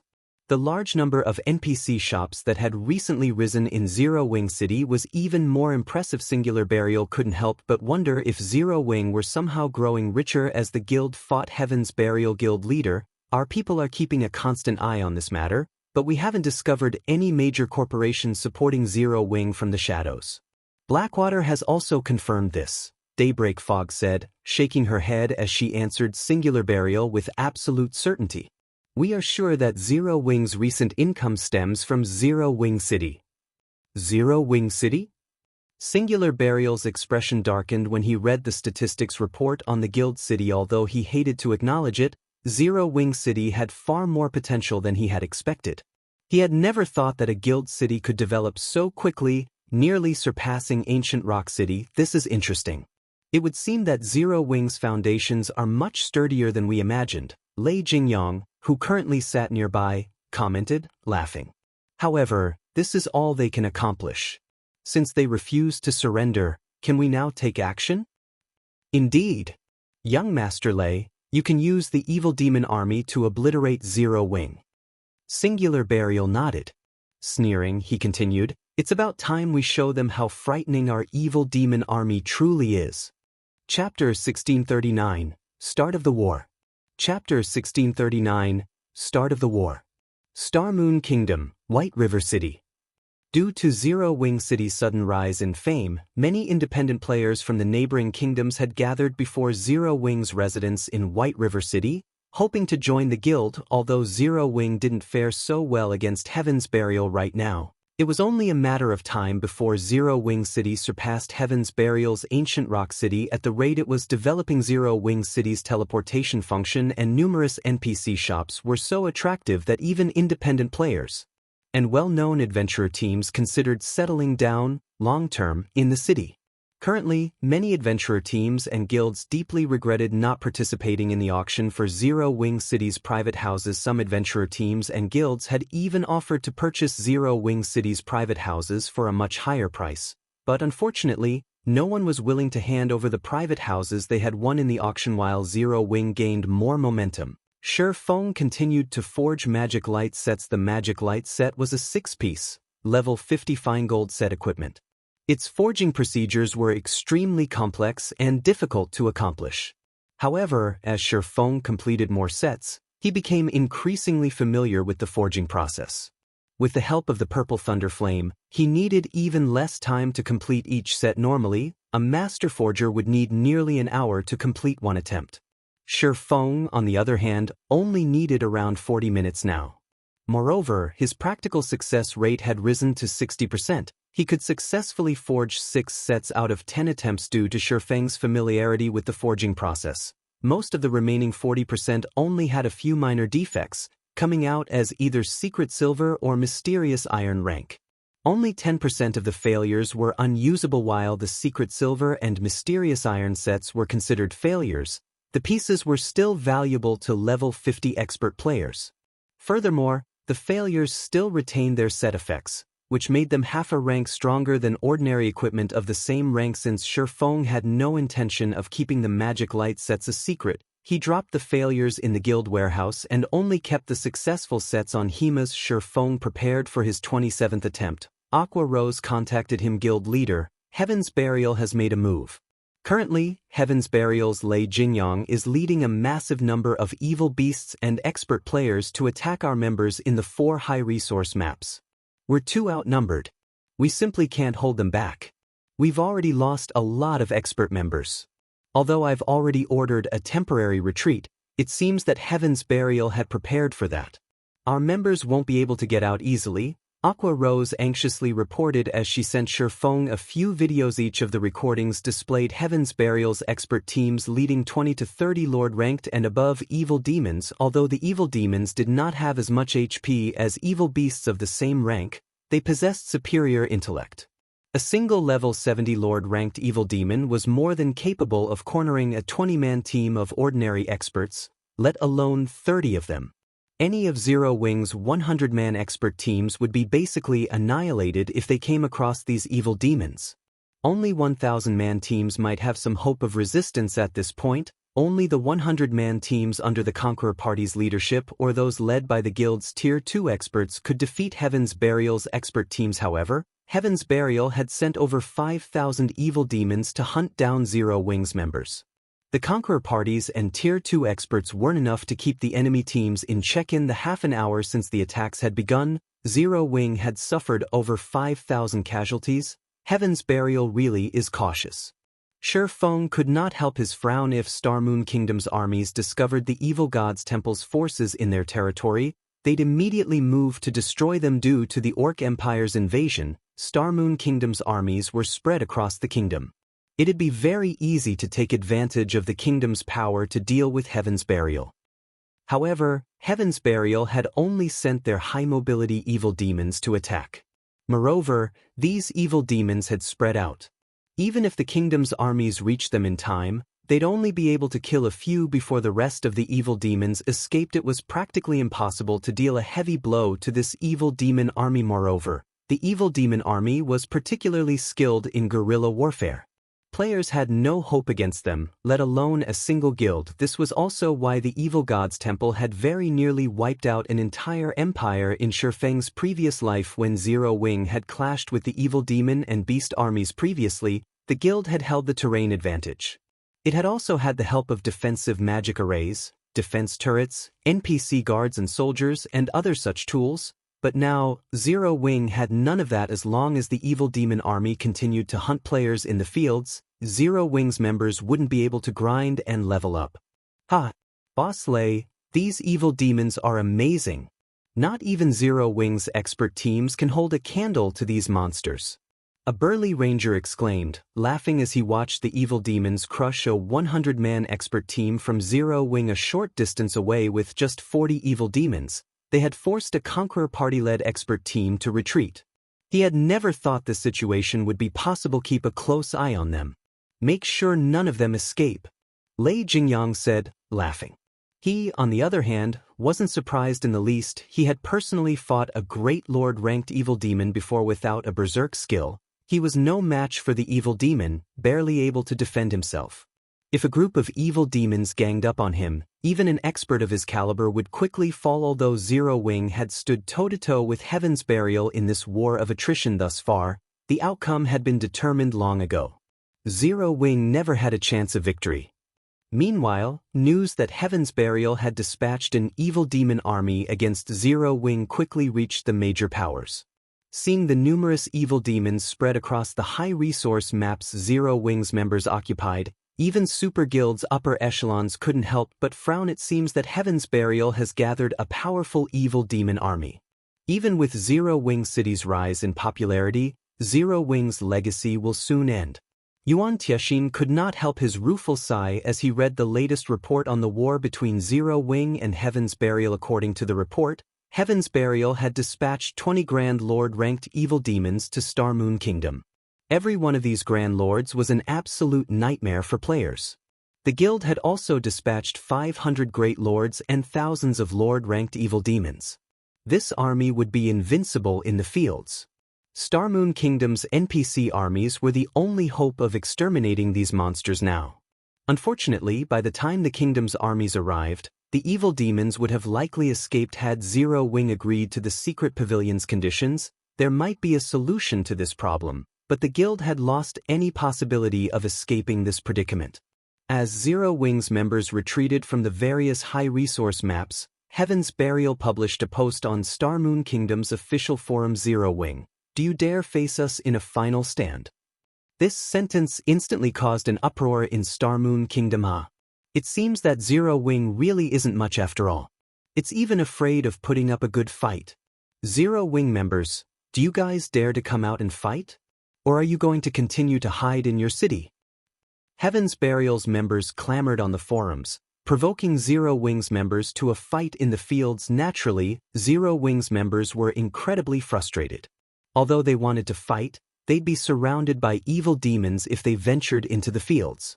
If that happened, they'd never survive. Yet if they didn't fight, everyone in the game would look down on them. Guild leader, many of our members are voicing their desire to face Heaven's Burial's members due to the recent announcement. But if we let them, Aqua Rose trailed off helplessly. Is there really no way to deal with those evil demons? She found Heaven's Burial's actions truly disgusting, but if they didn't find a solution quickly, not only would Zero Wing's reputation plummet, but the guild's morale would also crumble. Does Heaven's Burial really think that Zero Wing is some helpless sheep? Since they want to fight, I'll give them a fight. Shi Feng sneered. Chapter 1640. An eye for an eye, a tooth for a tooth. Chapter 1640. An eye for an eye, a tooth for a tooth. We're going to fight them? Anticipation filled Aqua Rose when she heard Shi Feng's growl. Guild leader, do you really have a way to deal with those evil demons? She was very familiar with Zero Wing's foundations. With the guild's current combat power, they had no chance of victory against Heaven's Burial in the open fields. If they wanted to win, they needed some special strategy or a miracle. Nope, Shi Feng said, shaking his head. Then how are we supposed to fight Heaven's Burial? Shi Feng's simple response dumbfounded Aqua Rose. Who says we're going to fight them head-on? Shi Feng asked, revealing a faint smile. A guild war is a competition of wealth. If we cut off their income, how long do you think they'll last? Both guilds had already set bounties on each other's members and incurred massive expenditures each day because of it. If one side suddenly lacked the funds to pay for the massive number of bounty claims and couldn't compensate its guild members, that guild would crumble under the pressure. Cut off their income? Aqua Rose gave her guild leader a confused look. Heaven's Burial's financial ability was frightening. Not only was it backed by the Blackwater Corporation, but it could also lean on the Orc Empire's ancient rock city for funds. If it were possible to cut off these sources, Heaven's Burial would suffer a devastating blow to its finances. However, no matter how Aqua Rose considered the situation, she couldn't find a way to do so. Ancient Rock City was located in the Orc Empire's inner region. Not only was it protected by Heaven's Burial's members, but the guild also continued to strengthen the city's static defenses. Every one of God's domain's various superpowers eyed the city, hoping for a chance to capture it. The guild had also stationed NPC soldiers within the city walls. Although Ancient Rock City only had around 6,000 NPC soldiers, everyone was level 100. The majority of them was also Tier 1 soldiers, with a minority of Tier 2 NPCs and a few Tier 3 commanders. Level 100 was the second major turning point in God's domain. Had these NPCs been present when Heaven's Burial had tried to capture the city, it would have failed even if it had employed thousands of level 70 evil beasts. Unfortunately, cutting off the income from the Blackwater Corporation was even less possible. Blackwater had already taken control of the Iron Empire, and with Zero Wing's current strength, Attacking the guild in its own empire would be suicidal in any case. Have someone send me 60,000 magic crystals. I intend to visit Ancient Rock City and try to cut off Heaven's Burial's income from it. Also, inform our guild members to stay indoors for now. If they have to level up, they can do so in the maps around Zero Wing City. Have Flying Shadow, Shadow Sword, and the others offer reinforcement if our members come under attack. Shi Feng instructed after nodding to Aqua Rose's question. None of the others had the power to deal with Ancient Rock City. Unfortunately for Heaven's Burial, he had obtained the Demon King's Horn, an epic consumable. During his trip to the World Summit, even Zero Wing City's defensive magic array would shatter against a full-powered attack from a Tier 5 Demon King, not to mention Ancient Rock City's. The Demon King's Horn's only flaw was its maddening requirement of magic crystals. Previously, Zero Wing hadn't even had 10,000 magic crystals in its warehouse, and Shi Feng couldn't have afforded to use the Demon King's Horn. But things had changed for the guild. Zero Wing City alone earned more than 100,000 magic crystals through its teleportation services and battle arena, and the number continued to climb by the minute. Hence, taking 60,000 magic crystals would not harm Zero Wing's daily operations too much. Since Heaven's Burial dared pull such a stunt, Shi Feng had to return the favor. As the saying went, an eye for an eye, a tooth for a tooth. When Aqua Rose heard that Shi Feng planned to head to Ancient Rock City by himself, she panicked. Hurriedly, she argued, "Guild leader, it is too dangerous for you to go alone. There are level 100 Tier 3 NPCs guarding Ancient Rock City. Heaven's Burial has long since set Zero Wing as an enemy. The moment you approach the city, the NPCs will annihilate you." Every NPC soldier in Ancient Rock City was more than capable of slaughtering current players. Going there alone was suicidal. Relax. I know what I'm doing. If I really can't pull it off, I won't force the issue, Shi Feng said, chuckling. He did not bother to explain further. Then, you must be careful. I will have Yaya deliver the magic crystals right away, Aqua Rose repeatedly implored. Despite Shi Feng telling her to relax, she could not help but worry, following which, Aqua Rose had Yaya deliver 60,000 magic crystals to White River City's candlelight trading firm while she dealt with the guild members, instructing everyone to avoid going out as much as possible. Once Shi Feng obtained the 60,000 magic crystals, he retrieved 2 Tier 3 defensive magic scrolls, which the guild's main force had acquired, from the guild warehouse before hurrying to Ancient Rock City. Orc Empire, Ancient Rock City. Due to the Primordial Divine Ruin's appearance, high-level quests and powerful bosses had begun to spawn around the ruin. Because of this, many players had gathered in the area to compete for these resources. This also increased Ancient Rock City's player population. Though, the population increase was not as dramatic as that of Zero Wing City. Some of the new arrivals to Ancient Rock City were in awe of the city's numerous large buildings. Ancient Rock City contained various hotels, smithies, bars, and restaurants, and the shortest of these buildings included 3 floors, while the tallest even had 6 or 7. Ancient Rock City's prosperity could already rival major NPC cities. Moreover, the city's defenses were incredibly powerful. The city already had 28 defense turrets and dozens of arrow towers. The center of the city even housed 3 basic mana pulse cannons, which Heaven's Burial had purchased from Blackwing City. Even if an orc army attempted to siege the city, no one would expect the city to fall for even a second. When the various superpowers saw the city, they were forced to abandon the idea of capturing it. Ancient Rock City is truly an impenetrable fortress. With this city, it is only a matter of time before Heaven's Burial becomes a super first-rate guild. That's right. With the constant supply of funds from Ancient Rock City and the support from major corporations, many experts will likely attempt to join the guild. All Heaven's Burial needs now is time to develop. I know, right? I've heard that the evil demon army attacking Zero Wing right now also belongs to Heaven's Burial. You guys should see how powerful those evil demons are for yourselves. Ordinary experts are nothing before those Lord-ranked evil demons. Just one of them can easily wipe out a 20-man expert team, and the great Lord-ranked evil demons' combat standards can even rival ordinary experts. Even the various superpowers are afraid of Heaven's Burial now. If not for the other kingdoms and empires hunting down the evil demons, Zero Wing would have been annihilated already. Zero Wing sure is unlucky to have Heaven's Burial as an enemy. With this evil demon army against them, Zero Wing is finished. Although Zero Wing is not a weak guild by any means, it has crap luck to have crossed Heaven's Burial.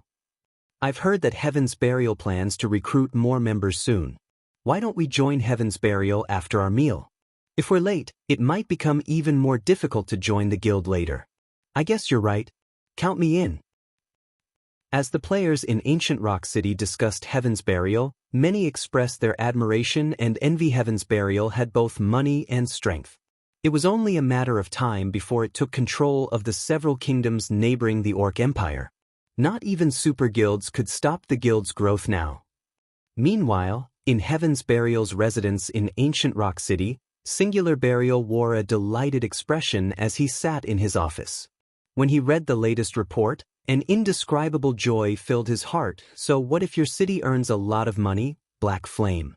In the face of absolute power, what can you possibly do?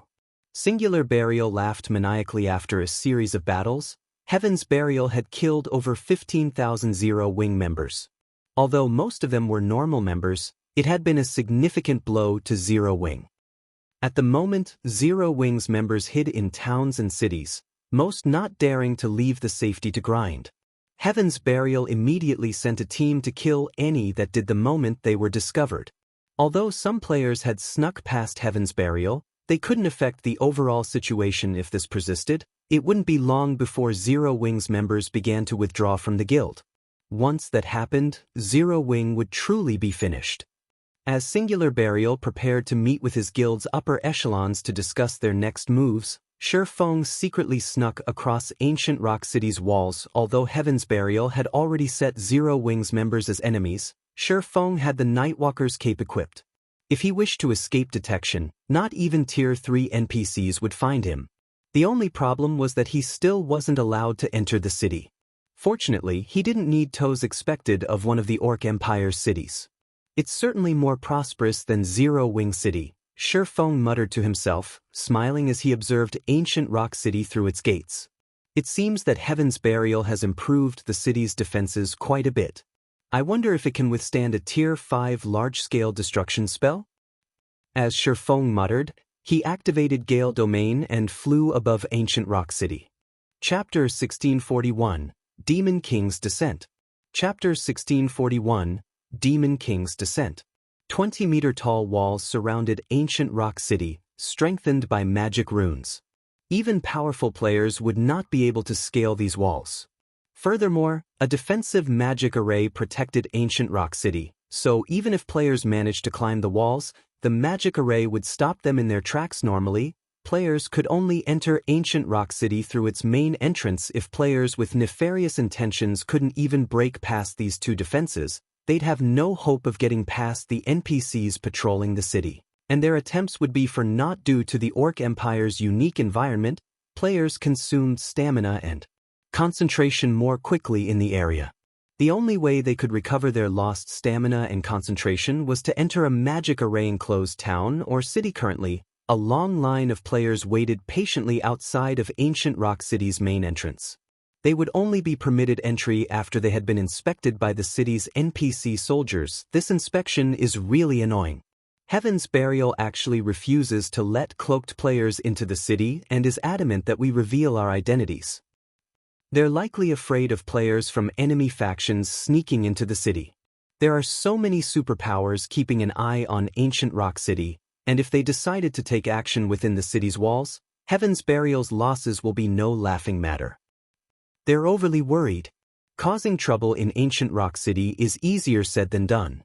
Plenty of NPC soldiers and players constantly patrol the city. If anyone does anything odd, they'll likely die before they can do any actual damage. Indeed, Heaven's Burial is just being too careful. With such powerful defenses, not even the super guilds can do anything to the city. As the players in line discussed Ancient Rock City's strict security, they all agreed that Heaven's Burial was being too sensitive. Ancient Rock City wasn't even under players' full control, and as a result, formidable NPCs guarded the city. Even if players wanted to attack the city, there was nothing they could do at this stage of the game. Guys, look. Someone's up there. Crap, who is that? He's actually flying.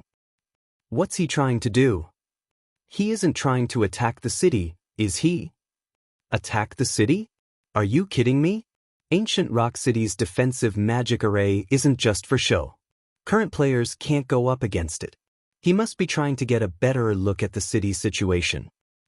Who is that guy? He sure has guts. Isn't he afraid that Heaven's Burial will try to kill him?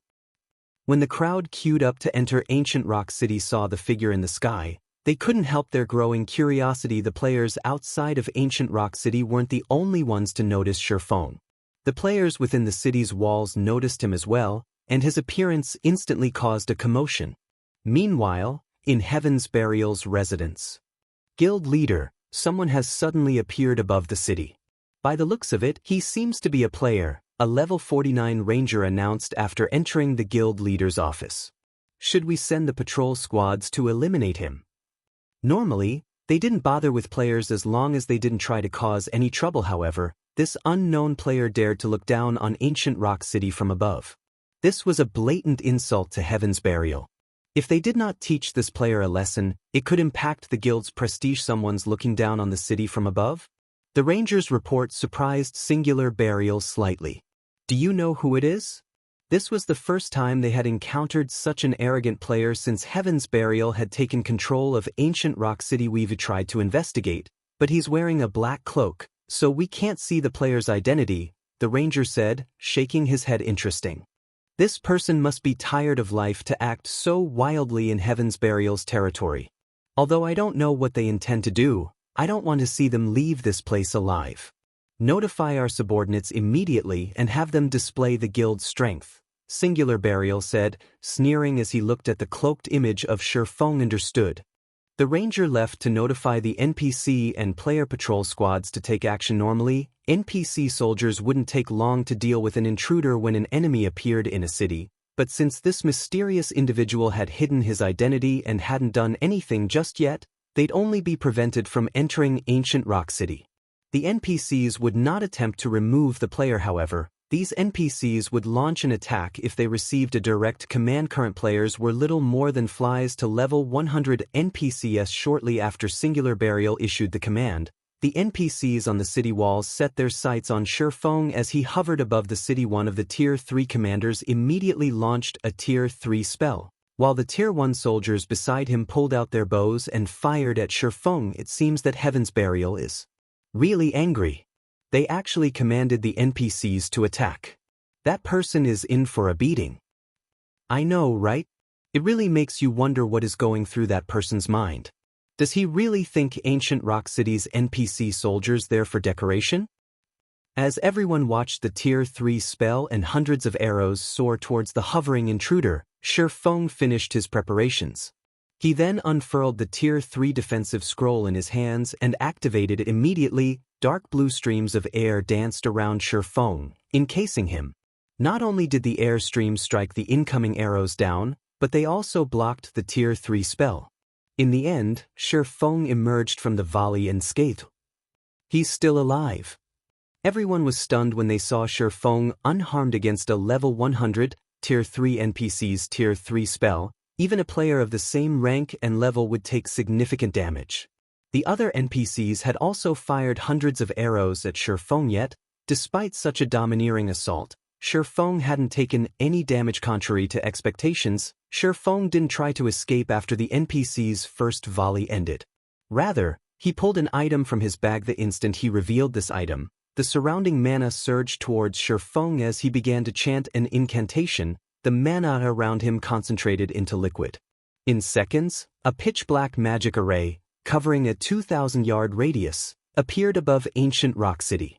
The phantom of a demon king then appeared beneath the magic array, radiating a terrifying aura that every player in Ancient Rock City could feel. What a powerful spell.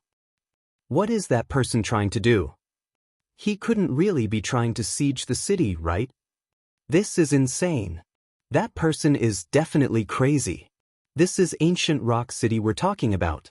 What can one player like him possibly do to the city's defensive magic array? Ancient Rock City's players didn't panic in the least as they watched the pitch-black magic array above the city. Rather, they were confused if this player had used this spell to attack within the city, it would decimate Ancient Rock City, but since it was outside of the city's defenses, it couldn't damage the city in the slightest.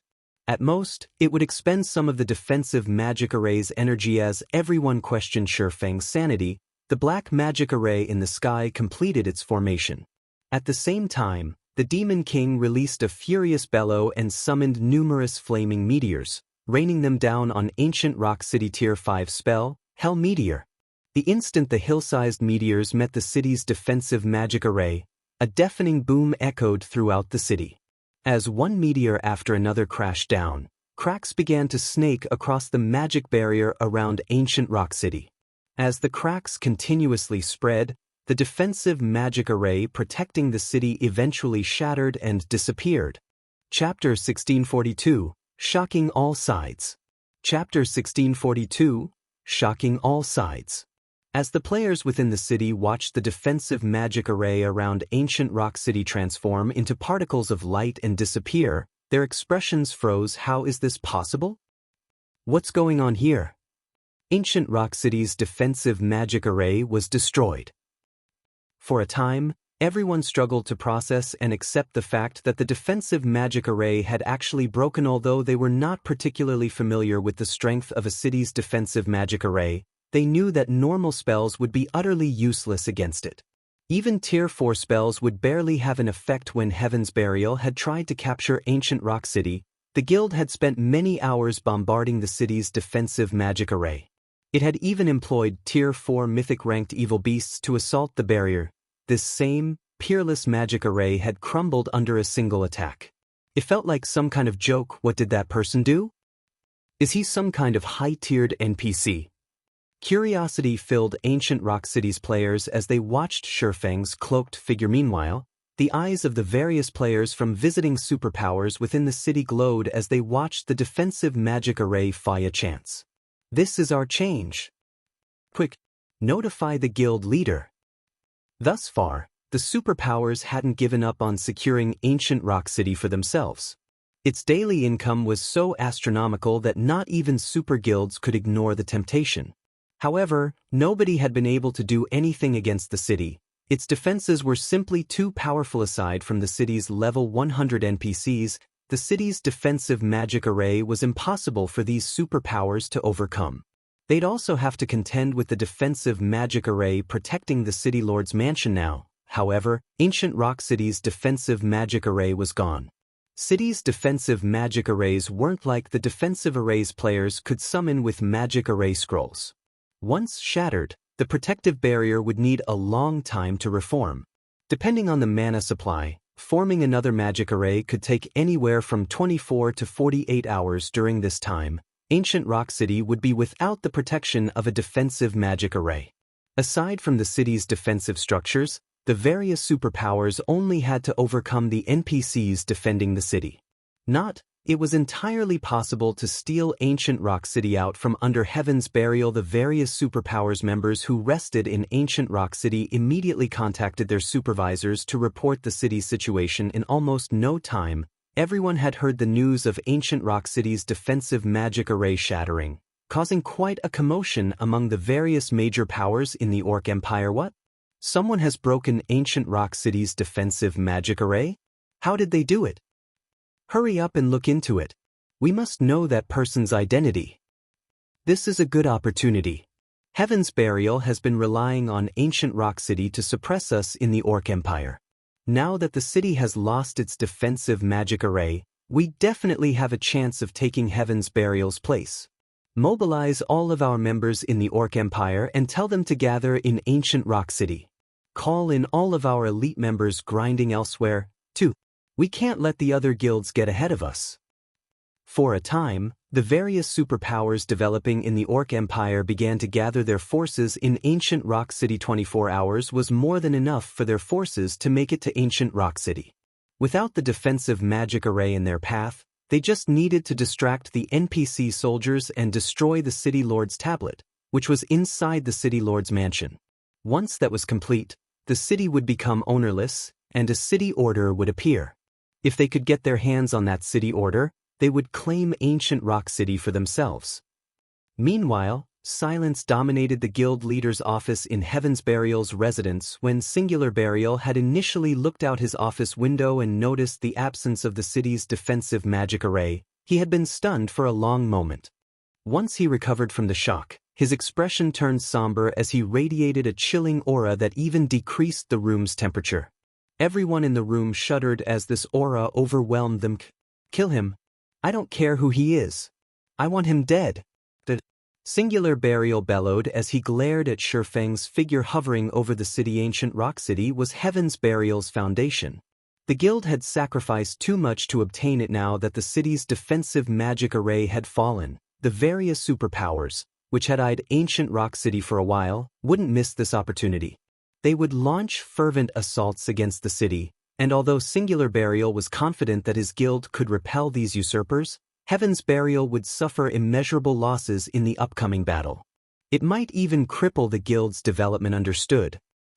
Finally, everyone reacted and rushed out of the office. At first, they had assumed that they were dealing with some insignificant lunatic, but that lunatic had actually shattered Ancient Rock City's defensive magic array and threatened Heaven's Burial's foundation. After Singular Burial issued the command, every NPC in Ancient Rock City dashed towards Shifeng, hurling all kinds of ranged attacks.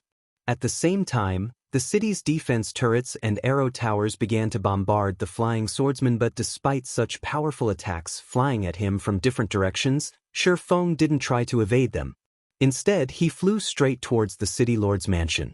With Gale Domain active, Shifeng's movement speed was ridiculously high, and as a result, very few attacks managed to reach him. When an attack did reach him, the streams of dark blue air revolving around Shifeng struck it down before it could deal any real damage. What's that person trying to do? Is he not going to flee? He seems to be heading towards the city lord's mansion. He couldn't be. When the city's players realized where Shifeng was heading, they considered a possibility.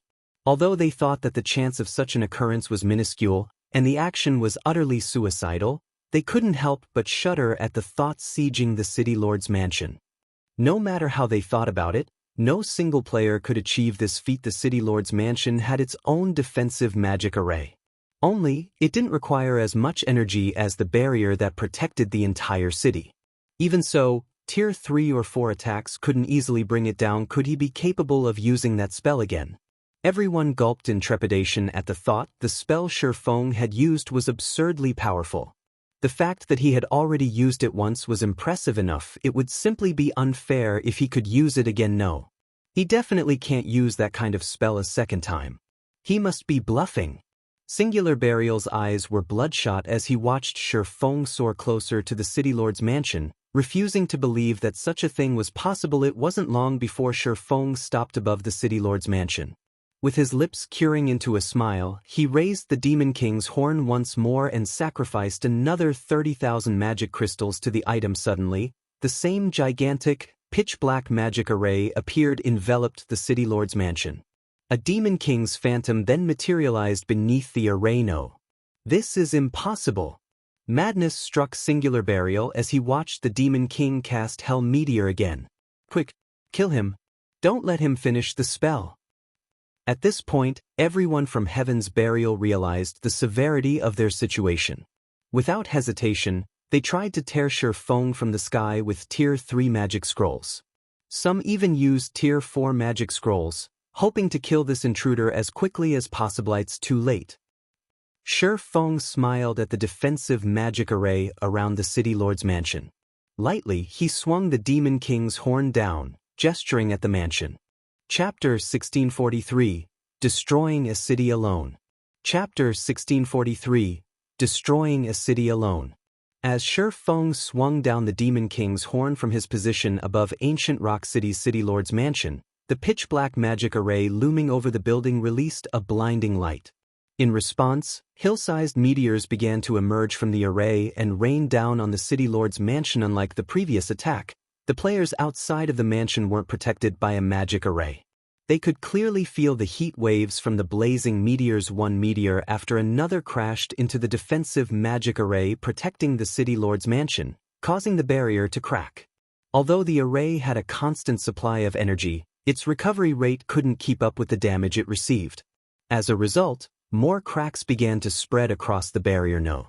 The defensive magic array around the City Lord's mansion is slightly stronger than the one that protected the city. It's definitely going to endure the attack.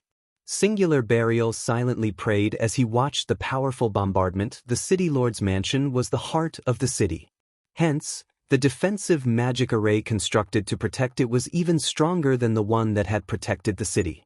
This was also why he was so confident that ancient Rock City would never fall into the various superpowers' hands. But as hope rekindled in Singular Burial's heart, reality gave him a tight slap to the face. Under Hell Meteor's continuous bombardment, the defensive magic array around the City Lord's mansion eventually collapsed, and the semi-translucent barrier shattered like a mirror.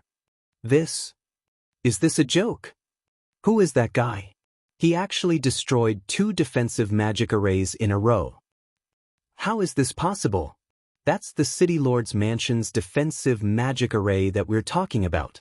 Even several mythic monsters would need to attack it for a long time to destroy it. What kind of spell did he just use? The crowd in ancient Rock City was stupefied as they watched the spectacle before them.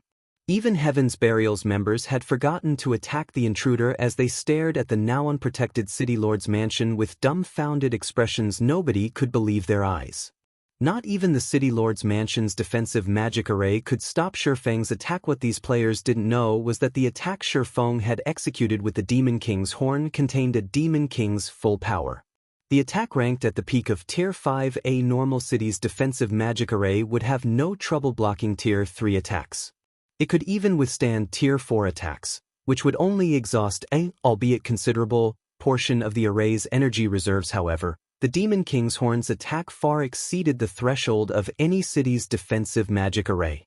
The item could even break through Zero Wing City's defensive magic array, which had a special power source. Once an attack exceeded a defensive magic array's threshold, its energy depletion would increase by multiple times. It wouldn't be unusual if the array stopped functioning entirely. This was also why the various guilds had held massive celebrations whenever they gained a Tier 5 player in Shifeng's previous life. Tier 5 players weren't just capable of defending a city by themselves, they could also shatter an ordinary city's defensive magic array without help, making it far easier for their guild to capture a city. Even after the defensive magic array around the City Lord's mansion fell, Hell Meteor's duration hadn't ended. The brilliant meteors bombarded the mansion itself, and although the building had been reinforced with divine runes, it was no match for the incredible attack. In just a few short seconds, the City Lord's mansion was in shambles as expected of a Tier 5 peak existence's large-scale destruction spell. Its power really is amazing. Shifeng was astonished as he stared at the tattered City Lord's mansion. He had thought that the Demon King's horn would only be able to break through the defensive magic array, but looking at it now, it would seem that he had still underestimated the item's power. Unfortunately, he could only use the Demon King's horn twice. Once the attack ended, the Demon King's horn gradually disintegrated, becoming no more than dust particles before it disappeared. He must die. I want him removed from God's domain entirely. Singular Burial glared at Shifeng with bloodshot eyes. If the man stood before him now, Singular Burial would eat Shifeng alive. Heaven's Burial could have relied on the City Lord's mansion's defensive magic array to withstand the various superpowers' assaults, but now that that array had shattered, ancient Rock City had lost its last line of defense. Now, however, with said magic array shattered, this meant that ancient Rock City's last line of defense had also disappeared. As Singular Burial barked out commands like a madman, Daybreak Fog and Heaven's Burial's other members worked with the NPC soldiers to eliminate Shifeng. In truth, though, they knew that their actions were futile. Even if they killed Shifeng, ancient Rock City's 2 defensive magic arrays were gone, and they would need a long time to recover. Meanwhile, facing attacks from all sides, Shifeng unhurriedly retrieved a Tier 3 defensive magic scroll and activated it, blocking every incoming attack. Damn it. Just who the hell is he? What kind of feud does he have with our guild? Find out. Use whatever means it takes to discover that person's identity. Seeing that Shifeng was unfazed despite so many players' attacks, both Heaven's Burial's members and the players from the various superpowers wondered about the man's identity. Even super guilds were helpless against ancient Rock City, Yet Shifeng had destroyed 2 of the city's defensive magic arrays by himself. It was utterly unbelievable, but with the facts before them, they had no choice but to admit it had happened. As players ran off to investigate this flying intruder, Shifeng took the initiative to remove his black cloak, revealing his black flame appearance. Heaven's Burial. Didn't you guys ask for a fight? I'm here. Shifeng shouted as he looked down on Heaven's Burial's members. The moment Shifeng revealed his identity, a moment of silence descended on the city. What? It's Black Flame? Impossible. Black Flame actually came to Ancient Rock City. And he destroyed 2 of the city's defensive magic arrays. Amazing! Truly amazing! The players in Ancient Rock City were thunderstruck when they learned Shifeng's identity. They had never thought that Zero Wing's Black Flame would actually accomplish such an unbelievable feat. Black Flame? He's actually Black Flame? How is that possible? Singular Burial was dazed when he saw Shifeng, struggling to think properly. When he had sent the evil demon army after Zero Wing, he had taken into account that the enemy guild might launch some kind of counterattack, but he had never imagined that Zero Wing's guild leader would be so bold as to attack Heaven's Burial's headquarters by himself. Meanwhile, Daybreak Fog, who commanded the battle outside the City Lord's mansion, took a deep breath and ordered, "Kill him! We outnumber him. We cannot let Black Flame enter the City Lord's mansion." The guild's members only reacted and remembered to attack Shifeng after they heard Daybreak Fog's voice ring out. Now that the City Lord's mansion had lost its defensive magic array, there was nothing to protect the City Lord's tablet.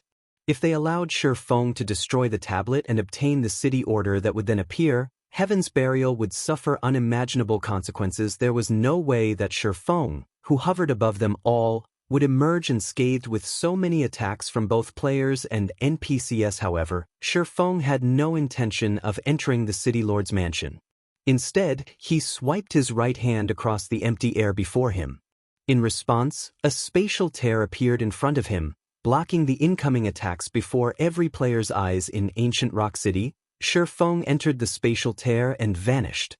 Chapter 1644, Reversal. He's gone. He must have teleported. Amazing! He's too strong. So, that was the Sword King? Everyone was dumbfounded yet again as they watched the tear in space gradually mend. Shifeng had certainly given them a shocking show. First, he had attacked Heaven's Burial's main headquarters by himself and destroyed 2 of Ancient Rock City's defensive magic arrays.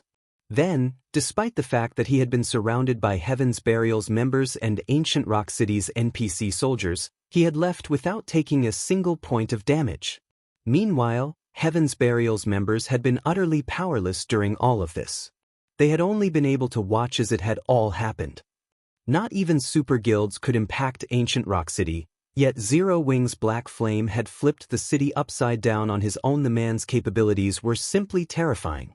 Damn it! He escaped. Broken Flow ground his teeth in frustration as he watched Shifeng disappear. Shifeng had safely left Ancient Rock City as everyone had watched. If news of this spread, Heaven's Burial's reputation would be in ruins. Black Flame. Daybreak Fog's expression darkened. She had thought that Zero Wing had run out of options and was on the path to destruction. She had never thought that the guild would actually make such a move. Compared to what Shifeng had just achieved, Heaven's Burial's recent success in killing over 15,000 Zero Wing members wasn't even worth mentioning. Now that both of Ancient Rock City's defensive magic arrays had been destroyed, the various superpowers would attack the city with renewed fervor. Meanwhile, Singular Burial seethed with rage in Heaven's Burial's residence. His eyes were bloodshot as he continuously smashed the desk before him to pieces. Black Flame will never. Singular Burial bellowed from within his office, and everyone in the guild residence could hear his declaration. He had lost too much this time.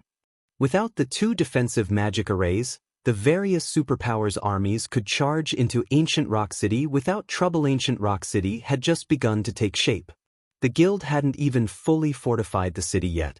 If the various superpowers attacked now, the city would sustain heavy damages and would be out of commission for some time. Even if Heaven's Burial managed to hold on to it. Guild leader, what should we do now? Daybreak Fog asked Singular Burial through a private call. Recall everyone. Notify young Master Lei and the others and have them return to help defend the city. We cannot allow the other superpowers to get anywhere near the City Lord's mansion. Singular Burial instructed once he had calmed slightly, although he wanted nothing more than to hunt Shi Feng down and decimate Zero Wing City. Fending off the superpowers' armies was far more important right now. Zero Wing. Just you wait. Sooner or later, I will have my revenge. After Singular Burial finished issuing his commands, he took another look at the video before him. It replayed Shi Feng's reign of destruction as he eliminated the defensive magic array around the City Lord's mansion. Shi Feng's latest actions had caused Heaven's Burial plenty of trouble. It would also delay Zero Wing's destruction by quite a while. However, it didn't change Heaven's Burial's overwhelming advantage over Zero Wing after Shi Feng had destroyed the two defensive magic arrays in Ancient Rock City. News of his feat quickly spread throughout the several kingdoms and two empires neighboring the Orc Empire. Amazing! He actually made such a mess of Ancient Rock City by himself. Galaxy Past could not help but laugh when he read the urgent report his subordinate had sent. The various superpowers' armies will have a greater chance of securing the city now. So, this is the rumored Sword King? He really is something. Cuttlefish from the Crimson Emperor Guild muttered, chuckling as he watched the battle video. This has definitely created an opportunity for Crimson Emperor.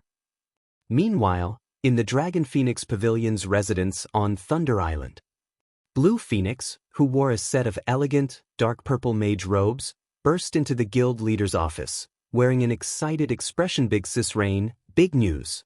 Black Flame has single-handedly destroyed Heaven's Burial's Ancient Rock City. Heaven's Burial is in turmoil. Blue Phoenix reported as she grinned at the beauty in a black, silken dress, who currently sat behind an office table as she shifted through paperwork. How is that possible? Ancient Rock City's defensive magic array can easily withstand Tier 4 attacks. Phoenix Rain paused, looking up from her work to give Blue Phoenix a skeptical look. It's true. Black Flame used some kind of tool to destroy Ancient Rock City's defensive magic arrays in a single hit, Blue Phoenix said.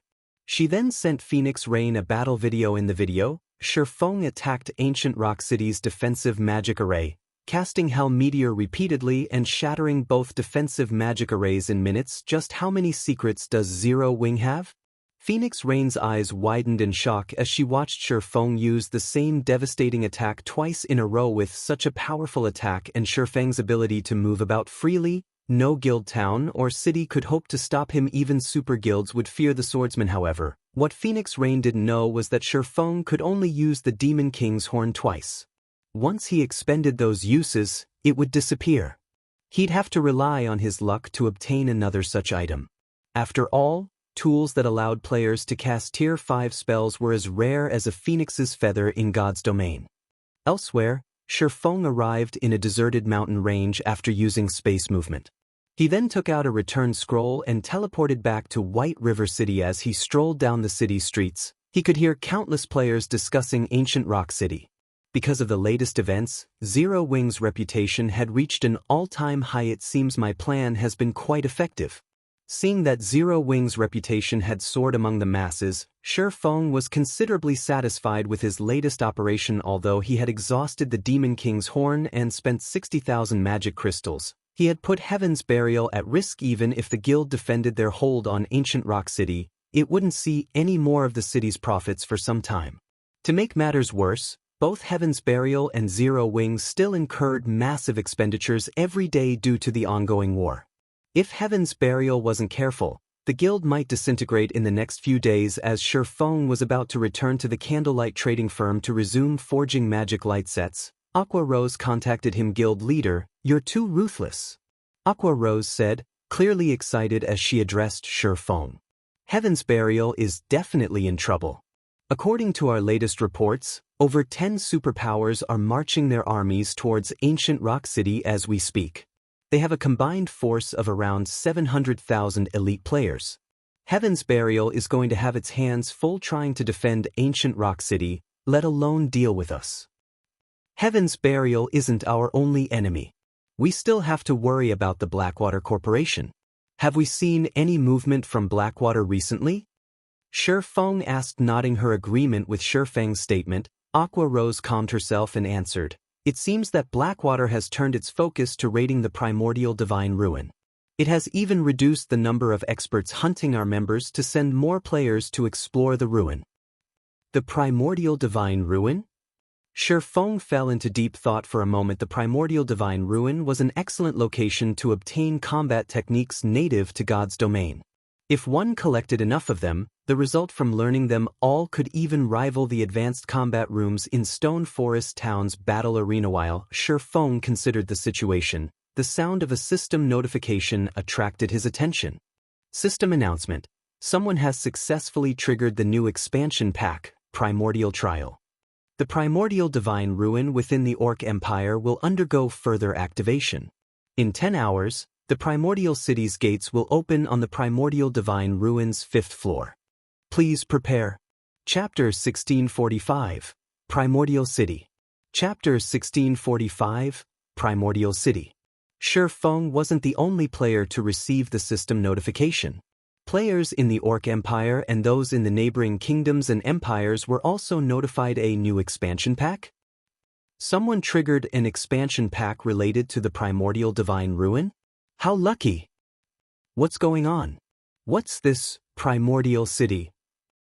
The system notification stirred players in the various kingdoms and empires into an uproar. Although the new expansion pack this time did not require players to log off, every new expansion pack meant new opportunities. Every time a new expansion pack launched, the status quo in God's domain would change. Some guilds and players would rise, while others would fall. Meanwhile, this expansion pack was connected to the highly popular Primordial Divine Ruin, which even the various superpowers struggled to monopolize. It was clear that this expansion pack would be extraordinary. If one took advantage of this expansion pack properly, they could even experience a meteoric rise, becoming famous throughout God's domain. After all, the same thing had already happened multiple times thus far. Everyone immediately looked into this Primordial City the system announcement had mentioned. As soon as they had, though, they were stunned by what they had found. According to God's domain's historical records, Primordial City had been a legendary city before the Great Destruction. Nobody knew exactly what kind of place this city was. They only knew that players had to travel through a specific teleportation gate to reach the Primordial City. This teleportation gate could be found throughout the continent of God's domain. According to the legends, the Primordial City was even grander than Blackwing City. In fact, it offered even more benefits than the Holy City of Titan.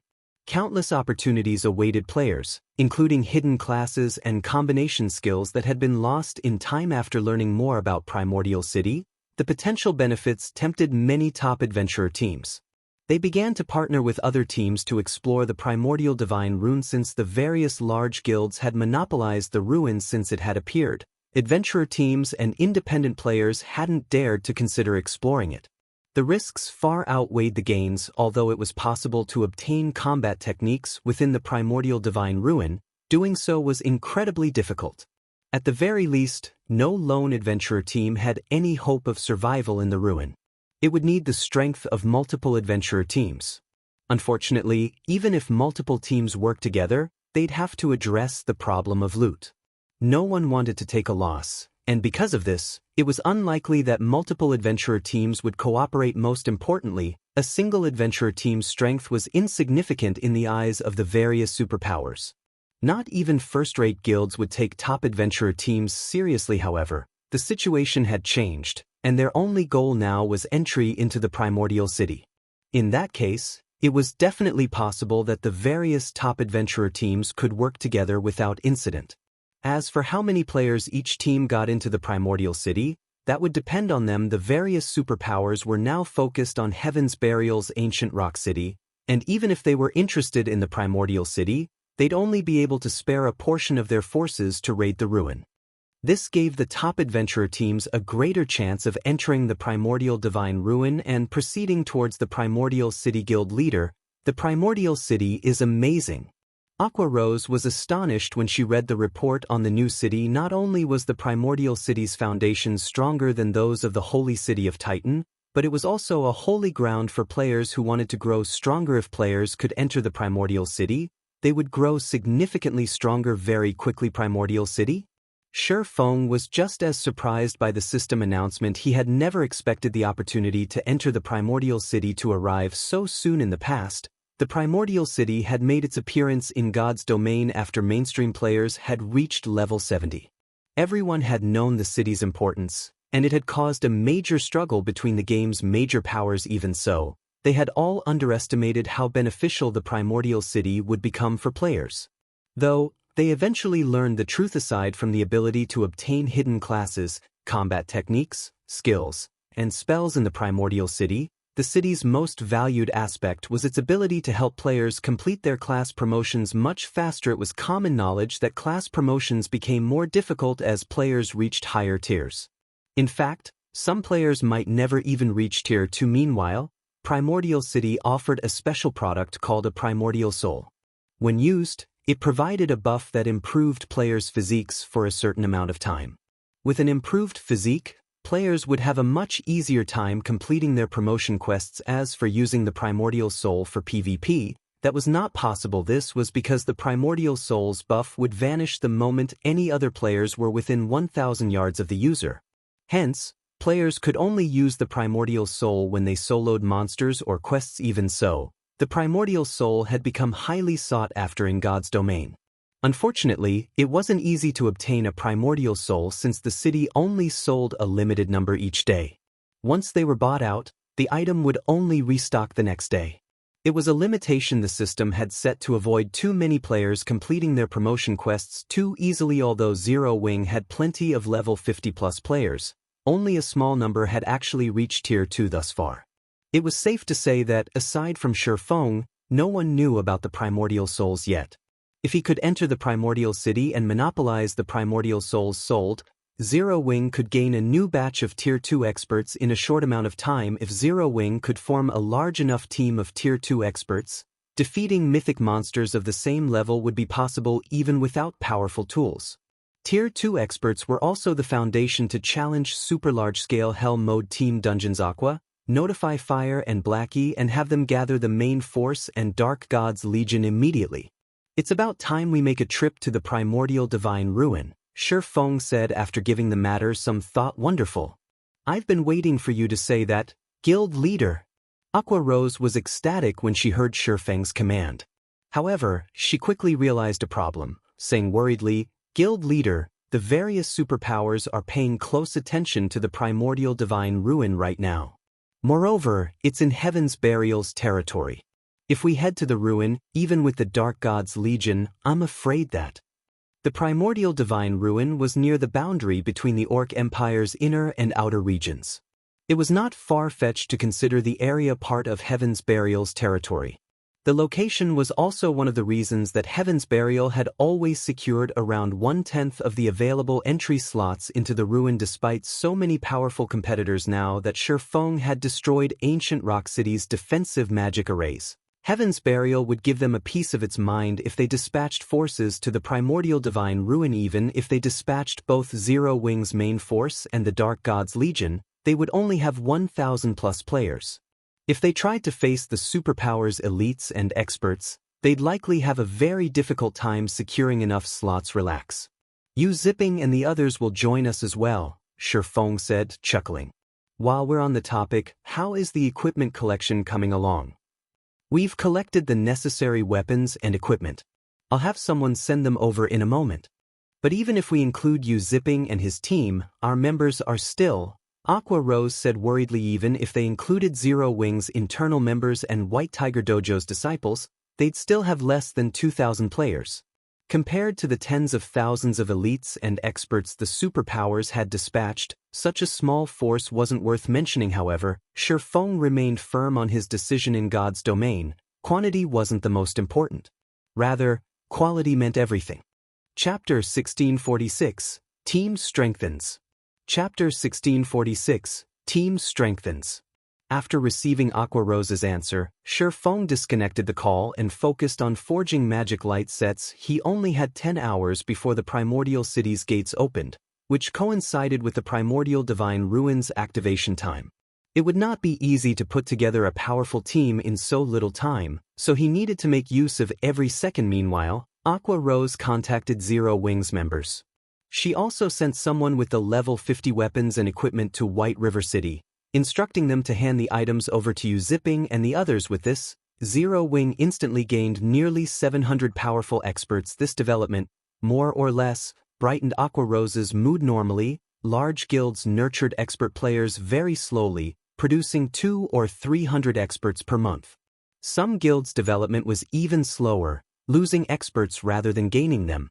More players joined God's domain each day, after all, and as players became more familiar with the game's combat styles, the standards for expert players rose to greater heights. With the addition of Yu Zipping and the others, Zero Wing's expert count increased drastically. If the public knew of this, countless players would be shocked. 700 expert players might not be a match for a 10,000-strong elite army on a battlefield, but when it came to guerrilla warfare, the experts would dominate. Moreover, expert players could adapt to far more easily than elite players. Now that Heaven's Burial had its hands full, it and Blackwater would suffer if Zero Wing suddenly introduced another 700 expert players to their war. It was a pity that Yu Zipping and the others were forced to make their debut in the Primordial Divine Ruin. It would allow Heaven's Burial and Blackwater to see to preemptive measures to cope. Candlelight Trading Firm, Special Forging Room. Controlling the purple thunder flame, Shi Feng carefully smelted and combined the necessary materials to forge the magic light set. Once he included the magisteel ingot, he began to shape the molten alloy. He had completed the entire process as smoothly and naturally as flowing water, with every one of his movements nearly, if not exactly, perfect. At the end of the day, however, his forging success rate was only 60%. Even if he followed the procedures perfectly. After successfully forging another 4 magic light sets and increasing his total to 30, Shi Feng stopped crafting. Instead, he retrieved the Advanced Book of Magic from his bag and began to forge Advanced Mana Armor Kits. The Advanced Mana Armor Kits didn't provide as much of a boost as the Magic Light set, but if every player equipped 3 of these kits, their basic attributes would increase by at least 10%. This was a substantial increase for level 50 players. The strengthened Magic Light sets could rival Dark Gold equipment of the same level in basic attributes, but after including the Advanced Mana Armor Kits, the set equipment would be on par with level 50 Dark Gold set equipment. The various superpowers currently treated level 50 Fine Gold equipment like precious treasure, not to mention level 50 Dark Gold equipment or set equipment. Thankfully, I made it in time. Shi Feng revealed a satisfied smile as he gazed at the Advanced Mana Armor Kits on the table before him. Due to the Purple Thunder Flame, his production speed with these kits had improved significantly. After working for 5 hours straight, he had successfully forged 90 armor kits, enough to equip 30 players. He had also gained an incredible amount of EXP and was now only 19% away from level 65, following which, Shi Feng contacted Yu Zipping and had the youth lead 29 other plate armor players to his special forging room. It wasn't long before Yu Zipping and his companions arrived in Shi Feng's room. They all wore a mix of level 50 mysterious iron and secret silver equipment. When Yu Zipping and the others entered the special forging room, they were dumbfounded by what they saw. Numerous pieces of dazzling equipment littered the room. It was clear that the equipment was extraordinary at a glance. Moreover, based on the piece's design, they obviously belonged to a single set. However, what stunned Yu Zipping and his companions the most was the unique glow of fine gold items radiating from the pieces. And the room actually held 30 full sets. The sight was blinding. Level 45 fine gold set equipment? Everyone inwardly guessed the set equipment's rank as shock overwhelmed them. Guild leader, I've brought the players you've requested, 15 shield warriors and guardian knights, and 15 berserkers and swordsmen, Yu Zipping respectfully announced as he walked up to Shi Feng.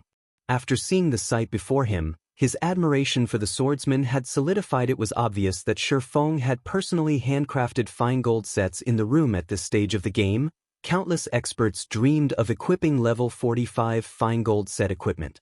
Even the various major powers would have to invest a lot of time, manpower, and resources to acquire one set, yet Shi Feng could actually forge such equipment. If the various superpowers knew about this, they'd likely curse Zero Wing for cheating. With the ability to produce level 45 fine gold set equipment, Zero Wing would almost certainly grow stronger. Alright, I want every one of you to pick a set and equip it, Shi Feng said as he gestured the magic light sets in the room. Were you supposed to equip them? The 30 players couldn't help their confusion. They currently wore level 50 Mysterious Iron and Secret Silver equipment, which was only slightly weaker than level 45 Fine Gold set equipment in terms of basic attributes. On the other hand, level 50 Mysterious Iron and Secret Silver equipment offered higher defense than level 45 Fine Gold set equipment. It'd be better to let the other experts, who lacked equipment, to use these pieces rather than equip the sets themselves, but since their guild leader had given them an order, they had no choice but to obey this. As Zipping and the others picked up the magic light sets and prepared to equip them, they realized something that left them dazed. How is this possible? This is level 50 Fine Gold set equipment. I'm not dreaming, am I? Everyone's eyes nearly fell from their sockets when they inspected the magic light set's attribute panels. They were already impressed that Shifeng had crafted level 45 Fine Gold set equipment, but they had never even heard of a player obtaining level 50 Fine Gold set equipment. And yet, their guild was giving each of them one of these sets. For a moment, their minds even failed to process the situation. Wait, there's a strengthened label on this set. These pieces' basic attributes should be even higher than those of level 50 Fine Gold set equipment. A player with a keen eye suddenly exclaimed. The player's declaration immediately caught everyone's attention. Crap, it's true. The basic attributes on this set are even higher than the level 50 Fine Gold equipment I've seen before. Zipping and the other players were at a loss for words as they held the magic light set pieces, shuddering involuntarily. Each piece of a Fine Gold set equipment was half a rank stronger than Fine Gold equipment of the same level, but after the enhancement, it was clear that the magic light set pieces were on par with level 50 Dark Gold equipment. A set of level 50 Dark Gold equipment. If news of this matter spread, it would definitely cause a sensation throughout God's domain. Before Zipping and his fellow players could digest this information, Shifeng gestured to the advanced mana armor kits atop a stone table in the corner of the room and instructed, "Once you've equipped the magic light sets, I want each of you to take 3 armor kits and equip them as well. Take a look at the final effects." Chapter 1647, Zero Wing appears. Chapter 1647, Zero Wing appears.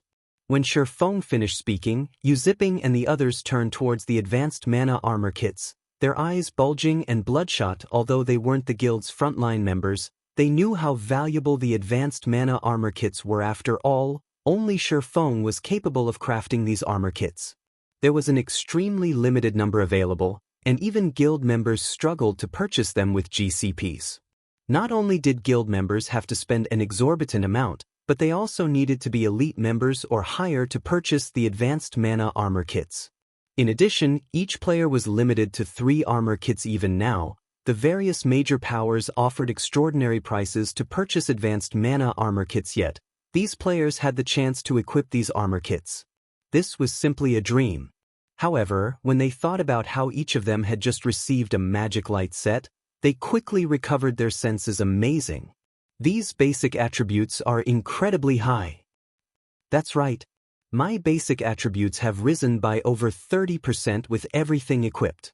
I'm pretty sure that I can even put up a fight against a peak expert now. Once they had equipped the magic light sets and advanced mana armor kits, these players felt transformed. An indescribable sense of power filled their bodies. They couldn't help the rising desire to spar with other experts to get a good feel for their new prowess. With a 30% increase to their basic attributes, their overall combat power should have, at the very least, doubled. It seems the enhanced magic light sets are quite effective. Satisfaction filled Shifeng as he examined everyone's attributes. Zipping and his companions' basic attributes could now rival superpowers peak experts, who wielded multiple epic items. Overall, they should be even more powerful than the Conqueror Party's members with their battle arrays active. Even a Tier 1 metric ton could tank Grand Lord of the same level by himself in the magic light set. Every one of the 15 MTs in the room had over 50,000 HP, and if they worked together, they'd easily form an impenetrable wall. Suddenly, Aqua Rose contacted Shifeng and reported, "Guild leader, everyone has gathered. We can move out at any moment." "Alright, it's about time that we head out," Shifeng said after glancing at the time. There was not much time left before the Primordial Divine Ruin reopened. Orc Empire, Primordial Divine Ruin. Due to the new expansion pack, The ancient tower atop a gravel hill had improved. Restaurants and hotels could now be found both within and around the tower now. Not only could players enjoy unique dishes, but they could also recover their stamina and concentration by resting in the hotels. One could say that the Primordial Divine Ruin had become one of the few footholds players had in the Orc Empire. The only downside was the tower's fraudulent prices. The price for food was somewhat acceptable, only costing around 2 to 3 times than in other NPC cities, but the hotel accommodation fees were a different story. Renting a room in the Primordial Divine Ruins hotels cost 40 silver per day. Even expert players had trouble justifying such a high price, much less elite players. Even so, plenty of players had gathered in the tower, as some players, who planned to rest in the Primordial Divine Ruin, were about to enter the massive tower. An intense aura washed over them, halting their steps. When these players warily searched for the cause of such a powerful aura, they discovered a crowd of other players within the tower. The atmosphere resembled that of Imperial Capital's teleportation halls, but unlike those halls, every one of the players within radiated an intense killing intent as they watched each other cautiously. It seemed as if they were all enemies. The players in the tower were members of multiple groups. The smaller groups only had around 5,000 or 6,000 members, while the larger ones had over 10,000. The lowest level player in the tower was level 47, but most were level 48 or 49. Their equipment was also impressive, with most of them wearing at least level 45 secret silver equipment. Meanwhile, as time passed, more teams began to gather in the tower. As one team after another entered the tower, the scene caused a commotion among the independent teams. Quick, look! That team is wearing Crimson Emperor's guild emblem. What? Even Crimson Emperor is trying to get in on the action? Crimson Emperor is nothing. Had you been here a moment ago, you would have seen members from the Sacred Temple arrive. The Sacred Temple's team is even led by Vice Temple Master, Quiet Melody, for this operation. That team was ridiculously strong. All 5,000 members were experts, and they all wore level 45 fine gold or better equipment. Quiet Melody herself even has 3 pieces of epic equipment on her. The independent players in the tower couldn't help but gawk at the various superpowers teams as they rested. The fact that they could survive and make a living in the Orc Empire proved that they were on par with God's Domain's elite players. Needless to say, they were stronger and higher leveled than ordinary players. However, these guild players were leaps and bounds ahead of them in terms of levels and equipment. In addition, a large number of top adventurer teams had banded together to form a massive force. It seemed that these top adventurer teams were adamant about contending with the various superpowers. While one top adventurer team would struggle to gather 1,000 experts, they could form a force of 6,000 to 7,000 expert players if they worked together, and not even the various superpowers should underestimate such a force. What a naive bunch. Do they really think that Crimson Emperor and Sacred Temple are the only superpowers participating in this struggle? Purple Jade, who stood a short distance away from several conversing independent players, expressed her disdain as she overheard the conversations after the release of the new expansion pack. Far more powers had become interested in the Primordial Divine Ruin. Even the Dark Forces had begun to poke their noses into the matter, and among these Dark Forces, even Raven, an emerging dark guild that developed rapidly recently, intended to participate. Although Raven had only dispatched 8,000 members to the Primordial Divine Ruin, every one of these members was an expert. Moreover, they radiated intense killing intent. They were clearly murderous experts that had long since grown comfortable with fighting other players. Even Purple Jade felt threatened by Bloodsucker, the leader of Raven's team. Judging by the man's aura, his combat standards should be no weaker than Yuan Tiexin's, who held a commander-level position in the secret pavilion. A lot of powers have definitely gathered here, but when the competition for the entry slots begins, we should avoid provoking Blackwater and Heaven's Burial's members as much as possible. Do you understand? Yuan Tiexin warned Purple Jade. Seriously, don't provoke them? Is it because they have the home ground advantage? Purple Jade asked. As many as 3 super guilds had gathered in the tower, including Pantheon, King's Return, and the Sacred Temple. None of these super guilds could be underestimated, yet rather than taking note of these organizations, Yuan Tiexin warned her to take care around Heaven's Burial and Blackwater. She was truly surprised that's not the case. Heaven's Burial and Blackwater are still no match for super guilds in terms of quality and quantity of experts, but don't forget that they still command evil beasts and demons. It is best if we avoid them, Yuan Tiexin said as he glanced at Falling Fire and Lei Jingyang, who commanded Blackwater and Heaven's Burial's teams. Although the destruction of Ancient Rock City's defensive magic arrays has forced Heaven's Burial to station most of its evil beasts and evil demons in the city's defense, it is best if we use caution around them. Purple Jade nodded as the various powers in the tower prepared for the upcoming struggle. A team of players arrived outside of the Primordial Divine Ruin. The team was pitifully small compared to the various guild teams, with not even 2,000 players in total. However, when this team entered the tower, silence fell. What? Zero Wing. That shouldn't be possible, right? Zero Wing just destroyed Ancient Rock City. Are they trying to get themselves killed by showing up in Heaven's Burial's territory? Or do they really not consider Heaven's Burial a threat? Chapter 1648, Surge of Experts. Chapter 1648, Surge of Experts. As Zero Wing entered the Primordial Divine Ruin, every player in the tower turned towards its entrance. The culprit for the destruction of Ancient Rock City's defensive magic arrays was none other than Zero Wing. One could say that Heaven's Burials hated the guild to their very core. If the guilds hadn't needed to station most of its evil beasts and evil demons in Ancient Rock City to defend against the various superpowers invading armies, it likely would have launched a frenzied counterattack on Zero Wing by now. Zero Wing's members dared to show up in the Orc Empire, Heaven's Burial's territory. The guild had even gone so far as to travel all the way to the Primordial Divine Ruin. Just how bold are Zero Wing's members? Don't they know that Heaven's Burial could mobilize thousands of elite members to surround the Primordial Divine Ruin if it wanted to? Maybe they think Heaven's Burial can't touch them now that the guild is busy fending off the superpowers' armies. Even so, isn't Zero Wing underestimating the fight for access to the Primordial Divine Ruin? It sent less than 2,000 players. Does it really think that it can achieve anything with so few members? I wonder how Heaven's Burial's members will react? With how few players Zero Wing sent, the force Heaven's Burial dispatched should be more than enough to take them out.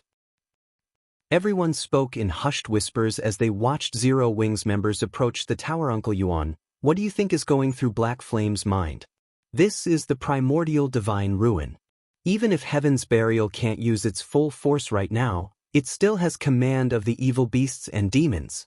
Even a small force of those monsters will be enough to put Zero Wing's team through hell. Purple Jade wondered as she watched Shi Feng, who led Zero Wing's team, with a confused look. One of the reasons that the various superpowers dared to invade Ancient Rock City was their significant numbers. Combined, their armies included over 700,000 players. Even if Heaven's Burial controlled evil beasts and evil demons, how many players could those monsters possibly hold back? As long as they wished it, the various superpowers could send their forces to circle the defending evil beasts and evil demons while they charged for the City Lord's mansion. With the evil beasts and demons' massive forms, they couldn't enter the mansion itself. Once the various superpowers got their members inside, not even an infinite number of evil beasts and demons could stop them. Heaven's Burial would have to rely on players and NPCs to hold the City Lord's tablet. Moreover, it was very difficult to protect a city with evil beasts and evil demons. At the end of the day, the human race was the evil god's temple's mortal enemy. If human NPCs encountered anything connected to the evil god's temple, they'd move to exterminate it immediately. In fact, there was a very high chance that Ancient Rock City's NPC soldiers would disregard the invading players and attack the evil beasts and demons instead, accomplishing the opposite effect. This was also why the various superpowers dared to attack Ancient Rock City. However, it was a different story in the fields and the Primordial Divine Ruin. Players weren't prohibited from attacking each other in the ruin, and Heaven's Burial didn't have anything to protect here, so its evil beasts and evil demons could focus on the slaughter. Even if the monsters only killed half of Zero Wing's experts, it would deal a massive blow. I don't know, but the Primordial Divine Ruin is incredibly important to every guild. It is not strange that Zero Wing is willing to take such a risk, Yuan Tiexin said, shaking his head as Zero Wing's force moved closer to the tower. The players from the various superpowers and adventurer teams, who anticipated an interesting show, revealed dumbfounded expressions. Is this a joke? Those players are actually all level 50 or higher. Crap. Didn't someone say that Zero Wing didn't have much equipment left? How are so many of those players wearing fine gold set equipment? What level are those fine gold sets? I can feel so much pressure coming off of them. Who are those players in the lead? I don't think I've ever seen them before. When did Zero Wing gain another batch of experts? For this operation, Shifeng did not have his team members wear black cloaks. Hence, both their levels and equipment were exposed for all to see at this stage of the game. Only an extremely small number of players had managed to reach level 50. First-rate guilds only had around 30 to 40 level 50 players, and the various superpowers only had 300 to 500 yet. Every player in the team of nearly 2,000 that Zero Wing had dispatched to the ruin was level 50 or higher. Some were even level 52. This was simply unbelievable. Moreover, Zero Wing's members wore dazzling equipment. The 30 unfamiliar players at the lead even wore the same fine gold set equipment. The aura they radiated was akin to a ferocious beast that had just been released from its cage, wearing the magic light sets, which were even stronger than level 50 dark gold equipment. Zipping and the others' basic attributes were even higher than a Lord-ranked monster of the same level. A Lord-ranked monster might not be a tough opponent for the players in the Primordial Divine Ruin, but it was a different story if it were a player with the attributes of such a monster. Such a player could easily solo an elite party. Even the superpowers commander-level individuals felt an immense pressure wafting from Zipping's group. Although their equipment was considered top-notch in God's domain, their basic attributes were nowhere near a level 50 lord. Suddenly, the various superpowers members saw Zero Wing's players in a new light. They were all powerhouses, and they knew what this aura and pressure represented. Although these factors couldn't be used to determine a player's strength, they did hint at a player's general combat standards. Just how much strength has Zero Wing hidden? It already introduced another 100 refinement realm experts, and now it's revealed so many experts with such intense auras. Could some superpower really be supporting Zero Wing in secret? Purple Jade's eyes widened when she saw the magic light sets Zipping and the other players wore currently. She had numerous pieces of level 50 fine gold equipment on her, and the weakest piece she had was level 45 dark gold rank.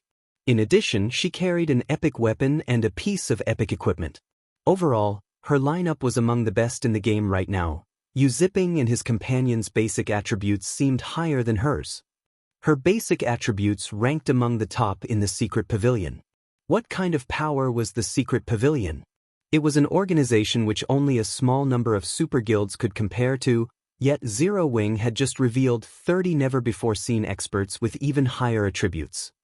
The situation was simply ridiculous. It's no wonder why Black Flame dared to lead a team here. It seems that he came prepared. Yuan Tiexin's mouth twitched slightly as he watched Shifeng. Level 50 fine gold set equipment, huh? In his opinion, the only possible reason that Zipping's group had higher basic attributes than his and Purple Jade's was their level 50 fine gold set equipment. There was no other way that these players could surpass them. Level 50 fine gold set equipment? Purple Jade couldn't help her surprise. How is that possible? Even our guild has only collected 2 of such sets so far. How could Zero Wing possibly collect 30 sets?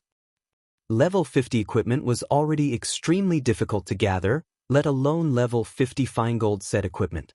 Even after investing tons of manpower and resources, the secret pavilion had only obtained 2 level 50 fine gold sets. What means did Zero Wing, a guild that was many times weaker than the secret pavilion, possibly employ to obtain 30 such sets? Don't forget that Black Flame is a master forger. It is very likely that he crafted the level 50 fine gold sets, Yuan Tiexin said, his expression turning somber. Truthfully, even he struggled to believe it. It wouldn't be surprising if Shifeng were simply a master forger. But a master forger capable of mass-producing level 50 fine gold set equipment held an entirely different meaning. Just thinking about how Zero Wing could deploy expert teams in level 50 fine gold set equipment made Yuan Tiexin shudder as players discussed the possible power. Behind Zero Wing, dense killing intent radiated from Heaven's Burial's team, which stood not far from Zero Wing's members. Zero Wing. They actually dare to show up here. Lei Jingyang frowned, a cold glint flashing in his eyes as he glared at the enemy players. Do they really think we'll just stand by and watch?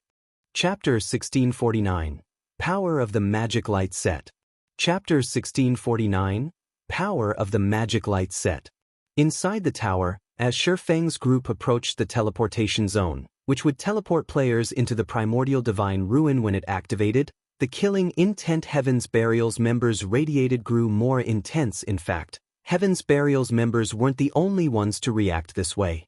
Players from the various superpowers all warily eyed Shifeng's group as they rested near the teleportation zone. This is going to be interesting. Zero Wing's members are trying to get themselves killed. Don't they know that the closer they get to the teleportation zone, the more likely it is that someone will target them? That might be the case. I remember that, during the previous struggle, several guilds had waited beside the teleportation zone, ignorant of the risk. As soon as the fight began, the various superpowers took those guilds out. Zero Wing can't possibly think that it will get into the Primordial Divine Ruin with less than 2,000 experts, right? The various major powers reacted with surprise and ridicule as they watched Zero Wing's team get closer to the teleportation zone, as the areas around the teleportation zone provided a terrain advantage during the struggle to enter the ruin. The 5 superpowers, which had fought for slots since the very beginning, monopolized it. Now that even more superpowers were getting involved, the competition had become more intense. The various superpowers might tolerate another superpower so close to the teleportation zone, but there was no way they'd allow anyone weaker to stand beside them. When the struggle for the entry slots began, Zero Wing would likely become their first target. If that happened, Zero Wing's outcome would be tragic. Every superpower involved had brought a minimum of 6,000 players, all of which were experts. Some of these teams were even led by several peak experts. Being targeted by just one of these teams would be enough to make a first-rate guild's situation precarious. If multiple superpowers targeted the same team, they could eliminate a first-rate guild from the competition instantly. Boss, should we take action?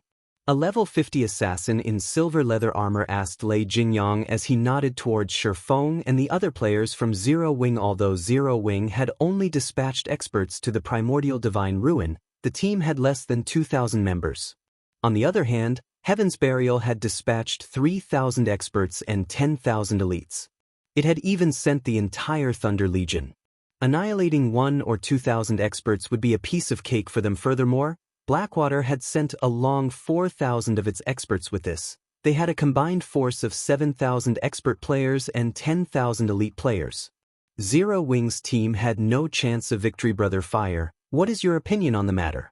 Lei Jingyang asked as he turned towards the handsome man beside him. This handsome man was none other than Falling Fire, the vice commander of Blackwater's third main force.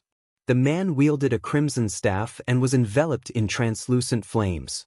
Just looking at him felt stifling. The fact that he was fully geared in level 50 equipment, 3 pieces of which were epic rank, only made him all the more eye-catching. However, Lei Jingyang knew that, compared to Falling Fire's level and equipment, this man's most impressive feat was his promotion to a Tier 2 Elementalist and the Tier 2 spells in his arsenal. That was also why Blackwater had assigned Falling Fire to lead the team that would assist Heaven's Burial in this endeavor. Of course, we have to exterminate these people from Zero Wing. However, it is too soon to strike. They'd have an easier time getting away if we did so now. It won't be too late to attack once the struggle begins.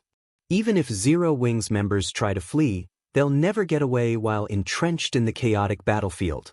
Falling Fire said as he gestured to the various major powers behind Zero Wing's team. The system didn't stop players from fighting with each other inside the tower. Players could start a fight whenever they wished, and the tower had only one exit. It was relatively easy to escape the tower before the battle for the Primordial Divine Ruins entry slots began, but once it did, chaos would ensue. If a team weren't careful, other teams could easily drag it into the fray. Because of this, players had a very difficult time leaving the tower once the fight began. I guess you're right. We'll strike once the struggle starts, then, Lei Jingyang said, nodding as he surveyed his surroundings. He then turned to his team and said, when the time comes, leave none of Zero Wing's members alive, particularly those wearing level 50 fine gold set equipment. It'd be a massive waste to let them hold onto such precious items. Although he wanted nothing more than to slaughter Shifeng and his guildmates, Falling Fire's opinion was reasonable. Many powers had come to enter the Primordial Divine Ruin this time, and among them, plenty were top adventurer teams. Once the struggle to enter the ruin began, Zero Wing would have a challenging time trying to get out of the tower. They'd be able to kill far more Zero Wing players if they waited earlier. Shifeng had destroyed Ancient Rock City's defensive magic arrays, crippling the city. Now, the city couldn't generate nearly as much income. Lei Jingyang was no less angry than Singular Burial about the insult now that he'd encountered an opportunity to take care of Zero Wing. He couldn't let it get away when he saw Yu Zipping and the others, who wore the magic light sets. He was particularly tempted. If he could get his hands on a few of those sets, he could help Heaven's Burial when the guild began to raid super large-scale team dungeons. Meanwhile, Zero Wing's members could feel an intense pressure bear down on them, the majority of which radiated from the various superpowers. The fight to claim the entry slots this time sure is intense. We're just camping out beside the teleportation zone, yet everyone's eyes are glued on us. Blackie was slightly astonished as he glanced at the nearby superpowers teams. The only other time he had seen so many superpowers in a single location was during the contest for Thunder Island. If he hadn't fought these superpowers in the past, he'd likely tremble with anxiety. Guild leader, Heaven's Burial and Blackwater's members are keeping a very close eye on us. Based on their killing intent, they'll definitely attack us as soon as the battle begins, Aqua Rose said, smiling at the players from Heaven's Burial and Blackwater, who stood a short distance away. Let them come, Shifeng said, revealing a faint smile as he eyed Heaven's Burial's members. It's about time we show these major powers Zero Wing's might. When the time comes, the Magic Light team will open a path while everyone gathers in the center of the teleportation zone. Although the number of entry slots has increased to 15,000 after the new expansion pack, the number of powers trying to enter the ruin has increased as well.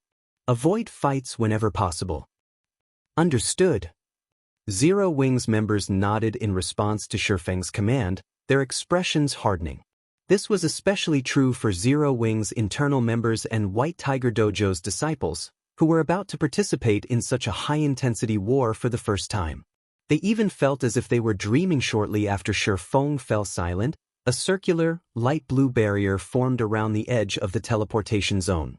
At the same time, a gigantic magic array gradually manifested, encompassing the area and notifying players that the teleportation process had begun. Excellent. Everyone charge. Slaughter Zero Wing's members. Upon seeing the barrier rise, Lei Jingyang turned his gaze towards Zero Wing's members, flashing a sinister smile. Immediately, 7,000 level 48 plus expert players charged at Zero Wing's team. The 10,000 elite players then split into two groups to surround the enemy players as Heaven's Burial and Blackwater's experts got close to Zero Wing's team. Spells and arrows rained down on their heads. However, like lively monkeys, these experts nimbly dodged most of the attacks, preventing Zero Wing's ranged attacks from doing much harm. Just when both front lines were about to clash, Shifeng switched his title to Disintegration User and endowed the 30 Magic Light Team's members with Disintegration power, increasing their basic attributes by 10% and damage by 20%. The buff also reduced the magic damage and physical damage they received by 30% and 15%, respectively. In the next moment, the two teams collided. Boom. Boom. The sounds of the collision resounded throughout the tower along with players' screams. Impossible. Shock gripped Lei Jingyang's heart when he saw the scene before him. He even wondered if his eyes were playing tricks when the melee players slammed into each other. It seemed as if Heaven's Burial's members has crashed into an immovable wall. Meanwhile, Yu Zipping and his companions in the magic light sets moved like sharpened blades, unstoppable. The 30 players easily dove past Heaven's Burial's frontline and into the enemy ranks without slowing in the slightest. Zero Wing's other MTs were just as frightening. Each one of Zero Wing's MTs shattered the blockades of 3 to 5 players, sending these players flying. The difference between both sides' basic attributes was like heaven and earth. Chapter 1650, Overwhelming Advantage. Chapter 1650, Overwhelming Advantage. The scene inside the tower had transformed into something akin to an ancient battlefield. Hundreds of thousands of players fought as screams and explosions echoed throughout the tower. Many adventurer team members, who participated in the struggle for the Primordial Divine Ruins entry slots for the first time, were dumbfounded by the view before them. They even found it hard to move their feet. Amazing. So, this is the struggle for the Primordial Divine Ruin? This battle is too fierce. Even expert players are no different than ants here. Many adventurer teams and normal guilds, which had planned to participate, watched the battle in a daze from the sidelines. None of them were bold enough to join the fray. They were all afraid of being devoured and annihilated in the blink of an eye. Even the expert players they normally thought were so powerful lasted less than 10 seconds on this battlefield. These experts were either overwhelmed by an uncountable number of spells or ganged up on by equally powerful experts. On this battlefield, expert players were fortunate enough to keep their lives, let alone accomplish anything significant. As for the elite players, they were pure cannon fodder. Most elite players usually died before any of the rear-line healers could get to them. Of the multitude of battles across the battlefield, those near the teleportation zone were the most intense. Zero Wings' 30-man Magic Light team moved like a pack of ferocious beasts that had just escaped their cages. Neither the attacks from Heaven's Burial's melee players nor those from the guild's ranged players could stop the mobile iron wall the 15 Magic Light MTs had formed. Not only did the Magic Light MTs block every incoming melee attack, but they also sent their attackers flying with their weapons and shields. Zero Wings' rear-line DPS then followed up with an intense bombardment, turning its enemies into starlight instantly. Unfortunately, as Heaven's Burial had the numerical advantage, and not even the Magic Light MTs could block every incoming attack. From time to time, arrows and spells broke past their defenses. However, Heaven's Burial's members nearly despaired when they saw the damages above the Magic Light MTs' heads. 3057. Minus 2,371. Despite landing direct hits, none of their attacks dealt more than minus 4,000 damage. It was utterly inconceivable. Every Heaven's Burial expert present wore top-tier equipment, and even against top-tier MTs of the same level, their direct hits dealt at least minus 5,000 damage. Powerful spells could even deal over minus 10,000 damage, yet when a level 50 ranger struck one of the Magic Light MTs with a tier 1 heart-piercing arrow, the ranger had only dealt around minus 3,700 damage. These MTs took even less damage from spell attacks. Meanwhile, after receiving numerous buffs and the benefits from Shurfeng's Disintegration user title, the Magic Light MTs had over 70,000 HP each. Not even 10 of Heaven's Burial's attacks could force their HPs below 50%. Zero Wings' rear-line healers could easily restore such little HP, making the Magic Light MTs practically invincible. In contrast to Heaven's Burial's DPS, Zero Wings' DPS was overwhelming. U-Zipping, for example, easily dealt over minus 3,000 damage to Heaven's Burial's MTs with his normal attacks alone. When he used skills like Cross Slash, he dealt over minus 10,000 damage. Unlike Zero Wings' MTs, Heaven's Burial's MTs only had around 50,000 HP. U-Zipping only needed a few attacks to devour most of an MT's HP by himself. Coupled with the ranged attacks from Zero Wings' rear-line DPS, the enemy MTs were dead before their healers could cast any healing spells. In the short moments since the battle had begun, Heaven's Burial had suffered several hundred casualties, and every one of them had been an expert player. Damn it! Why is there such a huge difference in our basic attributes? Confusion tore at Lei Jingyang as he watched Zero Wings' Magic Light team move closer to Heaven's Burial's ranged classes and healers. He simply could not fathom how U-Zipping and the others had such high basic attributes. Heaven's Burial's expert members were all geared in top-tier equipment, and even if U-Zipping's team wore level 50 Feingold set equipment, the difference should be this massive. He even wondered if the Magic Light team's members had activated Berserk skills. However, he was certain that none of them had. He was confident that Zero Wings members hadn't activated Berserk skills because all of the various major powers had silently agreed not to use such skills in this struggle for the entry slots. There were two reasons for this agreement. The first was that every power participating in this struggle doubtlessly had some members who could use Berserk skills. If everyone used these skills, nothing would change.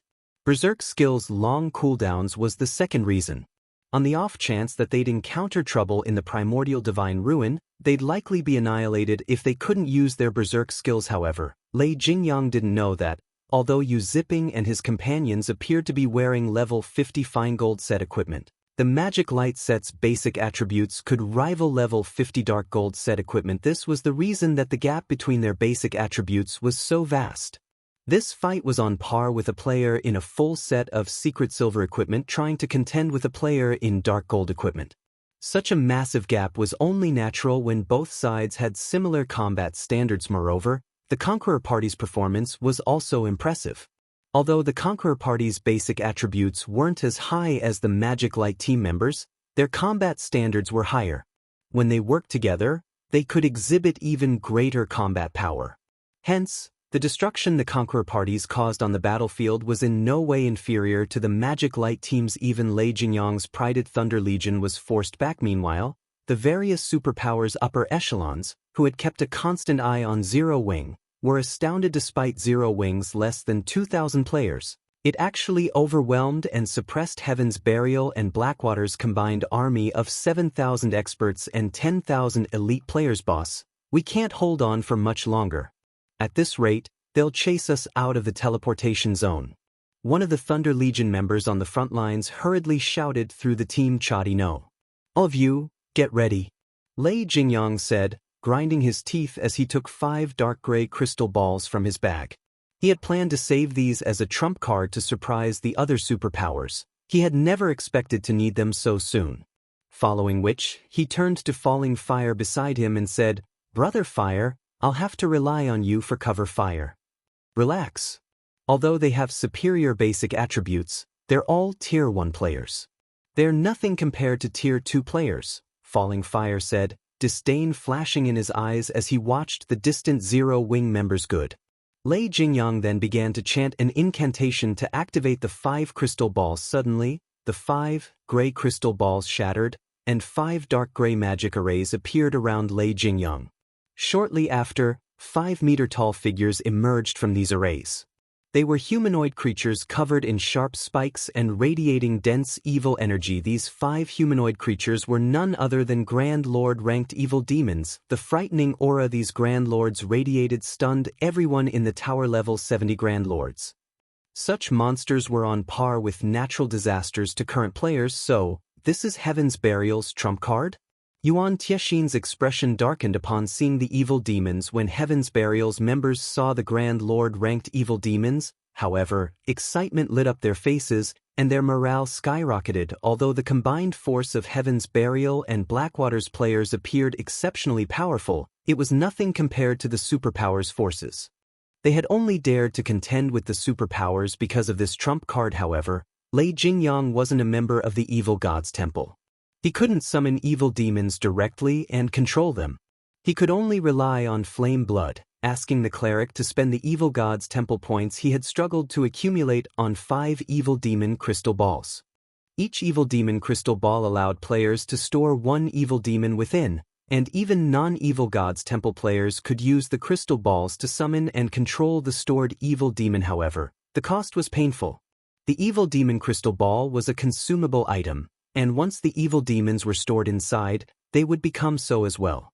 Once the crystal ball's 3-hour duration ended, the summoned evil demons would be permanently destroyed. Lei Jingyang had wanted to avoid using this trump card unless absolutely necessary. Since you've forced me to use the evil demon crystal balls, none of you from Zero Wing should even think of escape. Lei Jingyang revealed a sinister grin as he glared at Zero Wing's team. He then charged at Zero Wing's members alongside his 5 level 70 Grand Lord-ranked evil demons. Falling Fire followed the charge with his own team. Chapter 1651, Hidden Power. Chapter 1651, Hidden Power. The appearance of the 5 Grand Lord-ranked evil demons immediately attracted the attention of everyone on the battlefield. If the evil demons summoned were merely level 70 Great Lords, they still wouldn't pose much of a concern. After all, current players could defeat such existences, albeit after paying a considerable price. However, level 70 Grand Lords were a different story. Without berserk skills, level 50 peak MTs would not survive 2 hits from a level 70 Grand Lord. Moreover, evil demons possessed superior combat standards to monsters of the same rank. Even level 50 MTs with their berserk skills activated wouldn't last very long against such a monster. Meanwhile, 5 of such evil demons had actually appeared on the battlefield. How could anyone ignore and not feel worried over these monsters? Although the various major powers had already predicted that Heaven's Burial would make use of the evil beasts and evil demons it controlled, they hadn't anticipated that the guild could summon as many as 5 Grand Lord-ranked evil demons. Sure enough, they did bring along this trump card. Zero Wing is doomed now. Even a Tier 3 summoned creature won't be able to hold back a Grand Lord-ranked evil demon, much less 5 of them. The various major powers were delighted as they watched the 5 evil demons charging towards Zero Wing's team. With this, they would have one less competitor to worry about. At the same time, though, a somber expression also appeared on their faces. After all, once Heaven's Burial finished off the Zero Wing contingent, needless to say, Heaven's Burial would have no trouble securing a large number of entry slots with the help of the 5 Grand Lord-ranked evil demons, leaving other powers like them with fewer slots they could compete for. Just as everyone was thinking of how to go about competing for the entry slots, the 5 evil demons had already arrived at the front line of the battle between Zero Wing and Heaven's Burial under Lei Jingyang's lead. You people from Zero Wing should feel proud that you forced me to use my trump cards so soon. However, now that I have, you are all going to become evil demon food. Lei Jingyang revealed a sadistic grin as he swept a glance at the Zero Wing members before him. He then stopped controlling the 5 evil demons and simply commanded them to slaughter Zero Wing's members. Roar. Once the evil demons were no longer under direct control, their eyes released a bloody glow as they bellowed angrily. The evil energy they radiated also intensified, so much so that it clouded the perception of nearby players slightly. Even the Zero Wing members standing somewhat far away from the evil demons could not help but shudder at the powerful auras the evil demons released. Grand Lord-ranked evil demons? Shi Feng frowned slightly as he glanced at the roaring evil demons. Immediately, he commanded through the team chat, "Cola, Turtledove, Yiwumian, you 3 go keep those evil demons busy. Everyone else, focus on wiping out Heaven's Burial's members." Evil demons? That's not a bad opponent. Cola licked his lips in eagerness as he looked at the evil demonsets. A good opportunity to test my new equipment. Currently equipped with the Trembling Crown and Trembling Shield, Turtledove was also brimming with fighting spirit. Before coming to the Primordial Divine Ruin, Shi Feng had distributed the weapons, equipment, and skills he obtained from the Lost Town to Cola and the others. Among them, he had given the Trembling Crown and Trembling Shield to Turtledove, while Yiwumian received Cola's Dragon Scale Shield, which she had been using. Cola and the others promptly dashed towards the 5 evil demons. Keep on struggling. Lei Jingyang sneered when he saw Zero Wing's members trying to move out of the evil demons' way. At this moment, he could already foresee the annihilation of Zero Wing's Magic Light team. Just when the 5 evil demons arrived before some melee players of Zero Wing, Cola suddenly appeared in front of the 5 monsters and raised his shield. At the same time, he activated Justice Roar. The blinding light Cola's shield gave off instantly made him the center of attention on the battlefield. Meanwhile, the 5 evil demons involuntarily stopped their actions and turned to look at Cola and Uitant. What a suicidal bastard. Lei Jingyang's eyes gleamed with ridicule as he looked at the glow from Cola's shield. Even current peak MTs couldn't last very long against a level 70 Grand Lord-ranked evil demon. Yet, now, Cola had used an AoE taunt on 5 of such evil demons. At this moment, Lei Jingyang could already foresee the scene of Cola being killed instantly. As if summoned, the 5 evil demons instantly appeared before Cola, with one evil demon already swiping its right claw at the male guardian knight so fast. The evil demon's attack astonished the spectating crowd, which could just barely see the afterimage of the evil demon's claw. If it were up to these players, blocking or dodging the monster's attack would be impossible. Needless to say, if they were its target, they would no doubt be killed instantly. Ping. However, the scene that occurred a moment later was utterly different from everyone's expectations. Not only did Cola manage to block the first attack using the Titan Guard, but he actually retreated by only 2 steps after receiving the attack. Moreover, he only sustained a little over -10,000 damage from doing so. How is this possible? Could it be a skill? The nearby spectating crowd was stunned by this scene just as everyone was wondering what Cola did to take so little damage. Another two evil demons launched attacks on Cola, their claws blurring ping. Ping! Another two crisp clangs rang out. Cola was forced to retreat by a total of 4 steps, and 2 damages above -10,000 also appeared above the Guardian Knight's head. However, even after receiving 3 attacks that dealt over -10,000 damage each, he still had over half his HP remaining. Not bad. Their strength should be roughly the same as a level 60 specialized Grand Lord. Cola revealed a faint smile at the faint numbness in his arms to him, someone who possessed over 80,000 HP. Attacks that dealt around -10,000 damage were entirely within his tolerance range. When Cola noticed the last 2 evil demons attacking him as well, he decided to activate Titan's Will, the skill reducing the damage he received by 90% and increasing his attack speed by 100%, movement speed by 30%, and starting movement speed by 80% for 20 seconds when the 2 evil demons' claws collided with Cola's Titan Guard. 2 dazzling flashes appeared. This time, however, not only did Cola not retreat by a single step, but even the damage he received from each attack was just a little more than -1,000. That was practically a negligible amount. Following which, several healing lights fell on him, instantly replenishing his HP to full. So, this is Zero Wing's chief MT? He's so strong. Everyone's eyes nearly fell out of their sockets when they saw Cola actually going toe-to-toe with the 5 Grand Lord-ranked evil demons. If it were them, a single Grand Lord-ranked evil demon would be beyond their means. Yet, despite going up against 5 of such evil demons, Cola still seemed to have plenty of energy to spare. Right now, it looked as if these 5 evil demons were actually fake evil demons. However, they were fully aware that this result was not because the evil demons were weak.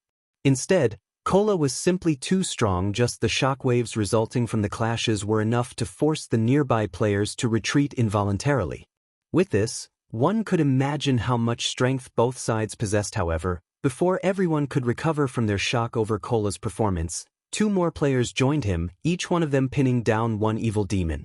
These 2 players were none other than Turtledove and Yi Wumian. The moment these 2 MTs appeared, they immediately used a taunt skill and solidified their aggro on their respective targets.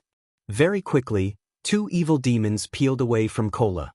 However, this was still not the most shocking part. The crucial point was that both Turtledove and Yi Wumian actually possessed defense that was in no way inferior to Cola's.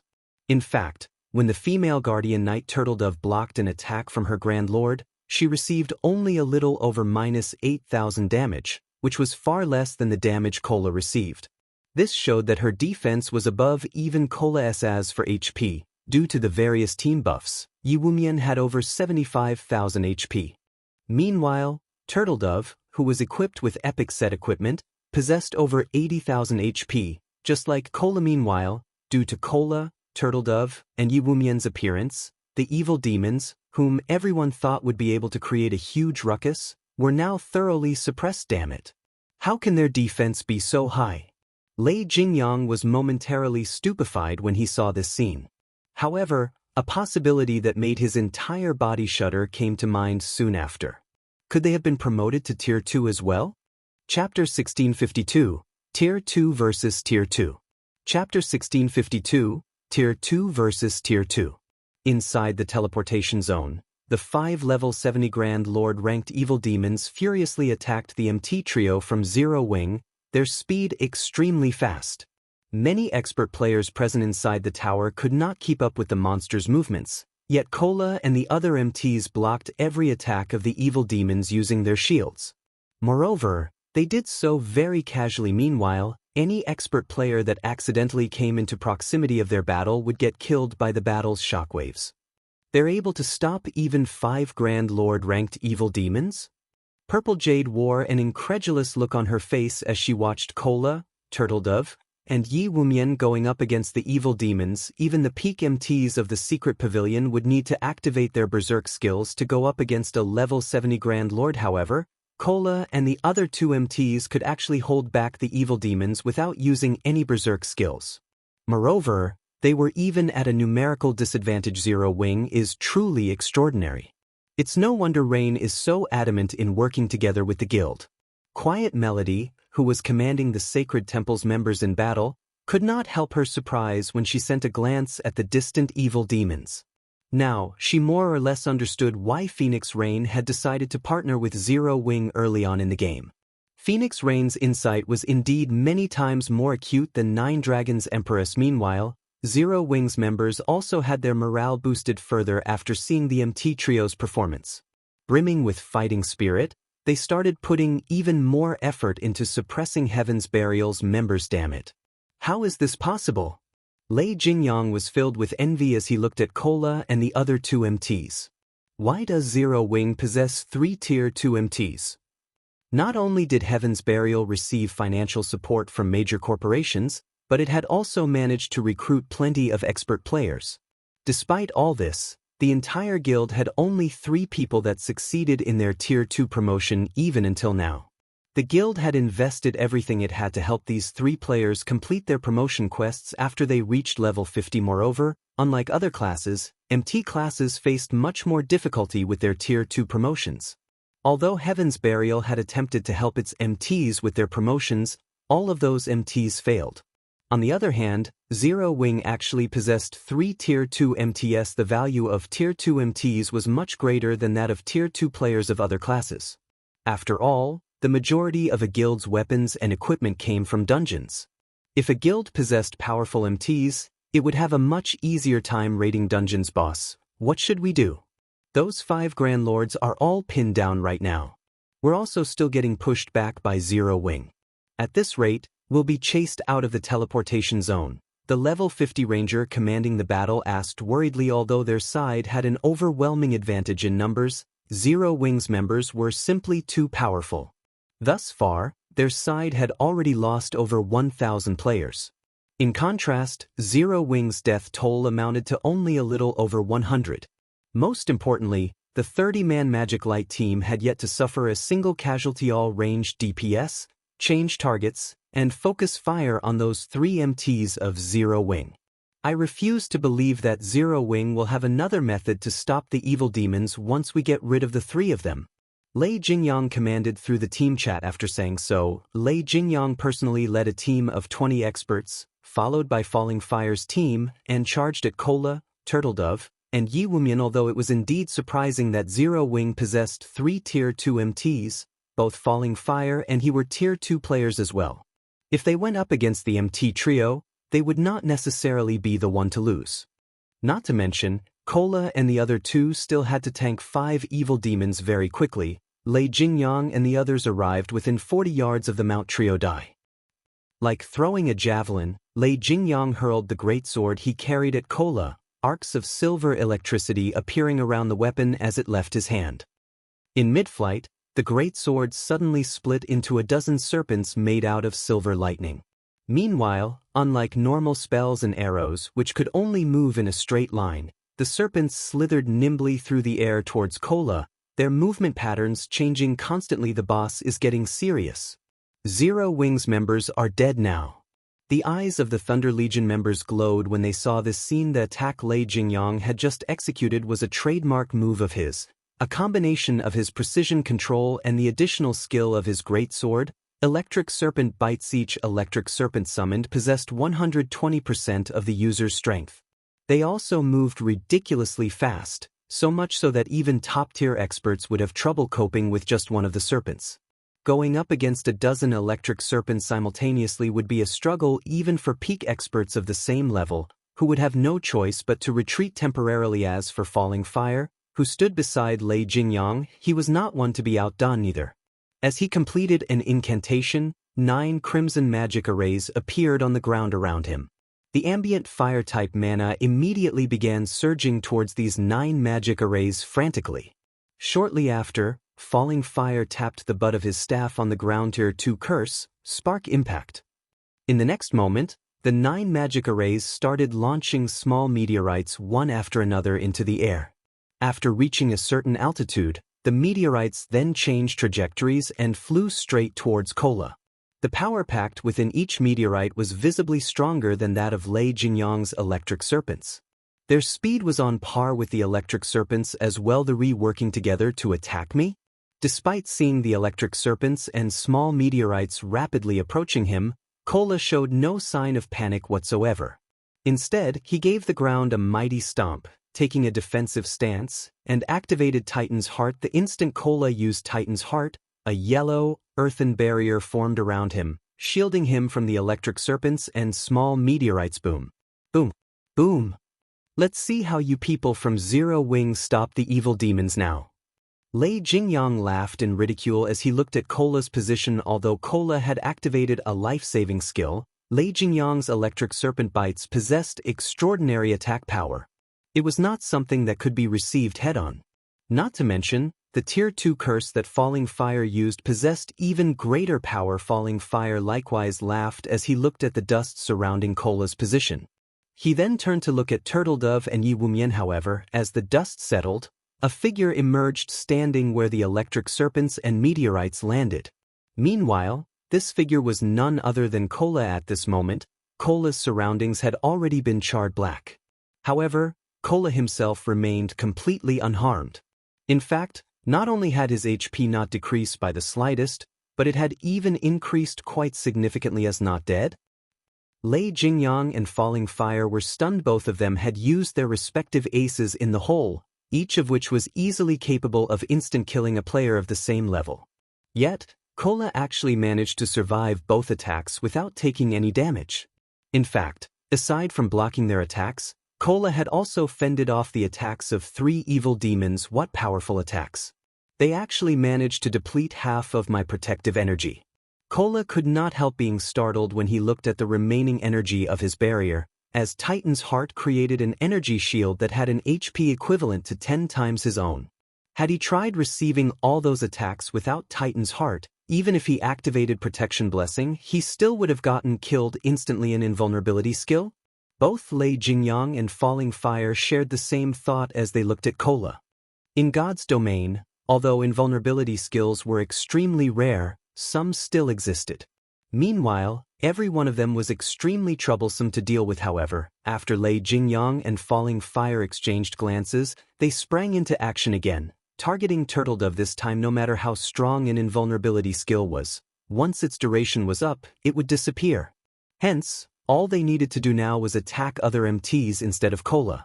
They also refused to believe that all 3 MTs had learned invulnerability skills. However, when Lei Jingyang was within 30 yards of Turtledove, he suddenly felt a chill crawling down his spine.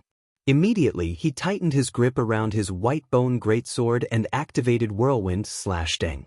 In the next moment, Lei Jingyang felt as if he had just struck an impenetrable wall as his greatsword stopped abruptly, sparks flying from the edge of his greatsword. Then, a lithe figure gradually appeared before him. Zero Wings Fire Dance? Lei Jingyang sneered as he looked at the lithe figure facing him. Are you here to get yourself killed? He sent a slash at the female assassin before him. Straightaway, an assassin was most powerful when conducting an ambush. As long as the ambush failed and their body became exposed, their combat power would decrease drastically. In a frontal clash, an assassin was significantly inferior to a berserker. Dang. However, after exchanging several attacks with Fire Dance, Lei Jingyang started panicking. As a Tier 2 berserker, his strength should be overwhelmingly superior to most players at this stage of the game. Moreover, he was currently geared in 3 pieces of epic equipment. Despite that, not only did every one of the dozen or so attacks he had sent at Fire Dance get blocked, but his arms even started falling numb from the resulting impact. Could she be a Tier 2 player as well? Lei Jingyang could not help entertaining such a thought. However, even if Fire Dance was a Tier 2 assassin, it should be impossible for her to be superior to him, a Tier 2 berserker. In terms of strength, Lei Jingyang very quickly shook the thought out of his head and calmed himself. In terms of combat standards, he was no doubt superior to Fire Dance. Since he couldn't win using a forceful approach, he simply needed to target her weak points. He immediately activated the Tier 2 skill Battering / allowed him to ignore his target's defense and block effects. Although the damage his attacks dealt would decrease significantly, it would be more than enough to kill an assassin, a class that had both low HP and defense. However, when his greatsword passed through Fire Dance's body, Lei Jingyang's complexion immediately darkened. The reason for this was the sensation he felt coming from his greatsword. It did not feel as if he had just cut through a physical entity at all. He tried using Blade Storm right away, but before he realized it, Fire Dance had already appeared behind him, the 1,000 transformations in her hand stabbing towards his back tier 2 skill, Shadow Raid. Fire Dance instantly transformed into numerous streaks of shadows that pierced through Lei Jingyang's body. Damages ranging between 10,000 and 20,000 appeared rapidly above the Berserker's head one after another, depleting his HP to 0. Chapter 1653, Tier 2 Galore, Did Lei Jingyang Die? An instant kill. For a time, the players watching the battle between Fire Dance and Lei Jingyang were stunned by the sudden development. The fight had been lightning quick, and many had failed to realize what had happened before it was over. In one moment, Lei Jingyang had been alive and kicking, and in the next, he was dead. The members of Lei Jingyang's Thunder Legion were particularly dumbstruck. They all knew how powerful their commander was.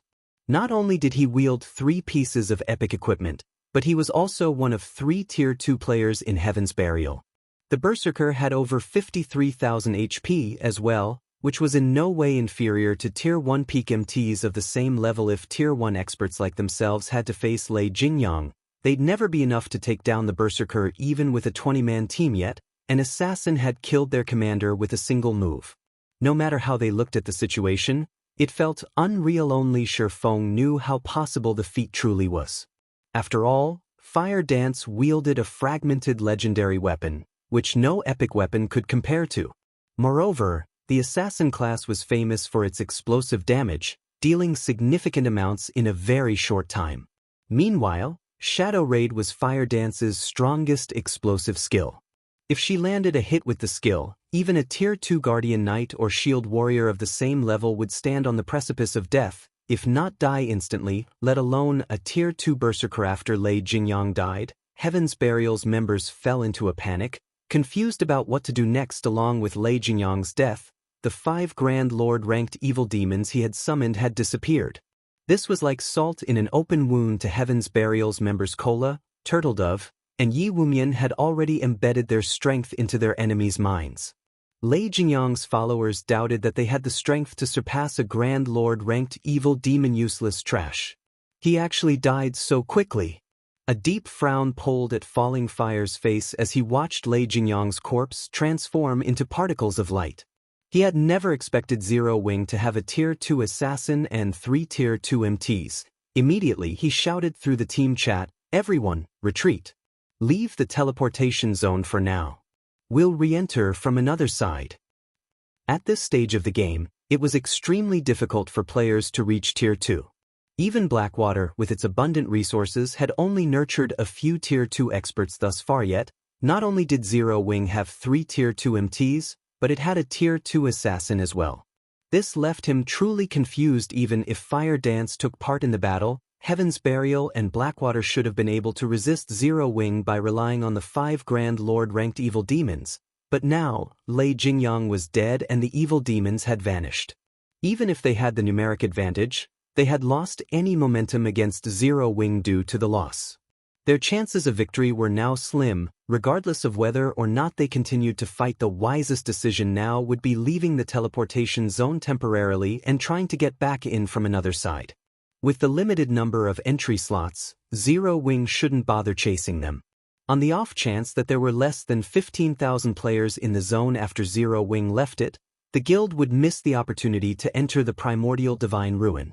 The risk of giving chase simply outweighed the gains. However, as Falling Fire ushered his team out of the teleportation zone, a snowy white dagger appeared behind him, transforming into a streak of silver light as it thrust into the elementalist's back. Another assassin. Falling Fire panicked, but it was already too late to dodge or block the attack physically.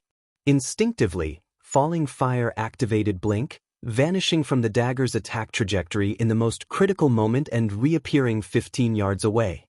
He then turned towards the player that had ambushed him with a grim expression. Unlike the lithe assassin that had ambushed Lei Jingyang, the assassin that had attacked Falling Fire was a physically fit youth. This youth was none other than Flying Shadow. What fast reactions! Flying Shadow was astonished when Falling Fire successfully evaded the ambush. He evaded my attack despite being caught off guard. Sure enough, I'm still not on the level of peak experts like him. He had been so close to killing Falling Fire just now. In his opinion, he had already concealed himself sufficiently, and his attack had been fast enough, yet Falling Fire had avoided his Dagger Zero Wings Flying Shadow? Falling Fire recognized Flying Shadow instantly, feeling no less shocked than the assassin. How is he so strong? He had detailed information on all of Zero Wing's top-ranked experts, and Flying Shadow wasn't wearing a black cloak. Even without an identification skill, he easily determined the youth's identity based on his appearance. Based on the report he had read, Flying Shadow wasn't nearly as strong as Fire Dance, Zero Wing's #1 assassin. Yet, just now, the youth had displayed far more power than the report had mentioned. After Falling Fire had been promoted to Tier 2, he hadn't encountered a Tier 1 assassin that could get within 10 yards of him undetected. Only the guild's Tier 2 assassins had been successful. Could he be a Tier 2 player as well? As Falling Fire looked at Flying Shadow, he felt the edges of his world beginning to crumble. Since when had reaching Tier 2 become so easy? The fact that Zero Wing had one Tier 2 assassin was surprising enough, but he had just encountered another. Had he not reacted quickly enough, he might have fallen to Flying Shadow's attack. Watching Flying Shadow approach again, Falling Fire began to double speed cast. Suddenly, stone spikes rose from the ground beneath the assassin's feet. At the same time, a large number of ice swords rained down on the youth. This forced Flying Shadow to focus on the attacks from above and below, which drastically slowed his advance. Moreover, he stiffened slightly each time he blocked an ice sword. Aside from Falling Fire's attacks, Flying Shadow had to deal with the nearby Heaven's Burial and Blackwater members. For a time, all of the incoming attacks forced Flying Shadow into a passive state. He couldn't close the distance between himself and his target. Your equipment is quite good, but it's a pity your combat standards are somewhat lacking, Falling Fire said, a condescending smile spreading across his face as he watched the assassin's HP slowly decrease. Flying Shadow might be considered a first-class expert in a first-rate guild, but he was still young and tender in Falling Fire's eyes. The assassin's focus on dodging and blocking was particularly poor and inefficient. Even without the support of other players, he could easily kill this player. Falling Fire completed the final verse of his incantation and launched the Tier 2 spell, Detonating Flame Arrows, at Flying Shadow. However, before he could release the dozens of flaming arrows that had formed above him, a dark blue magic array had appeared in the sky, releasing a torrent of water that snuffed the arrows out. Reacting, Falling Fire used Blink again and avoided the descending water. By the time he reappeared, the force of the torrent had carved out a massive crater in his previous position, filling it with water. How is that possible? Someone actually crushed my detonating flame arrows? Confusion tore at Falling Fire as he eyes the man-made pond. He had cast a Tier 2 spell, which shouldn't have crumbled so easily even under another Tier 2 spell, yet not only had his detonating flame arrows been eliminated, but the torrent of water had contained enough destructive power to form a massive crater. But before Falling Fire could discover his attacker, over a dozen light blue water spears shot towards him. The spears had appeared in almost the same moment Falling Fire had reappeared after using Blink. The enemy caster's timing and aim were incredibly precise. Dazed, Falling Fire failed to protect himself in time with an ice barrier, and 4 water spears plowed into him, each dealing over -16,000 damage. Falling Fire, who only had 40,000 HP, died instantly. As the Elementalist's HP reached 0, he was barely able to turn his head in time towards the water spear's origin. Standing around 30 yards away was a lithe, graceful woman in a lilac robe and wielding a dark blue crystal staff. A light blue magic array gradually faded from beneath her feet while dense, water-type mana surrounded her. Another Tier 2 player. Although Falling Fire still wanted to speak, his vision had already darkened, and his body collapsed. Chapter 1654, Shocking All Sides. Chapter 1654, Shocking All Sides. As Falling Fire collapsed, silence descended on Zero Wing and Heaven's Burial's battlefield commander. The commander actually died. Do they also have a Tier 2 magical class expert? Blackwater's members gaped at Aqua Rose, who was responsible for Falling Fire's death. Falling Fire was both one of the scant few Tier 2 players and a top-ranked expert within Blackwater.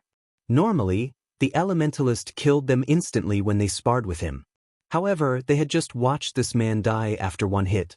No matter how they looked at the situation, it was utterly unbelievable the tier suppression Tier 2 players had over Tier 1 players was much greater than that of Tier 1 players over Tier 0 players. Moreover, as an elementalist, Falling Fire had a few passive skills that increased his magic resistances, making him much tougher against spells, yet Aqua Rose had annihilated Falling Fire with a single spell. There were only two possibilities to explain the outcome. The first was that Aqua Rose had used a Berserk skill followed by a Tier 1 curse. The other possibility was that Aqua Rose was also a Tier 2 player. When players activated a Berserk skill, some kind of special effect would change their bodies. Only, not all Berserk skills generated visible indicators. Regardless, when a player activated a Berserk skill, the intensity of their aura would increase drastically, informing others that the player had activated such a skill. However, Aqua Rose displayed neither phenomena, so it was obvious that she hadn't activated a Berserk skill. There was also no way they'd miss the resulting changes. They all had keen senses as experts, and activating a Berserk skill was akin to turning on a light in a dark room. When Blackwater's members considered the possibility that Zero Wing also had a Tier 2 magical class, they couldn't help but shudder. Tier 2 MTs were only powerful when tanking monsters. Their DPS was lacking. However, it was a different story for Tier 2 magical classes. Magical classes already wielded extremely high DPS even at Tier 1, and they had more AoEs than other classes. After their promotion to Tier 2, magical classes' attacks would grow even stronger. It wouldn't be an exaggeration to call Tier 2 magical classes mobile defense turrets. When solely comparing combat capabilities, Tier 2 magical classes were stronger than another class by far. While everyone struggled with their shock over Falling Fire's death, Aqua Rose used the opportunity to cast the Tier 2 spell, Aqua Precinct, with the female Cursemancer at its center. A water domain manifested, covering a 70-yard radius. Any of Heaven's Burial and Blackwater members caught within Aqua Precinct soon noticed the rapid drop in their basic attributes. In the blink of an eye, their basic attributes had fallen to 70% of their original values. Following which 12 8-meter-long water serpents rose from the pool of water, releasing enraged bellows that echoed throughout the tower. Every water serpent possessed the strength to rival a great lord of the same level. Under Aqua Rose's control, the water serpents jumped at the players from Heaven's Burial and Blackwater. Aqua Precinct wasn't like normal AoEs and was categorized as a domain skill.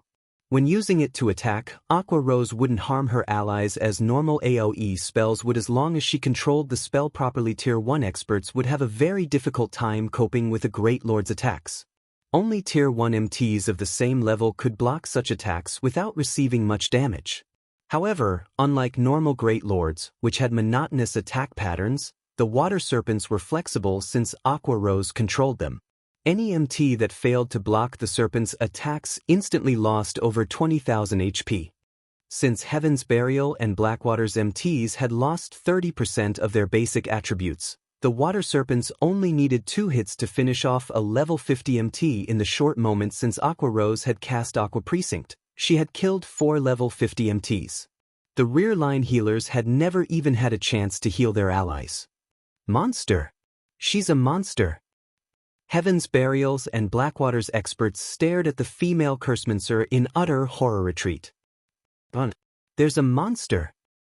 With Zero Wing's Magic Light team and Conqueror parties gaining the upper hand, followed by Aqua Rose's sudden massacre, Heaven's Burials and Blackwater's members panicked. Rather than a slow, organized retreat, they turned and fled like cowards. Not only would they lose a level if they died, but they'd also lose a piece of equipment.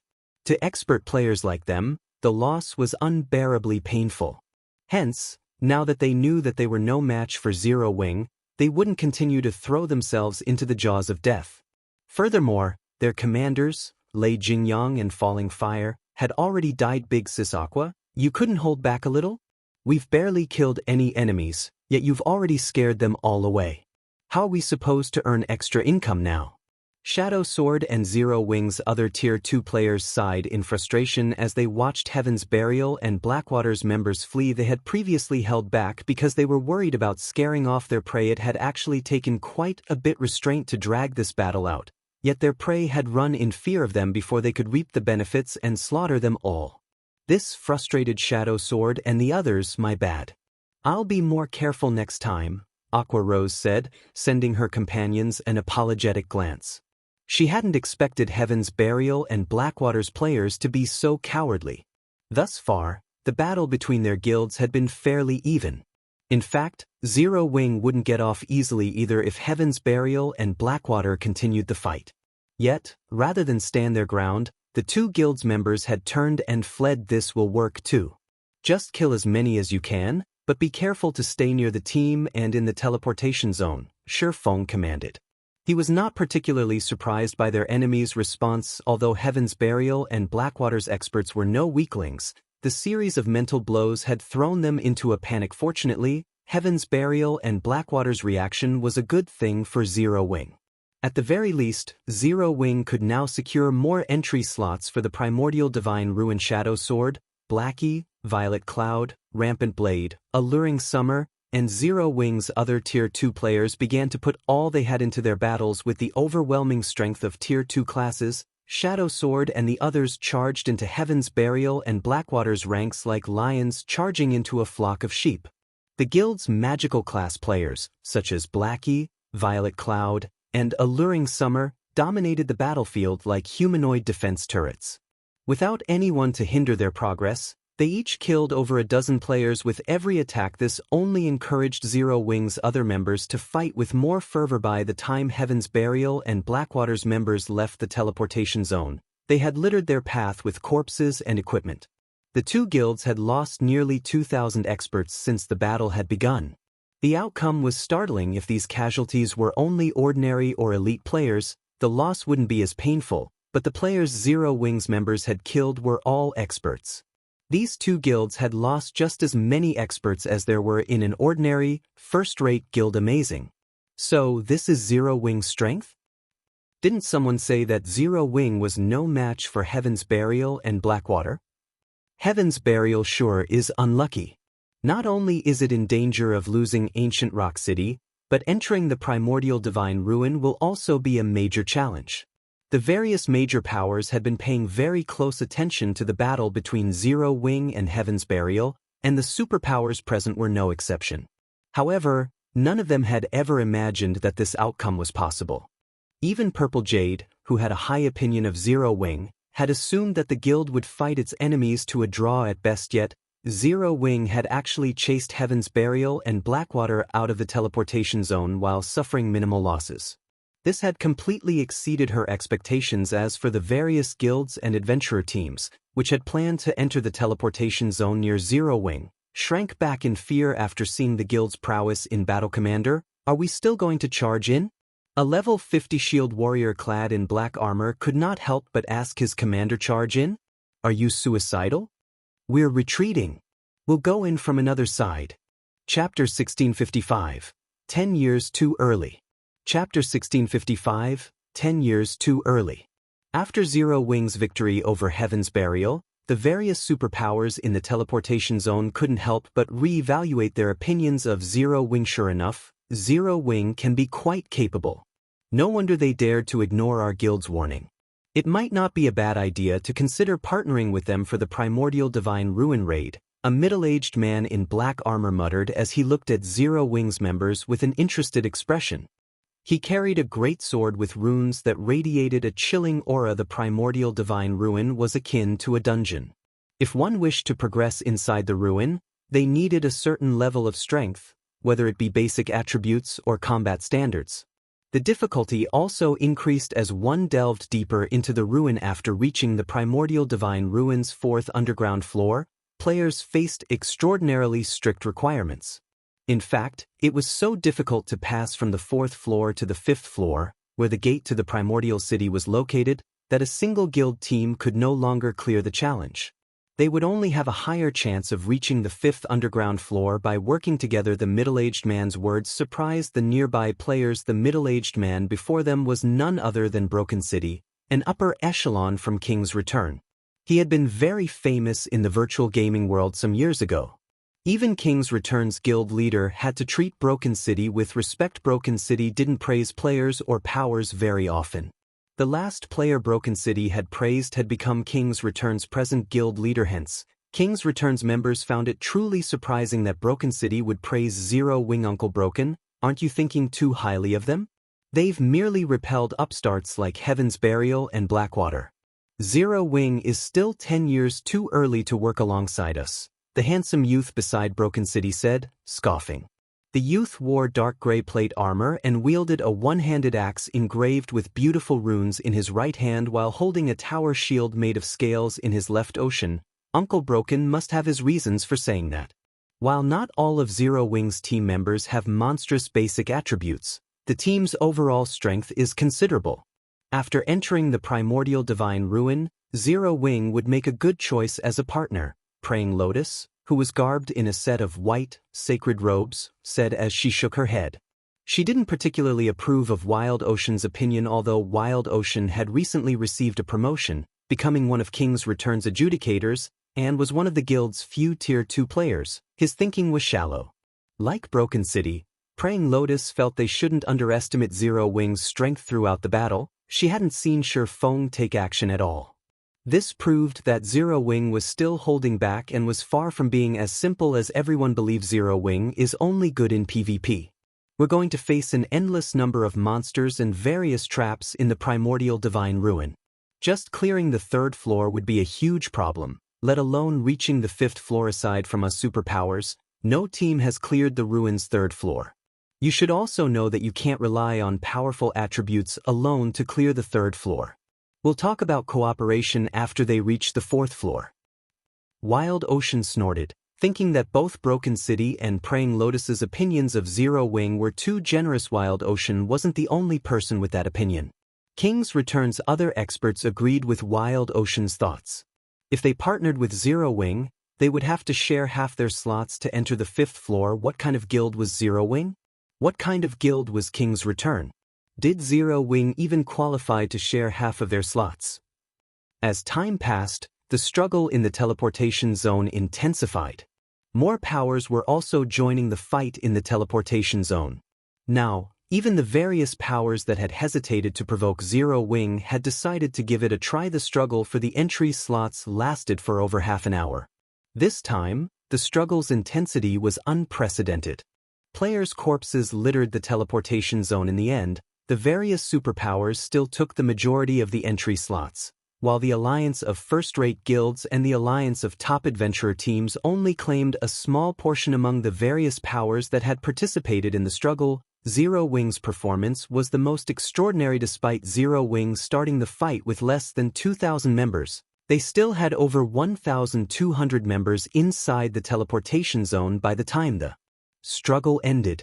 The guild had claimed nearly 1/10 of the available entry slots, only slightly less than the various superpowers. Among the various superpowers, the Secret Pavilion had the best performance, securing exactly 2,000 slots. Although the Secret Pavilion was more than capable of gaining more than that, it had deliberately held back to avoid standing out. Every one of the other superpowers secured around 1,500 slots, which was slightly more than Zero Wing. This was also the reason why Zero Wing's performance shocked everyone. The various superpowers had started the fight with at least 6,000 members, yet Zero Wing had achieved a near similar result with less than 2,000 members. This battle record was a little terrifying. Crap. I thought that with Heaven's Burial and Blackwater out of the picture, we would get more slots. Why did we end up getting fewer slots than in previous raids? That's right.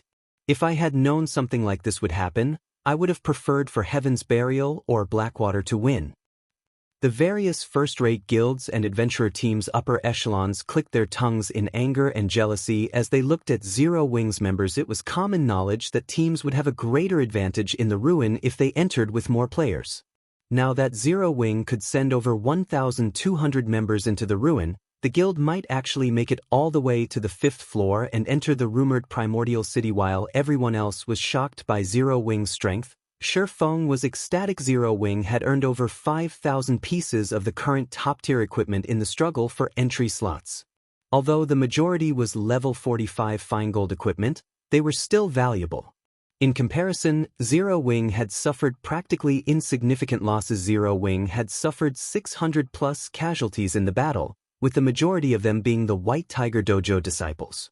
The disciples were only geared in standard level 50 elite equipment. They had also recovered some of the lost weapons and equipment.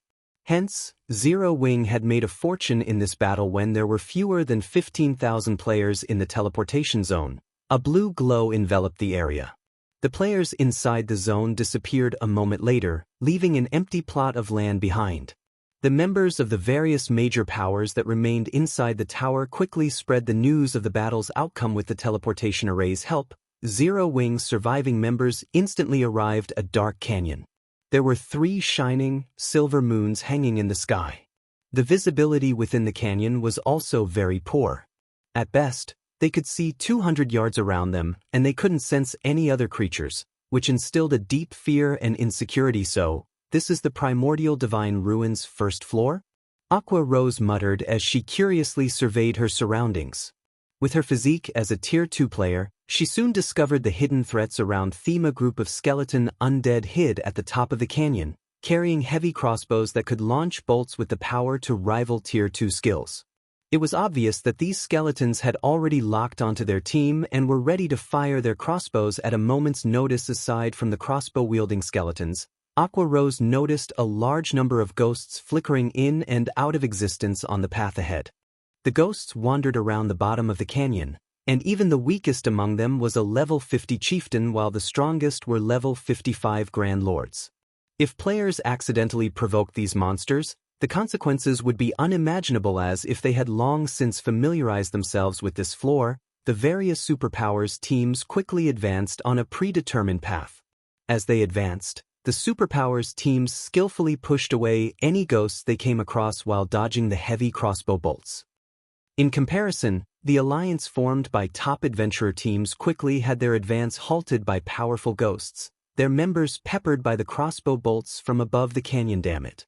Why is it so difficult? The various adventurer teams' upper echelons frowned at the first floor's difficulty. They were at a loss. Seeing this, the superpowers members shook their heads disapprovingly. The Primordial Divine Ruin was an extremely dangerous place, yet the various adventurer teams had believed that getting into the ruin was the most difficult part. The struggle in the teleportation zone was simply a prelude for what was to come. Before the adventurer team alliance could think of a plan, they noticed Zero Wing's members taking large strides towards the gateway to the next floor. Have they lost their minds? The various adventurer teams' upper echelons gaped as they watched Zero Wing fearlessly advance. Chapter 1656, Dauntless Zero Wing. Chapter 1656, Dauntless Zero Wing. The adventurer team alliance wasn't the only force confused by Zero Wing's sudden advance. The several superpowers upper echelons and the first-rate guilds alliance also flashed Zero Wing incredulous looks. What's Zero Wing trying to do? Zero Wing's behavior confused everyone. The Dark Canyon's terrain was complex. Although there appeared to be many paths that would lead to the top of the canyon, only a few were actually viable. Moreover, timing was very important when traversing the various paths. A single mistake could easily put an entire team in a dangerous situation. It wouldn't be surprising if the team were even eliminated, although players would lose only 20% of their EXP and be sent back to the starting point when they died in the Primordial Divine Ruin. Multiple deaths would significantly weaken a team and increase the raid's difficulty for newcomers to the Primordial Divine Ruin, such as Zero Wing and the Adventurer Team Alliance. The safest way through the Dark Canyon was to follow the various superpowers, who were already familiar with the first floors. Trial, of course, tagging along didn't necessarily mean safety. Even if two teams took the same path, their timing wouldn't be the same. In this case, it would depend on the commander's abilities. Although, for the two superpowers that raided the ruin for the first time, this wouldn't be a problem. The force's leadership had a perfect grasp of their team's positioning and could minimize their losses as they followed the other superpowers. The Adventurer Team Alliance's chain of command, however, was chaotic due to its multiple leaders. As a result, the Adventurer Team Alliance suffered many casualties as it attempted to follow after a superpower. But the Alliance still fared better than if it pioneered a path of its own. Yet, Zero Wing did not even understand such a basic principle and had made a beeline for the top of the canyon.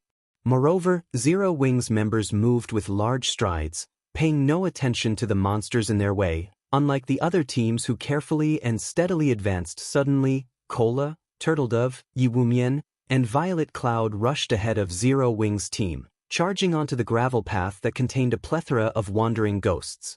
Meanwhile, the 15 MTs of the Magic Light team's 15 MTs guarded the rear of the team, while the Conqueror parties split up and covered the sides.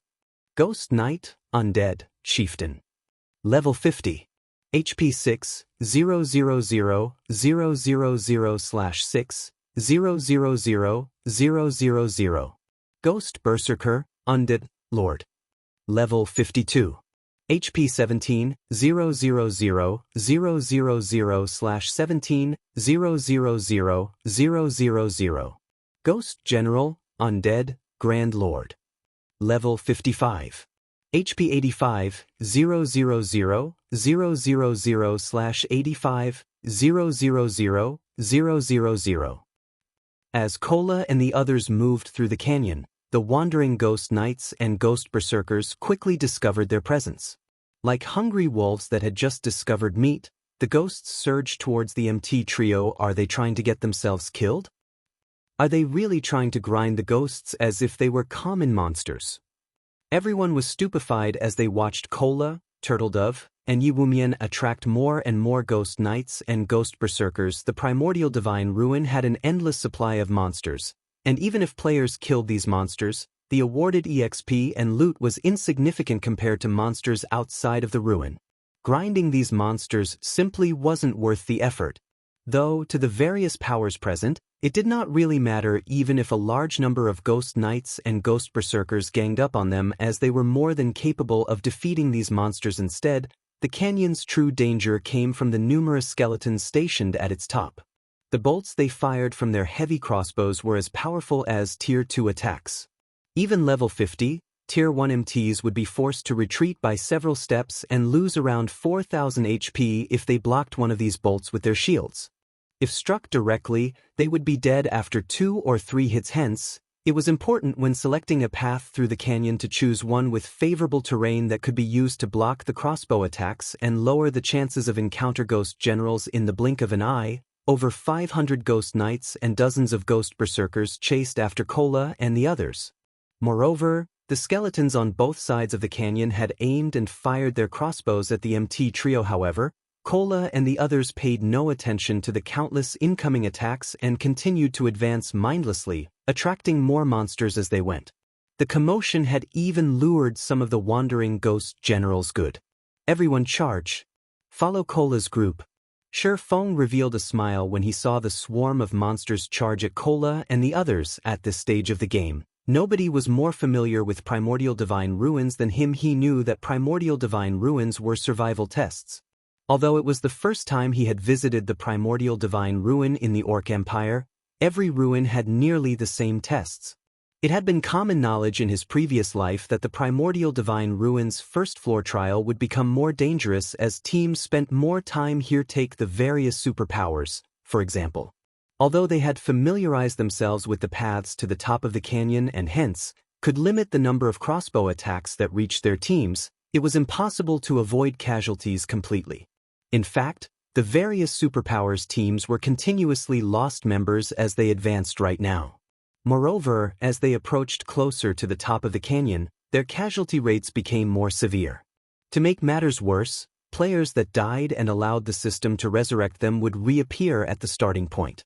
Once they did, they'd have no way of catching up to their main force.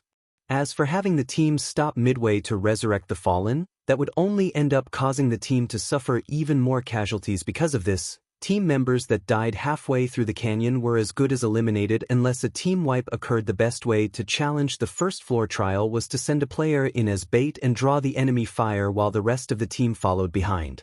Doing so would greatly reduce the number of attacks the team received and was much safer than following one of the more protected routes. The only problem with this method was that the players acting as bait needed to be strong enough.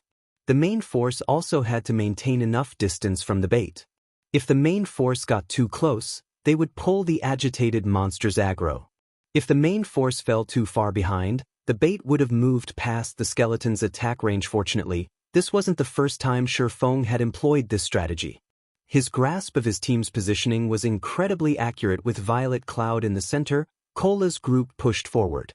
As they faced numerous attacks, their HPs steadily decreased. Fortunately, the Chieftain-ranked Ghost Knights and Lord-ranked Ghost Berserkers were not much of a threat. The true threat came from the Ghost Generals and the heavy crossbow attacks from both sides of the canyon, in particular. Currently, a swarm of Ghost Knights chased after Cola's group of 4, and although the situation looked dire, it worked in the group's favor as the Ghost Generals had a hard time reaching the players. Unfortunately, the same couldn't be said for the crossbow attacks when Cola, Turtledove, and Yi Wumian used their shields to block the incoming crossbow bolts. They'd stiffen slightly and lose around 1,500 HP. When the other powers noticed the damage Cola and his team received, they couldn't help their jealousy. Unlike Cola and the others, their MTs received over -4,000 damage even when they blocked the crossbow bolts successfully. This meant that the MT trio from Zero Wing could endure 3 times the attacks that their MTs could. However, they still ridiculed Zero Wing for its foolish leadership. If Cola and his companions had the support of a large number of healers, they'd be practically unkillable. Zero Wing actually let these 3 powerful MTs charge ahead on their own. It was a reckless waste of resources. With how the team utilized Cola and the others, it wouldn't matter if they could endure 2 or 3 more hits than other MTs. Sure enough, Cola, Turtledove, and Yi Wumian's HPs began to decrease rapidly. In a short moment, they had lost more than 1/3 of their HPs. The various superpowers' upper echelons lamented the loss. The MT trio only had a single healer to support them, and it simply wasn't enough to keep the 3 players alive. But after another moment, the superpowers noticed something strange. Despite Cola, Turtledove, and Yi Wumian's HPs having already fallen below the 25% mark, Violet Cloud hadn't prepared to cast any spells. What's going on? Isn't that girl a cleric? Or does she have some kind of grudge against those MTs? Everyone watched Violet Cloud in confusion. However, while the spectating crowd wondered about the young woman's hesitation, Cola took a look at his own HP bar. Let's begin, Cola said. Rather than panicking, his voice contained a hint of excitement. Turtledove and the others then nodded in response, following which, Cola shouted before releasing a blinding golden glow. Suddenly, a golden pillar of light descended from the sky and enveloped Cola's group, illuminating the dark canyon. Suddenly, 4 golden barriers enveloped each member of the group. The move Cola just used was none other than the Tier 2 skill, Divine Shield, which Shifeng had obtained from the Boneless land. When activated, the skill granted the Divine Shield buff, which lasted 30 seconds, to a maximum of 10 players. The buff decreased incoming damage from Tier 3 or below attacks by 50% and attacks above Tier 3 by 20%. The buff also increased attack speed and movement speed by 20% and healing effects received by 100%. Divine Shield was a very powerful skill, though it had a downside. A 1-hour cooldown. Violet Cloud also used the Tier 2 spell, Holy Prayer. The spell affected all allies within a 50-yard radius and granted them an hot buff that healed them based on Violet Cloud's mana. Moreover, players affected by Holy Prayer would receive a 20% damage reduction buff. The spell had a 1-minute duration and a 20-minute cooldown. Under the effects of these 2 skills, Cola's group members each recovered over 8,000 HP every second. The damage they received was reduced to a pitiful amount as well. This turn of events allowed Cola's group to advance with ease while the rest of Zero Wing's team followed behind. In less than a minute, Zero Wing's members had reached the top of the canyon. Chapter 1657, Continuous Clearance. Chapter 1657, Continuous Clearance. The sounds of battle had filled the dark canyon, but as Zero Wing's members reached the top, the various powers, which were still engaged in combat, fell silent. That's actually possible? For a moment, everyone was at a loss for words as they stared at Zero Wing's members. They had invested a ton of effort and made numerous sacrifices during their previous raids to locate the best route up the canyon, and they would still suffer before they reached the safe zone at its top. Yet, Zero Wing had run for the top of the canyon without sparing their surroundings a glance. Not only had the guild team succeeded, but they had only lost a few dozen players, which was practically negligible. Sure enough, Zero Wing is extraordinary, Praying Lotus muttered, her eyelashes fluttering as she watched Shifeng, the commander of Zero Wing's team. No other guild would dare to be so bold. The two skills Cola's group had used were particularly powerful. Although they were not invulnerability skills, the combined effect had nullified the threat from both the ghosts and the heavy crossbows they only got through thanks to powerful attributes and skills, Wild Ocean said, clicking his tongue. The next floors will be even more difficult, and basic attributes will become less important. If they try to pull another stunt like that, they'll get themselves killed. Praying Lotus did not rebuke Wild Ocean's words this time. After all, what the Shield Warrior youth had said was true. As players delved deeper into the Primordial Divine Ruin, the trials they faced would become more difficult. They would also encounter more and different traps. Rather than simply relying on raw power, players would have to rely on their technical abilities in the lower floors. The brute force method Zero Wing had used was only viable on the first floor. It wouldn't be possible to clear the following floors with the same method correspondingly, though. Players would have higher chances of encountering opportunities and treasure the further they explored. There was practically nothing noteworthy in the ruins' first underground floor. One would be extremely lucky if they even came across a bronze treasure chest. Although players could also find combat techniques on the first underground floor, the chances of that were extremely slim. If one wanted better loot, they'd have to reach the Primordial Divine Ruins' third underground floor. Only the third floor and down offered level 50+ top-tier equipment. At the same time, the chances of finding combat techniques and other treasures also increased. Sure, Feng didn't hurry through the ruin after reaching the top of the canyon. Instead, he had everyone rest in the safe zone. Players' stamina and concentration consumption were far more severe in the Primordial Divine Ruin than outside of it. If they did not rest, they might fail trials that should be passable. Meanwhile, the only places in which players could rest in the Primordial Divine Ruin were the system-established safe zones. Traps and monsters were present everywhere else, and if they relaxed, even for a moment, in these locations, they'd swiftly lose their lives. After Zero Wing's members had rested for some time, the various superpowers teams began to arrive in the safe zone, one after another. However, unlike Zero Wing, the various superpowers only had around 80% of the 1,500+ members they had entered the ruin with. The rest of their players had to wait for the system to resurrect them, forming teams with other players to search for opportunities and treasure on the first floor. After everyone rested, they proceeded towards the second underground floor. The second floor contained a primal forest. Visibility here was even worse than in the first floor's dark canyon. Even Tier 2 players could only see up to 80 yards away. As players traversed the forest, they were bombarded by all kinds of spell attacks from out of nowhere from time to time. These spells packed a punch, and even Tier 2 MTs only survived after 3 or 4 direct hits. Tier 1 MTs were lucky to survive even 2 hits. If players wished to reach the next safe zone alive, they would have to rely on their individual reaction speed and decision-making. They'd have to dodge or block an attack instantly when targeted. Only by doing so would the healers have a chance of healing them. All the heals in the world wouldn't save them if a spell struck them directly. The ruin's second floor was also much larger than the first, a testament to the Primordial Divine Ruin's unique nature. As teams progressed, they'd encounter larger maps, forcing players to travel greater distances and face more danger. Sure, Feng didn't have any special strategy to get through the second floor's trial. He could only send in the Magic Light team and Conqueror parties to tank as many hits as possible, limiting the number of casualties the team suffered. Overall, Zero Wing didn't fare nearly as well as the various superpowers. Upon reaching the third underground floor, the increased difficulty was particularly evident. The necessary method to clear the third floor wasn't like the first two. The various attacks and traps players had to face had also changed. Now, players had to collect a sufficient number of teleportation stones to proceed to the fourth floor. Each teleportation stone could only transport 100 players, and only the third floor's Grand Lord ranked monsters would drop them. One could just imagine how difficult it would be to kill a Grand Lord ranked boss in such a dangerous environment. It's no wonder why only the various superpowers have only gotten through the third floor thus far, leaving the first-rate guild's alliance behind. As Shi Feng stood at the third floor's starting point and observed the barren wasteland before him, he could not help but frown. Thunderclouds covered the sky above the plain as far as he could see.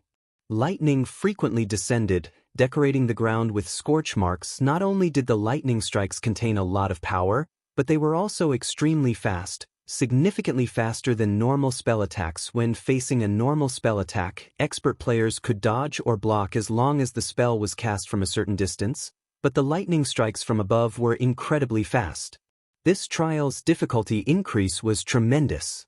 Furthermore, players had to kill level 55 Grand Lords. However, the various superpowers teams, which had just arrived, reacted as if they didn't see the lightning bombarding the plane. They quickly split into two groups, leaving one behind in the safe zone while the other boldly strode into the barren wasteland in search of Grand Lord-ranked Thunder Beasts and Thunder Elementals. Lightning continued to descend from the sky, but the superpowers members swiftly maneuvered around the strikes.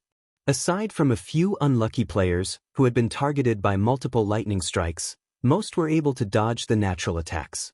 Even if they failed to dodge in time, their team's healers would quickly restore their lost HP. In contrast, the first-rate guilds and adventurer teams were unsure of how to continue. If they only had to dodge the lightning strikes, most of their members would be successful, but with the addition of monsters, chaos would ensue. They'd either fall to the lightning, or the monsters would slaughter them. So what if they got a lot of players this far? They still won't clear the third floor. Wild Ocean could not help but flash Zero Wing's team, which still occupied the starting point. A ridiculing smirk. Players' basic attributes were no longer the key to clearing the trial once they reached the third underground floor. Here, individual combat standards held greater importance. If a team couldn't defeat the Grand Lord-ranked bosses while being showered by lightning strikes, it would venture no further. In the Primordial Divine Ruin Guild leader, the lightning strikes' attack rate and numbers are too high. I'm afraid that no more than 50 of our members will be able to fight while dodging the strikes. Should we grind the bosses for teleportation stones with just a 50-man team?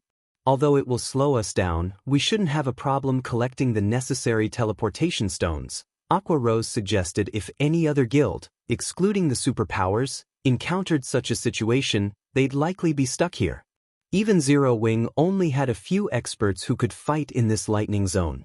Not even the Conqueror's Armor's battle arrays would be very effective. Meanwhile, trying to raid Grand Lords with so few experts was impossible. This was also why the various first-rate guilds, which had reached the ruins' third underground floor previously, had never cleared it. However, Zero Wing was different. Its team had over 10 Tier 2 players and shouldn't have a problem forming a 50-man raid team that could dodge the lightning while fighting the bosses. Unfortunately, raiding level 55 Grand Lords with only 50 members would take a lot of time, more time than the various superpowers raid teams, which had around 300 members each. No need, we'll all go together, Shi Feng said, smiling as he shook his head. Everyone? For a moment, Aqua Rose thought she had misheard Shi Feng. Relax. If this were any other trap, we might not have a way to deal with it, but if we only have to deal with lightning, we won't have to worry, Shi Feng said. He then took a thick, ancient tome from his bag. This item was none other than the Ancient Weather Book.